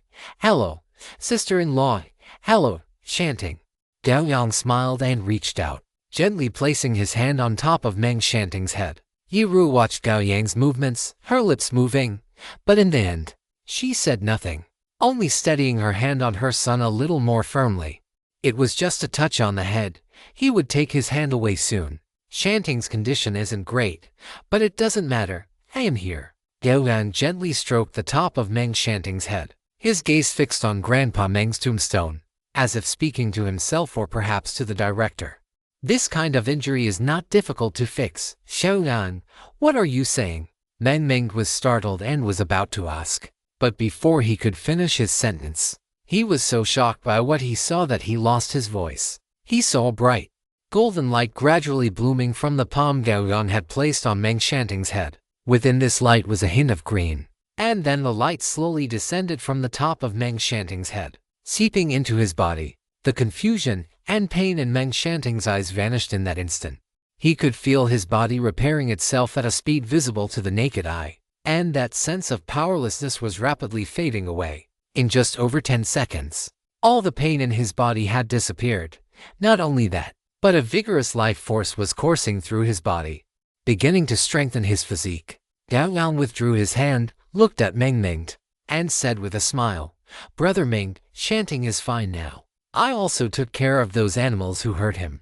Meng finally came to his senses and asked with lingering uncertainty, "Agnes, is Shanting really okay?" Gao Yang nodded and asked Meng Shanting, "Really, Shanting, how do you feel now?" The once sickly boy had now completely recovered. His face was rosy and his eyes were bright. Just by looking at him, one could feel the vigorous life force almost overflowing from his body. Meng Shanting turned to look at Meng, then at his mother, and said, "Dad, Mom, I think I'm really better."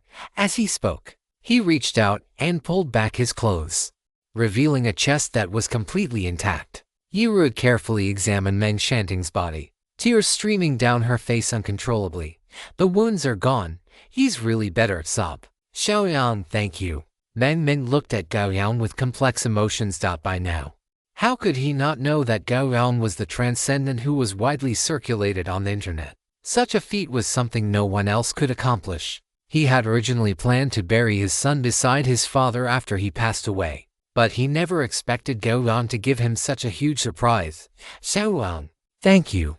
Thank you for not letting the Meng family line end." As Meng spoke, his knees buckled, and he began to kneel toward the ground. Gao Yang appeared instantly in front of Meng, firmly supporting him. "Brother Meng, the director was my grandfather. I call you brother. So these things are what I should do." Patting Meng's hand, Gao Yang took out a basketball-sized live clove fruit and placed it into Meng's hand. "Brother Meng, if you and your sister-in-law eat a small bite of this every day, your physical condition will improve significantly. There is still a long life ahead of you." Meng looked at the emerald green kolo fruit in his hand. The rich aura of life it emitted was so potent that just smelling it made his weary body feel a sense of relief. Could this kind of immortal fruit be comparable to the flat peaches of the Queen Mother of the West? A struggle appeared in Meng's eyes, but he then decisively shook his head and pushed the life-giving kolo fruit back toward Gao Yang, saying, "Little Yang, this is too precious. We are already deeply grateful that you were able to cure Shanting.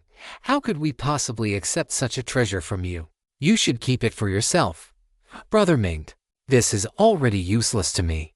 Gao Yang took Meng's hands in his own, stopping his movement, and continued, "You and your sister-in-law must remember to eat only one bite a day. You must not eat too much." Meng's lips moved, but in the end, he could not win against Gao Yang. After a moment, Gao Yang rose from in front of the tombstone and looked at the three people behind him, smiling as he said, "All right, now that I have paid my respects to Grandpa Meng, I will be heading off." "Brother Meng, sister-in-law." Meng held the life-giving kolo fruit, a relaxed smile appearing on his face as he said, "It is almost noon. Why don't you stay for a meal before you go?" "Little Yang." Gao Yang shook his head and replied with a smile, "No need, Brother Meng. I still have things to attend to." Meng did not insist, instead settling for a secondary request, saying, "That is fine. My wife and I will be living in Kyiv village from now on. You must come to our home for a meal the next time you visit." "No problem." Gao Yang nodded, then vanished directly in front of the three of them. The three of them stared at the spot where Gao Yang had disappeared, and it was only after a long while that they supported each other and began to walk toward their home. In the Qingshu Cave Heaven, beside the Mingguang pool in the side hall of Qingshu. Gao Yang looked at the water of the river of time within the pool, a touch of lamentation on his face. Meng Shanting's injuries were so severe that he had at most half a month left to live. If he had not decided to return to pay his respects to the dean this time, the dean's family line would likely have been extinguished. Fortunately, the final outcome was good. Gao Yang clenched his fist tightly, his resolve growing firmer. If he lacked the strength, he would have only been able to watch helplessly as Meng Shanting died. Therefore, he needed to become even stronger. In the past, his goal was merely to see the scenery from higher heights, but now, there was one more reason to become stronger. To protect everything he wished to protect. Without hesitation, Gao Yang took a step forward and entered the Mingguang pool. Inside the Mingguang pool, Gao Yang opened his eyes, and the scene before him began to shift rapidly, as if it were playing at high speed. Then, this transition slowed down, and slowed down further, until it returned to a state of normal speed. Gao Yang knew that this meant his personal time flow had synchronized with the time flow inside the Mingguang pool. From this moment on, for every minute that passed in the outside world, 50 minutes would pass for him within the Mingguang pool. Gao Yang took out a vitality-giving kolo fruit, swallowed it in a few bites, and then sat quietly in a cross-legged position to begin his closed-door cultivation. Once his Du-Chi cultivation was finished, Gao Yang remained motionless and began to practice the eternal indestructible meditation method. After completing his meditation, he began to rehearse his swordsmanship in his mind, followed by contemplating the rules of slaughter. Each aspect of his training progressed methodically, and every step forward caused his strength to rise steadily. Time passed day by day, and Gao Yang did not slacken for even a moment during his closed-door cultivation in the Mingguang pool. On this day, Gao Yang stopped the closed-door cultivation that had lasted for a full 50 years and opened his eyes. The comprehensive network panel appeared before him. Douchi, 1,001,000. I have finally raised my total amount of Du-Chi to 1 million. Gao Yang spoke slowly, his voice raspy and tinged with exhaustion. For Gao Yang, who was only in his 30s, 50 years of closed-door cultivation was an incredibly long span of time. The lonely training, with no one to communicate with if his will had not been firm, he likely would have stopped the cultivation long ago. But Gao Yang had stubbornly persisted. 50 years of uninterrupted closed-door cultivation had not only allowed him to complete the goals he had set at the beginning, but he had also made significant progress in other areas. The most significant improvement was his willpower, under the reinforcement of the eternal indestructible meditation method and his unique talent. My heart is free. Gao Yang's willpower had grown rapidly. 50 years had passed, and his will attribute had reached 39 points. An increase of 3 full points since before he began his cultivation, only one step away from reaching the realm of a peak legend. Beyond that, there was Gao Yang's comprehension of the rules of slaughter, as well as the integration of his swordsmanship with those rules. Previously, his comprehension of the rules of slaughter was at 33, now, it had reached 49. Furthermore, the various sword techniques he had mastered were now infused with the rules of slaughter. From now on, even a casual strike of his sword would contain attacks at the level of rules, rather than purely physical or magical attacks formed by Du-Chi and strength. Since the beginning of this closed-door session, this was his greatest gain. Aside from the growth of his Du-Chi and will, attacks at the level of rules could only be defended against or countered through rules themselves. In other words, Gao Yang's future attacks would be able to ignore the vast majority of defenses. 50 years of closed-door cultivation, and a full year has passed in the outside world. There is less than half a year left until the Immortal Association's meeting.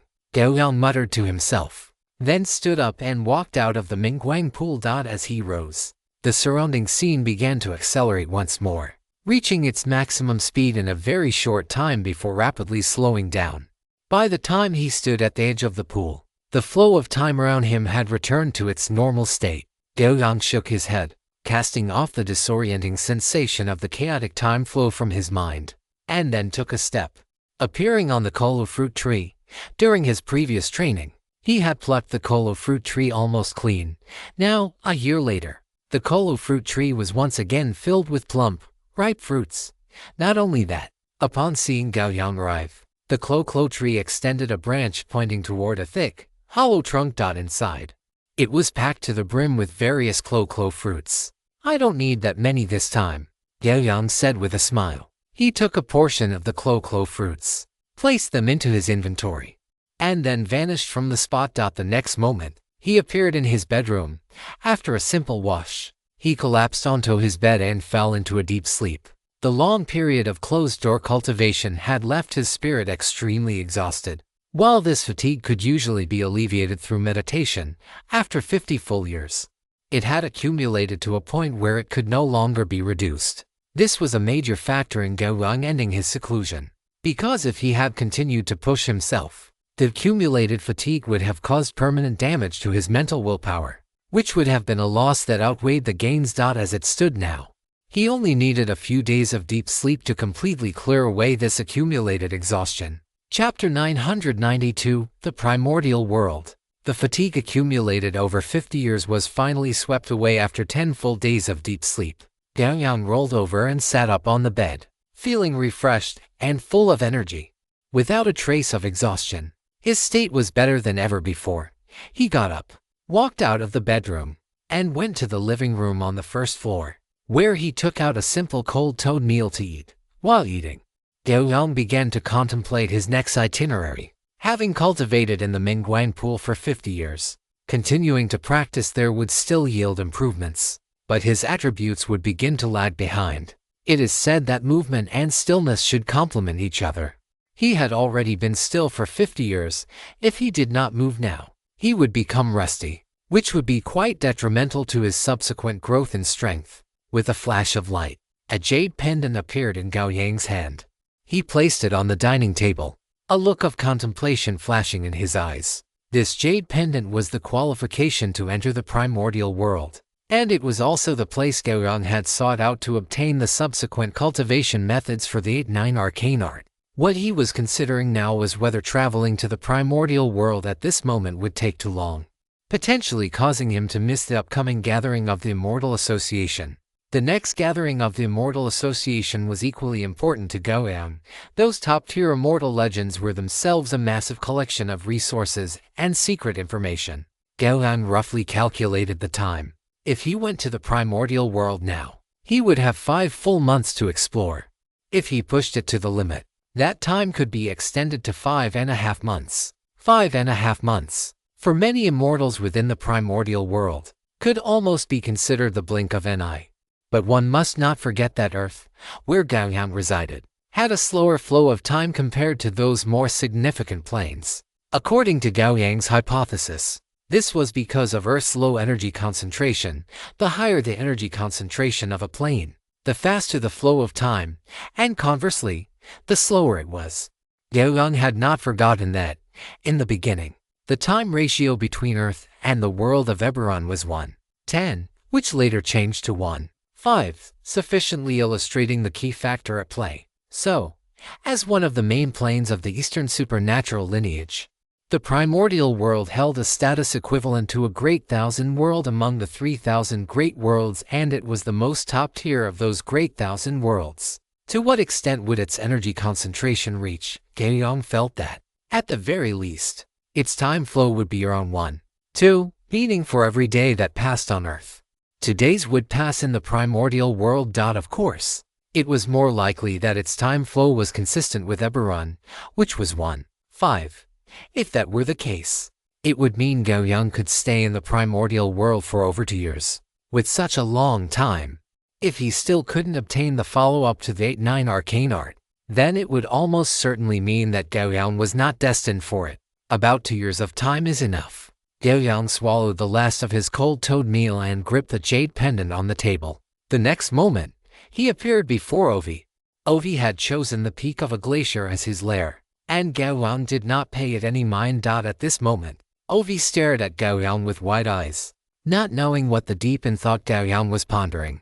Gao Yang carefully examined Olivier, trying hard to think if there was any existence similar to him in Eastern mythology. However, after thinking for a good while, he could not think of any similar existence. He needed to keep a low profile during this trip to the primordial world.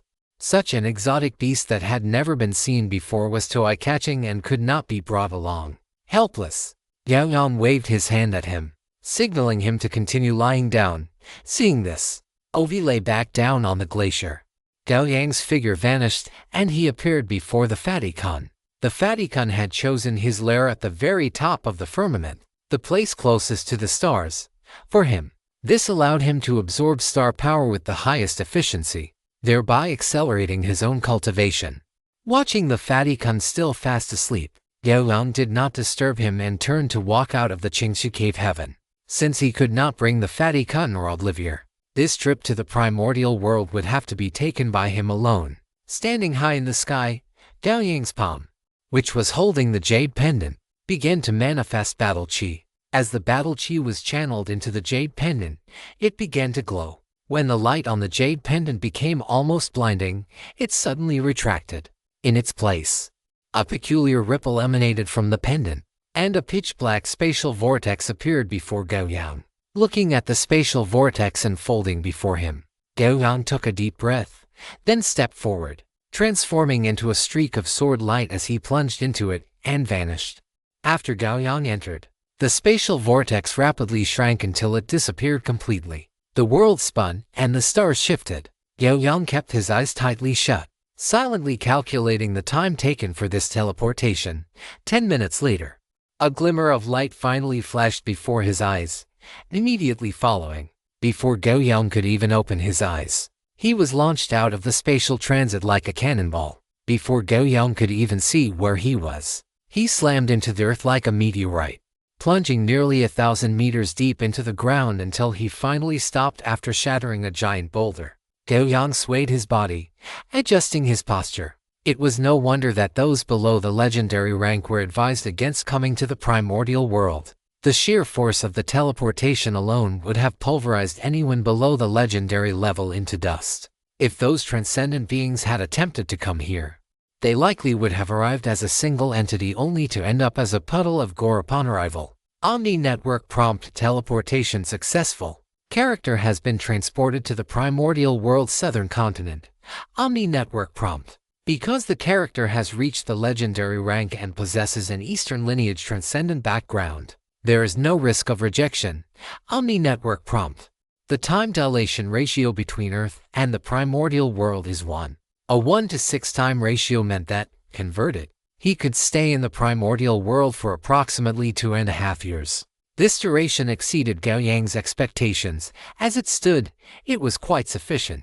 Such a long time was enough for him to scout for information regarding the 8-9 arcane arts, such as finding Yang Jian's master, the Great Master Yuding, or searching for the Great Master's Wandu.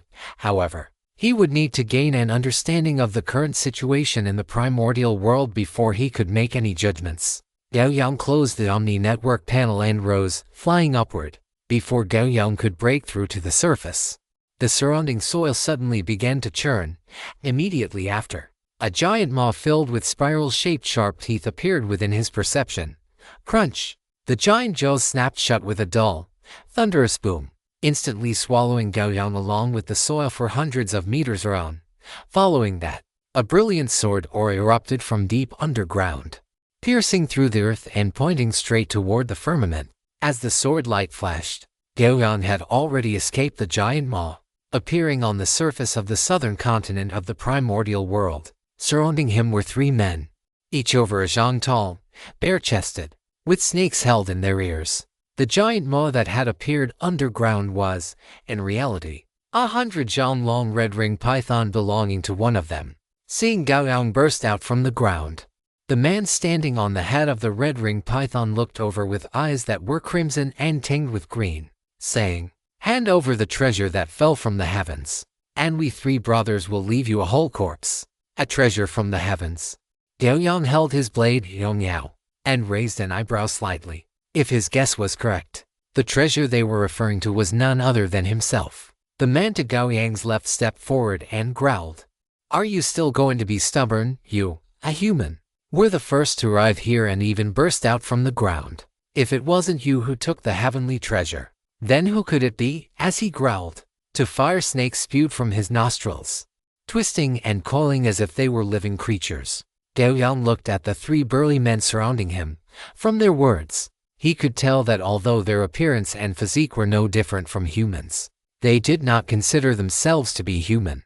According to Gao Yang's knowledge of Chinese mythology, this image of having snakes in their ears and bodies covered in tattoos was more similar to the witch tribe of his impressions. Gao Yang looked at the 3 and suddenly asked, "You are of the witch tribe. Which clan are you from?" The leader of the burly men snorted coldly and immediately replied, "We are of the Li's witch tribe.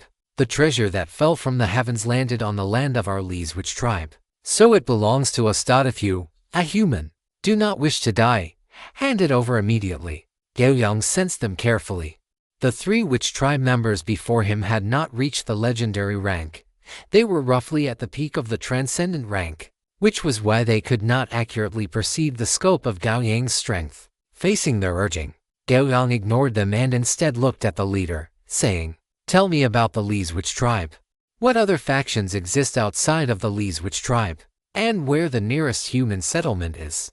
As Gao Yang finished speaking, the burly witch on his right widened his ox-like eyes, and lightning suddenly crackled on his long hair, swoosh.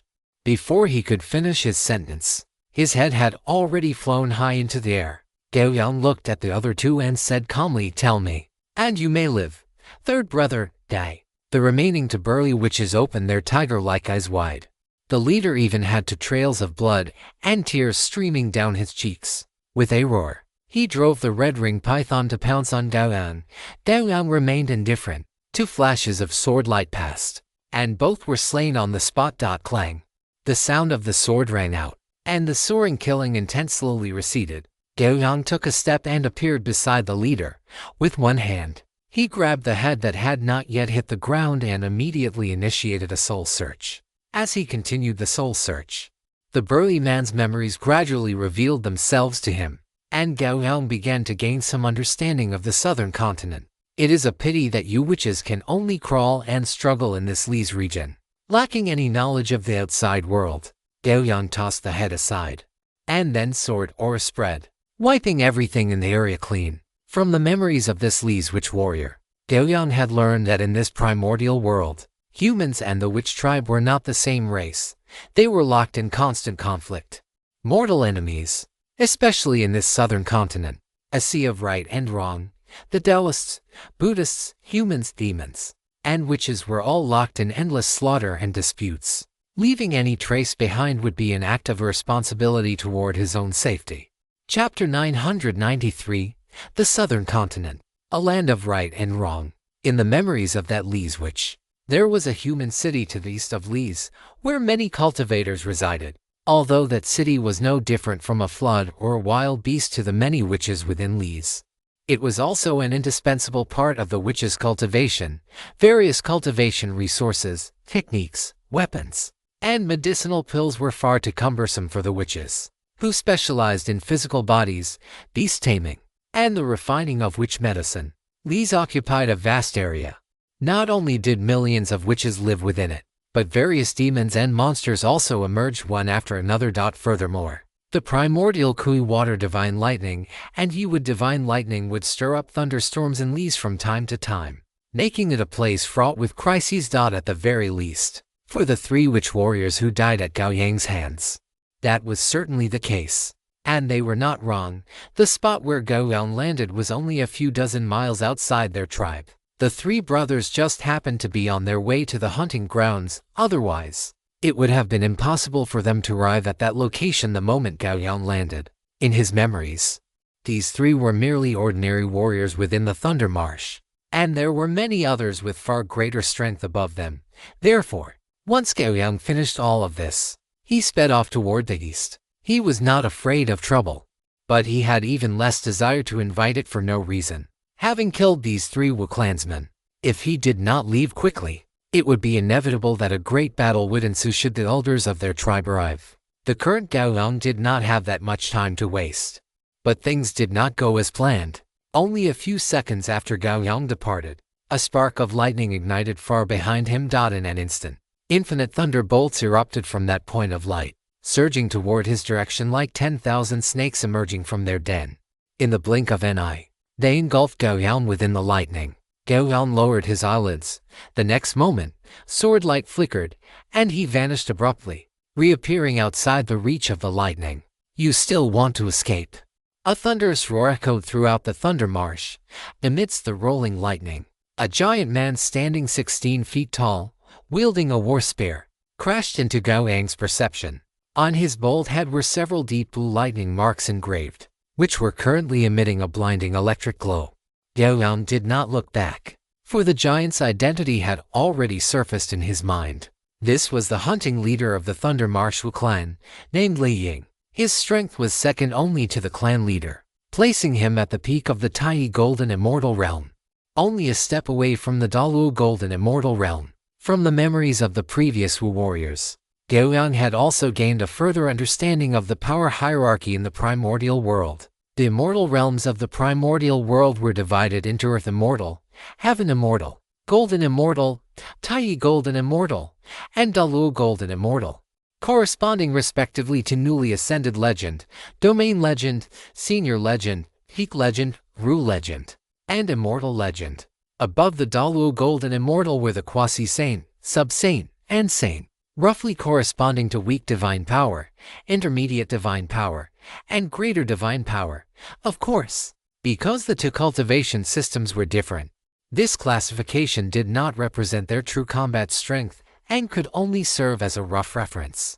After all, Gao Yang had once achieved the feat of slaying a weak deity, and in the primordial world, there had been exaggerated accounts of those in the Tai Golden Immortal Realm slaying quasi-saints.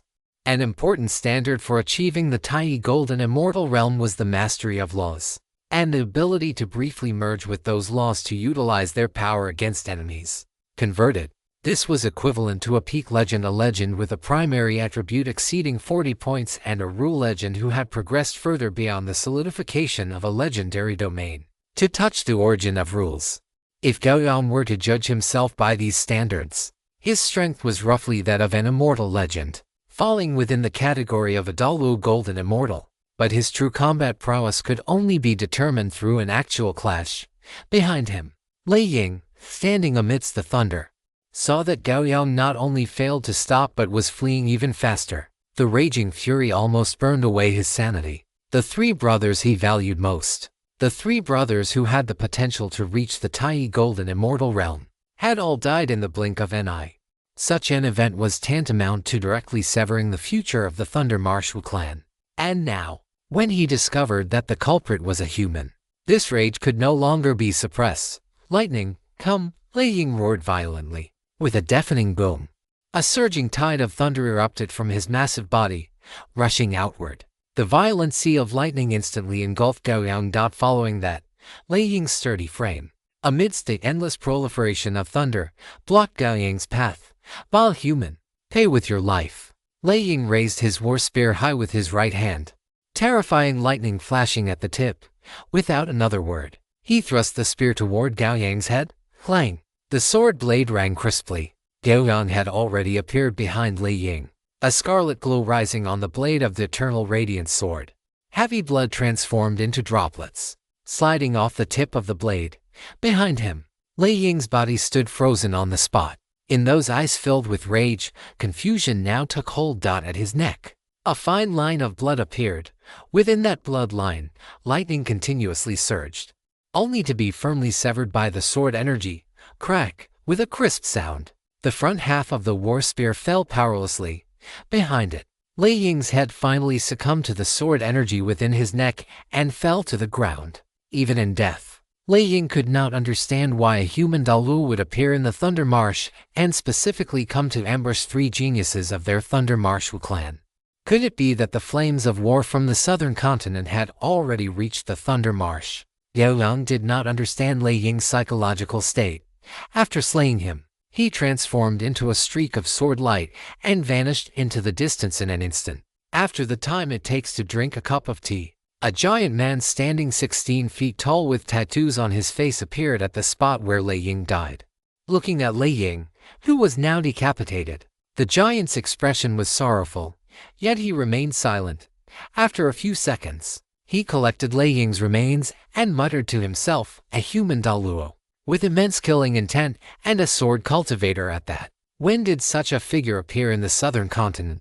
If Gao Yang had not gone far, he would have recognized this person at a glance as the leader of the Thunder Marshal clan, Lei Jingshan, who possessed the cultivation of a dual golden immortal, facing Gao Yang, who had decapitated Lei Ying with a single sword strike. Lei Jingshan did not dare to reveal himself, because he feared that if he appeared, he too would die under the blade of that man with such heavy killing intent. If that were to happen, the entire Thunder Marshal clan would be completely finished.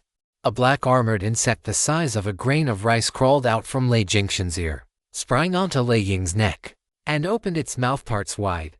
The next moment, a wisp of residual sword energy, 100 times thinner than a strand of hair, escaped from Lei Ying's neck and was swallowed whole by the black armored insect. Having done this, it leaped back into Lei Jingshan's large hand. Lei Jingshan looked at the insect in his palm, his eyes filled with hatred.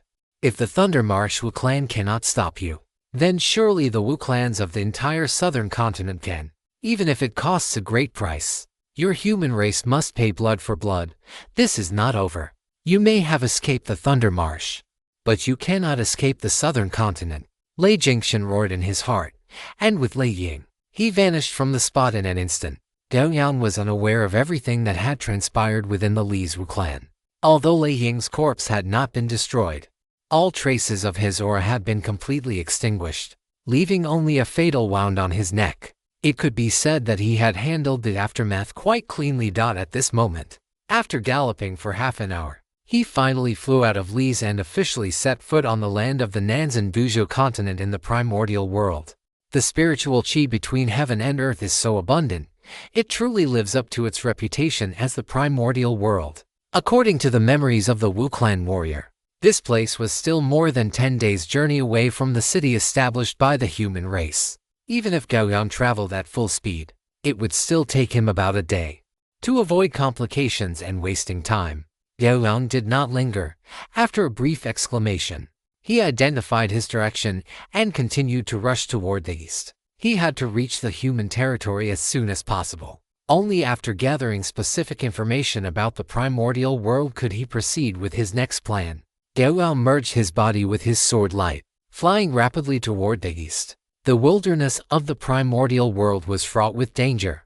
The mountains, rivers, and great lakes below were filled with mountain spirits and water monsters of no small aura. However, upon sensing the sharp, sky-piercing killing intent of Gao Yang's sword aura, these entities were sensible enough not to block his path. When a great Lolo golden immortal passes by, even an ordinary quasi-saint would show some respect. There was no way any blind creature would dare to obstruct him. Fellow Taoist, please stay your step. Just then, a clear, resonant voice reached Gao Yang's ears for no apparent reason. Gao Yang frowned and looked toward the source of the sound. Seeing a young Taoist wearing black robes flying rapidly toward him within a 5-colored escape light. Beneath him was a magnificent peacock with 5-colored tail feathers and a wingspan exceeding 10 zhang. The 5-colored light was emitted by this very peacock. At a single glance, Gao Yang realized that this young Taoist riding the peacock was no simple figure. He was the only human he had encountered in the last half-day, and the speed of that 5-colored peacock was even a fraction faster than his own. Upon seeing the person who had transmitted the voice, Gao Yang did not stop. Instead, he let out a cold snort. His sword light surged, and he instantly widened the distance between them. Are you kidding me? He was well aware of the lethality of the phrase, fellow Taoist. Please stay your step. That single sentence alone had caused the deaths of dozens of golden immortals. The karma involved was something one simply could not afford to touch. Even if he hadn't known, he wouldn't have stopped just because of someone's words. The young Taoist riding the 5-colored peacock saw Gao Yang's sword light receding, and a look of helplessness appeared on his face. He reached out and patted gently, and the peacock beneath him let out a long cry. The 5-colored light also surged significantly, closing the distance with Gao Yang at a speed visible to the naked eye. Gao Yang's brows furrowed even tighter. He decisively stopped, turned around, and slashed out with his sword. The sword light tore through the sky, transforming into 100 zhang sword aura that blocked the young Taoist's path. The 5-colored peacock stopped before the sword aura. The young Taoist looked at Gao Yang from afar. his face still wearing a smile that felt like a spring breeze. "Fellow Taoist, we are both of the human race. Judging by your direction, you must be heading to Shiquan City as well. Why don't we travel together? It would be nice to have some company. What do you think?" "So, that city established by humans is called Shiquan City." Gao Yang met the young Taoist's gaze and spoke coldly. "No need. I will go there myself." As his voice fell, he saw the smile on the young Taoist's face brighten a little more. He heard him say enthusiastically, "Fellow Taoist, have you just arrived in Nanzan Buzhou? What brings you here? Perhaps this humble Taoist can offer some meager assistance." As the words finished, Gao Yang sensed that something was wrong. In a flash of lightning, he suddenly realized the loophole in their brief conversation.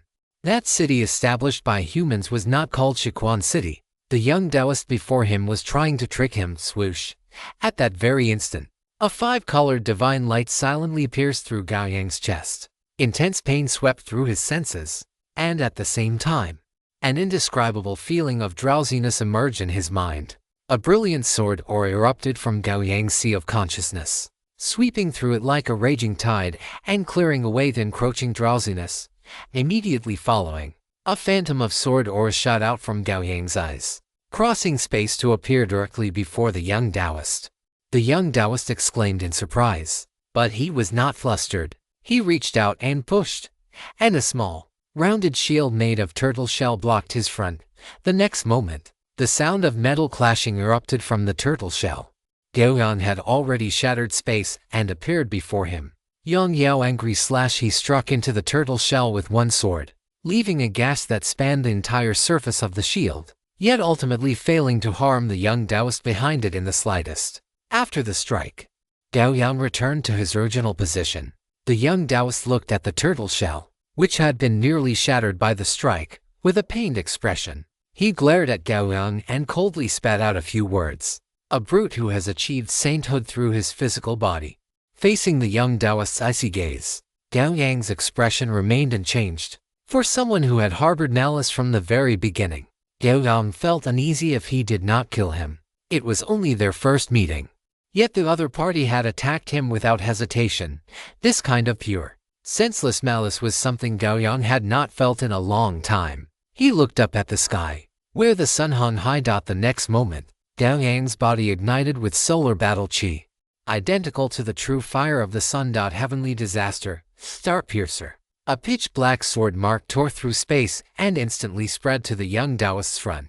The terrifyingly scorching sword intent made him feel as if he were facing the blazing sun.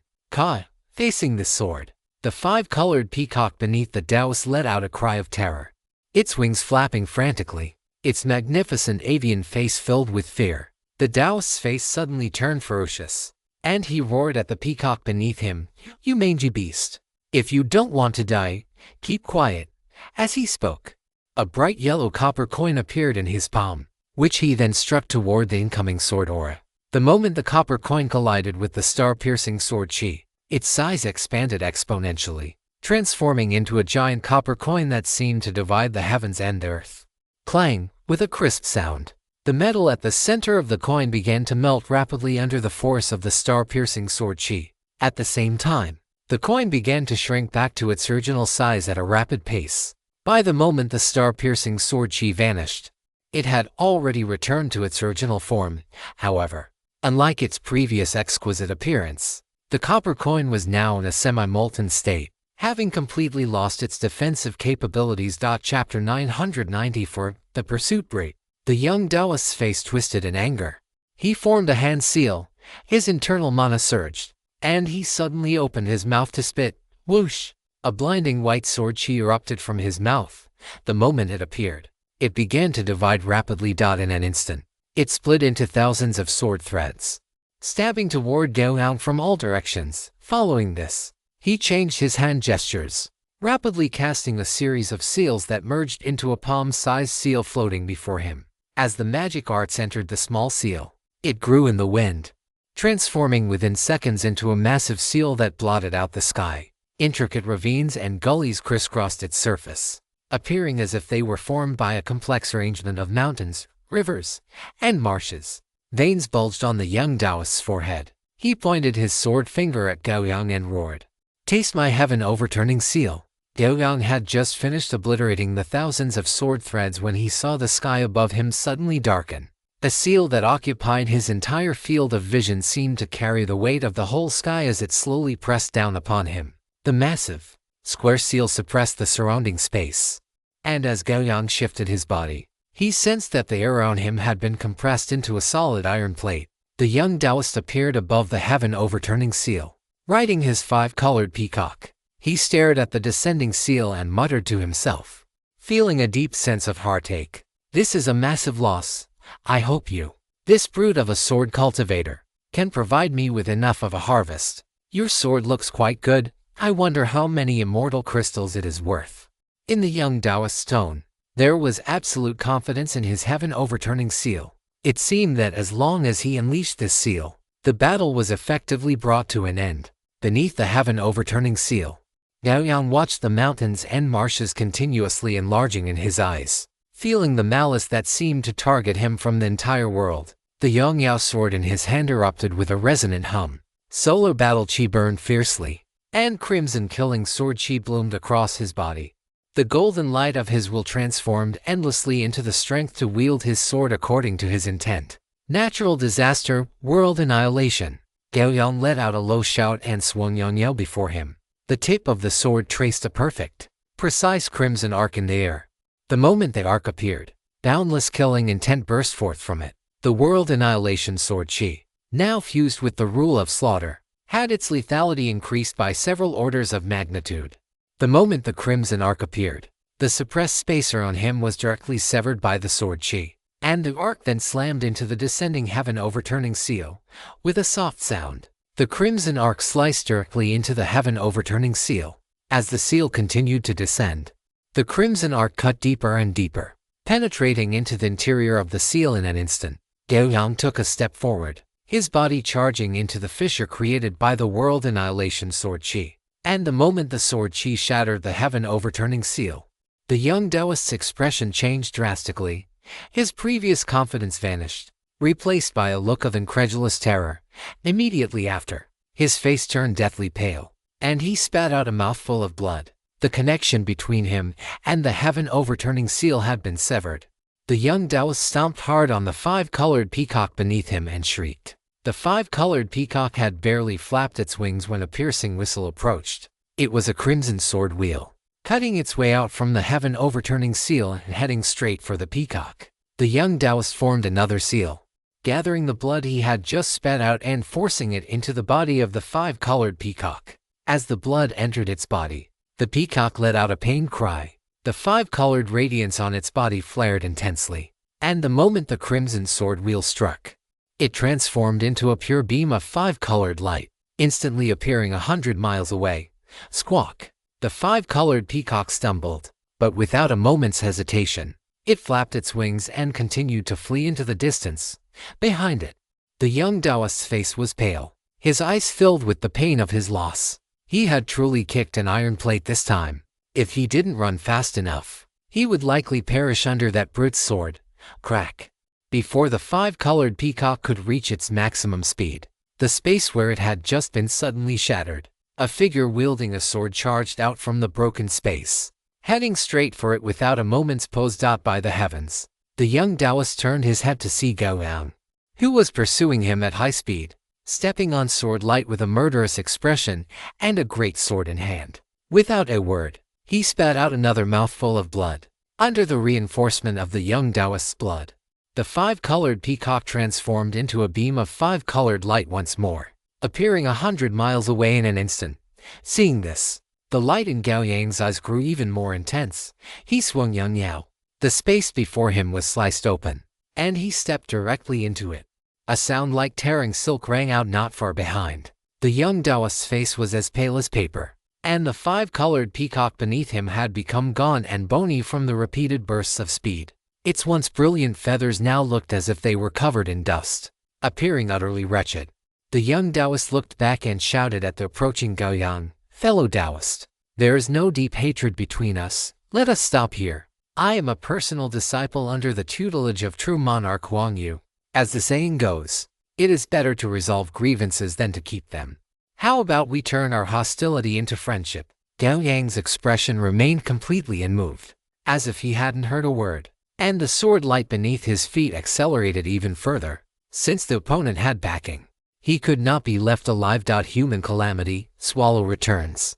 A golden sword shadow tore through the air, appearing dozens of meters behind the five-colored peacock. Seeing this golden shadow, both the peacock and the young Taoist were filled with fear. Clearly, this was not the first time they had witnessed this sword technique from Gao Yang.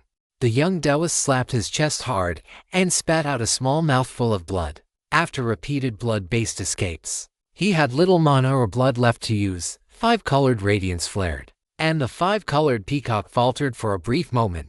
Swish! The instant the five-colored radiance ignited, Gao Yang had already appeared where the golden sword shadow had been, his blade, Yang Yao, descending in a ruthless, furious strike. A spray of blood erupted, followed by a shrill, miserable shriek. The five-colored radiance vanished abruptly, only to reappear hundreds of meters away.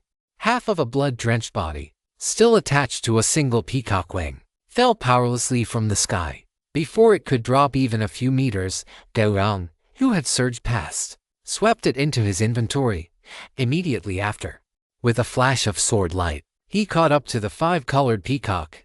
The five-colored peacock, having lost half its body, wailed incessantly, its only remaining wing no longer capable of flapping.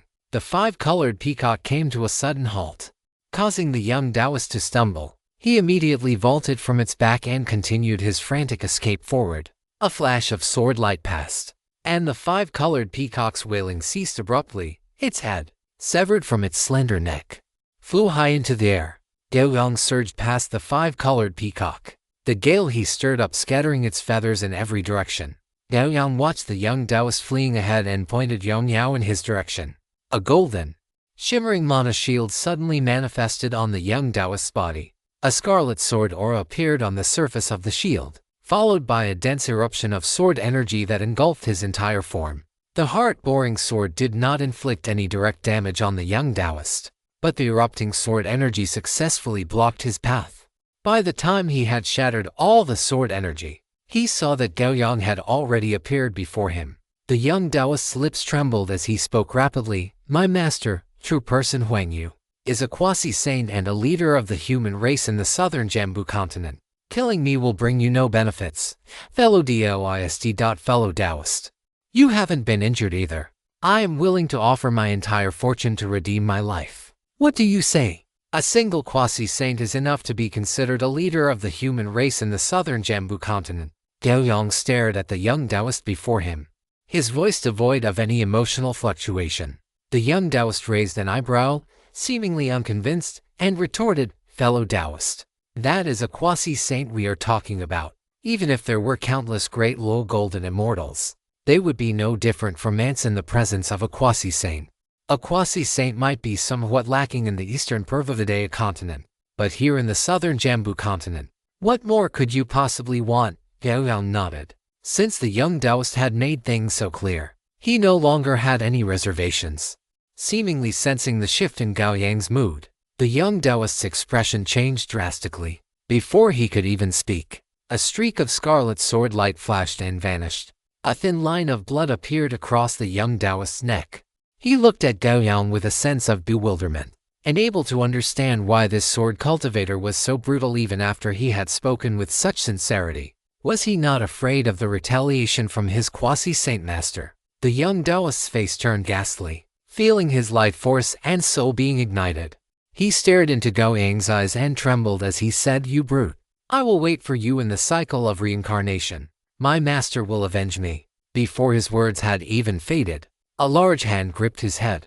Then, before his soul could be completely incinerated by the soul-searing flames, Gao Yang crushed his skull directly. The ignited soul shattered in unison with the cracking skull. Gao Yang captured the dissipating soul fragments and initiated a soul search. Fragments of broken memories appeared before Gao Yang's eyes, which he quickly scanned through. More than 10 breaths later, the young Taoist's dissipating soul was completely consumed by the soul-searing flames, and the soul search had to be terminated. Gao Yang casually flicked a strand of sword energy, completely obliterating the young Taoist's body. With a flash of light, he vanished from the spot. At the bottom of a lake, Gao Yang sat cross-legged on a dark green boulder.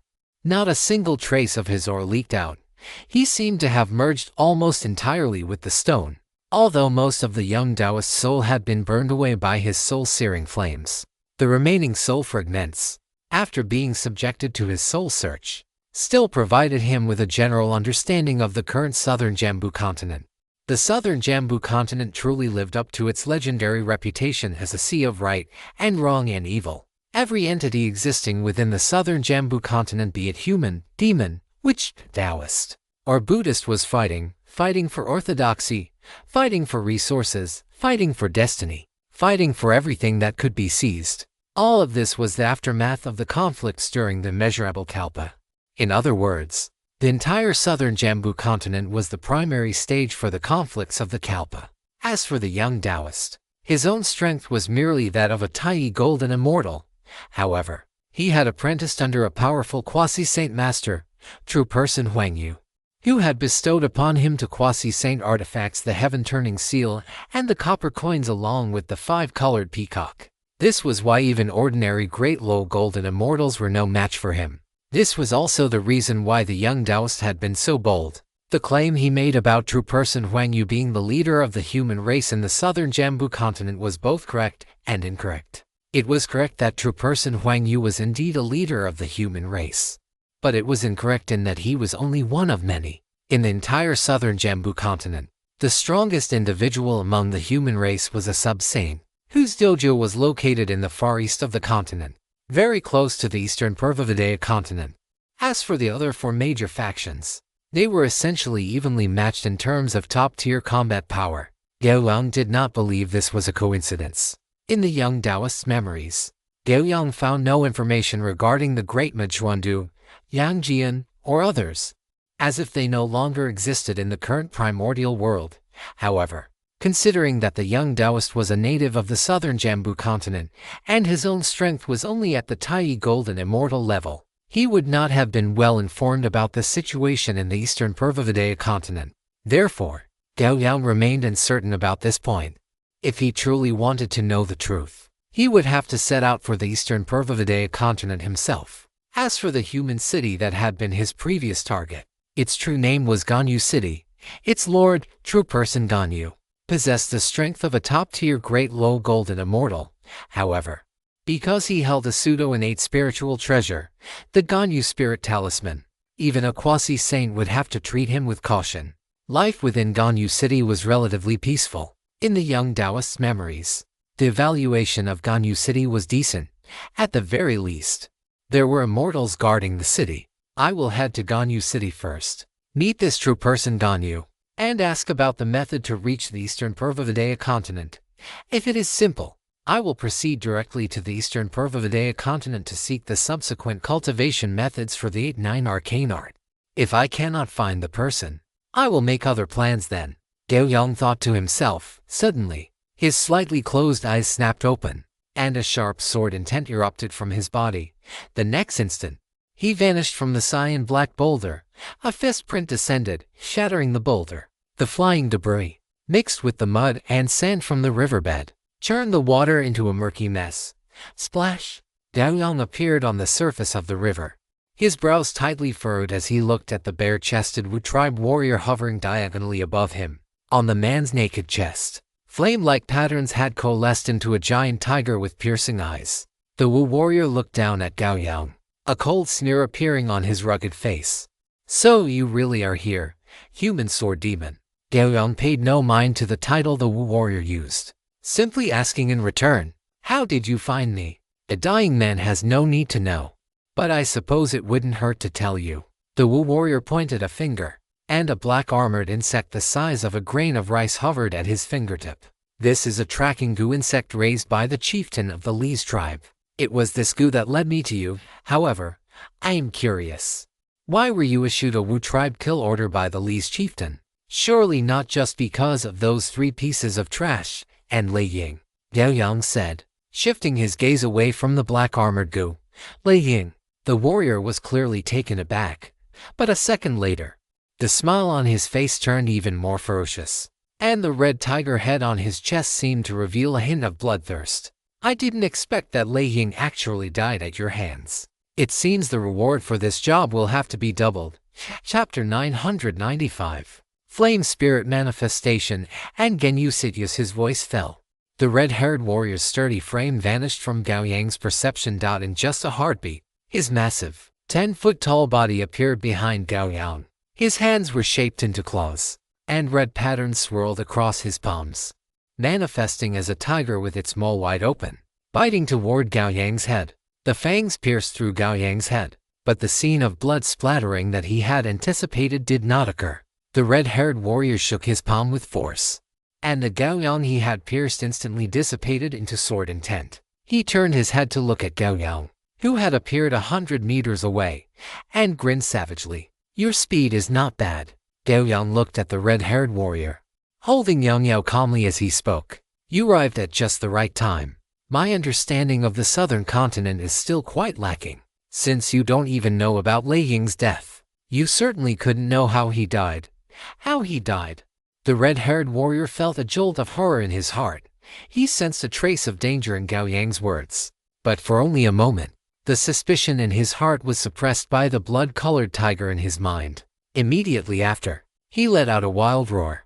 Who cares how he died? This will just kill you. The crimson pattern swirled, and the tiger head on the red-haired warrior's chest came completely to life at this moment. Roar! A tiger's roar that shook the mountains exploded, and the space around the red-haired warrior shattered instantly. In the fragmented space, Gao Yang saw a white-browed red tiger, 10 feet tall, leaping from the warrior's chest. It tore through the shattered space like a bolt of lightning, pouncing toward his position. The moment the white-browed red tiger charged, the red-haired warrior slammed his fists together. Blazing flames erupted from his arms, igniting his entire body, and along with it, everything surrounding Gao Yang. Gao Yang sensed the raging inferno around him, his expression remaining completely unmoved. Facing the pouncing crimson giant tiger, he swung Yang Yao in a furious slash, and a scarlet sword descended, swoosh, with a soft sound. The crimson giant tiger was sliced into by this single strike. The tiger was cut, but the warrior showed no surprise. The two halves of the crimson tiger suddenly transformed into two scorching red fireballs, continuing to shoot toward Gao Yang from the left and right. Boom, boom. Two earth-shaking explosions rang out. The area had turned into a world of fire, the scorching heat distorting the very space. The red-haired warrior looked toward the center of the explosion. His perception of fire told him that the previous strike had not killed Gao Yang. A whistling sound arose. A formless storm seemed to generate out of thin air in the center of the flames, and the scorching fire rolled backward in all directions, revealing the scene at the heart of the blast. Gao Yang stood calmly in the center of the explosion. The violent blast appeared not to have caused him even the slightest bit of harm. Gao Yang raised his head to look at the red-haired warrior not far away. The ultimate, masculine, golden solar Duchu slowly emerged from his body. You want to hurt me with fire? What a pity. My temperature is higher than yours. As Gao Yang's voice fell, the violent solar Duchi spread out recklessly with him at the center. Wherever the golden solar Duchi passed, the crimson sea of fire was forced back. Rolling heat waves scorched the heavens and earth, as if a scorching sun had suddenly appeared here. The rolling heat waves slammed into the red-haired warrior like a raging tide. The terrifying high temperature filled the warrior with horror, and his body retreated continuously. He had truly never imagined that someone's cultivation energy could be as domineering and scorching as the true solar fire. Could it be that this human before him was actually a three-legged golden crow in his true form? Gao Yang's gaze did not follow the red-haired warrior's movements. After he released his solar Duchi, wherever the energy reached was his domain. The scorching solar Duchi almost boiled this patch of heaven and earth. Space was constantly twisting, and earth began to churn like liquid. As for the great river beneath them, it had already been completely ignited by the solar Duchi, turning into a boiling sea of fire. The red-haired warrior kept his eyes tightly shut, the red tiger head on his chest opening its eyes to guide his direction. There was no other way. The brilliant golden true solar fire was too hot and too blinding. He felt that if he stared at it for a few more moments, his eyes would likely be burned blind by this fire. Trying to run, just as the red-haired warrior was retreating, A whisper sounded in his ear. A chill suddenly rose from the depths of the red-haired warrior's heart.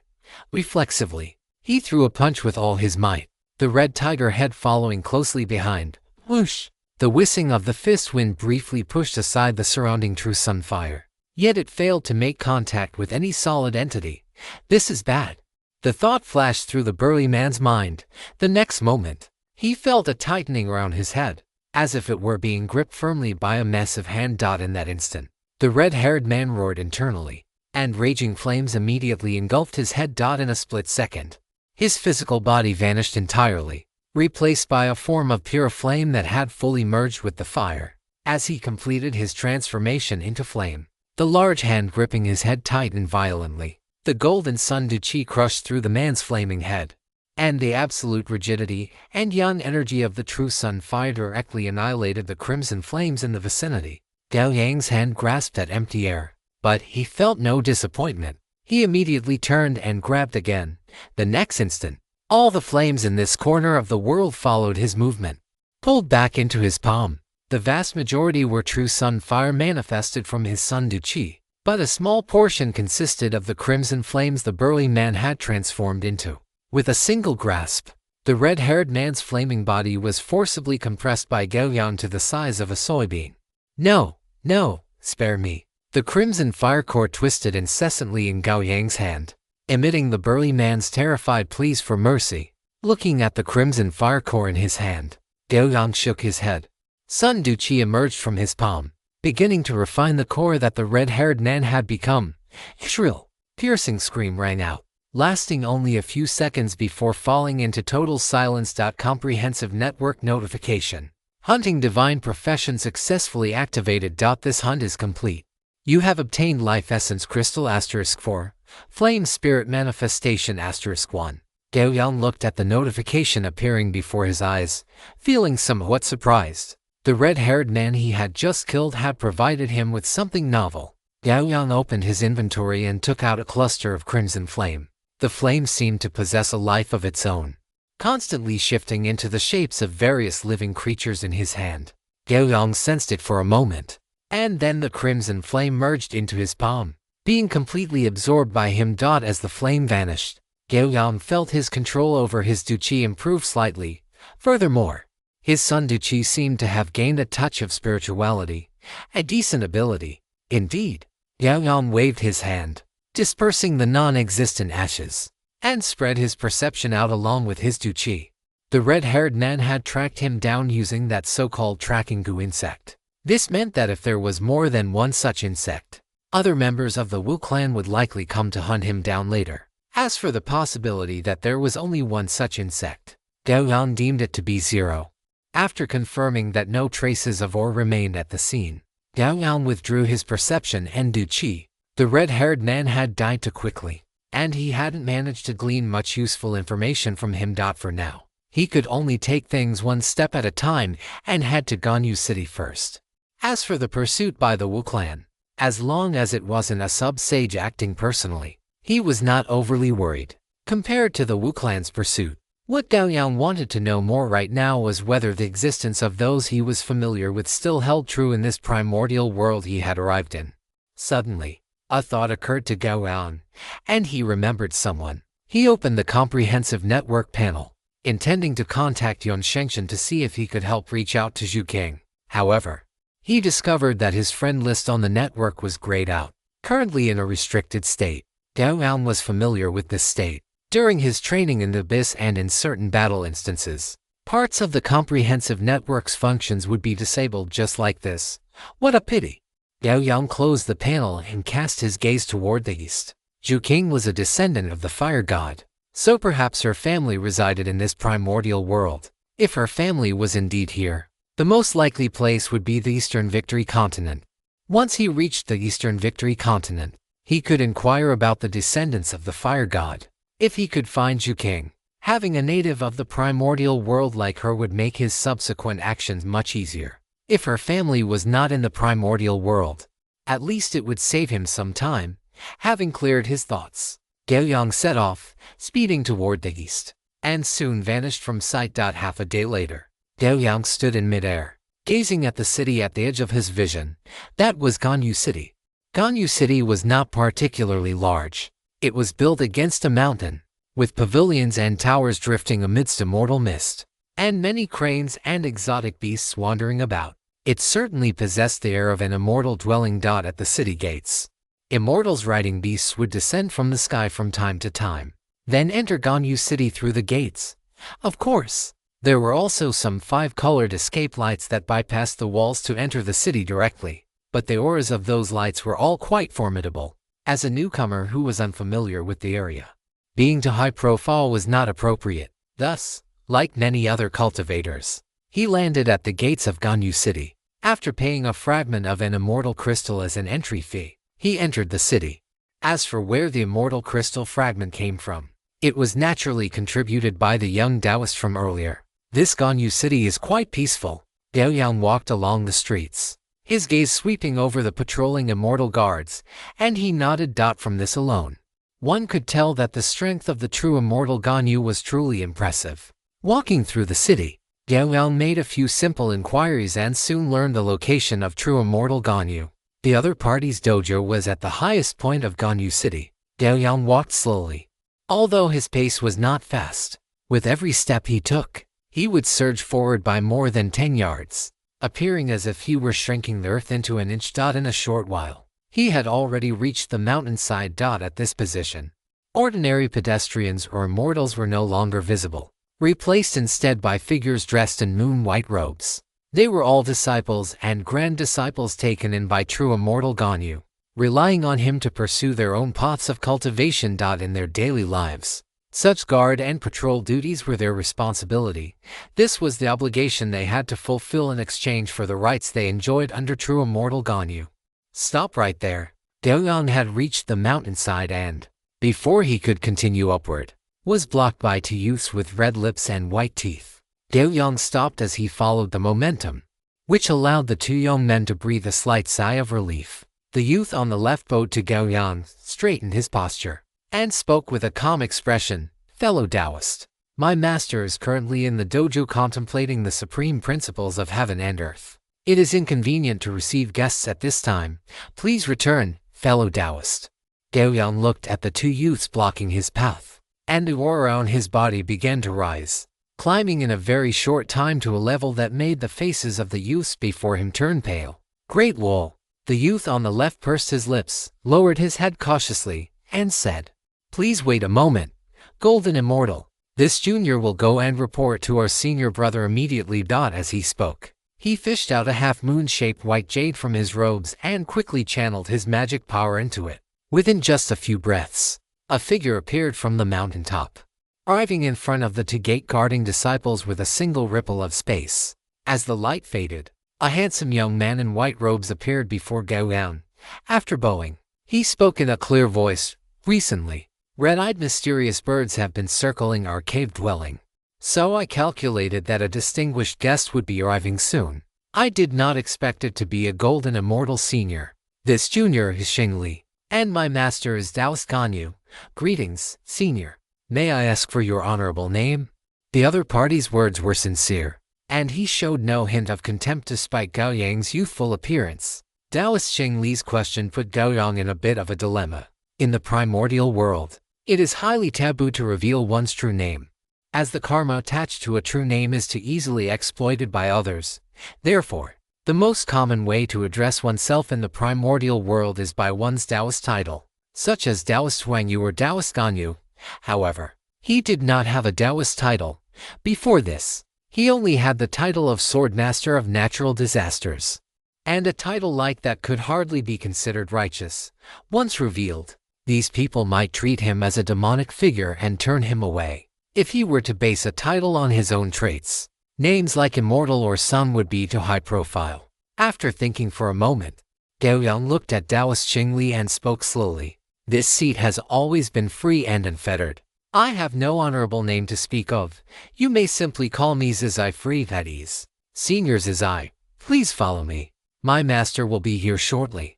Taoist Xing Li bowed once more and took the initiative to turn and lead the way. Gao Yang stepped forward to follow Taoist Xing Li and said, I apologize for the intrusion upon your master.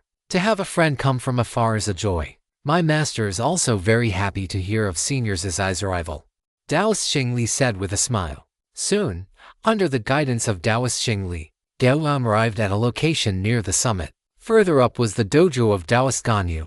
Even without standing in that dojo, Gao Yang could perceive the aura that was perfectly integrated with heaven and earth. Fortunately, the attitude of Taoist Ganyu and his many disciples was quite decent, which could save Gao Yang from some unnecessary trouble for both parties. This was undoubtedly good news. Chapter 996. The Primordial Calamity and the Theory of Luck. Under the guidance of Taoist Xingli, Gao Yang took a seat in a pavilion. Xingli waved his hand, and spiritual tea and fruits appeared on the long table in front of Gao Yang. Senior Zizai. This Ganyu spiritual tea is refined by my master himself. Behind my master's dojo, there is a fairy tree that absorbs the spiritual energy of heaven and earth and the essence of the sun and moon, sprouting no leaves every 50 years. This Ganyu spiritual tea is made from the new buds of this fairy tree, which helps cultivators comprehend the rules and great Tao of heaven and earth.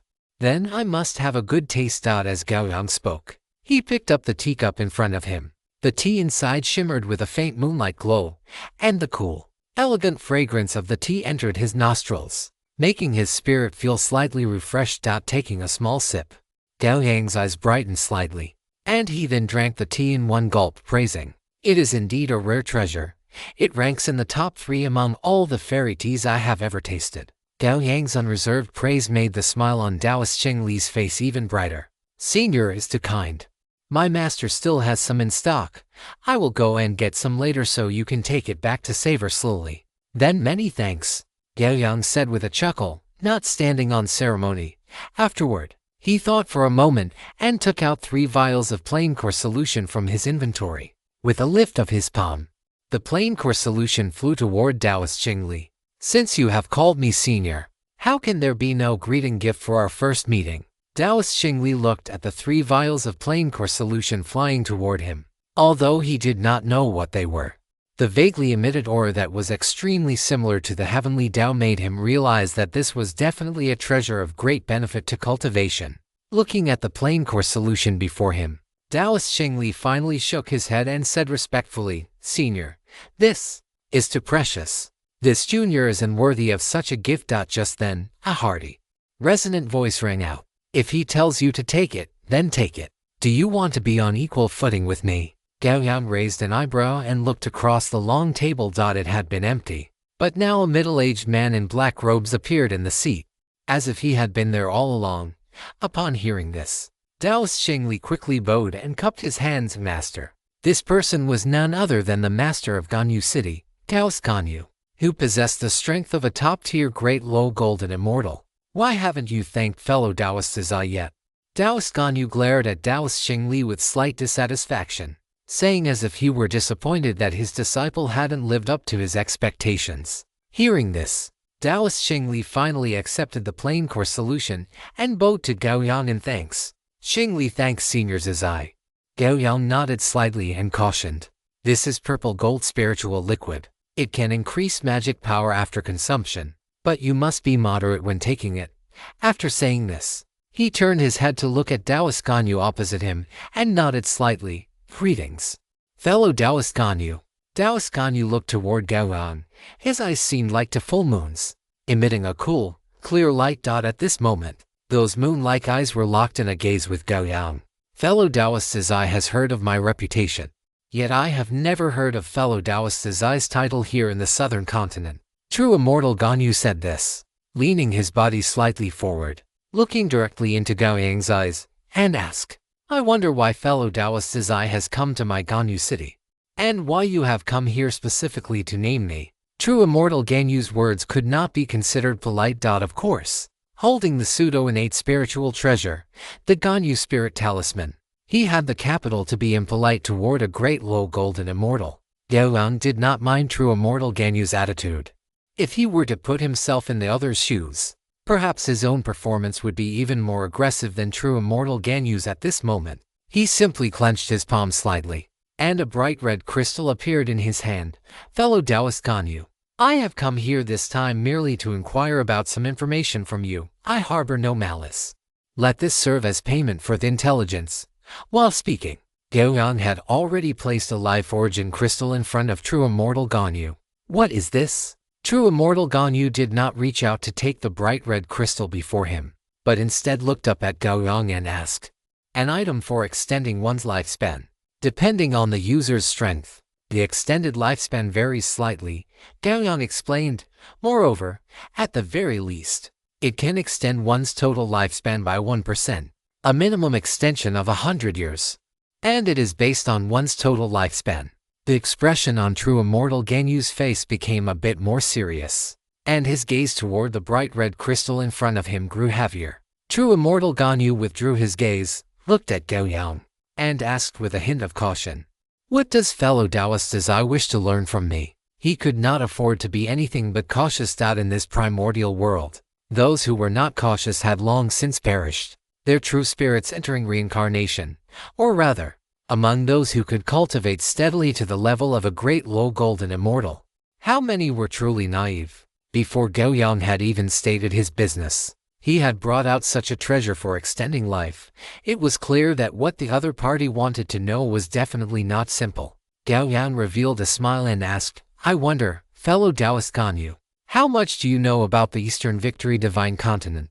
The Eastern Victory Divine Continent. True Immortal Ganyu raised an eyebrow.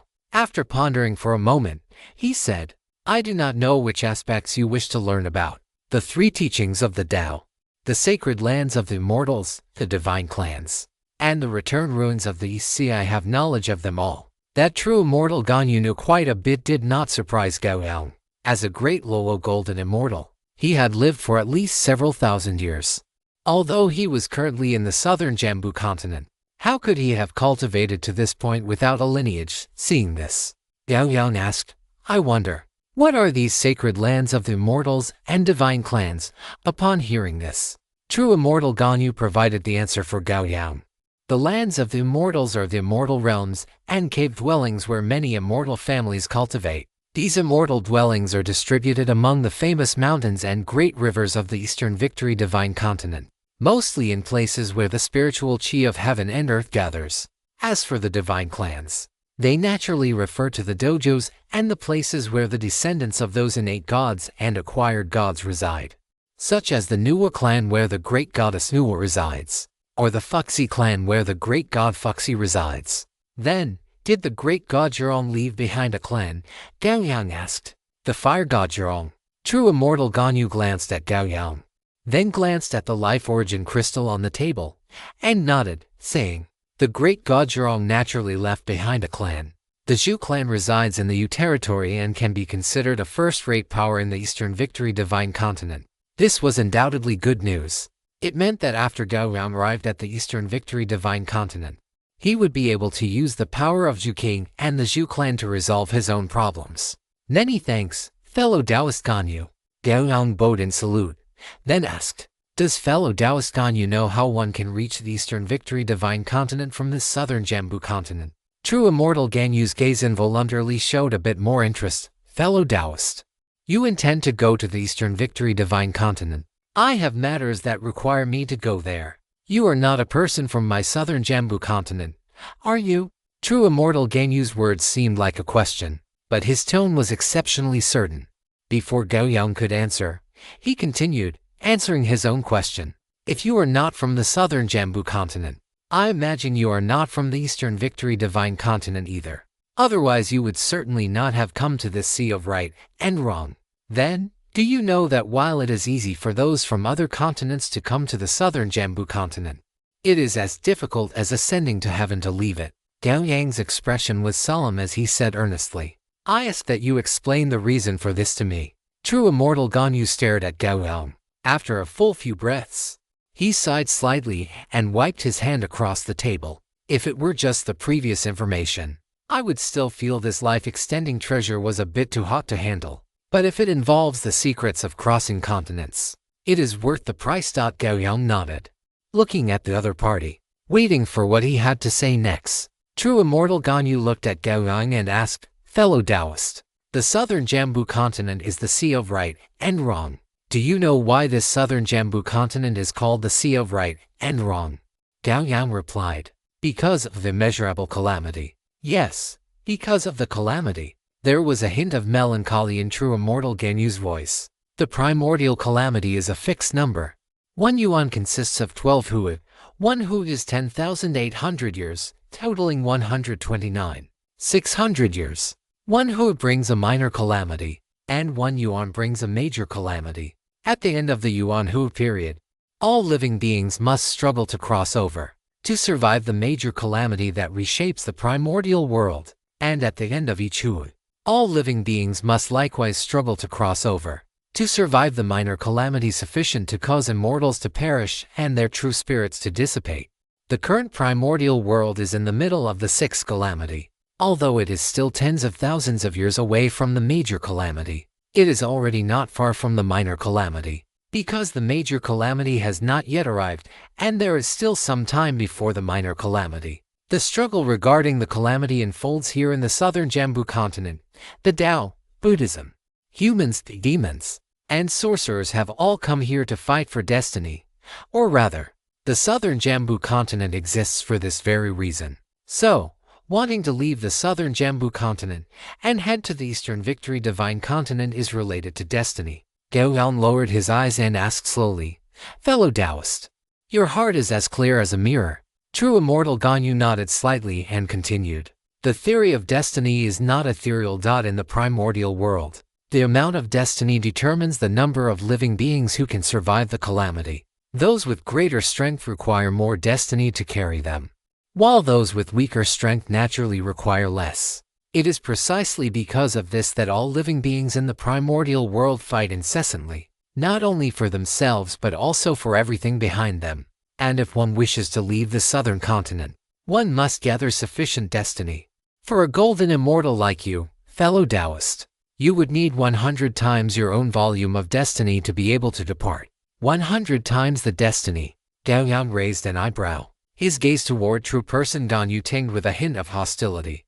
He currently possessed the destiny volume of a great low golden immortal. 100 times that amount would likely equal the total destiny of several quasi-saints, or perhaps one sub-saint. In other words, if Gao Yang wanted to leave the southern continent, he would need to slay 100 great low golden immortals, or several quasi-saints, or one sub-saint. Such a quantity was, for an average great low golden immortal, fundamentally impossible to achieve. Or rather, even if it were possible, it would take a very, very long time. During this process, one would likely face revenge and pursuit from the victim's friends, family, and sect elders. One might survive once or twice, but one who walks by the river often will eventually get their shoes wet. After enough times, one would inevitably encounter a pursuit that could not be escaped. This was why true person Ganyu had previously said that wanting to leave the southern continent was as difficult as ascending to heaven. Indeed, 100 times the destiny. A trace of sentimentality appeared in true person Ganyu's eyes. Therefore, fellow Taoist's eye, this southern continent is not necessarily a place where one cannot find freedom. Do not throw away your life for this. Throw away my life, you say? Gao Yang looked at true person Ganyu with a calm smile on his face. I thank you for your generous explanation, fellow Taoist Ganyu. But I have one more question. Destiny is ethereal and intangible. How can one determine its specific quantity? True person Ganyu sighed, waved his hand, and a pure white jade appeared on the table. This is a sub-disc of the Destiny Jade Disc, a replica of the Creation Jade Disc. It does not have many functions, but it can record and reflect changes in destiny. In this southern continent, almost every major power possesses such a sub-disc.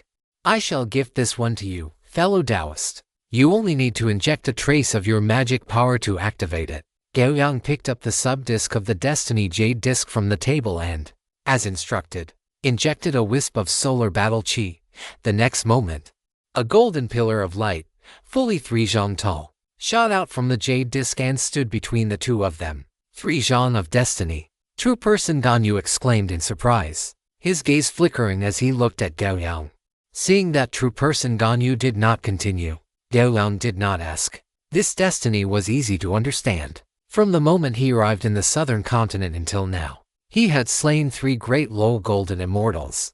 Lei Ying of the Li's Wu clan, the red-haired brute, and the disciple of true person Huang Yu. It corresponded exactly to 3 zhang of destiny. In other words, the destiny of 1 great low golden immortal was equal to 1 zhang. This meant that the day the light from this sub-disk reached 100 zhang, it would be the time he could leave the southern continent. 3 years to slay 100 great low golden immortals. The time was somewhat tight. As Gao Yang thought this, a wisp of killing intent leaked out from his body involuntarily. True person Ganyu was startled, feeling that Gao Yang, who held the destiny sub-disk, was like an innate divine sword about to be unsheathed. Although it had not yet left its scabbard, the sword intent was already piercing the clouds. After a moment of thought, true person Ganyu hurriedly added, "Fellow Taoist as I, if you wish to collect destiny, remember to prioritize slaying those of other races. The Wu, demon, or Buddhist factions are all acceptable. As for fellow humans, or those of the Taoist sects, try not to take the initiative to strike. After all, you are holding a human sub-disk. If you slay too many humans or Taoists, it might become difficult to leave when the time comes. Of course, if others provoke you first, then you have no need for such concerns." Gao Yang looked at true person Ganyu, put away the destiny sub-disk in his hand, and bowed earnestly. "I shall keep your words from today in my heart, fellow Taoist Ganyu. Thank you." True person Ganyu waved his hand and said, "Ha, there is no need for that, fellow Taoist as I.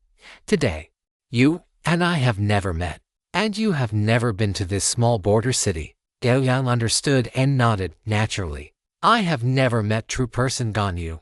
That is for the best." As true person Ganyu's voice fell, he vanished quietly from where he stood. Along with him, Taoist Xingli also disappeared. When Gao Yang looked up again, he saw that the spiritual fruits and tea had all vanished, leaving only a jade tea box on the table. The meaning was clear. There were to be no traces left, and so Gao Yang should not leave any traces in Ganyu City either. Gao Yang picked up the tea box, and his figure vanished from the spot. Chapter 997, Returning to Li's and Revealing Oneself. A flash of sword light passed, and Gao Yang appeared outside Ganyu City. He looked back at the still busy Ganyu City before flying off into the distance. From true person Ganyu, he had obtained the answer to the question he cared about most. Next, what he needed to do was to gather the total destiny volume of 100 great low golden immortals within his remaining time, thereby earning the qualification to leave the southern continent. For the time to collect destiny, Gao Yang had set a limit of 2 years for himself, because after he arrived at the eastern continent, he would still need time to go to the Zhu clan and then search for a way to break through in the 8-9 profound art, to gather the destiny volume of 100 great low golden immortals in just 2 years. Ordinary, step-by-step hunting would never achieve this goal. Only by making the whole world his enemy, only by letting others take the initiative to kill him, could he attract enough great low golden immortals, or even quasi-saints, to attack him in a short period. Only in this way could Gao Yang gather enough destiny. As for whether the southern continent possessed so many great low golden immortals, he did not need to worry about that at all. To say nothing else, the human race alone in the southern continent had 1 sub-saint and a handful of quasi-saints. The number of great low golden immortals would be no less than the number of quasi-saints, at the very least numbering in the dozens or even over 100. True person Ganyu had said not to provoke the human race and the Taoist sects, but that was just the human faction. The other factions like the Wu, demon, and Buddhist sects would be no weaker. Gao Yang flew through the sky, his mind filled with thoughts. Since it was inconvenient to take the initiative against the human race and the Taoist sects, then the ones he could target were the Wu, demon, and Buddhist factions. Ever since he descended upon the southern continent, the Wu clan had been in conflict with him, and now they had even issued a Wu clan hunt order. This was a point he needed to make good use of. If the Buddhist disciples of the Western sect were to provoke him, he would simply slaughter them. As for the demon clan, that went without saying. If he encountered them, he would cut them down in just a few breaths. Gao Yang had already finalized his plans for the coming period. He would actively antagonize the Wu clan to lure their golden immortal experts to hunt him down. At the same time, as he traveled across the southern continent, He would head toward the gathering places of the demon clan to slay them. While collecting destiny, he would also be able to acquire a vast amount of beast materials. Thinking of this, Gao Yang muttered to himself, "Doing this might be a bit too high profile. I should restrain myself slightly and try my best not to provoke a sub-sage into taking action against me." Opponents at the Great Circle Golden Immortal level no longer posed much of a threat to him, and even against the quasi-sages of this southern continent, Gao Yang was confident he could hold his own. But if a sub-sage were to arrive in person, it would be somewhat dangerous. Therefore, while the plan could be carried out, he needed to maintain a proper balance. Gently exhaling the turbid air from his chest, Gao Yang turned his body and flew back toward the direction of the Thunder Marsh where he had started. Since he had decided to make the Wu clan his primary source of destiny, he would start with Lei Jingshan, the chieftain of the Thunder Marsh Wu tribe. The man had issued the hunt order to the entire Wu clan, which had led to the red-haired brute coming to hunt him down later. Gao Yang wanted to know exactly how many of those tracking insects Lei Jingshan possessed and how he communicated with the entire Wu clan. Within the Thunder Marsh, Lei Jingshan sat cross-legged on the back of a massive, single-footed black ox. Before him, a black armored insect rose and fell within a circular basin. Several days had already passed, and the first to respond and act had been the Red Flame tribe. But while others might not be aware, Lei Jingshan knew all too well that Yanhu, a golden immortal of the Red Flame tribe, had already died at the hands of that human sword demon. He knew this because the tracking insect he had released had died. However, Lei Jingshan did not know whether Yanhu had revealed the existence of the tracking insect or the Wu clan hunt order. For this reason, he had spent the last few days guarding outside the Thunder Marsh Wu tribe alone, remaining vigilant against the potential rival of that human sword demon.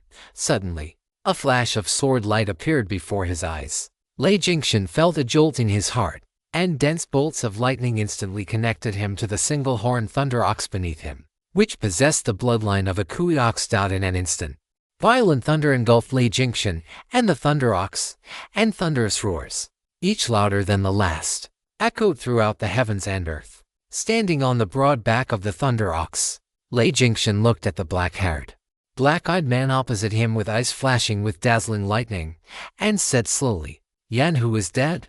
Gao Yang did not answer, merely nodding slightly. Lei Jingshan let out a scoff and looked at Gao Yang, saying, "It is just as well that he died. The Red Flame tribe has always been at odds with our Thunder Marsh tribe, and the two clans have been in constant conflict. I knew that the Red Flame tribe would be the first to respond to this hunt. Those who respond first are naturally the first to die. That stupid tiger surely did not know that Lei Ying was beheaded by your sword." His body and soul both extinguished. Facing the heartily laughing Lei Jingshan, Gao Yang spoke calmly, "Are you finished?" "Finished? Of course not." Lei Jingshan looked at Gao Yang and continued, "Do you know, when Lei Ying died, I did not feel much sorrow. Because that is the fate of the Wu clan, and even more so the fate of the billions upon billions of living beings in the southern continent. But when I learned of the Red Flame's death, I knew you would come for me before the battle begins. Can you let me know why you chose my Thunder Marsh Wu tribe?" The only response to Lei Jingshan was a grand sword hum that soared into the sky. The next moment, the world turned incandescent, as if a great sun had fallen here. Feeling the rolling heat waves radiating from the great sun and that heaven-piercing sword intent, Lei Jingshan no longer held any hope of survival, only muttering to himself, "So, Lei Ying died under an attack like this." In the next instant, violent lightning exploded from Lei Jingshan's sturdy body. A roar like a collapsing mountain accompanied the blinding lightning, crashing outward in all directions. In just a moment, a purgatory of thunder had formed, encompassing the great sun that Gao Yang had transformed into. Lei Jingshan held a hammer in his right hand and a nail in his left, lightning surging around his body. Immediately after, he raised his right hand high and, without hesitation, struck the end of the nail on his arm with a heavy blow of the hammer. Boom crack! The moment the hammer and nail collided, the entire world trembled. A thick bolt of lightning shot out from the tip of the long nail, striking the great sun Gao Yang had become in an instant. The power to destroy all things descended upon him, yet it could not penetrate the layer of solar battle chi on Gao Yang's body. Gao Yang gripped Yong Yao and delivered a straightforward, powerful downward slash. Yang Yao transformed into a 100-foot-long blade, carrying a dull screech wherever it passed. Whether it was lightning or space itself, everything collapsed. Clang! The explosive sound of metal clashing rang out. With Lei Jingxian as the center, the lightning around him instantly extinguished. A massive, bloody crater was blasted into the broad back of the Thunder Ox beneath his feet, and within a radius of several dozen kilometers centered on the ox, the earth began to surge outward like waves. Lei Jingxian held his hands in front of him, his hammer and nail crossed, blocking the giant sword that had descended with immense force. The blade rubbed against the hammer and nail with a screeching sound. Lei Jingxian felt as if all the bones in his body were about to shatter. Just one strike had nearly blown him apart.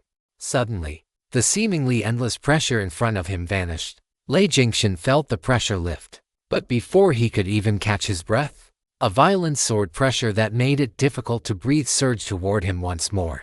That 100-foot-long silver-white sword was like the fundamental law of heaven and earth. Everything in its path retreated, leaving one unable to muster even the slightest thought of resistance. There was no technique in this strike.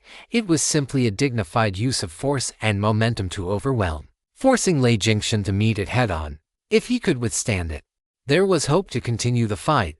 If he could not, he could only wait for death. Lei Jingxian's expression twisted. The thunder hammer in his right hand swelled to 10 feet in size. He then swung the hammer, roaring as he smashed it toward the silver-white sword descending upon him. The great sword collided with the thunder hammer. The space at the point of impact shattered instantly, and a violent roar exploded outward. Lei Jingxian's right hand, which held the hammer, was flung high into the air, and his body could not stop stumbling backward. With every step he took, he left a blood-stained footprint several meters wide and half a meter deep on the broad back of the one-horned thunder ox. The one-horned thunder ox let out a painful roar as lightning surged within its flesh and blood. Gao Yang swung his sword again without pause. He raised his arm once more, and fusing it with his brilliant will, causing the power of this strike to soar infinitely. Seeing this, the corners of Lei Jingxian's eyes twitched imperceptibly. He had been the patriarch of the Li's witch tribe for 300 years, yet he had never seen a human powerhouse as terrifying as Gao Yang. Not even the bear demons or elephant demons of the demon race, who specialized in physical strength, or the wrathful Vajras of Buddhism possessed such terrifying power as the man before him. Facing this sword strike, he could not think of any way to block it. As the great sword descended, Lei Jingxian subconsciously swung his thunder hammer forward. He knew this hammer could not block the opponent's attack, but as a witch who fought against heaven and earth, he could not tolerate giving up the fight. At that moment, the one-horned thunder ox beneath Lei Jingxian roared violently. It raised its lowered head high, and its lightning-wreathed horn seemed to transform into a heavenly blade, crashing upward against the radiant edge of the sword. Crack! Lightning splashed everywhere. The one-horned thunder ox's head hung limply, and the luster in its lightning-shrouded eyes began to fade rapidly. A line of blood appeared in the center of its head, splitting its horn and its entire skull right down the middle. With the thunder ox slain in one blow, Lei Jingxian let out a desperate roar. A long spike appeared in his left hand, positioned along the trajectory of his swinging hammer, and the hammer struck heavily against the end of the spike. Amidst Lei Jingxian's roar, boundless lightning erupted from the end of the spike, instantly piercing through space and stabbing toward the chest of Gao Yang, who had not yet had time to retract his sword. Facing Lei Jingxian's desperate, life-risking strike, the blazing solar battle chi on Gao Yang's body suddenly dimmed. The next instant, the spike entered his body, and a sharp pain followed. Lei Jingxian looked down in disbelief at his own chest, which had been pierced by the spike, and then looked up at Gao Yang, who had appeared on the back of the thunder ox. Gao Yang flashed in front of Lei Jingxian. Watching the life force rapidly fading from Lei Jingxian's body, he spoke calmly. "Can you tell me how you contacted the witch tribe? And how many of your tracking goo insects have you scattered?" Lei Jingxian grinned, blood staining his teeth and gushing out uncontrollably. He looked at Gao Yang with mockery. "Human sword demon, keep dreaming." Swoosh! The great sword pierced into Lei Jingxian's chest, pinning him in midair. "You can mock me, you can curse me, and you can even lie to me. None of that matters, because you are going to die." Gao Yang looked down at Lei Jingxian and continued. "But you should think carefully about whether your actions will implicate your clansmen. As far as I know, the Li's tribe has over 1 million members, right? Despicable human. Lei Jingshan's eyes were bloodshot and filled with rage. He spat a mouthful of blood at Gao Yang, which was instantly evaporated by the solar battle chi. Gao Yang looked at him and said slowly, "Tell me, or I will slaughter the entire Li's tribe and then go find the answer myself." Lei Jingshan gritted his teeth and glared at Gao Yang, roaring without fear. "Go ahead and kill them. You, a great loyal golden immortal, cannot withstand the karmic retribution brought about by 1 million witches. If you have the guts, then go kill them. Karmic retribution." Gao Yang repeated the words. He then turned his head toward the direction of the Li's tribe and swung his sword casually. The sword light tore through the air. The next instant, large patches of dark red flames suddenly appeared on Gao Yang's body. These flames were like maggots on rotting bones, trying to break through the blockade of his solar battle chi to burrow into Gao Yang's body and incinerate his flesh and soul. But no matter how hard these flames pushed, they could never break through the barrier of the solar battle chi. "Is this what you were talking about? Wreathed in karmic fire?" Gao Yang looked at Lei Jingshan with a calm gaze. "Beast." 2 lines of blood tears flowed from the corners of Lei Jingshan's eyes. The karmic fire burning on Gao Yang's body meant that over 100,000 witch civilians had died under that previous sword strike.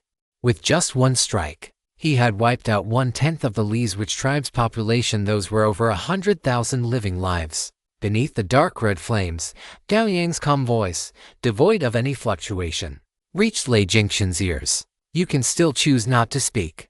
But then there will be no need for the Li's witch tribe to exist at all." Lei Jingshan's heart trembled, listening to that emotionless voice. He finally dared not gamble anymore. "I will tell you, but you must spare the Li's witch tribe." Gao Yang shook his head and looked at Lei Jingshan. "I am not a bloodthirsty person."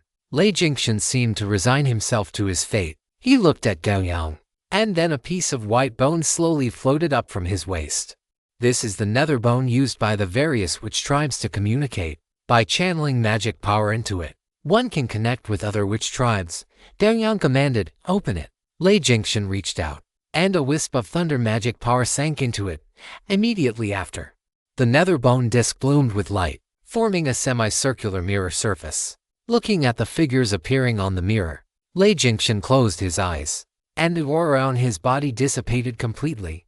Inside the mirror, a man with a dark green snake tattoo on his face asked, "Patriarch Lei, the revenge order was just issued. Why have you activated the nether bone again?" Gao Yang stood beside the mirror and said slowly, "Lei Jingshan is dead.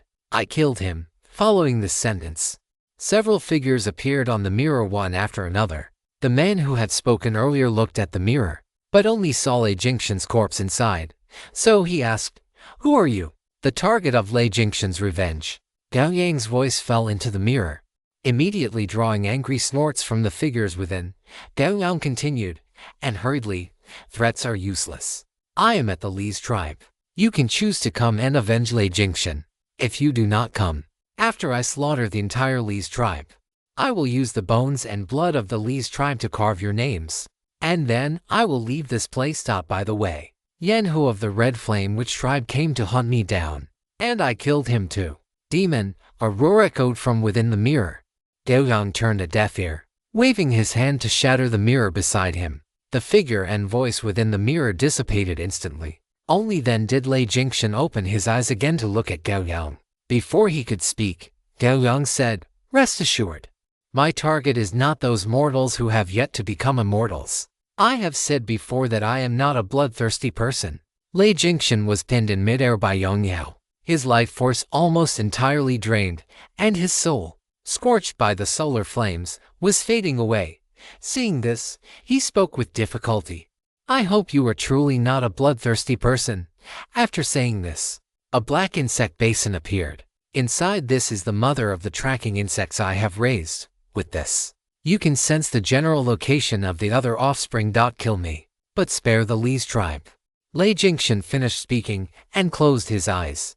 Gao Yang put away the black insect basin and delivered a clean, decisive sword strike. As the blade swept past, Lei Jingshan's life force vanished completely. At the same time, the luck disc hanging at Gao Yang's waist suddenly shone with a golden light. The golden light lasted for several breaths before slowly fading. returning to its original white jade luster. However, within this jade color, there seemed to be a faint golden glow. Without needing to actively activate the luck disc, Gao Yang knew that his level of luck had increased by more than a zhang. Gao Yang turned to look at the corpse of the single-horned thunder ox. The strength of the single-horned thunder ox had not reached the great low golden immortal realm. At most, it was only at the tiny golden immortal realm. This level of strength was not much to look at in the field of combat, but as an ingredient, it was top tier. Chapter 998, Violent Slosh. A moment later, a large pot was set up on the ground, which had been pounded as hard as an iron plate. Golden solar battle chi continuously licked the bottom of the pot, and the violent high temperature caused the blood-red liquid inside to begin churning and boiling. Gao Yang sat casually on a giant rock.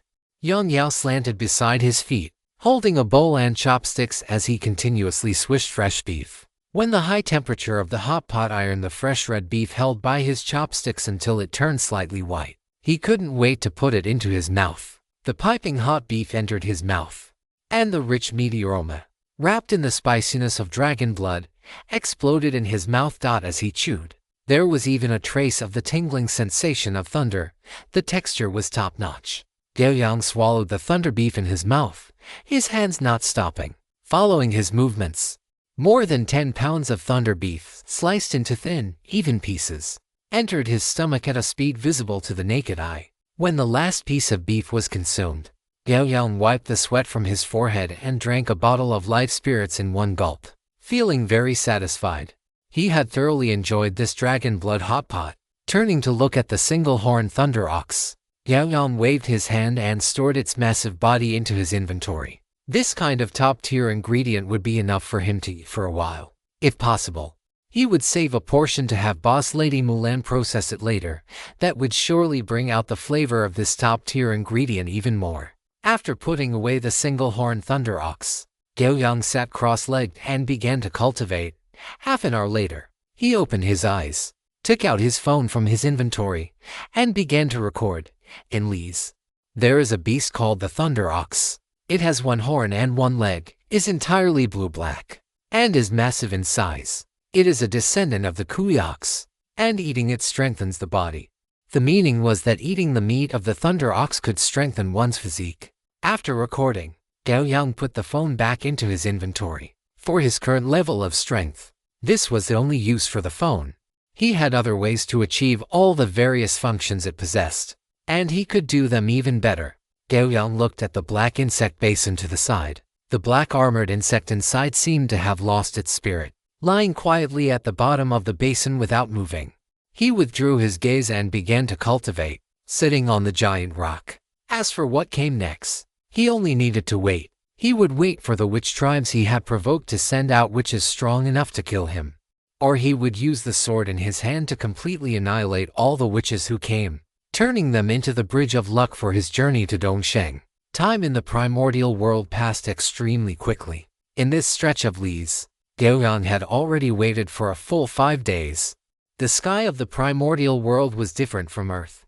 There were always 3 suns suspended in the sky. The primordial world was simply too vast. If there were only one sun, its light would not be able to shine across it at all. The night was the same, with 3 moons hanging high in the sky, scattering endless moonlight.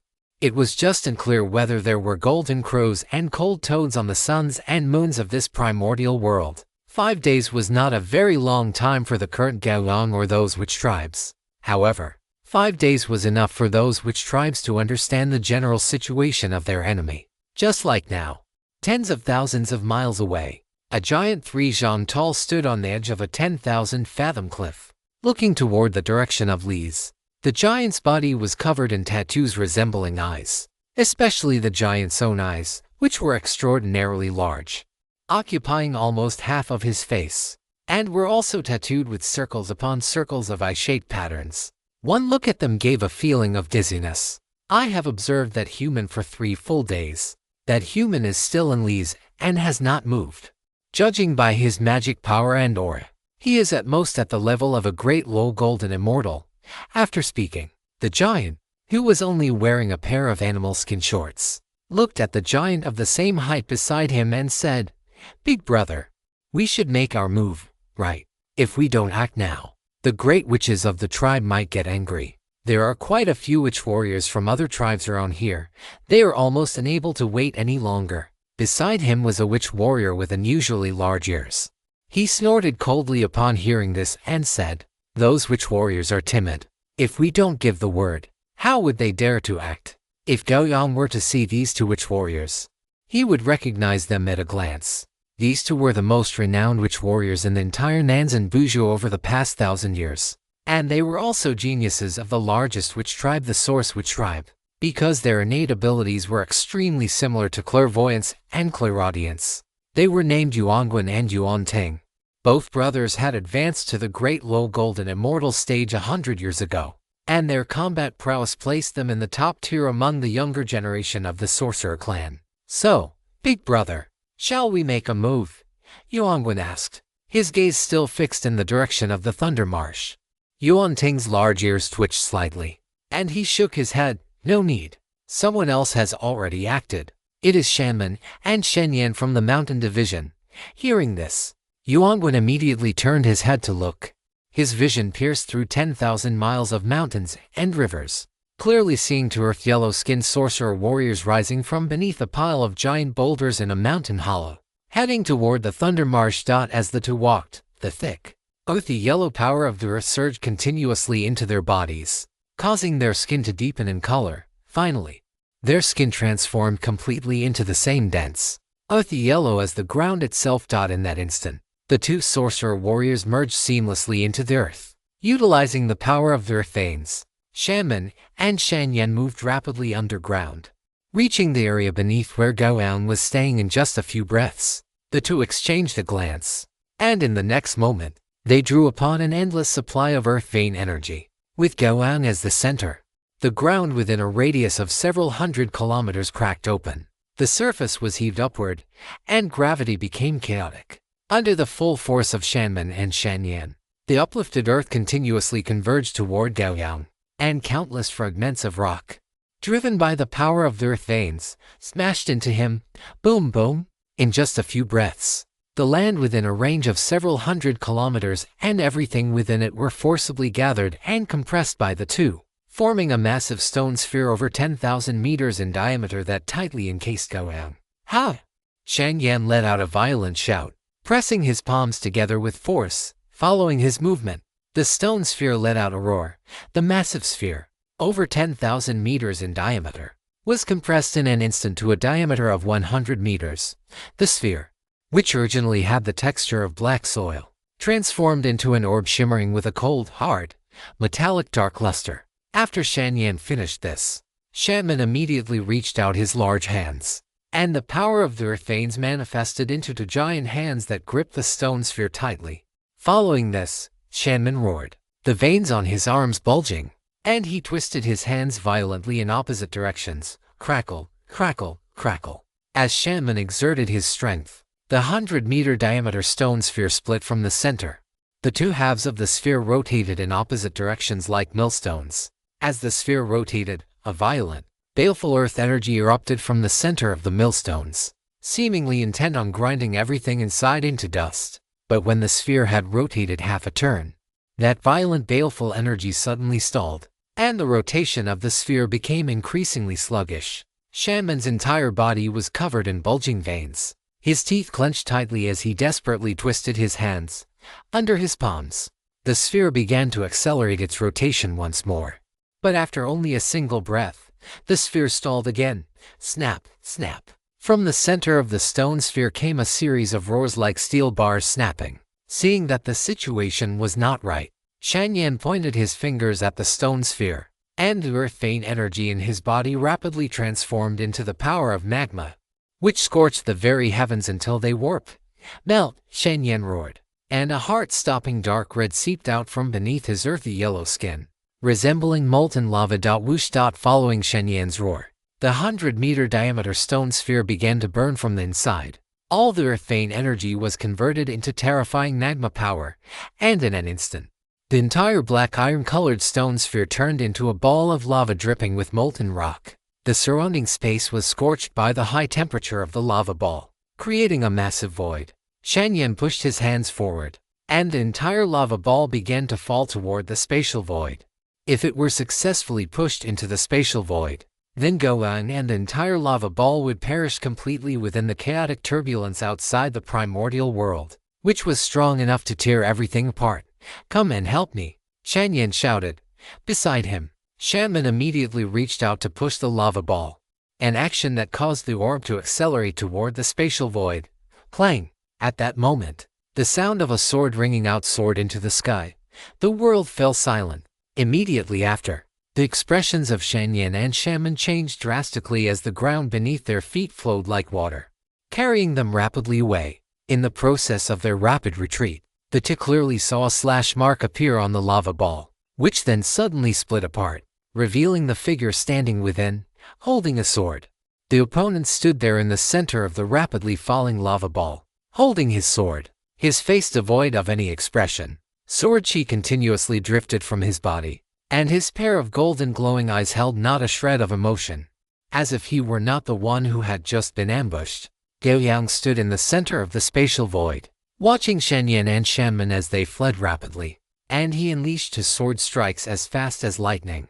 Two clearly visible sword marks appeared in the space behind the two, forming an intersecting X-shaped dot. In that instant, the earth beneath Shanyan and Shaman's feet suddenly stopped, and their expressions turned grim. Because in that moment, their connection to the earth vein energy had been severed.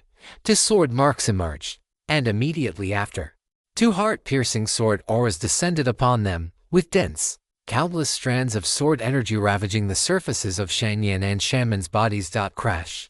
Space shattered, and Gao Yang stepped out from the broken space not far in front of the two. Amidst the roar of tearing space, Gao Yang crossed 1,000-meter distance in a single stride, appearing before them. The Tenjian Long Yang Yao, carrying a heart-stopping aura of destruction, slashed down fiercely toward their heads. Heavenly disaster. Super heavy slash. Shanyan and Shaman's eyes were wide with terror. This strike was so heavy that it felt as if the entire primordial world were being smashed directly onto them, and the shadow of death completely enveloped them. Block it! In a silent roar, the massive power of the earth veins surged upward, transforming into layer upon layer of earthy yellow light that clung to the surfaces of Shanyan and Shaman's bodies. The next instant, the great sword collided with the light, and the bodies of Shanyan and Shaman vanished from where they stood. Crack, crack. A second later, the space where the two had been standing suddenly exploded, and two afterimages disappeared from Gao Yang's perception. 10,000 miles away, Yuanguan jerked his head, his gaze crossing the 10,000 miles to lock firmly onto the bodies of Shanyan and Shanyan. Thump, thump. Although they were separated by a distance of 10,000 miles, two earth-shattering roars seemed to echo simultaneously in Yuanguan's ears. The two mountain peaks that had been struck by Shanyan and Shaman collapsed with a thunderous crash. Yuanguan turned his head to look at Yuanting and asked, "I can no longer see them. Are the two warriors from the mountain tribe all right?" Yuanting shook his head. Seeing this, Yuanguan asked, "They are fine, right?" "No, they have already passed away." Yuanting's expression was grave as he continued, "I can no longer hear the echoes of their breathing or their life fluctuations." Shanyan and Shaman were both completely obliterated by that single sword strike. Yuanguan's pupils constricted sharply, and he looked toward Gao Yang in the Thunder Marsh with disbelief. The opponent held that silver-white greatsword, his expression still calm, as if he had merely performed a trivial task of no consequence. Gao Yang looked at the fortune disc hanging from his waist. The golden light upon it had increased by another fraction, which meant that the two tribe members who had ambushed him were already dead. Gao Yang was not surprised by this result. He had spent 5 full days here recuperating, and his physical strength, battle energy, and willpower had all been restored to their peak state. The two who had ambushed him had faced a Gao Yang who was at his absolute peak. In that situation, all of Gao Yang's willpower, channeled through my heart at ease, was converted into the strike he unleashed. The true damage contained within it was off the charts, so naturally, there was no possibility of those two tribe warriors surviving. Chapter 999. Yuanguan and Yuanting, Conflicting Philosophies. Yuanting felt the empty silence in his ears, his eyes flickering slightly. Shanyan and Shaman, the two tribe warriors of the mountain tribe, were indeed very strong. Their control over the power of their veins was masterful, and their comprehension of the great Tao of Earth was certainly not weak. With the two of them joining forces, an ordinary Great Low Golden Immortal would be no match for them, even Yuanting himself, if caught off guard by an ambush from Shanyan and Shaman, would likely not have been able to escape their attack unscathed. But looking at the human in the Thunder Marsh, the man's breathing had not shown even the slightest disorder, and his life fluctuations were as calm as still water. This meant that the human's strength was far greater than that of Shanyan and Shaman. By the same logic, he was also stronger than both himself and Yuanguan. Yuanting placed his hand on Yuanguan's shoulder, and their magic power merged naturally. Immediately after, one of Yuanting's ears began to shrink, while the eye on the other side began to enlarge. Beside him, Yuanguan underwent the exact opposite transformation. Before long, the faces of Yuanting and Yuanguan were completely identical. Both had one large eye and one small eye, and the same went for their ears. As members of the Sorcerer tribe and brothers born of the same mother, Yuanguan and Yuanting had mastered the ability to share their innate talents long ago. At this moment, both of them possessed both clairvoyance and clairaudience. Yuanguan watched Gao Yang, carefully capturing every faint sound Gao Yang emitted. Yuanting, meanwhile, used his clairvoyance to see Gao Yang's calm face, and a chill uncontrollably welled up from the bottom of his heart. The opponent had slain two great low golden immortals with a single sword strike, yet there was not even a trace of joy on his face. His demeanor was so relaxed that it was as if he had merely crushed two ants. This meant that to him, Shanyan and Shaman were no different from livestock that could be slaughtered at will. As this thought surfaced in his mind, a surge of anger rose in Yuanting's heart, and the look he cast toward Gao Yang was tinged with fury. Just then, he saw Gao Yang, who stood holding his sword, seemed to sense something and suddenly turned his head to look in their direction. The moment their gazes met, Gao Yang's eyes glowing with golden light, a faint, cold snort echoed in Yuanting's ears, followed immediately by Yuanguan's warning, which shattered everything. Yuanting, close your eyes. Your gaze is too heavy. Yuanting subconsciously closed his eyes, and the darkness before him caused a thread of panic to rise in his heart for no reason. That feeling was as if he were being stared at by the crimson giant eye of an ancient ferocious beast, casting a vast, lingering shadow deep within his heart. Yuanting turned his head, no longer looking at the Thunder Marsh, and said, "His perception is too sharp. We must retreat. Retreat." Yuanguan narrowed his eyes slightly, his feet not moving. "Are we not here to kill him?" Yuanting gripped his shoulder tightly and growled, "We cannot kill him. If we don't leave now, we will die once he catches up." Shanyan and Shaman couldn't even withstand a single strike from him.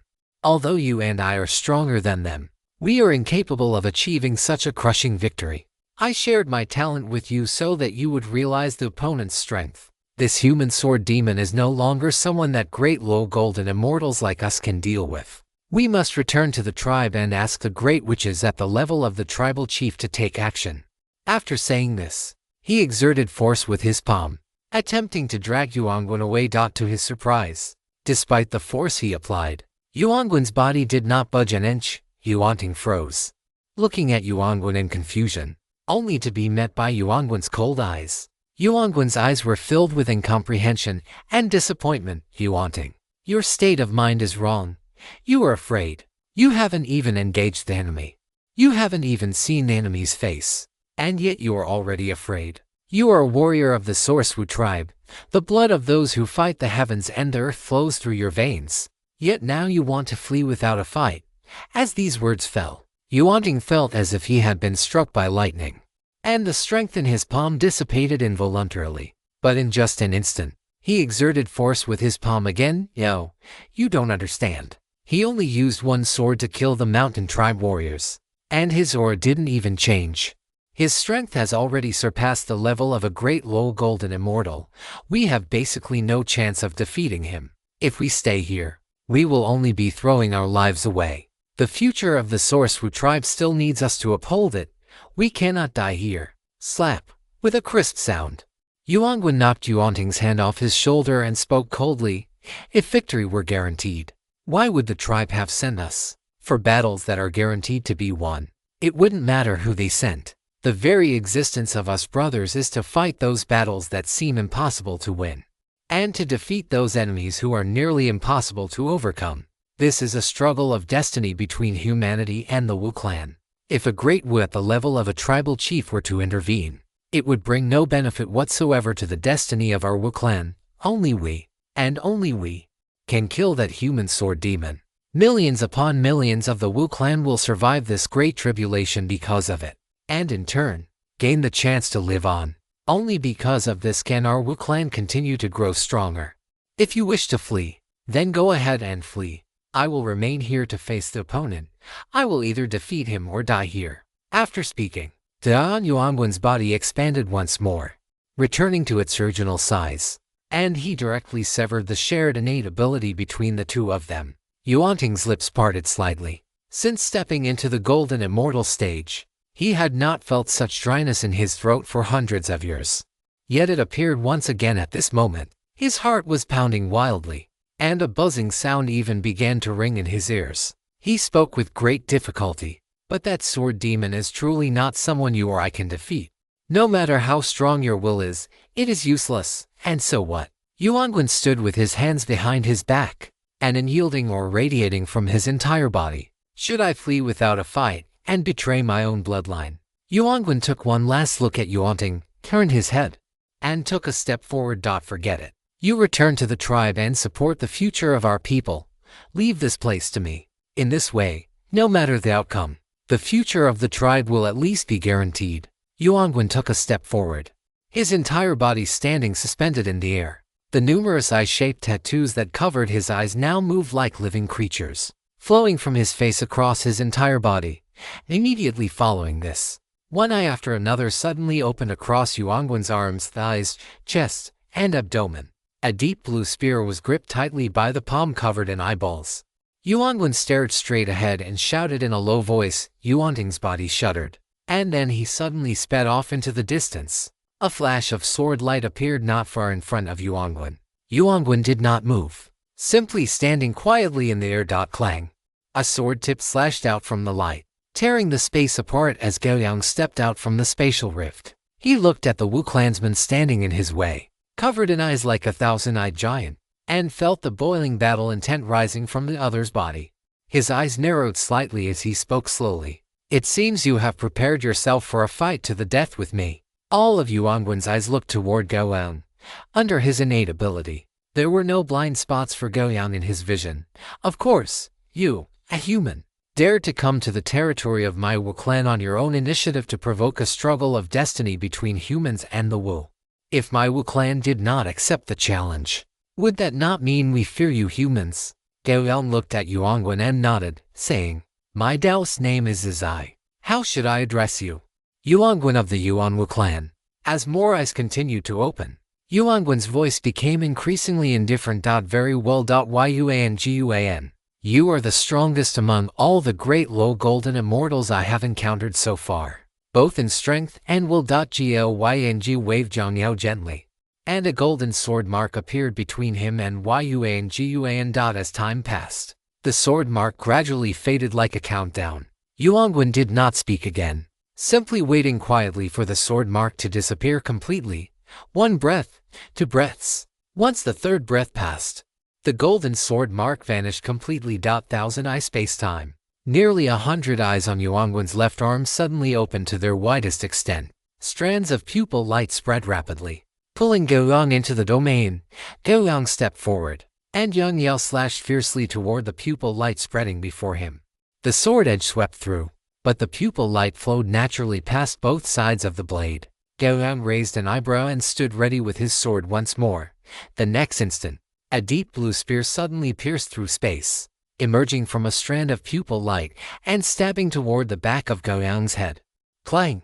Gao Yang countered with a backhand strike, vibrating the spear tip away. By the time he looked again, Yuanguan had vanished from his original spot, replaced by 10 identical versions of Yuanguan surrounding him in the center. All 10 Yuanguans held deep blue spears.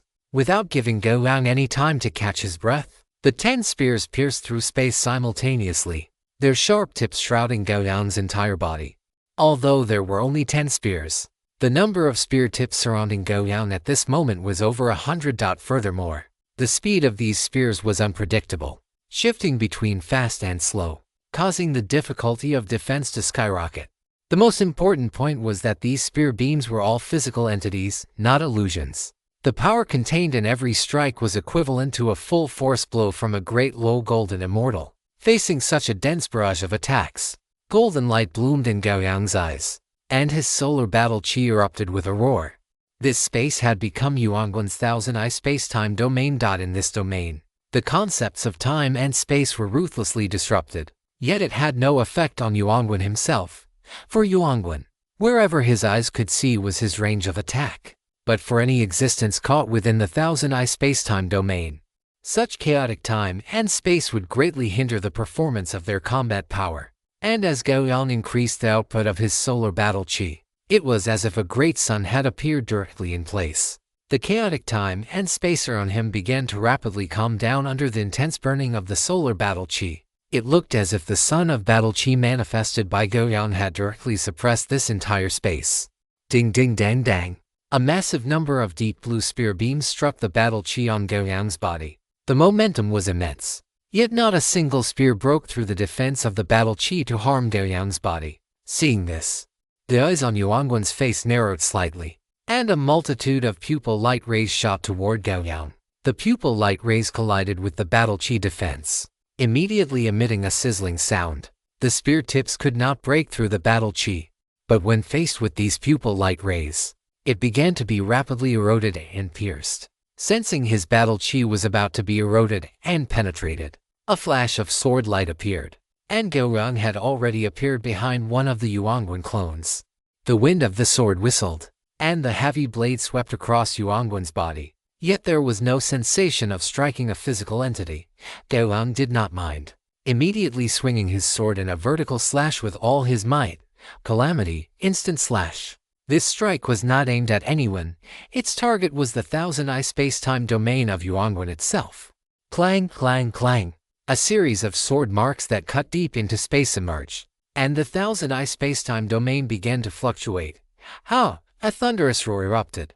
A dark blue spear, then almost into a full moon, whistled with a piercing shriek as it lashed toward Gao Yang's head. Facing the incoming wind pressure, Gao Yang countered with a backhanded, powerful slash. The blade collided with the spear tip. Violent force surged into his body along the length of the sword. Yet it could not stop the strike of Yang Yao. As Yang Yao swept through, Yuanguan's body dissipated instantly. The one who had launched the attack was merely a clone. After that single spear strike, one clone after another rushed toward Gao Yang, and the dark blue spear, fully charged with power, continued to hack down repeatedly. Gao Yang frowned. Before the sky-filling shadows of the spear could descend, he clenched his left hand into a fist and hammered it heavily against his own chest. Boom crack! Dark purple thunder exploded violently from Gao Yang's chest. The dense, swarming 9 capital wild thunder swept across the incoming clones, annihilating them instantly. A massive amount of solar battle chi mixed with the 9 capital wild thunder, filling every corner of this world. Found you. With a flash of lightning, Gao Yang vanished from his spot. When he reappeared, he was already behind Yuanguan. Yuanguan did not turn around. His back remained covered in eyes of varying sizes. Countless eyes locked onto Gao Yang, and a hazy light instantly enveloped his body. Gao Yang consciously avoided meeting Yuanguan's gaze, but the moment those hazy eyes looked at him, his brain emitted a sudden hum, and his eyes showed a trace of confusion. The next moment, a brilliant golden light ignited from the depths of Gao Yang's eyes, transforming into a golden sword shadow that struck down ferociously. The humming vanished, and the sharp spear tip was already coming straight for him. Gao Yang tilted his head, and the spear tip grazed his cheek by a hair's breadth, leaving a shallow scratch. Gao Yang revealed a smile, his fighting spirit surging in his eyes. Yang Yao left a trail of afterimages and struck Yuanguan instantly. As the blade neared his body, every eye on Yuanguan's form opened to its widest extent, and endless pupil light shrouded his own body. The blade slashed through, yet it passed through Yuanguan's body without meeting any resistance. Missing the strike, Gao Yang's expression remained unchanged. Yang Yao transformed into a blur, completely enveloping Yuanguan's body. The extreme slashes continuously pressured the space where Yuanguan was located, forcing him to desperately maintain his ethereal state. not daring to relax for even a moment. In this situation, if his etherealization slowed by even a fraction, what awaited him would be death by a single sword stroke.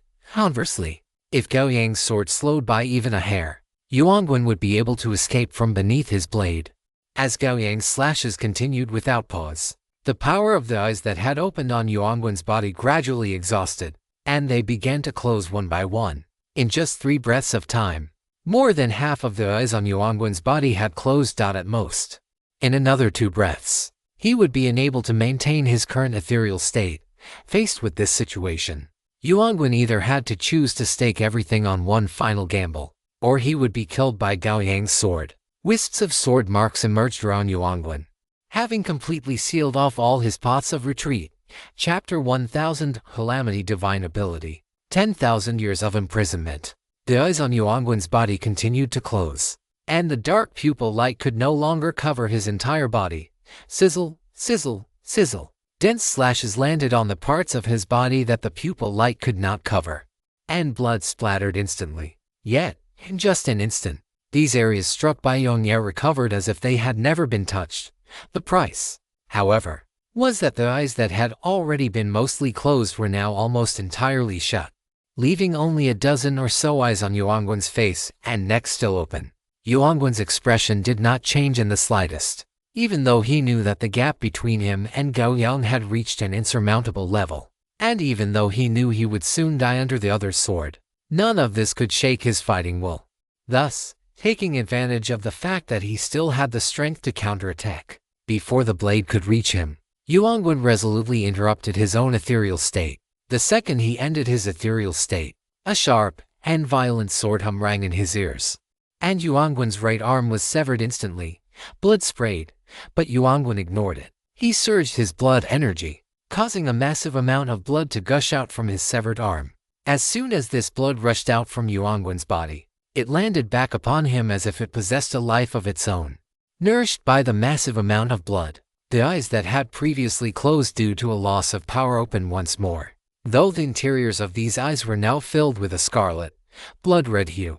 Yuanguan stared fixedly at Gao Yang, and every eye on his body looked directly into Gao Yang's eyes. Human calamity. Heart piercer. Gao Yang kept his eyes tightly shut, refusing to look at Yuanguan, while a wisp of golden light clung to the edge of the Yang sword, and he slashed down. As Yang descended, dense sword chi and sword marks appeared around Yuanguan. These were all the ones Gao Yang had unleashed just moments before. The moment Yang struck Yuanguan's body, these dense swarms of sword chi acted like 10,000 swords returning to their origin, simultaneously piercing into Yuanguan's body, feeling the searing, excruciating pain coming from every part of his body, as well as his divine sense being nearly shattered. Yuanguan still stared fixedly at Gao Yang, his gaze not wavering in the slightest. Calamity divine ability, 1 glance, 100 years. The next instant, every eye on Yuanguan's body erupted with streaks of blood-red vision, shooting straight toward Gao Yang. This was a divine ability naturally possessed by Yuanguan, a member of the Wu clan at the Great Low Golden Immortal level. Because its power was so immense, in the primordial world, such top-tier divine abilities were crowned with the title of Calamity. The power of this innate divine ability of Yuanguan was to force a hit on the target and banish and imprison the opponent's consciousness. The duration was determined by the number of eyes on Yuanguan's body, with each eye corresponding to 100 years. This 100-year period was not 100 years in the real world. 100 years would pass in the target's mind, but in reality, it would only be a single breath of time, and the number of eyes on Yuanguan's body was exactly 1,116. In other words, if hit by this innate divine ability of Yuanguan, one's consciousness would be banished for a full 111,600 years, just a fraction short of a full epoch. What was even more terrifying was that while the consciousness was imprisoned, it could still perceive the passage of time, and it could infinitely amplify the perception of that passing time. Loneliness was not terrifying. What was terrifying was a loneliness where one could precisely perceive the passage of time. If the target manages to withstand this 110,000 years of solitude, their physical body in the real world will remain in a state of total paralysis for exactly 1,116 breaths. This duration is more than enough for Yuanguan to kill the target 10 million times over. This is the fundamental reason why Yuanguan's innate divine ability is known as the calamity level ability. Gao Yang's eyes were forced open against his will, meeting those blood-colored gazes. At the same time, a dense barrage of slashes submerged into Yuanguan's body, instantly carving him into fragments no larger than sugar cubes.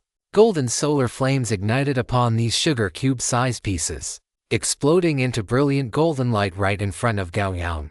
As the gaze sank into Gao Yang's eyes, his vision became filled with countless overlapping images, and immediately after, everything around him vanished from his perception. Black, darkness, endless, infinite darkness. When Gao Yang regained his perception, there was nothing but pitch blackness before him. Even his senses felt as if they had been stuffed into a jar filled with ink, unable to perceive even a single trace of color. Furthermore, the surroundings were deathly silent. There was not a single sound. He could not even hear his own heartbeat or the flow of his blood. This sensation was as if he had been imprisoned in an absolute forbidden zone that neither time nor space could touch. This was the prison of solitude. Gao Yang subconsciously tried to use his willpower to break through his current state, as such a technique inevitably involved the mind, spirit, and will. But the next moment, Gao Yang's mood shifted, because no matter how hard he tried, his willpower was like a stagnant pool of water, failing to ripple even in the slightest. Even his tempered and refined body had lost all sensation. In this cage of absolute darkness and silence, the only thing Gao Yang could still operate was his own consciousness. Seal my consciousness, imprison my thoughts, and then, while my physical body is out of control, directly obliterate it. Unfortunately, you have already been shredded by me. In the darkness, Gao Yang muttered to himself. In reality, if Yuanguan were still alive at this moment, after Gao Yang fell victim to his innate divine ability, a devastating blow from Yuanguan would have been waiting for him. However, before Gao Yang was struck by this innate ability, Yuanguan had already been sliced into pieces by Gao Yang, with endless solar flames violently burning his flesh and soul. Under these circumstances, if no one were to actively step in to extinguish these surging solar flames for Yuanguan, he would only grow weaker and weaker. In particular, Yuanguan was already trapped in the burning state. Every instance of the solar flames burning would inflict 100% true damage, with the final result being the complete incineration of his body and soul by Gao Yang's solar flames. In other words, the two had reached a delicate balance at this moment. Gao Yang's thoughts were directly imprisoned by Yuanguan, forcing him to endure unspeakable loneliness and solitude. The ultimate outcome would be his thoughts slowing down due to the passage of time, eventually leading him to give up thinking entirely and fall into complete annihilation. As for Yuanguan, he had been shredded by Gao Yang's chaotic sword strikes.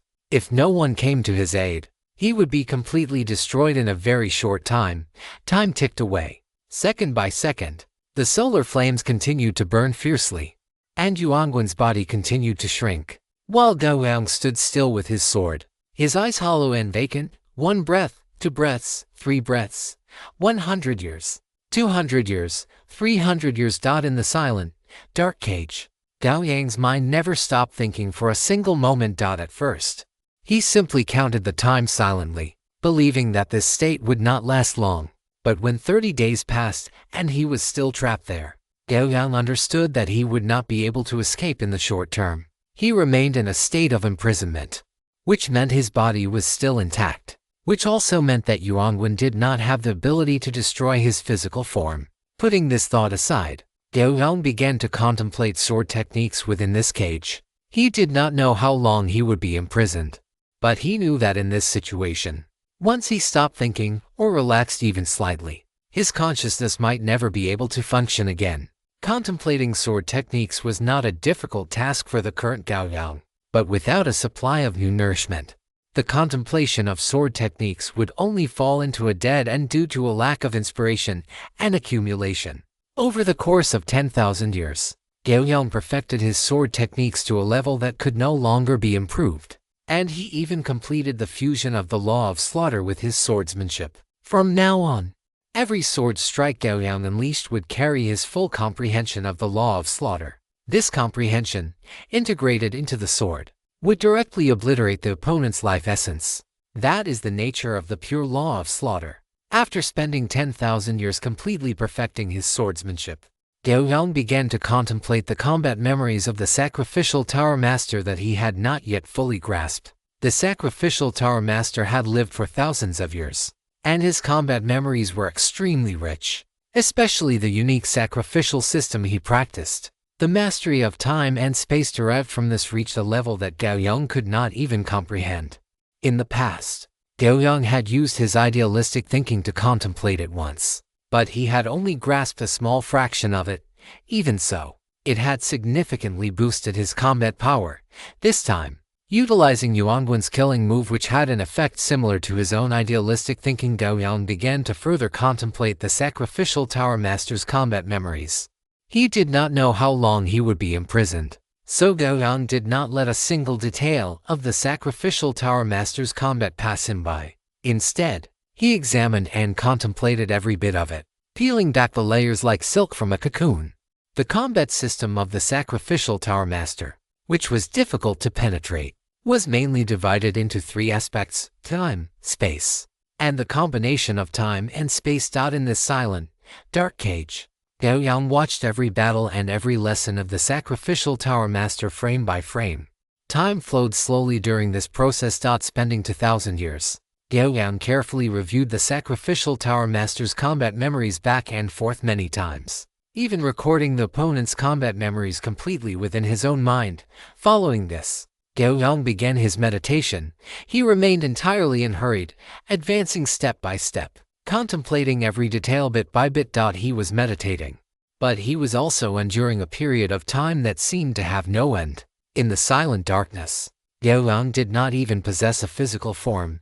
He was merely a shapeless, formless mass of consciousness, silently sensing the passage of time. It took Gao Yang 10,000 years to comprehend the sword techniques, and he spent another 2,000 years observing the combat memories of the sacrificial Tower Master. 12,000 years of time, even including the time spent practicing within his own idealistic consciousness, had not yet reached such a figure.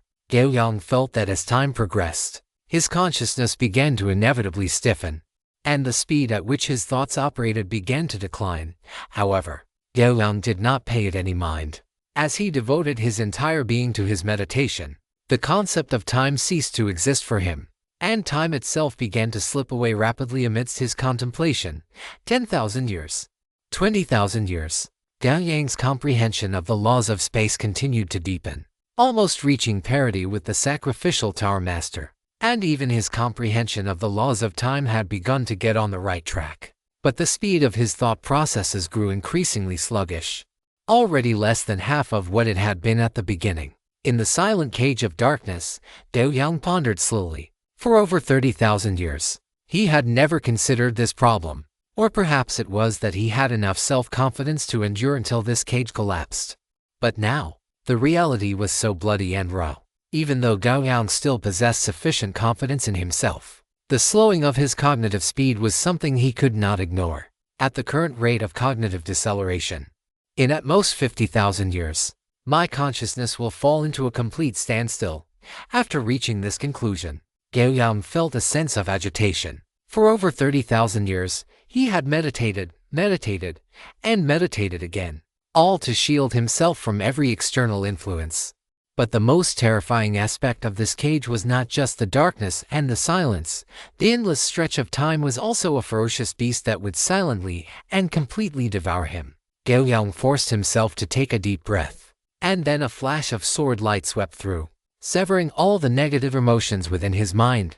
Following that, his consciousness began to operate once more, and he continued to contemplate the combat experience of the sacrificial Tower Master. Time began to flow again with his meditation. Gao Yang gradually forgot about time, devoting his heart and soul to the comprehension of the laws of time. He had a premonition that when he fully understood the laws of time, he would be able to actively break out of this cage. And when 38,000 years had passed, a wisp of fire suddenly appeared in this dark, silent cage.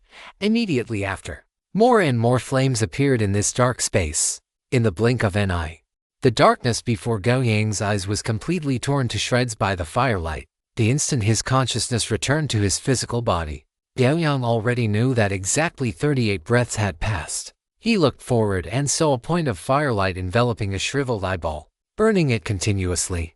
Almost the moment Gao Yang looked at that shriveled eyeball, cracks rapidly crawled across its surface, and then, with a pop, the shriveled eyeball burst apart under the scorching heat of the flames.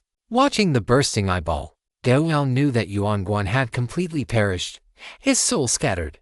Because of Yuan Guan's death, this divine ability of his had naturally collapsed. Suddenly, Gao Yang looked into the distance. On the horizon, a figure stood motionless, his face twisted and his expression complex. Yuan Ting stood in the sky, staring blankly at Gao Yang, who stood holding his sword. His lips trembled uncontrollably, and his sturdy, 10-foot-tall frame began to shake slightly as well. He had witnessed his own brother die before his eyes, yet he had been powerless to do anything. If he had not left, or even if he had been able to turn back just a few breaths earlier, perhaps the outcome would have been different, but now, he could only watch helplessly as his brother was burned to ashes. Just then, Gao Yang's voice sounded quietly in Yuan Ting's ear. Are you also of the Yuan Wu clan? You should recognize that Wu warrior from before, right? Yuan Ting shuddered, and bone-deep hatred burned in his eyes. Immediately following this, he let out a roar. A bone hammer appeared in his hand, and he charged toward Gao Yang regardless of the consequences. Chapter 1001 Fishing and Encirclement. Thump thump, thump thump thump. As Yuan Ting charged recklessly, the entire world shook beneath his feet. This vibration was like the tolling of a great bell, striking Gao Yang's heart one beat after another. It even gradually synchronized perfectly with the frequency of Gao Yang's own heartbeat. Yuan Ting's ears were as red as blood.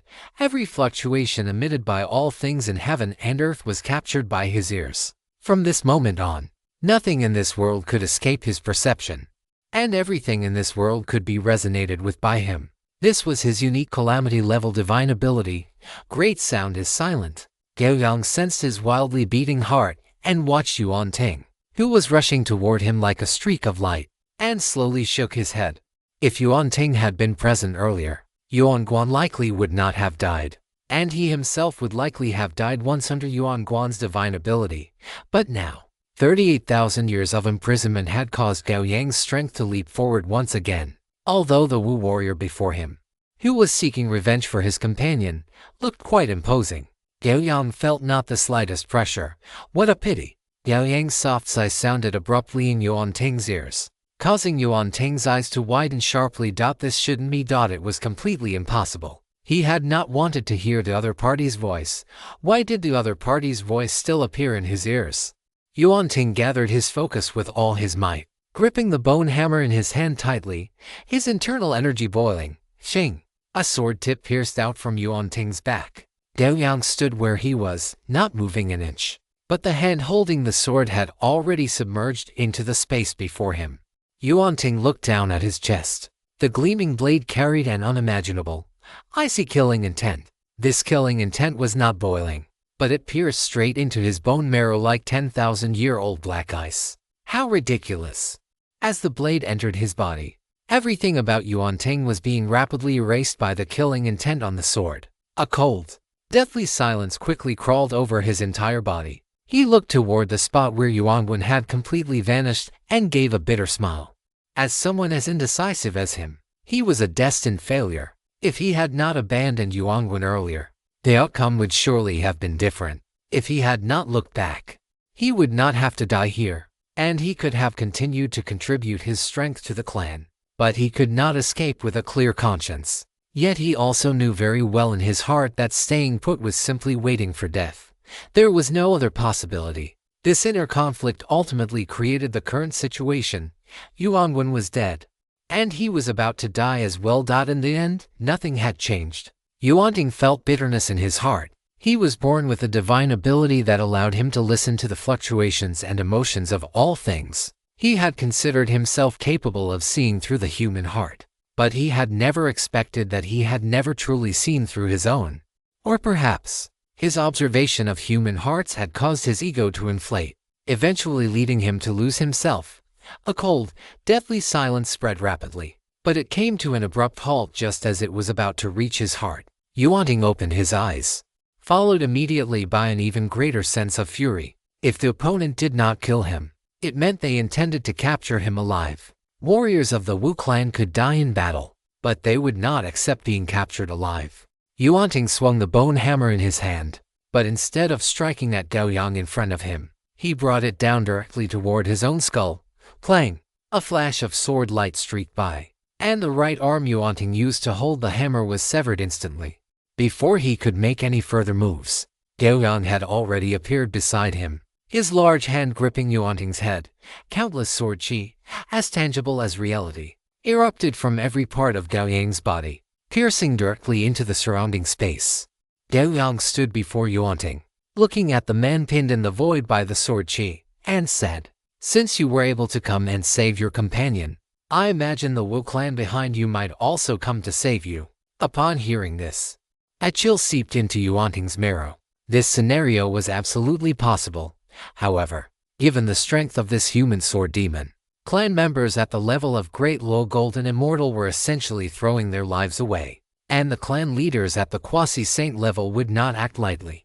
In that case, it would inevitably be clan members at the Great Low Golden Immortal level who would come. Yuanting stared fixedly at Gao Yang, a thought that terrified him surfacing in his mind. This human sword demon intended to kill all the geniuses of the Yuan Wu clan who were below the quasi-saint level. Without hesitation, Yuanting's blood-engorged ears suddenly burst, and violent mana surged within his body, scouring every inch of his flesh and blood. He directly destroyed his own innate divine ability, exchanging it for a powerful backlash of energy, all for the sake of suicide. Very decisive. But if you had been this decisive earlier, it wouldn't have come to this. The cold voice continued to reach Yuanting's ears, and immediately after, a light as brilliant as the scorching sun shone upon his body, halting the rapid collapse of his physical form.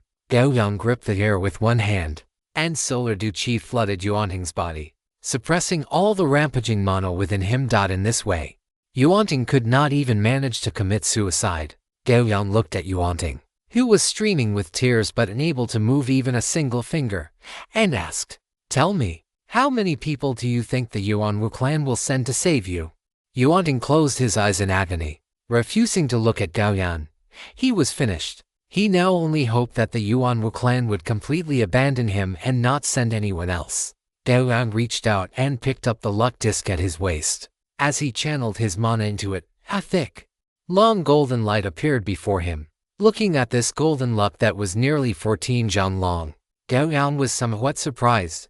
Before killing Yuanguan, the height of the luck disc had been just over 7 zhan, but after killing him, it had nearly reached 14 zhan, almost doubling. From this, one could see just how abundant the luck possessed by the Wu clan member Yuanguan was. Gao Yang's gaze fell upon Yuanting. The person before him was equally special, so he imagined the luck he carried would not be weak either. If he killed him, the luck on the luck disc might break through 20 zhan, completing 1/5 of the way to 100 zhan. But now was not the time. Gao Yang still needed to use him to lure more Wu clan members to come. Only when no more Wu clan members of sufficient weight could be lured would it be his time to die. With that decided, Gao Yang brought Yuanting back to the Thunder Marsh. The death of Yuanguan and the capture of Yuanting spread quickly within the Yuan Wu clan. And it was not just the Yuan Wu clan. Almost all the Wu clans in the southern Jambu continent learned of this news. After all, Gao Yang was the only existence in the last 100 years to openly provoke the entire Wu clan, and he had done so with extreme arrogance, challenging other Wu clan members to come to their own territory to kill him. This directly ignited a struggle for luck between the human and Wu races. Under these circumstances, not to mention the entire Wu clan, even the human race, the demon race, and those bald monks who spent their days crossing this and that, all turned their eyes toward this Thunder Marsh. Yuanting's miserable state naturally could not escape the notice of those with ulterior motives. In an instant, a wave of unrest surged throughout the southern Jambu continent. One must know that Yuanting and Yuanguan were both renowned members of the younger generation within the entire Wu clan, both being seeds of luck with the potential to reach the quasi-saint level, and their combat prowess was considered top tier. But now, one was killed and the other captured. This result left many with their jaws dropped. At the same time, It caused many who were watching from the sidelines to immediately put away their own little schemes. In Ganyu City, true person Ganyu sat quietly in his dojo, listening to the report from his disciple, Xingli. After Taoist Xingli finished speaking, true person Ganyu nodded and flicked his sleeve slightly, signaling for Xingli to withdraw. Once Taoist Xingli had left, true person Ganyu opened his eyes and sighed softly. Fortunately, I did not harbor any malicious intent back then, otherwise, I fear even I would have died under the sword of fellow Taoists as I. It seems it is not impossible for fellow Taoists as I to walk out of the southern Jambu continent. Now, we shall see how the Wu clan retaliates next. The arena has already been marked out. If the Wu clan does not step into the arena, the blow to their luck will be immeasurable, and it will indirectly affect the upcoming minor Kalpa. True person Ganyu turned his head to look in the direction of the Thunder Marsh. His eyes filled with contemplation. Fellow Taoist Zizai probably does not know that because of the Wu clan, the title Zizai Sword Demon has already begun to spread throughout the south. I hope you can escape this sea of trouble and evil, and attain great freedom. At the heart of the Source Witch clan, 5 figures stood in 5 directions, their tattoo-covered faces all etched with fury. In their center was the nether bone used for communication among the witch clans. At this moment, the mirror surface formed by the nether bone displayed dozens of witches dressed in various attires. The sword demon of the human race is still waiting in the Thunder Marsh, and the warriors of the Source Witch clan are still suffering. Does the Source Witch clan have no thoughts on this? A witch man with a bone spike piercing his nasal bridge spoke, his voice booming like thunder. Within the Source Witch tribe, a burly, dark-skinned man widened his eyes and questioned mercilessly, "How we, the Source Witch clan, act as no concern of your Bone Witch clan? As for you, the Bone Witches, we have not seen a single one of your people appear from beginning to end. What is it? Are you so cowardly and fearful that you might as well crawl back into your animal skins to suckle? You talk nonsense." Immediately following this, chaotic arguments and angry shouts erupted. After a while, the argument subsided, and the meeting was able to continue. In the mirror, an elderly witch with refined features opened his eyes, following his movement. The other witches all restrained their expressions and focus, turning their attention toward him. The old witch spoke slowly. "There is nothing more to say. The human sword demon must die. If he does not die, then in the future, thousands upon thousands of witch people will die. As the high priest of the witch clan, we must be responsible for the destiny of the entire witch race. Although the witch clan is divided into 4 regions, the destiny of the witch race is a single entity. Everyone, send out the elite warriors from your respective tribes to go and slay the human sword demon. When necessary, do not be overly concerned with honor. The opponent is a fierce beast with sharp teeth and claws. It is too dangerous for a single witch warrior to attempt to hunt him." After hearing the old witch's words, the other witches nodded heavily. This meant they were to use any means necessary to completely kill the human sword demon within the Thunder Marsh. For this, even ganging up and surrounding him was a necessary tactic. But remember, quasi-saints must not intervene. The relationship between the Taoist sects and the human race is close.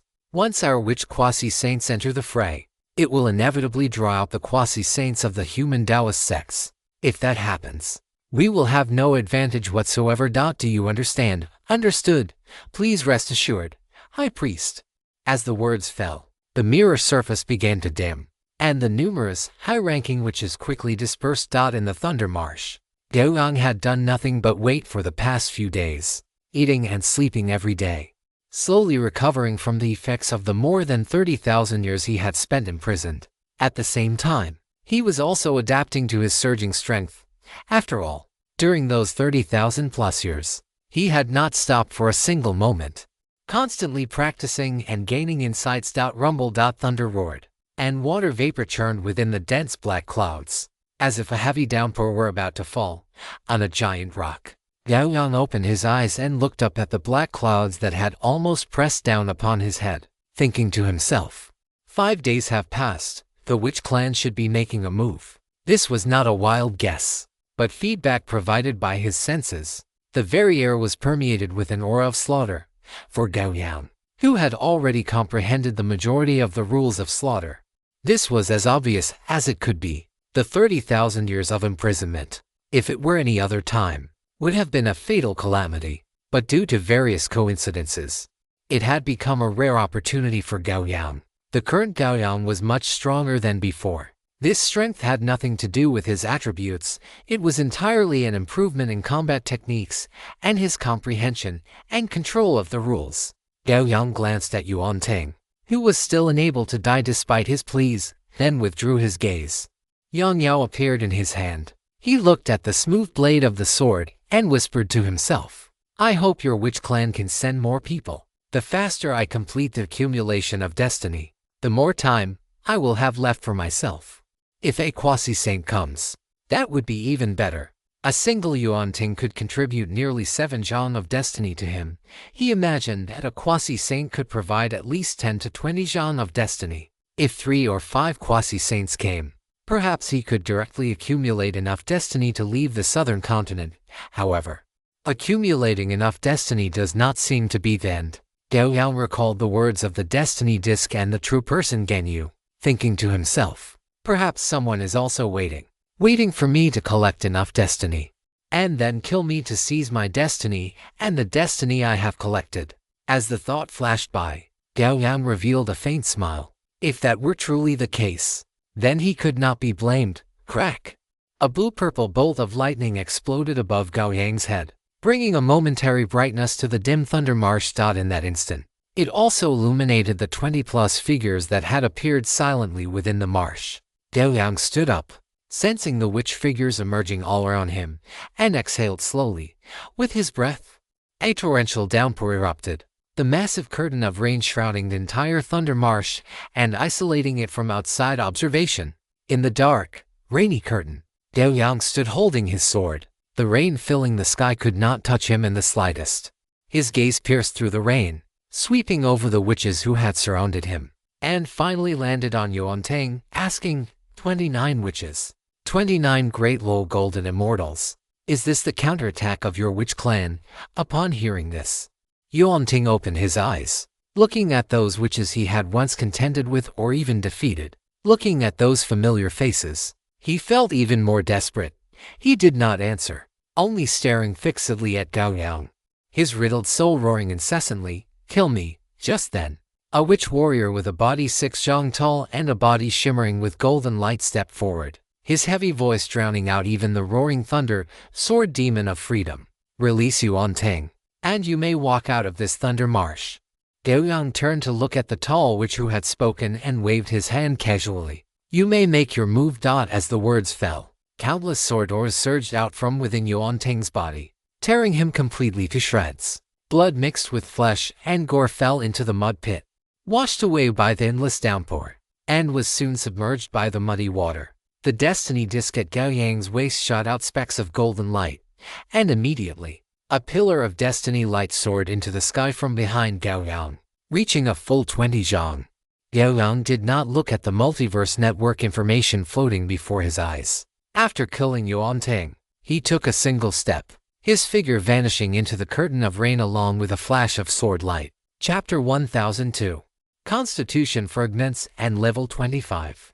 The moment Gao Yang disappeared, the 6 zhang tall Wu clansman who had spoken earlier let out a thunderous roar. "Do not hold back. Surround and kill him with everything you have." The response he received was not from the other Wu clansmen, but from a great sword radiating a scarlet, bloody glow. In the instant after Gao Yang moved, 29 figures and 29 great swords appeared before the 29 Wu clansmen. With the same posture and the same angle, they slashed down fiercely. This was Gao Yang's realization of the combat experience he had gained from the master of the sacrificial tower, as well as his application of the laws of space. This sword technique was named Human Calamity, Flower Mirror Image. This move could be used to face a single enemy, but it was equally capable of handling a group combat scenario like the one at hand. As for its attack power, every mirror image's strike was equivalent to a full force blow from Gao Yang, but the consumption of battle chi and willpower was extremely extravagant. With one strike, Gao Yang's million-point battle chi was directly halved, and his immense willpower suffered the same fate. As the sword light flashed, 29 massive sword marks that connected heaven and earth appeared within the torrential rain. Inside each sword mark stood a Wu clansman with a formidable aura. After the strike, Gao Yang appeared before the 6 zhang tall Wu clansman, and the pillar of destiny behind him surged violently. From the initial 20 zhang, it skyrocketed all the way to 45 zhang. In other words, 25 great Luo Wu clansmen had died under Gao Yang's full-force strike. Blood rained down heavily, and the scent of blood surged into the sky. The 6 zhang tall Wu clansman's face was filled with terror as he stared at Gao Yang in disbelief. "You are not a great Luo. You are a quasi-saint, a human quasi-saint. Slaughtering my Wu clan's great Luo like this, are you not afraid of the backlash of destiny?" Gao Yang looked at the 6 zhang tall Wu clansman, whose chest and abdomen had been split open by the sword, and shook his head slightly without responding. The pillar of destiny behind him, which had surged to 45 zhang, was already enough to explain the situation. It was just that this Wu clansman had yet to recognize the facts. Although he was now capable of crushing a large number of people at his own level, it did not change the fact that he was still in existence at the Great Low Golden Immortal level. Looking at the 4 remaining Wu clansmen after his strike, Gao Yang did not pause and slashed down once more. It was still human calamity, period flower mirror image, but this time, each Wu clansman had to face for Gao Yang's attacking from the front, back, left, and right. In the torrential rain, 16 more sword marks appeared, reaching toward the sky. Gao Yang stood under the rain, his expression peaceful. There was not a trace of the scent of blood on his body, and the rain of blood filling the sky could not even come near him. All 29 great Luo Wu clansmen were now dead, and the pillar of destiny on his destiny disc had broken through the 60 zhang mark. The golden pillar of light rising into the sky shone behind Gao Yang, making him look like a god or an immortal. Even the scarlet greatsword in his hand did not affect his aura in the slightest. Dense notifications from the Multiverse Network appeared before his eyes. Gao Yang landed back on the giant rock and began to review the harvest from killing so many great low golden immortals. A moment later, Gao Yang closed the Multiverse Network panel. 29 Wu clansmen, plus the previous Yuan Teng, had contributed a total of 53 life essence crystals, 11 constitution fragments legendary, and 170 million legendary XP. There was nothing else. Life essence crystals were common, and legendary XP was guaranteed. But these constitution fragments were somewhat peculiar. Gao Yang's thoughts stirred, and a crimson fragment with a ceramic texture appeared in his hand. Constitution fragment legendary. Quality, radiant gold effect. 10 constitution fragments can be synthesized into 1 constitution attribute point of the corresponding level. Gao Yang raised an eyebrow and subconsciously tightened his grip on the constitution fragment. These constitution fragments could actually be synthesized into intact attribute points, and depending on the level of the fragments, the synthesized attribute would also be of the corresponding level. He currently had 11 constitution fragments. In other words, he could synthesize them into 1 legendary constitution attribute point right now. Gao Yang looked at the fragment in his hand and then turned his gaze to Yang Yao, which was floating beside him. Before this, Yang Yao seemed unable to plunder such things, but now it had. Was it because of the uniqueness of these Wu clansmen, or because Yang Yao had been enhanced after devouring the divinity spark and hunting for divine offices? As Gao Yang looked, Yang Yao's various attributes appeared before his eyes. After devouring 3 divinity sparks, Yang Yao's base attack had increased, with its current attack reaching 4,000 to 9,100 points, and the holy damage bonus had increased to 550%. The most important divine office hunting had undergone the most obvious change. Divine office hunting can simultaneously select for existences as hunting targets. If the hunt is successfully completed, a portion of the target's traits will be plundered. 100% life essence, 13% of various attributes, 3% of various abilities, 3% of willpower fragments, 50% of divinity spark as spoils of war. If the hunt is successful, you can immediately initiate a second hunt or automatically lock onto the nearest enemy. If the hunt fails, the effect of this divine office will enter a 180-hour cooldown. During the cooldown, the hunting divine office cannot be activated. The original hunting divine office only stated that after killing a target, a portion of the target's traits would be plundered, but it did not specify what exactly. But now, The traits that could be plundered by the hunting divine office had specific probability percentages. Among them, life essence was guaranteed to be 100% plundered after every hunt, while the probability of plundering various attributes was 13%, meaning that after killing about 8 people, one would inevitably plunder attribute fragments. Of course, Gao Yang's own luck attribute was quite good, so this probability should be significantly higher. For instance, this time, 29 people had contributed a full 11 constitution attribute fragments. The probabilities for various abilities and willpower fragments were both 3%. From this, it could be seen that compared to more common existences like life essence and attributes, personal abilities and willpower were more private, making them harder to plunder. As for the divinity spark, it had a 50% probability of 50-50 chance. In other words, even if one were to slay a god, it is possible that one might fail to plunder a divine spark. Gao Yang recalled the 3 entities possessing divinity that he had previously slain and realized that his luck was quite good, as all of them had contributed divine sparks, regardless of how one looked at it. This was an unexpected joy. At the same time, Gao Yang also realized that this was an important path through which he could rapidly improve in the future. As long as he slew enough powerful beings, he would be able to plunder enough nutrients from them to make himself stronger. In this way, by nourishing his growth through battle, he would become stronger and stronger. As for what to do if there were not enough powerful beings, there was absolutely no need to worry about this, as the one thing the multiverse did not lack was powerful beings. Furthermore, there was the existence of the Pantheon, a top-tier hostile organization. In the worst-case scenario, Gao Yang could head to the Blood War, where even legendary powerhouses could be considered cannon fodder. At the very least, for the time being, Gao Yang did not need to walk the path of slaughtering the innocent for the sake of these attribute fragments. Of course, his consistent style of conduct and his own moral code did not support him doing so either. He could be cold-blooded when killing enemies, but he would not take action against those who had nothing to do with him.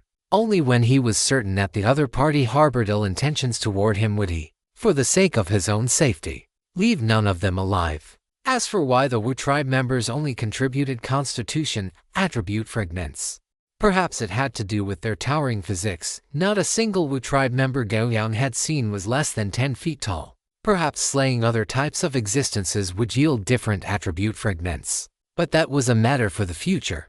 Gao Yang collected his thoughts, sat on a giant rock, and took out the constitution fragments he had obtained. Soon, 10 constitution fragments appeared before him. After the 10 constitution fragments appeared, a mysterious gravitational force emanated from them.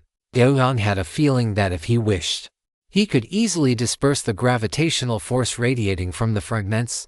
If he did so, the constitution fragments would be unable to synthesize into a complete attribute.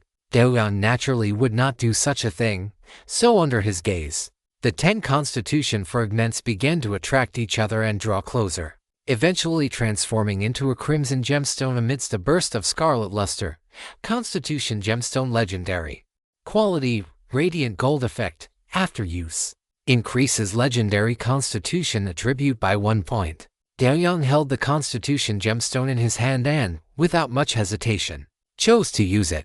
As solar battle chi ignited from his palm, the constitution gemstone soon began to melt and liquefy, eventually liquefying completely and slowly seeping into his skin. As the constitution gemstone entered his body, a violent force erupted from within, transforming into rolling heat waves that swept across Gao Yang's entire body. In just an instant, the skin all over Gao Yang's body turned crimson, and the surrounding space was scorched by the high temperature until it slightly distorted. The falling raindrops were vaporized directly by the high heat on his body before they could even get close, turning into rolling white mist that enveloped him. Gao Yang was already accustomed to the improvement of attributes. For him, this kind of pain was merely something that could be endured and overcome. Half an hour later, the heat waves around Gao Yang began to subside, and his crimson skin began to recover. In just a few minutes, it had already returned to its original state. Gao Yang clenched his fist, felt his body carefully, and could not help but nod with a faint smile. Constitution, 30 to greater than 33. His constitution attribute had increased from 32 to 33, moving one step closer to the 40 points of a peak legend. It might seem like only 1 point, but Gao Yang's overall recovery speed and defensive capabilities had increased by half compared to before. This kind of boost was already extremely significant. Calming the agitation of the blood within his body, Gao Yang took out a vitality kello fruit and began to slowly replenish the energy he had previously consumed. Now that the siege by the Wu tribe had been resolved, he had to continue waiting for the Wu tribe's response. Would they continue to send Wu tribe members at the Dalu Golden Immortal level to kill him? Or would they directly dispatch a quasi-saint? The former was a gift, while the latter had the potential to kill him. Gao Yang hoped that a quasi-saint would come, because theoretically, he would only need 2 or 3 quasi-saints for his luck to accumulate to 100 feet. However, based on what the Wu tribe had displayed, it might still require a period of waiting. But this reign seemed as if it would continue for a while longer. Gao Yang looked up at the black clouds overhead, his thoughts shifting slightly. As his mind stirred, the dark clouds above him seemed to be manipulated by an invisible giant hand, forced to scatter toward both sides amidst violent rolling. A ray of sunlight pierced down from the rift like a sword, and immediately after, a large expanse of sunlight spilled onto this marsh of thunder. Watching the rain curtain being pushed away into the distance and feeling his body becoming increasingly powerful due to the exposure to sunlight, Gao Yang smiled. He then opened the comprehensive network panel and looked at his legendary XP. After leveling up to 20 for last time, he had about 100 million legendary XP remaining. Now, without realizing it, his legendary XP had broken through the 400 million mark, reaching 430 million. Such an exaggerated amount of legendary XP was enough for him to level up several times in a row. However, Gao Yang did not intend to do so. With the existence of the nourishing aberration core, he had to treat every level up with caution. Finishing the vitality kello fruit in his hand and hurriedly, Gao Yang chose to increase his class level. With this improvement, his level would reach 25. And this would also be his 5th improvement. Once the next improvement ended, if he still successfully resisted the aberration, he would completely unlock the peak nourishing state. In this state, he would have no path of retreat. Comprehensive network prompt 80,000. 0 legendary XP frozen successfully. Searching for the level cap related to the area where the character is located. Comprehensive network prompt, comprehensive search completed. The area where the character is located meets the relevant limiting conditions. Proceeding with the character's legendary class level improvement. Comprehensive network important prompt. Character's legendary class unique God of War class level increased to 25. Omni network notification. You have received a legendary class baptism. Your life essence, attack bonus, willpower intensity, and relevant base resistances have received a significant permanent increase. Omni network notification. Detected an increase in character life level. The wonder item, Nourishing Aberration Core, has taken effect. This time, the increase to your life essence from the legendary life baptism is come to 100%. Omni Network notification. You have gained 1 legendary class skill point. As the Omni Network notifications faded, Gao Yang took a deep breath, his brilliant willpower directly suppressing his physical body. In the next instant, a majestic surge of vitality awakened within him, instantly beginning to rampage through his body, attempting to burst forth from his flesh. This was physical aberration. If it were to break through the constraints of his body, it would mean he had failed to resist the aberration, and in the future, he would only be able to follow the path of endless nourishment, the so-called aberration path, which was something Gao Yang could not accept. The riot of vitality did not break through Gao Yang's suppression of willpower. Under the force of his formidable will, the rampaging, majestic life force began to weaken, eventually merging completely into his body. At the same time, an Omni Network notification appeared before his eyes. Omni Network notification, life essence increase successful, aberration resistance successful, physical aberration probability 1%, current physical aberration probability, and knowingly, the aberration probability had reached 20.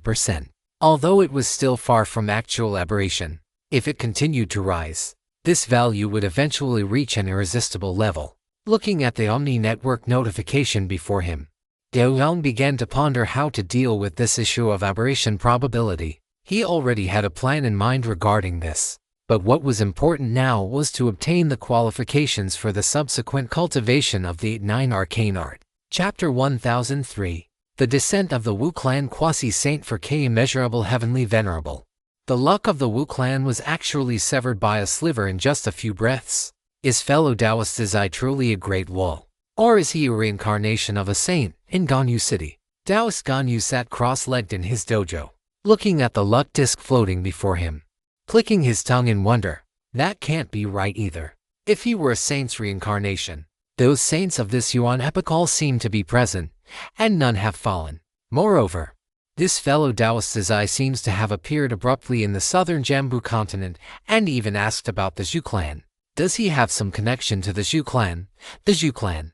Opposite Taoist Ganyu, a handsome man in green Taoist robes withdrew his gaze and said with a hint of curiosity, "That is a top-tier divine clan of the Eastern Victory continent. But this fellow Taoist Zai that you speak of, senior brother Ganyu, does not seem to be proficient in fire arts." Taoist Ganyu looked at the Taoist opposite him and shook his head slightly, saying, "Junior brother Yaori, how fellow Taoist Zai acts has nothing to do with us. You used that treasure of longevity. How were the results?" Taoist Yaori raised an eyebrow, revealing a hint of joy. Senior brother, the results were excellent. My injuries have improved, and I can likely hold on for another 1,000 years or so. 1,000 years. Taoist Ganyu sighed and said, "Hold on. After the great calamity passes, a large number of heavenly treasures will appear in the primordial world. By then, it will be no problem for your injuries to fully recover." Taoist Yaori stood up and bowed respectfully to Taoist Ganyu. "I have troubled you, senior brother." Taoist Ganyu waved his hand, not minding it. "We are of the same sect. We should naturally look after each other. Furthermore, after Master passed away, only the two of us brothers remain in the sect. If I, as your senior brother, don't take care of you, who would?" Previously, the Thunder Marsh was obscured by the Wu clan using great magical power. But now a crack seems to have appeared. Junior brother, take a look at the current situation in the Thunder Marsh. Very well. Taoist Yaori sat back down, and a stream of magical power shot out from the top of his head, heading straight for the sun closest to them in the sky.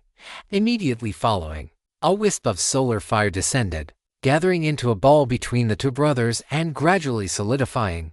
When the light faded, a golden red ring appeared between the two brothers, and within the ring, it reflected the Thunder Marsh, where lightning flashed from time to time.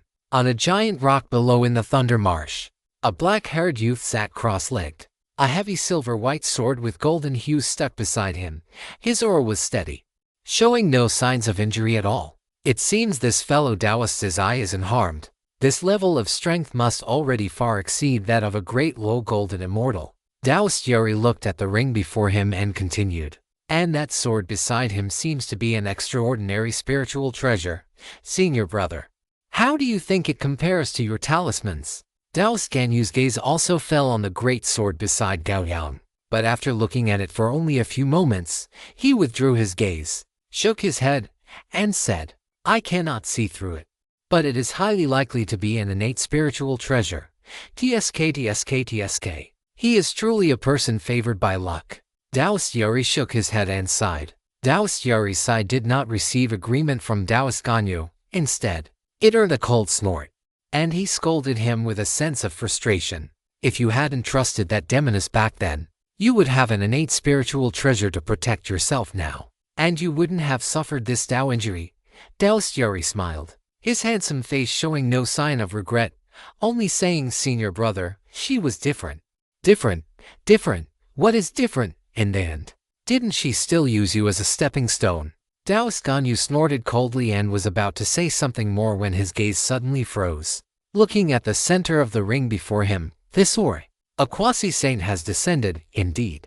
Though I wonder which clan's quasi-saint it is," Taoist Yaori said, also looking at the ring before him. In the Thunder Marsh, Gao Yang had stood up on the giant rock at some point, holding Yang Yao and looking up at the sky. Scorching white clouds rolled in from the horizon, arriving at the sky above the Thunder Marsh where Gao Yang was located at an extremely fast speed. Wherever the scorching white clouds passed, phantom lotus flowers bloomed, and the previous black clouds and thunder were swept away. A sea-like pressure descended upon Gao Yang, who was in the thunder marsh, and wisps of low-based aura began to prick Gao Yang's body like needles. Gao Yang's expression remained calm, but the fighting spirit in his heart had already begun to boil. This entrance CG, comparable to the legendary purple clouds stretching for 30,000 miles, already signaled the formidable power of the newcomer. The only uncertainty was whether they were a quasi-saint or a true saint. It was highly probable they were a quasi-saint. In the primordial world, all those below the quasi-saint stage were mere ents. This meant that without reaching the quasi-saint realm, one would have no power to resist such an existence. Saints were far too noble. It was unlikely one would personally mobilize for a mere human race cultivator at the great circle of the golden immortal stage. That would be far too beneath their status.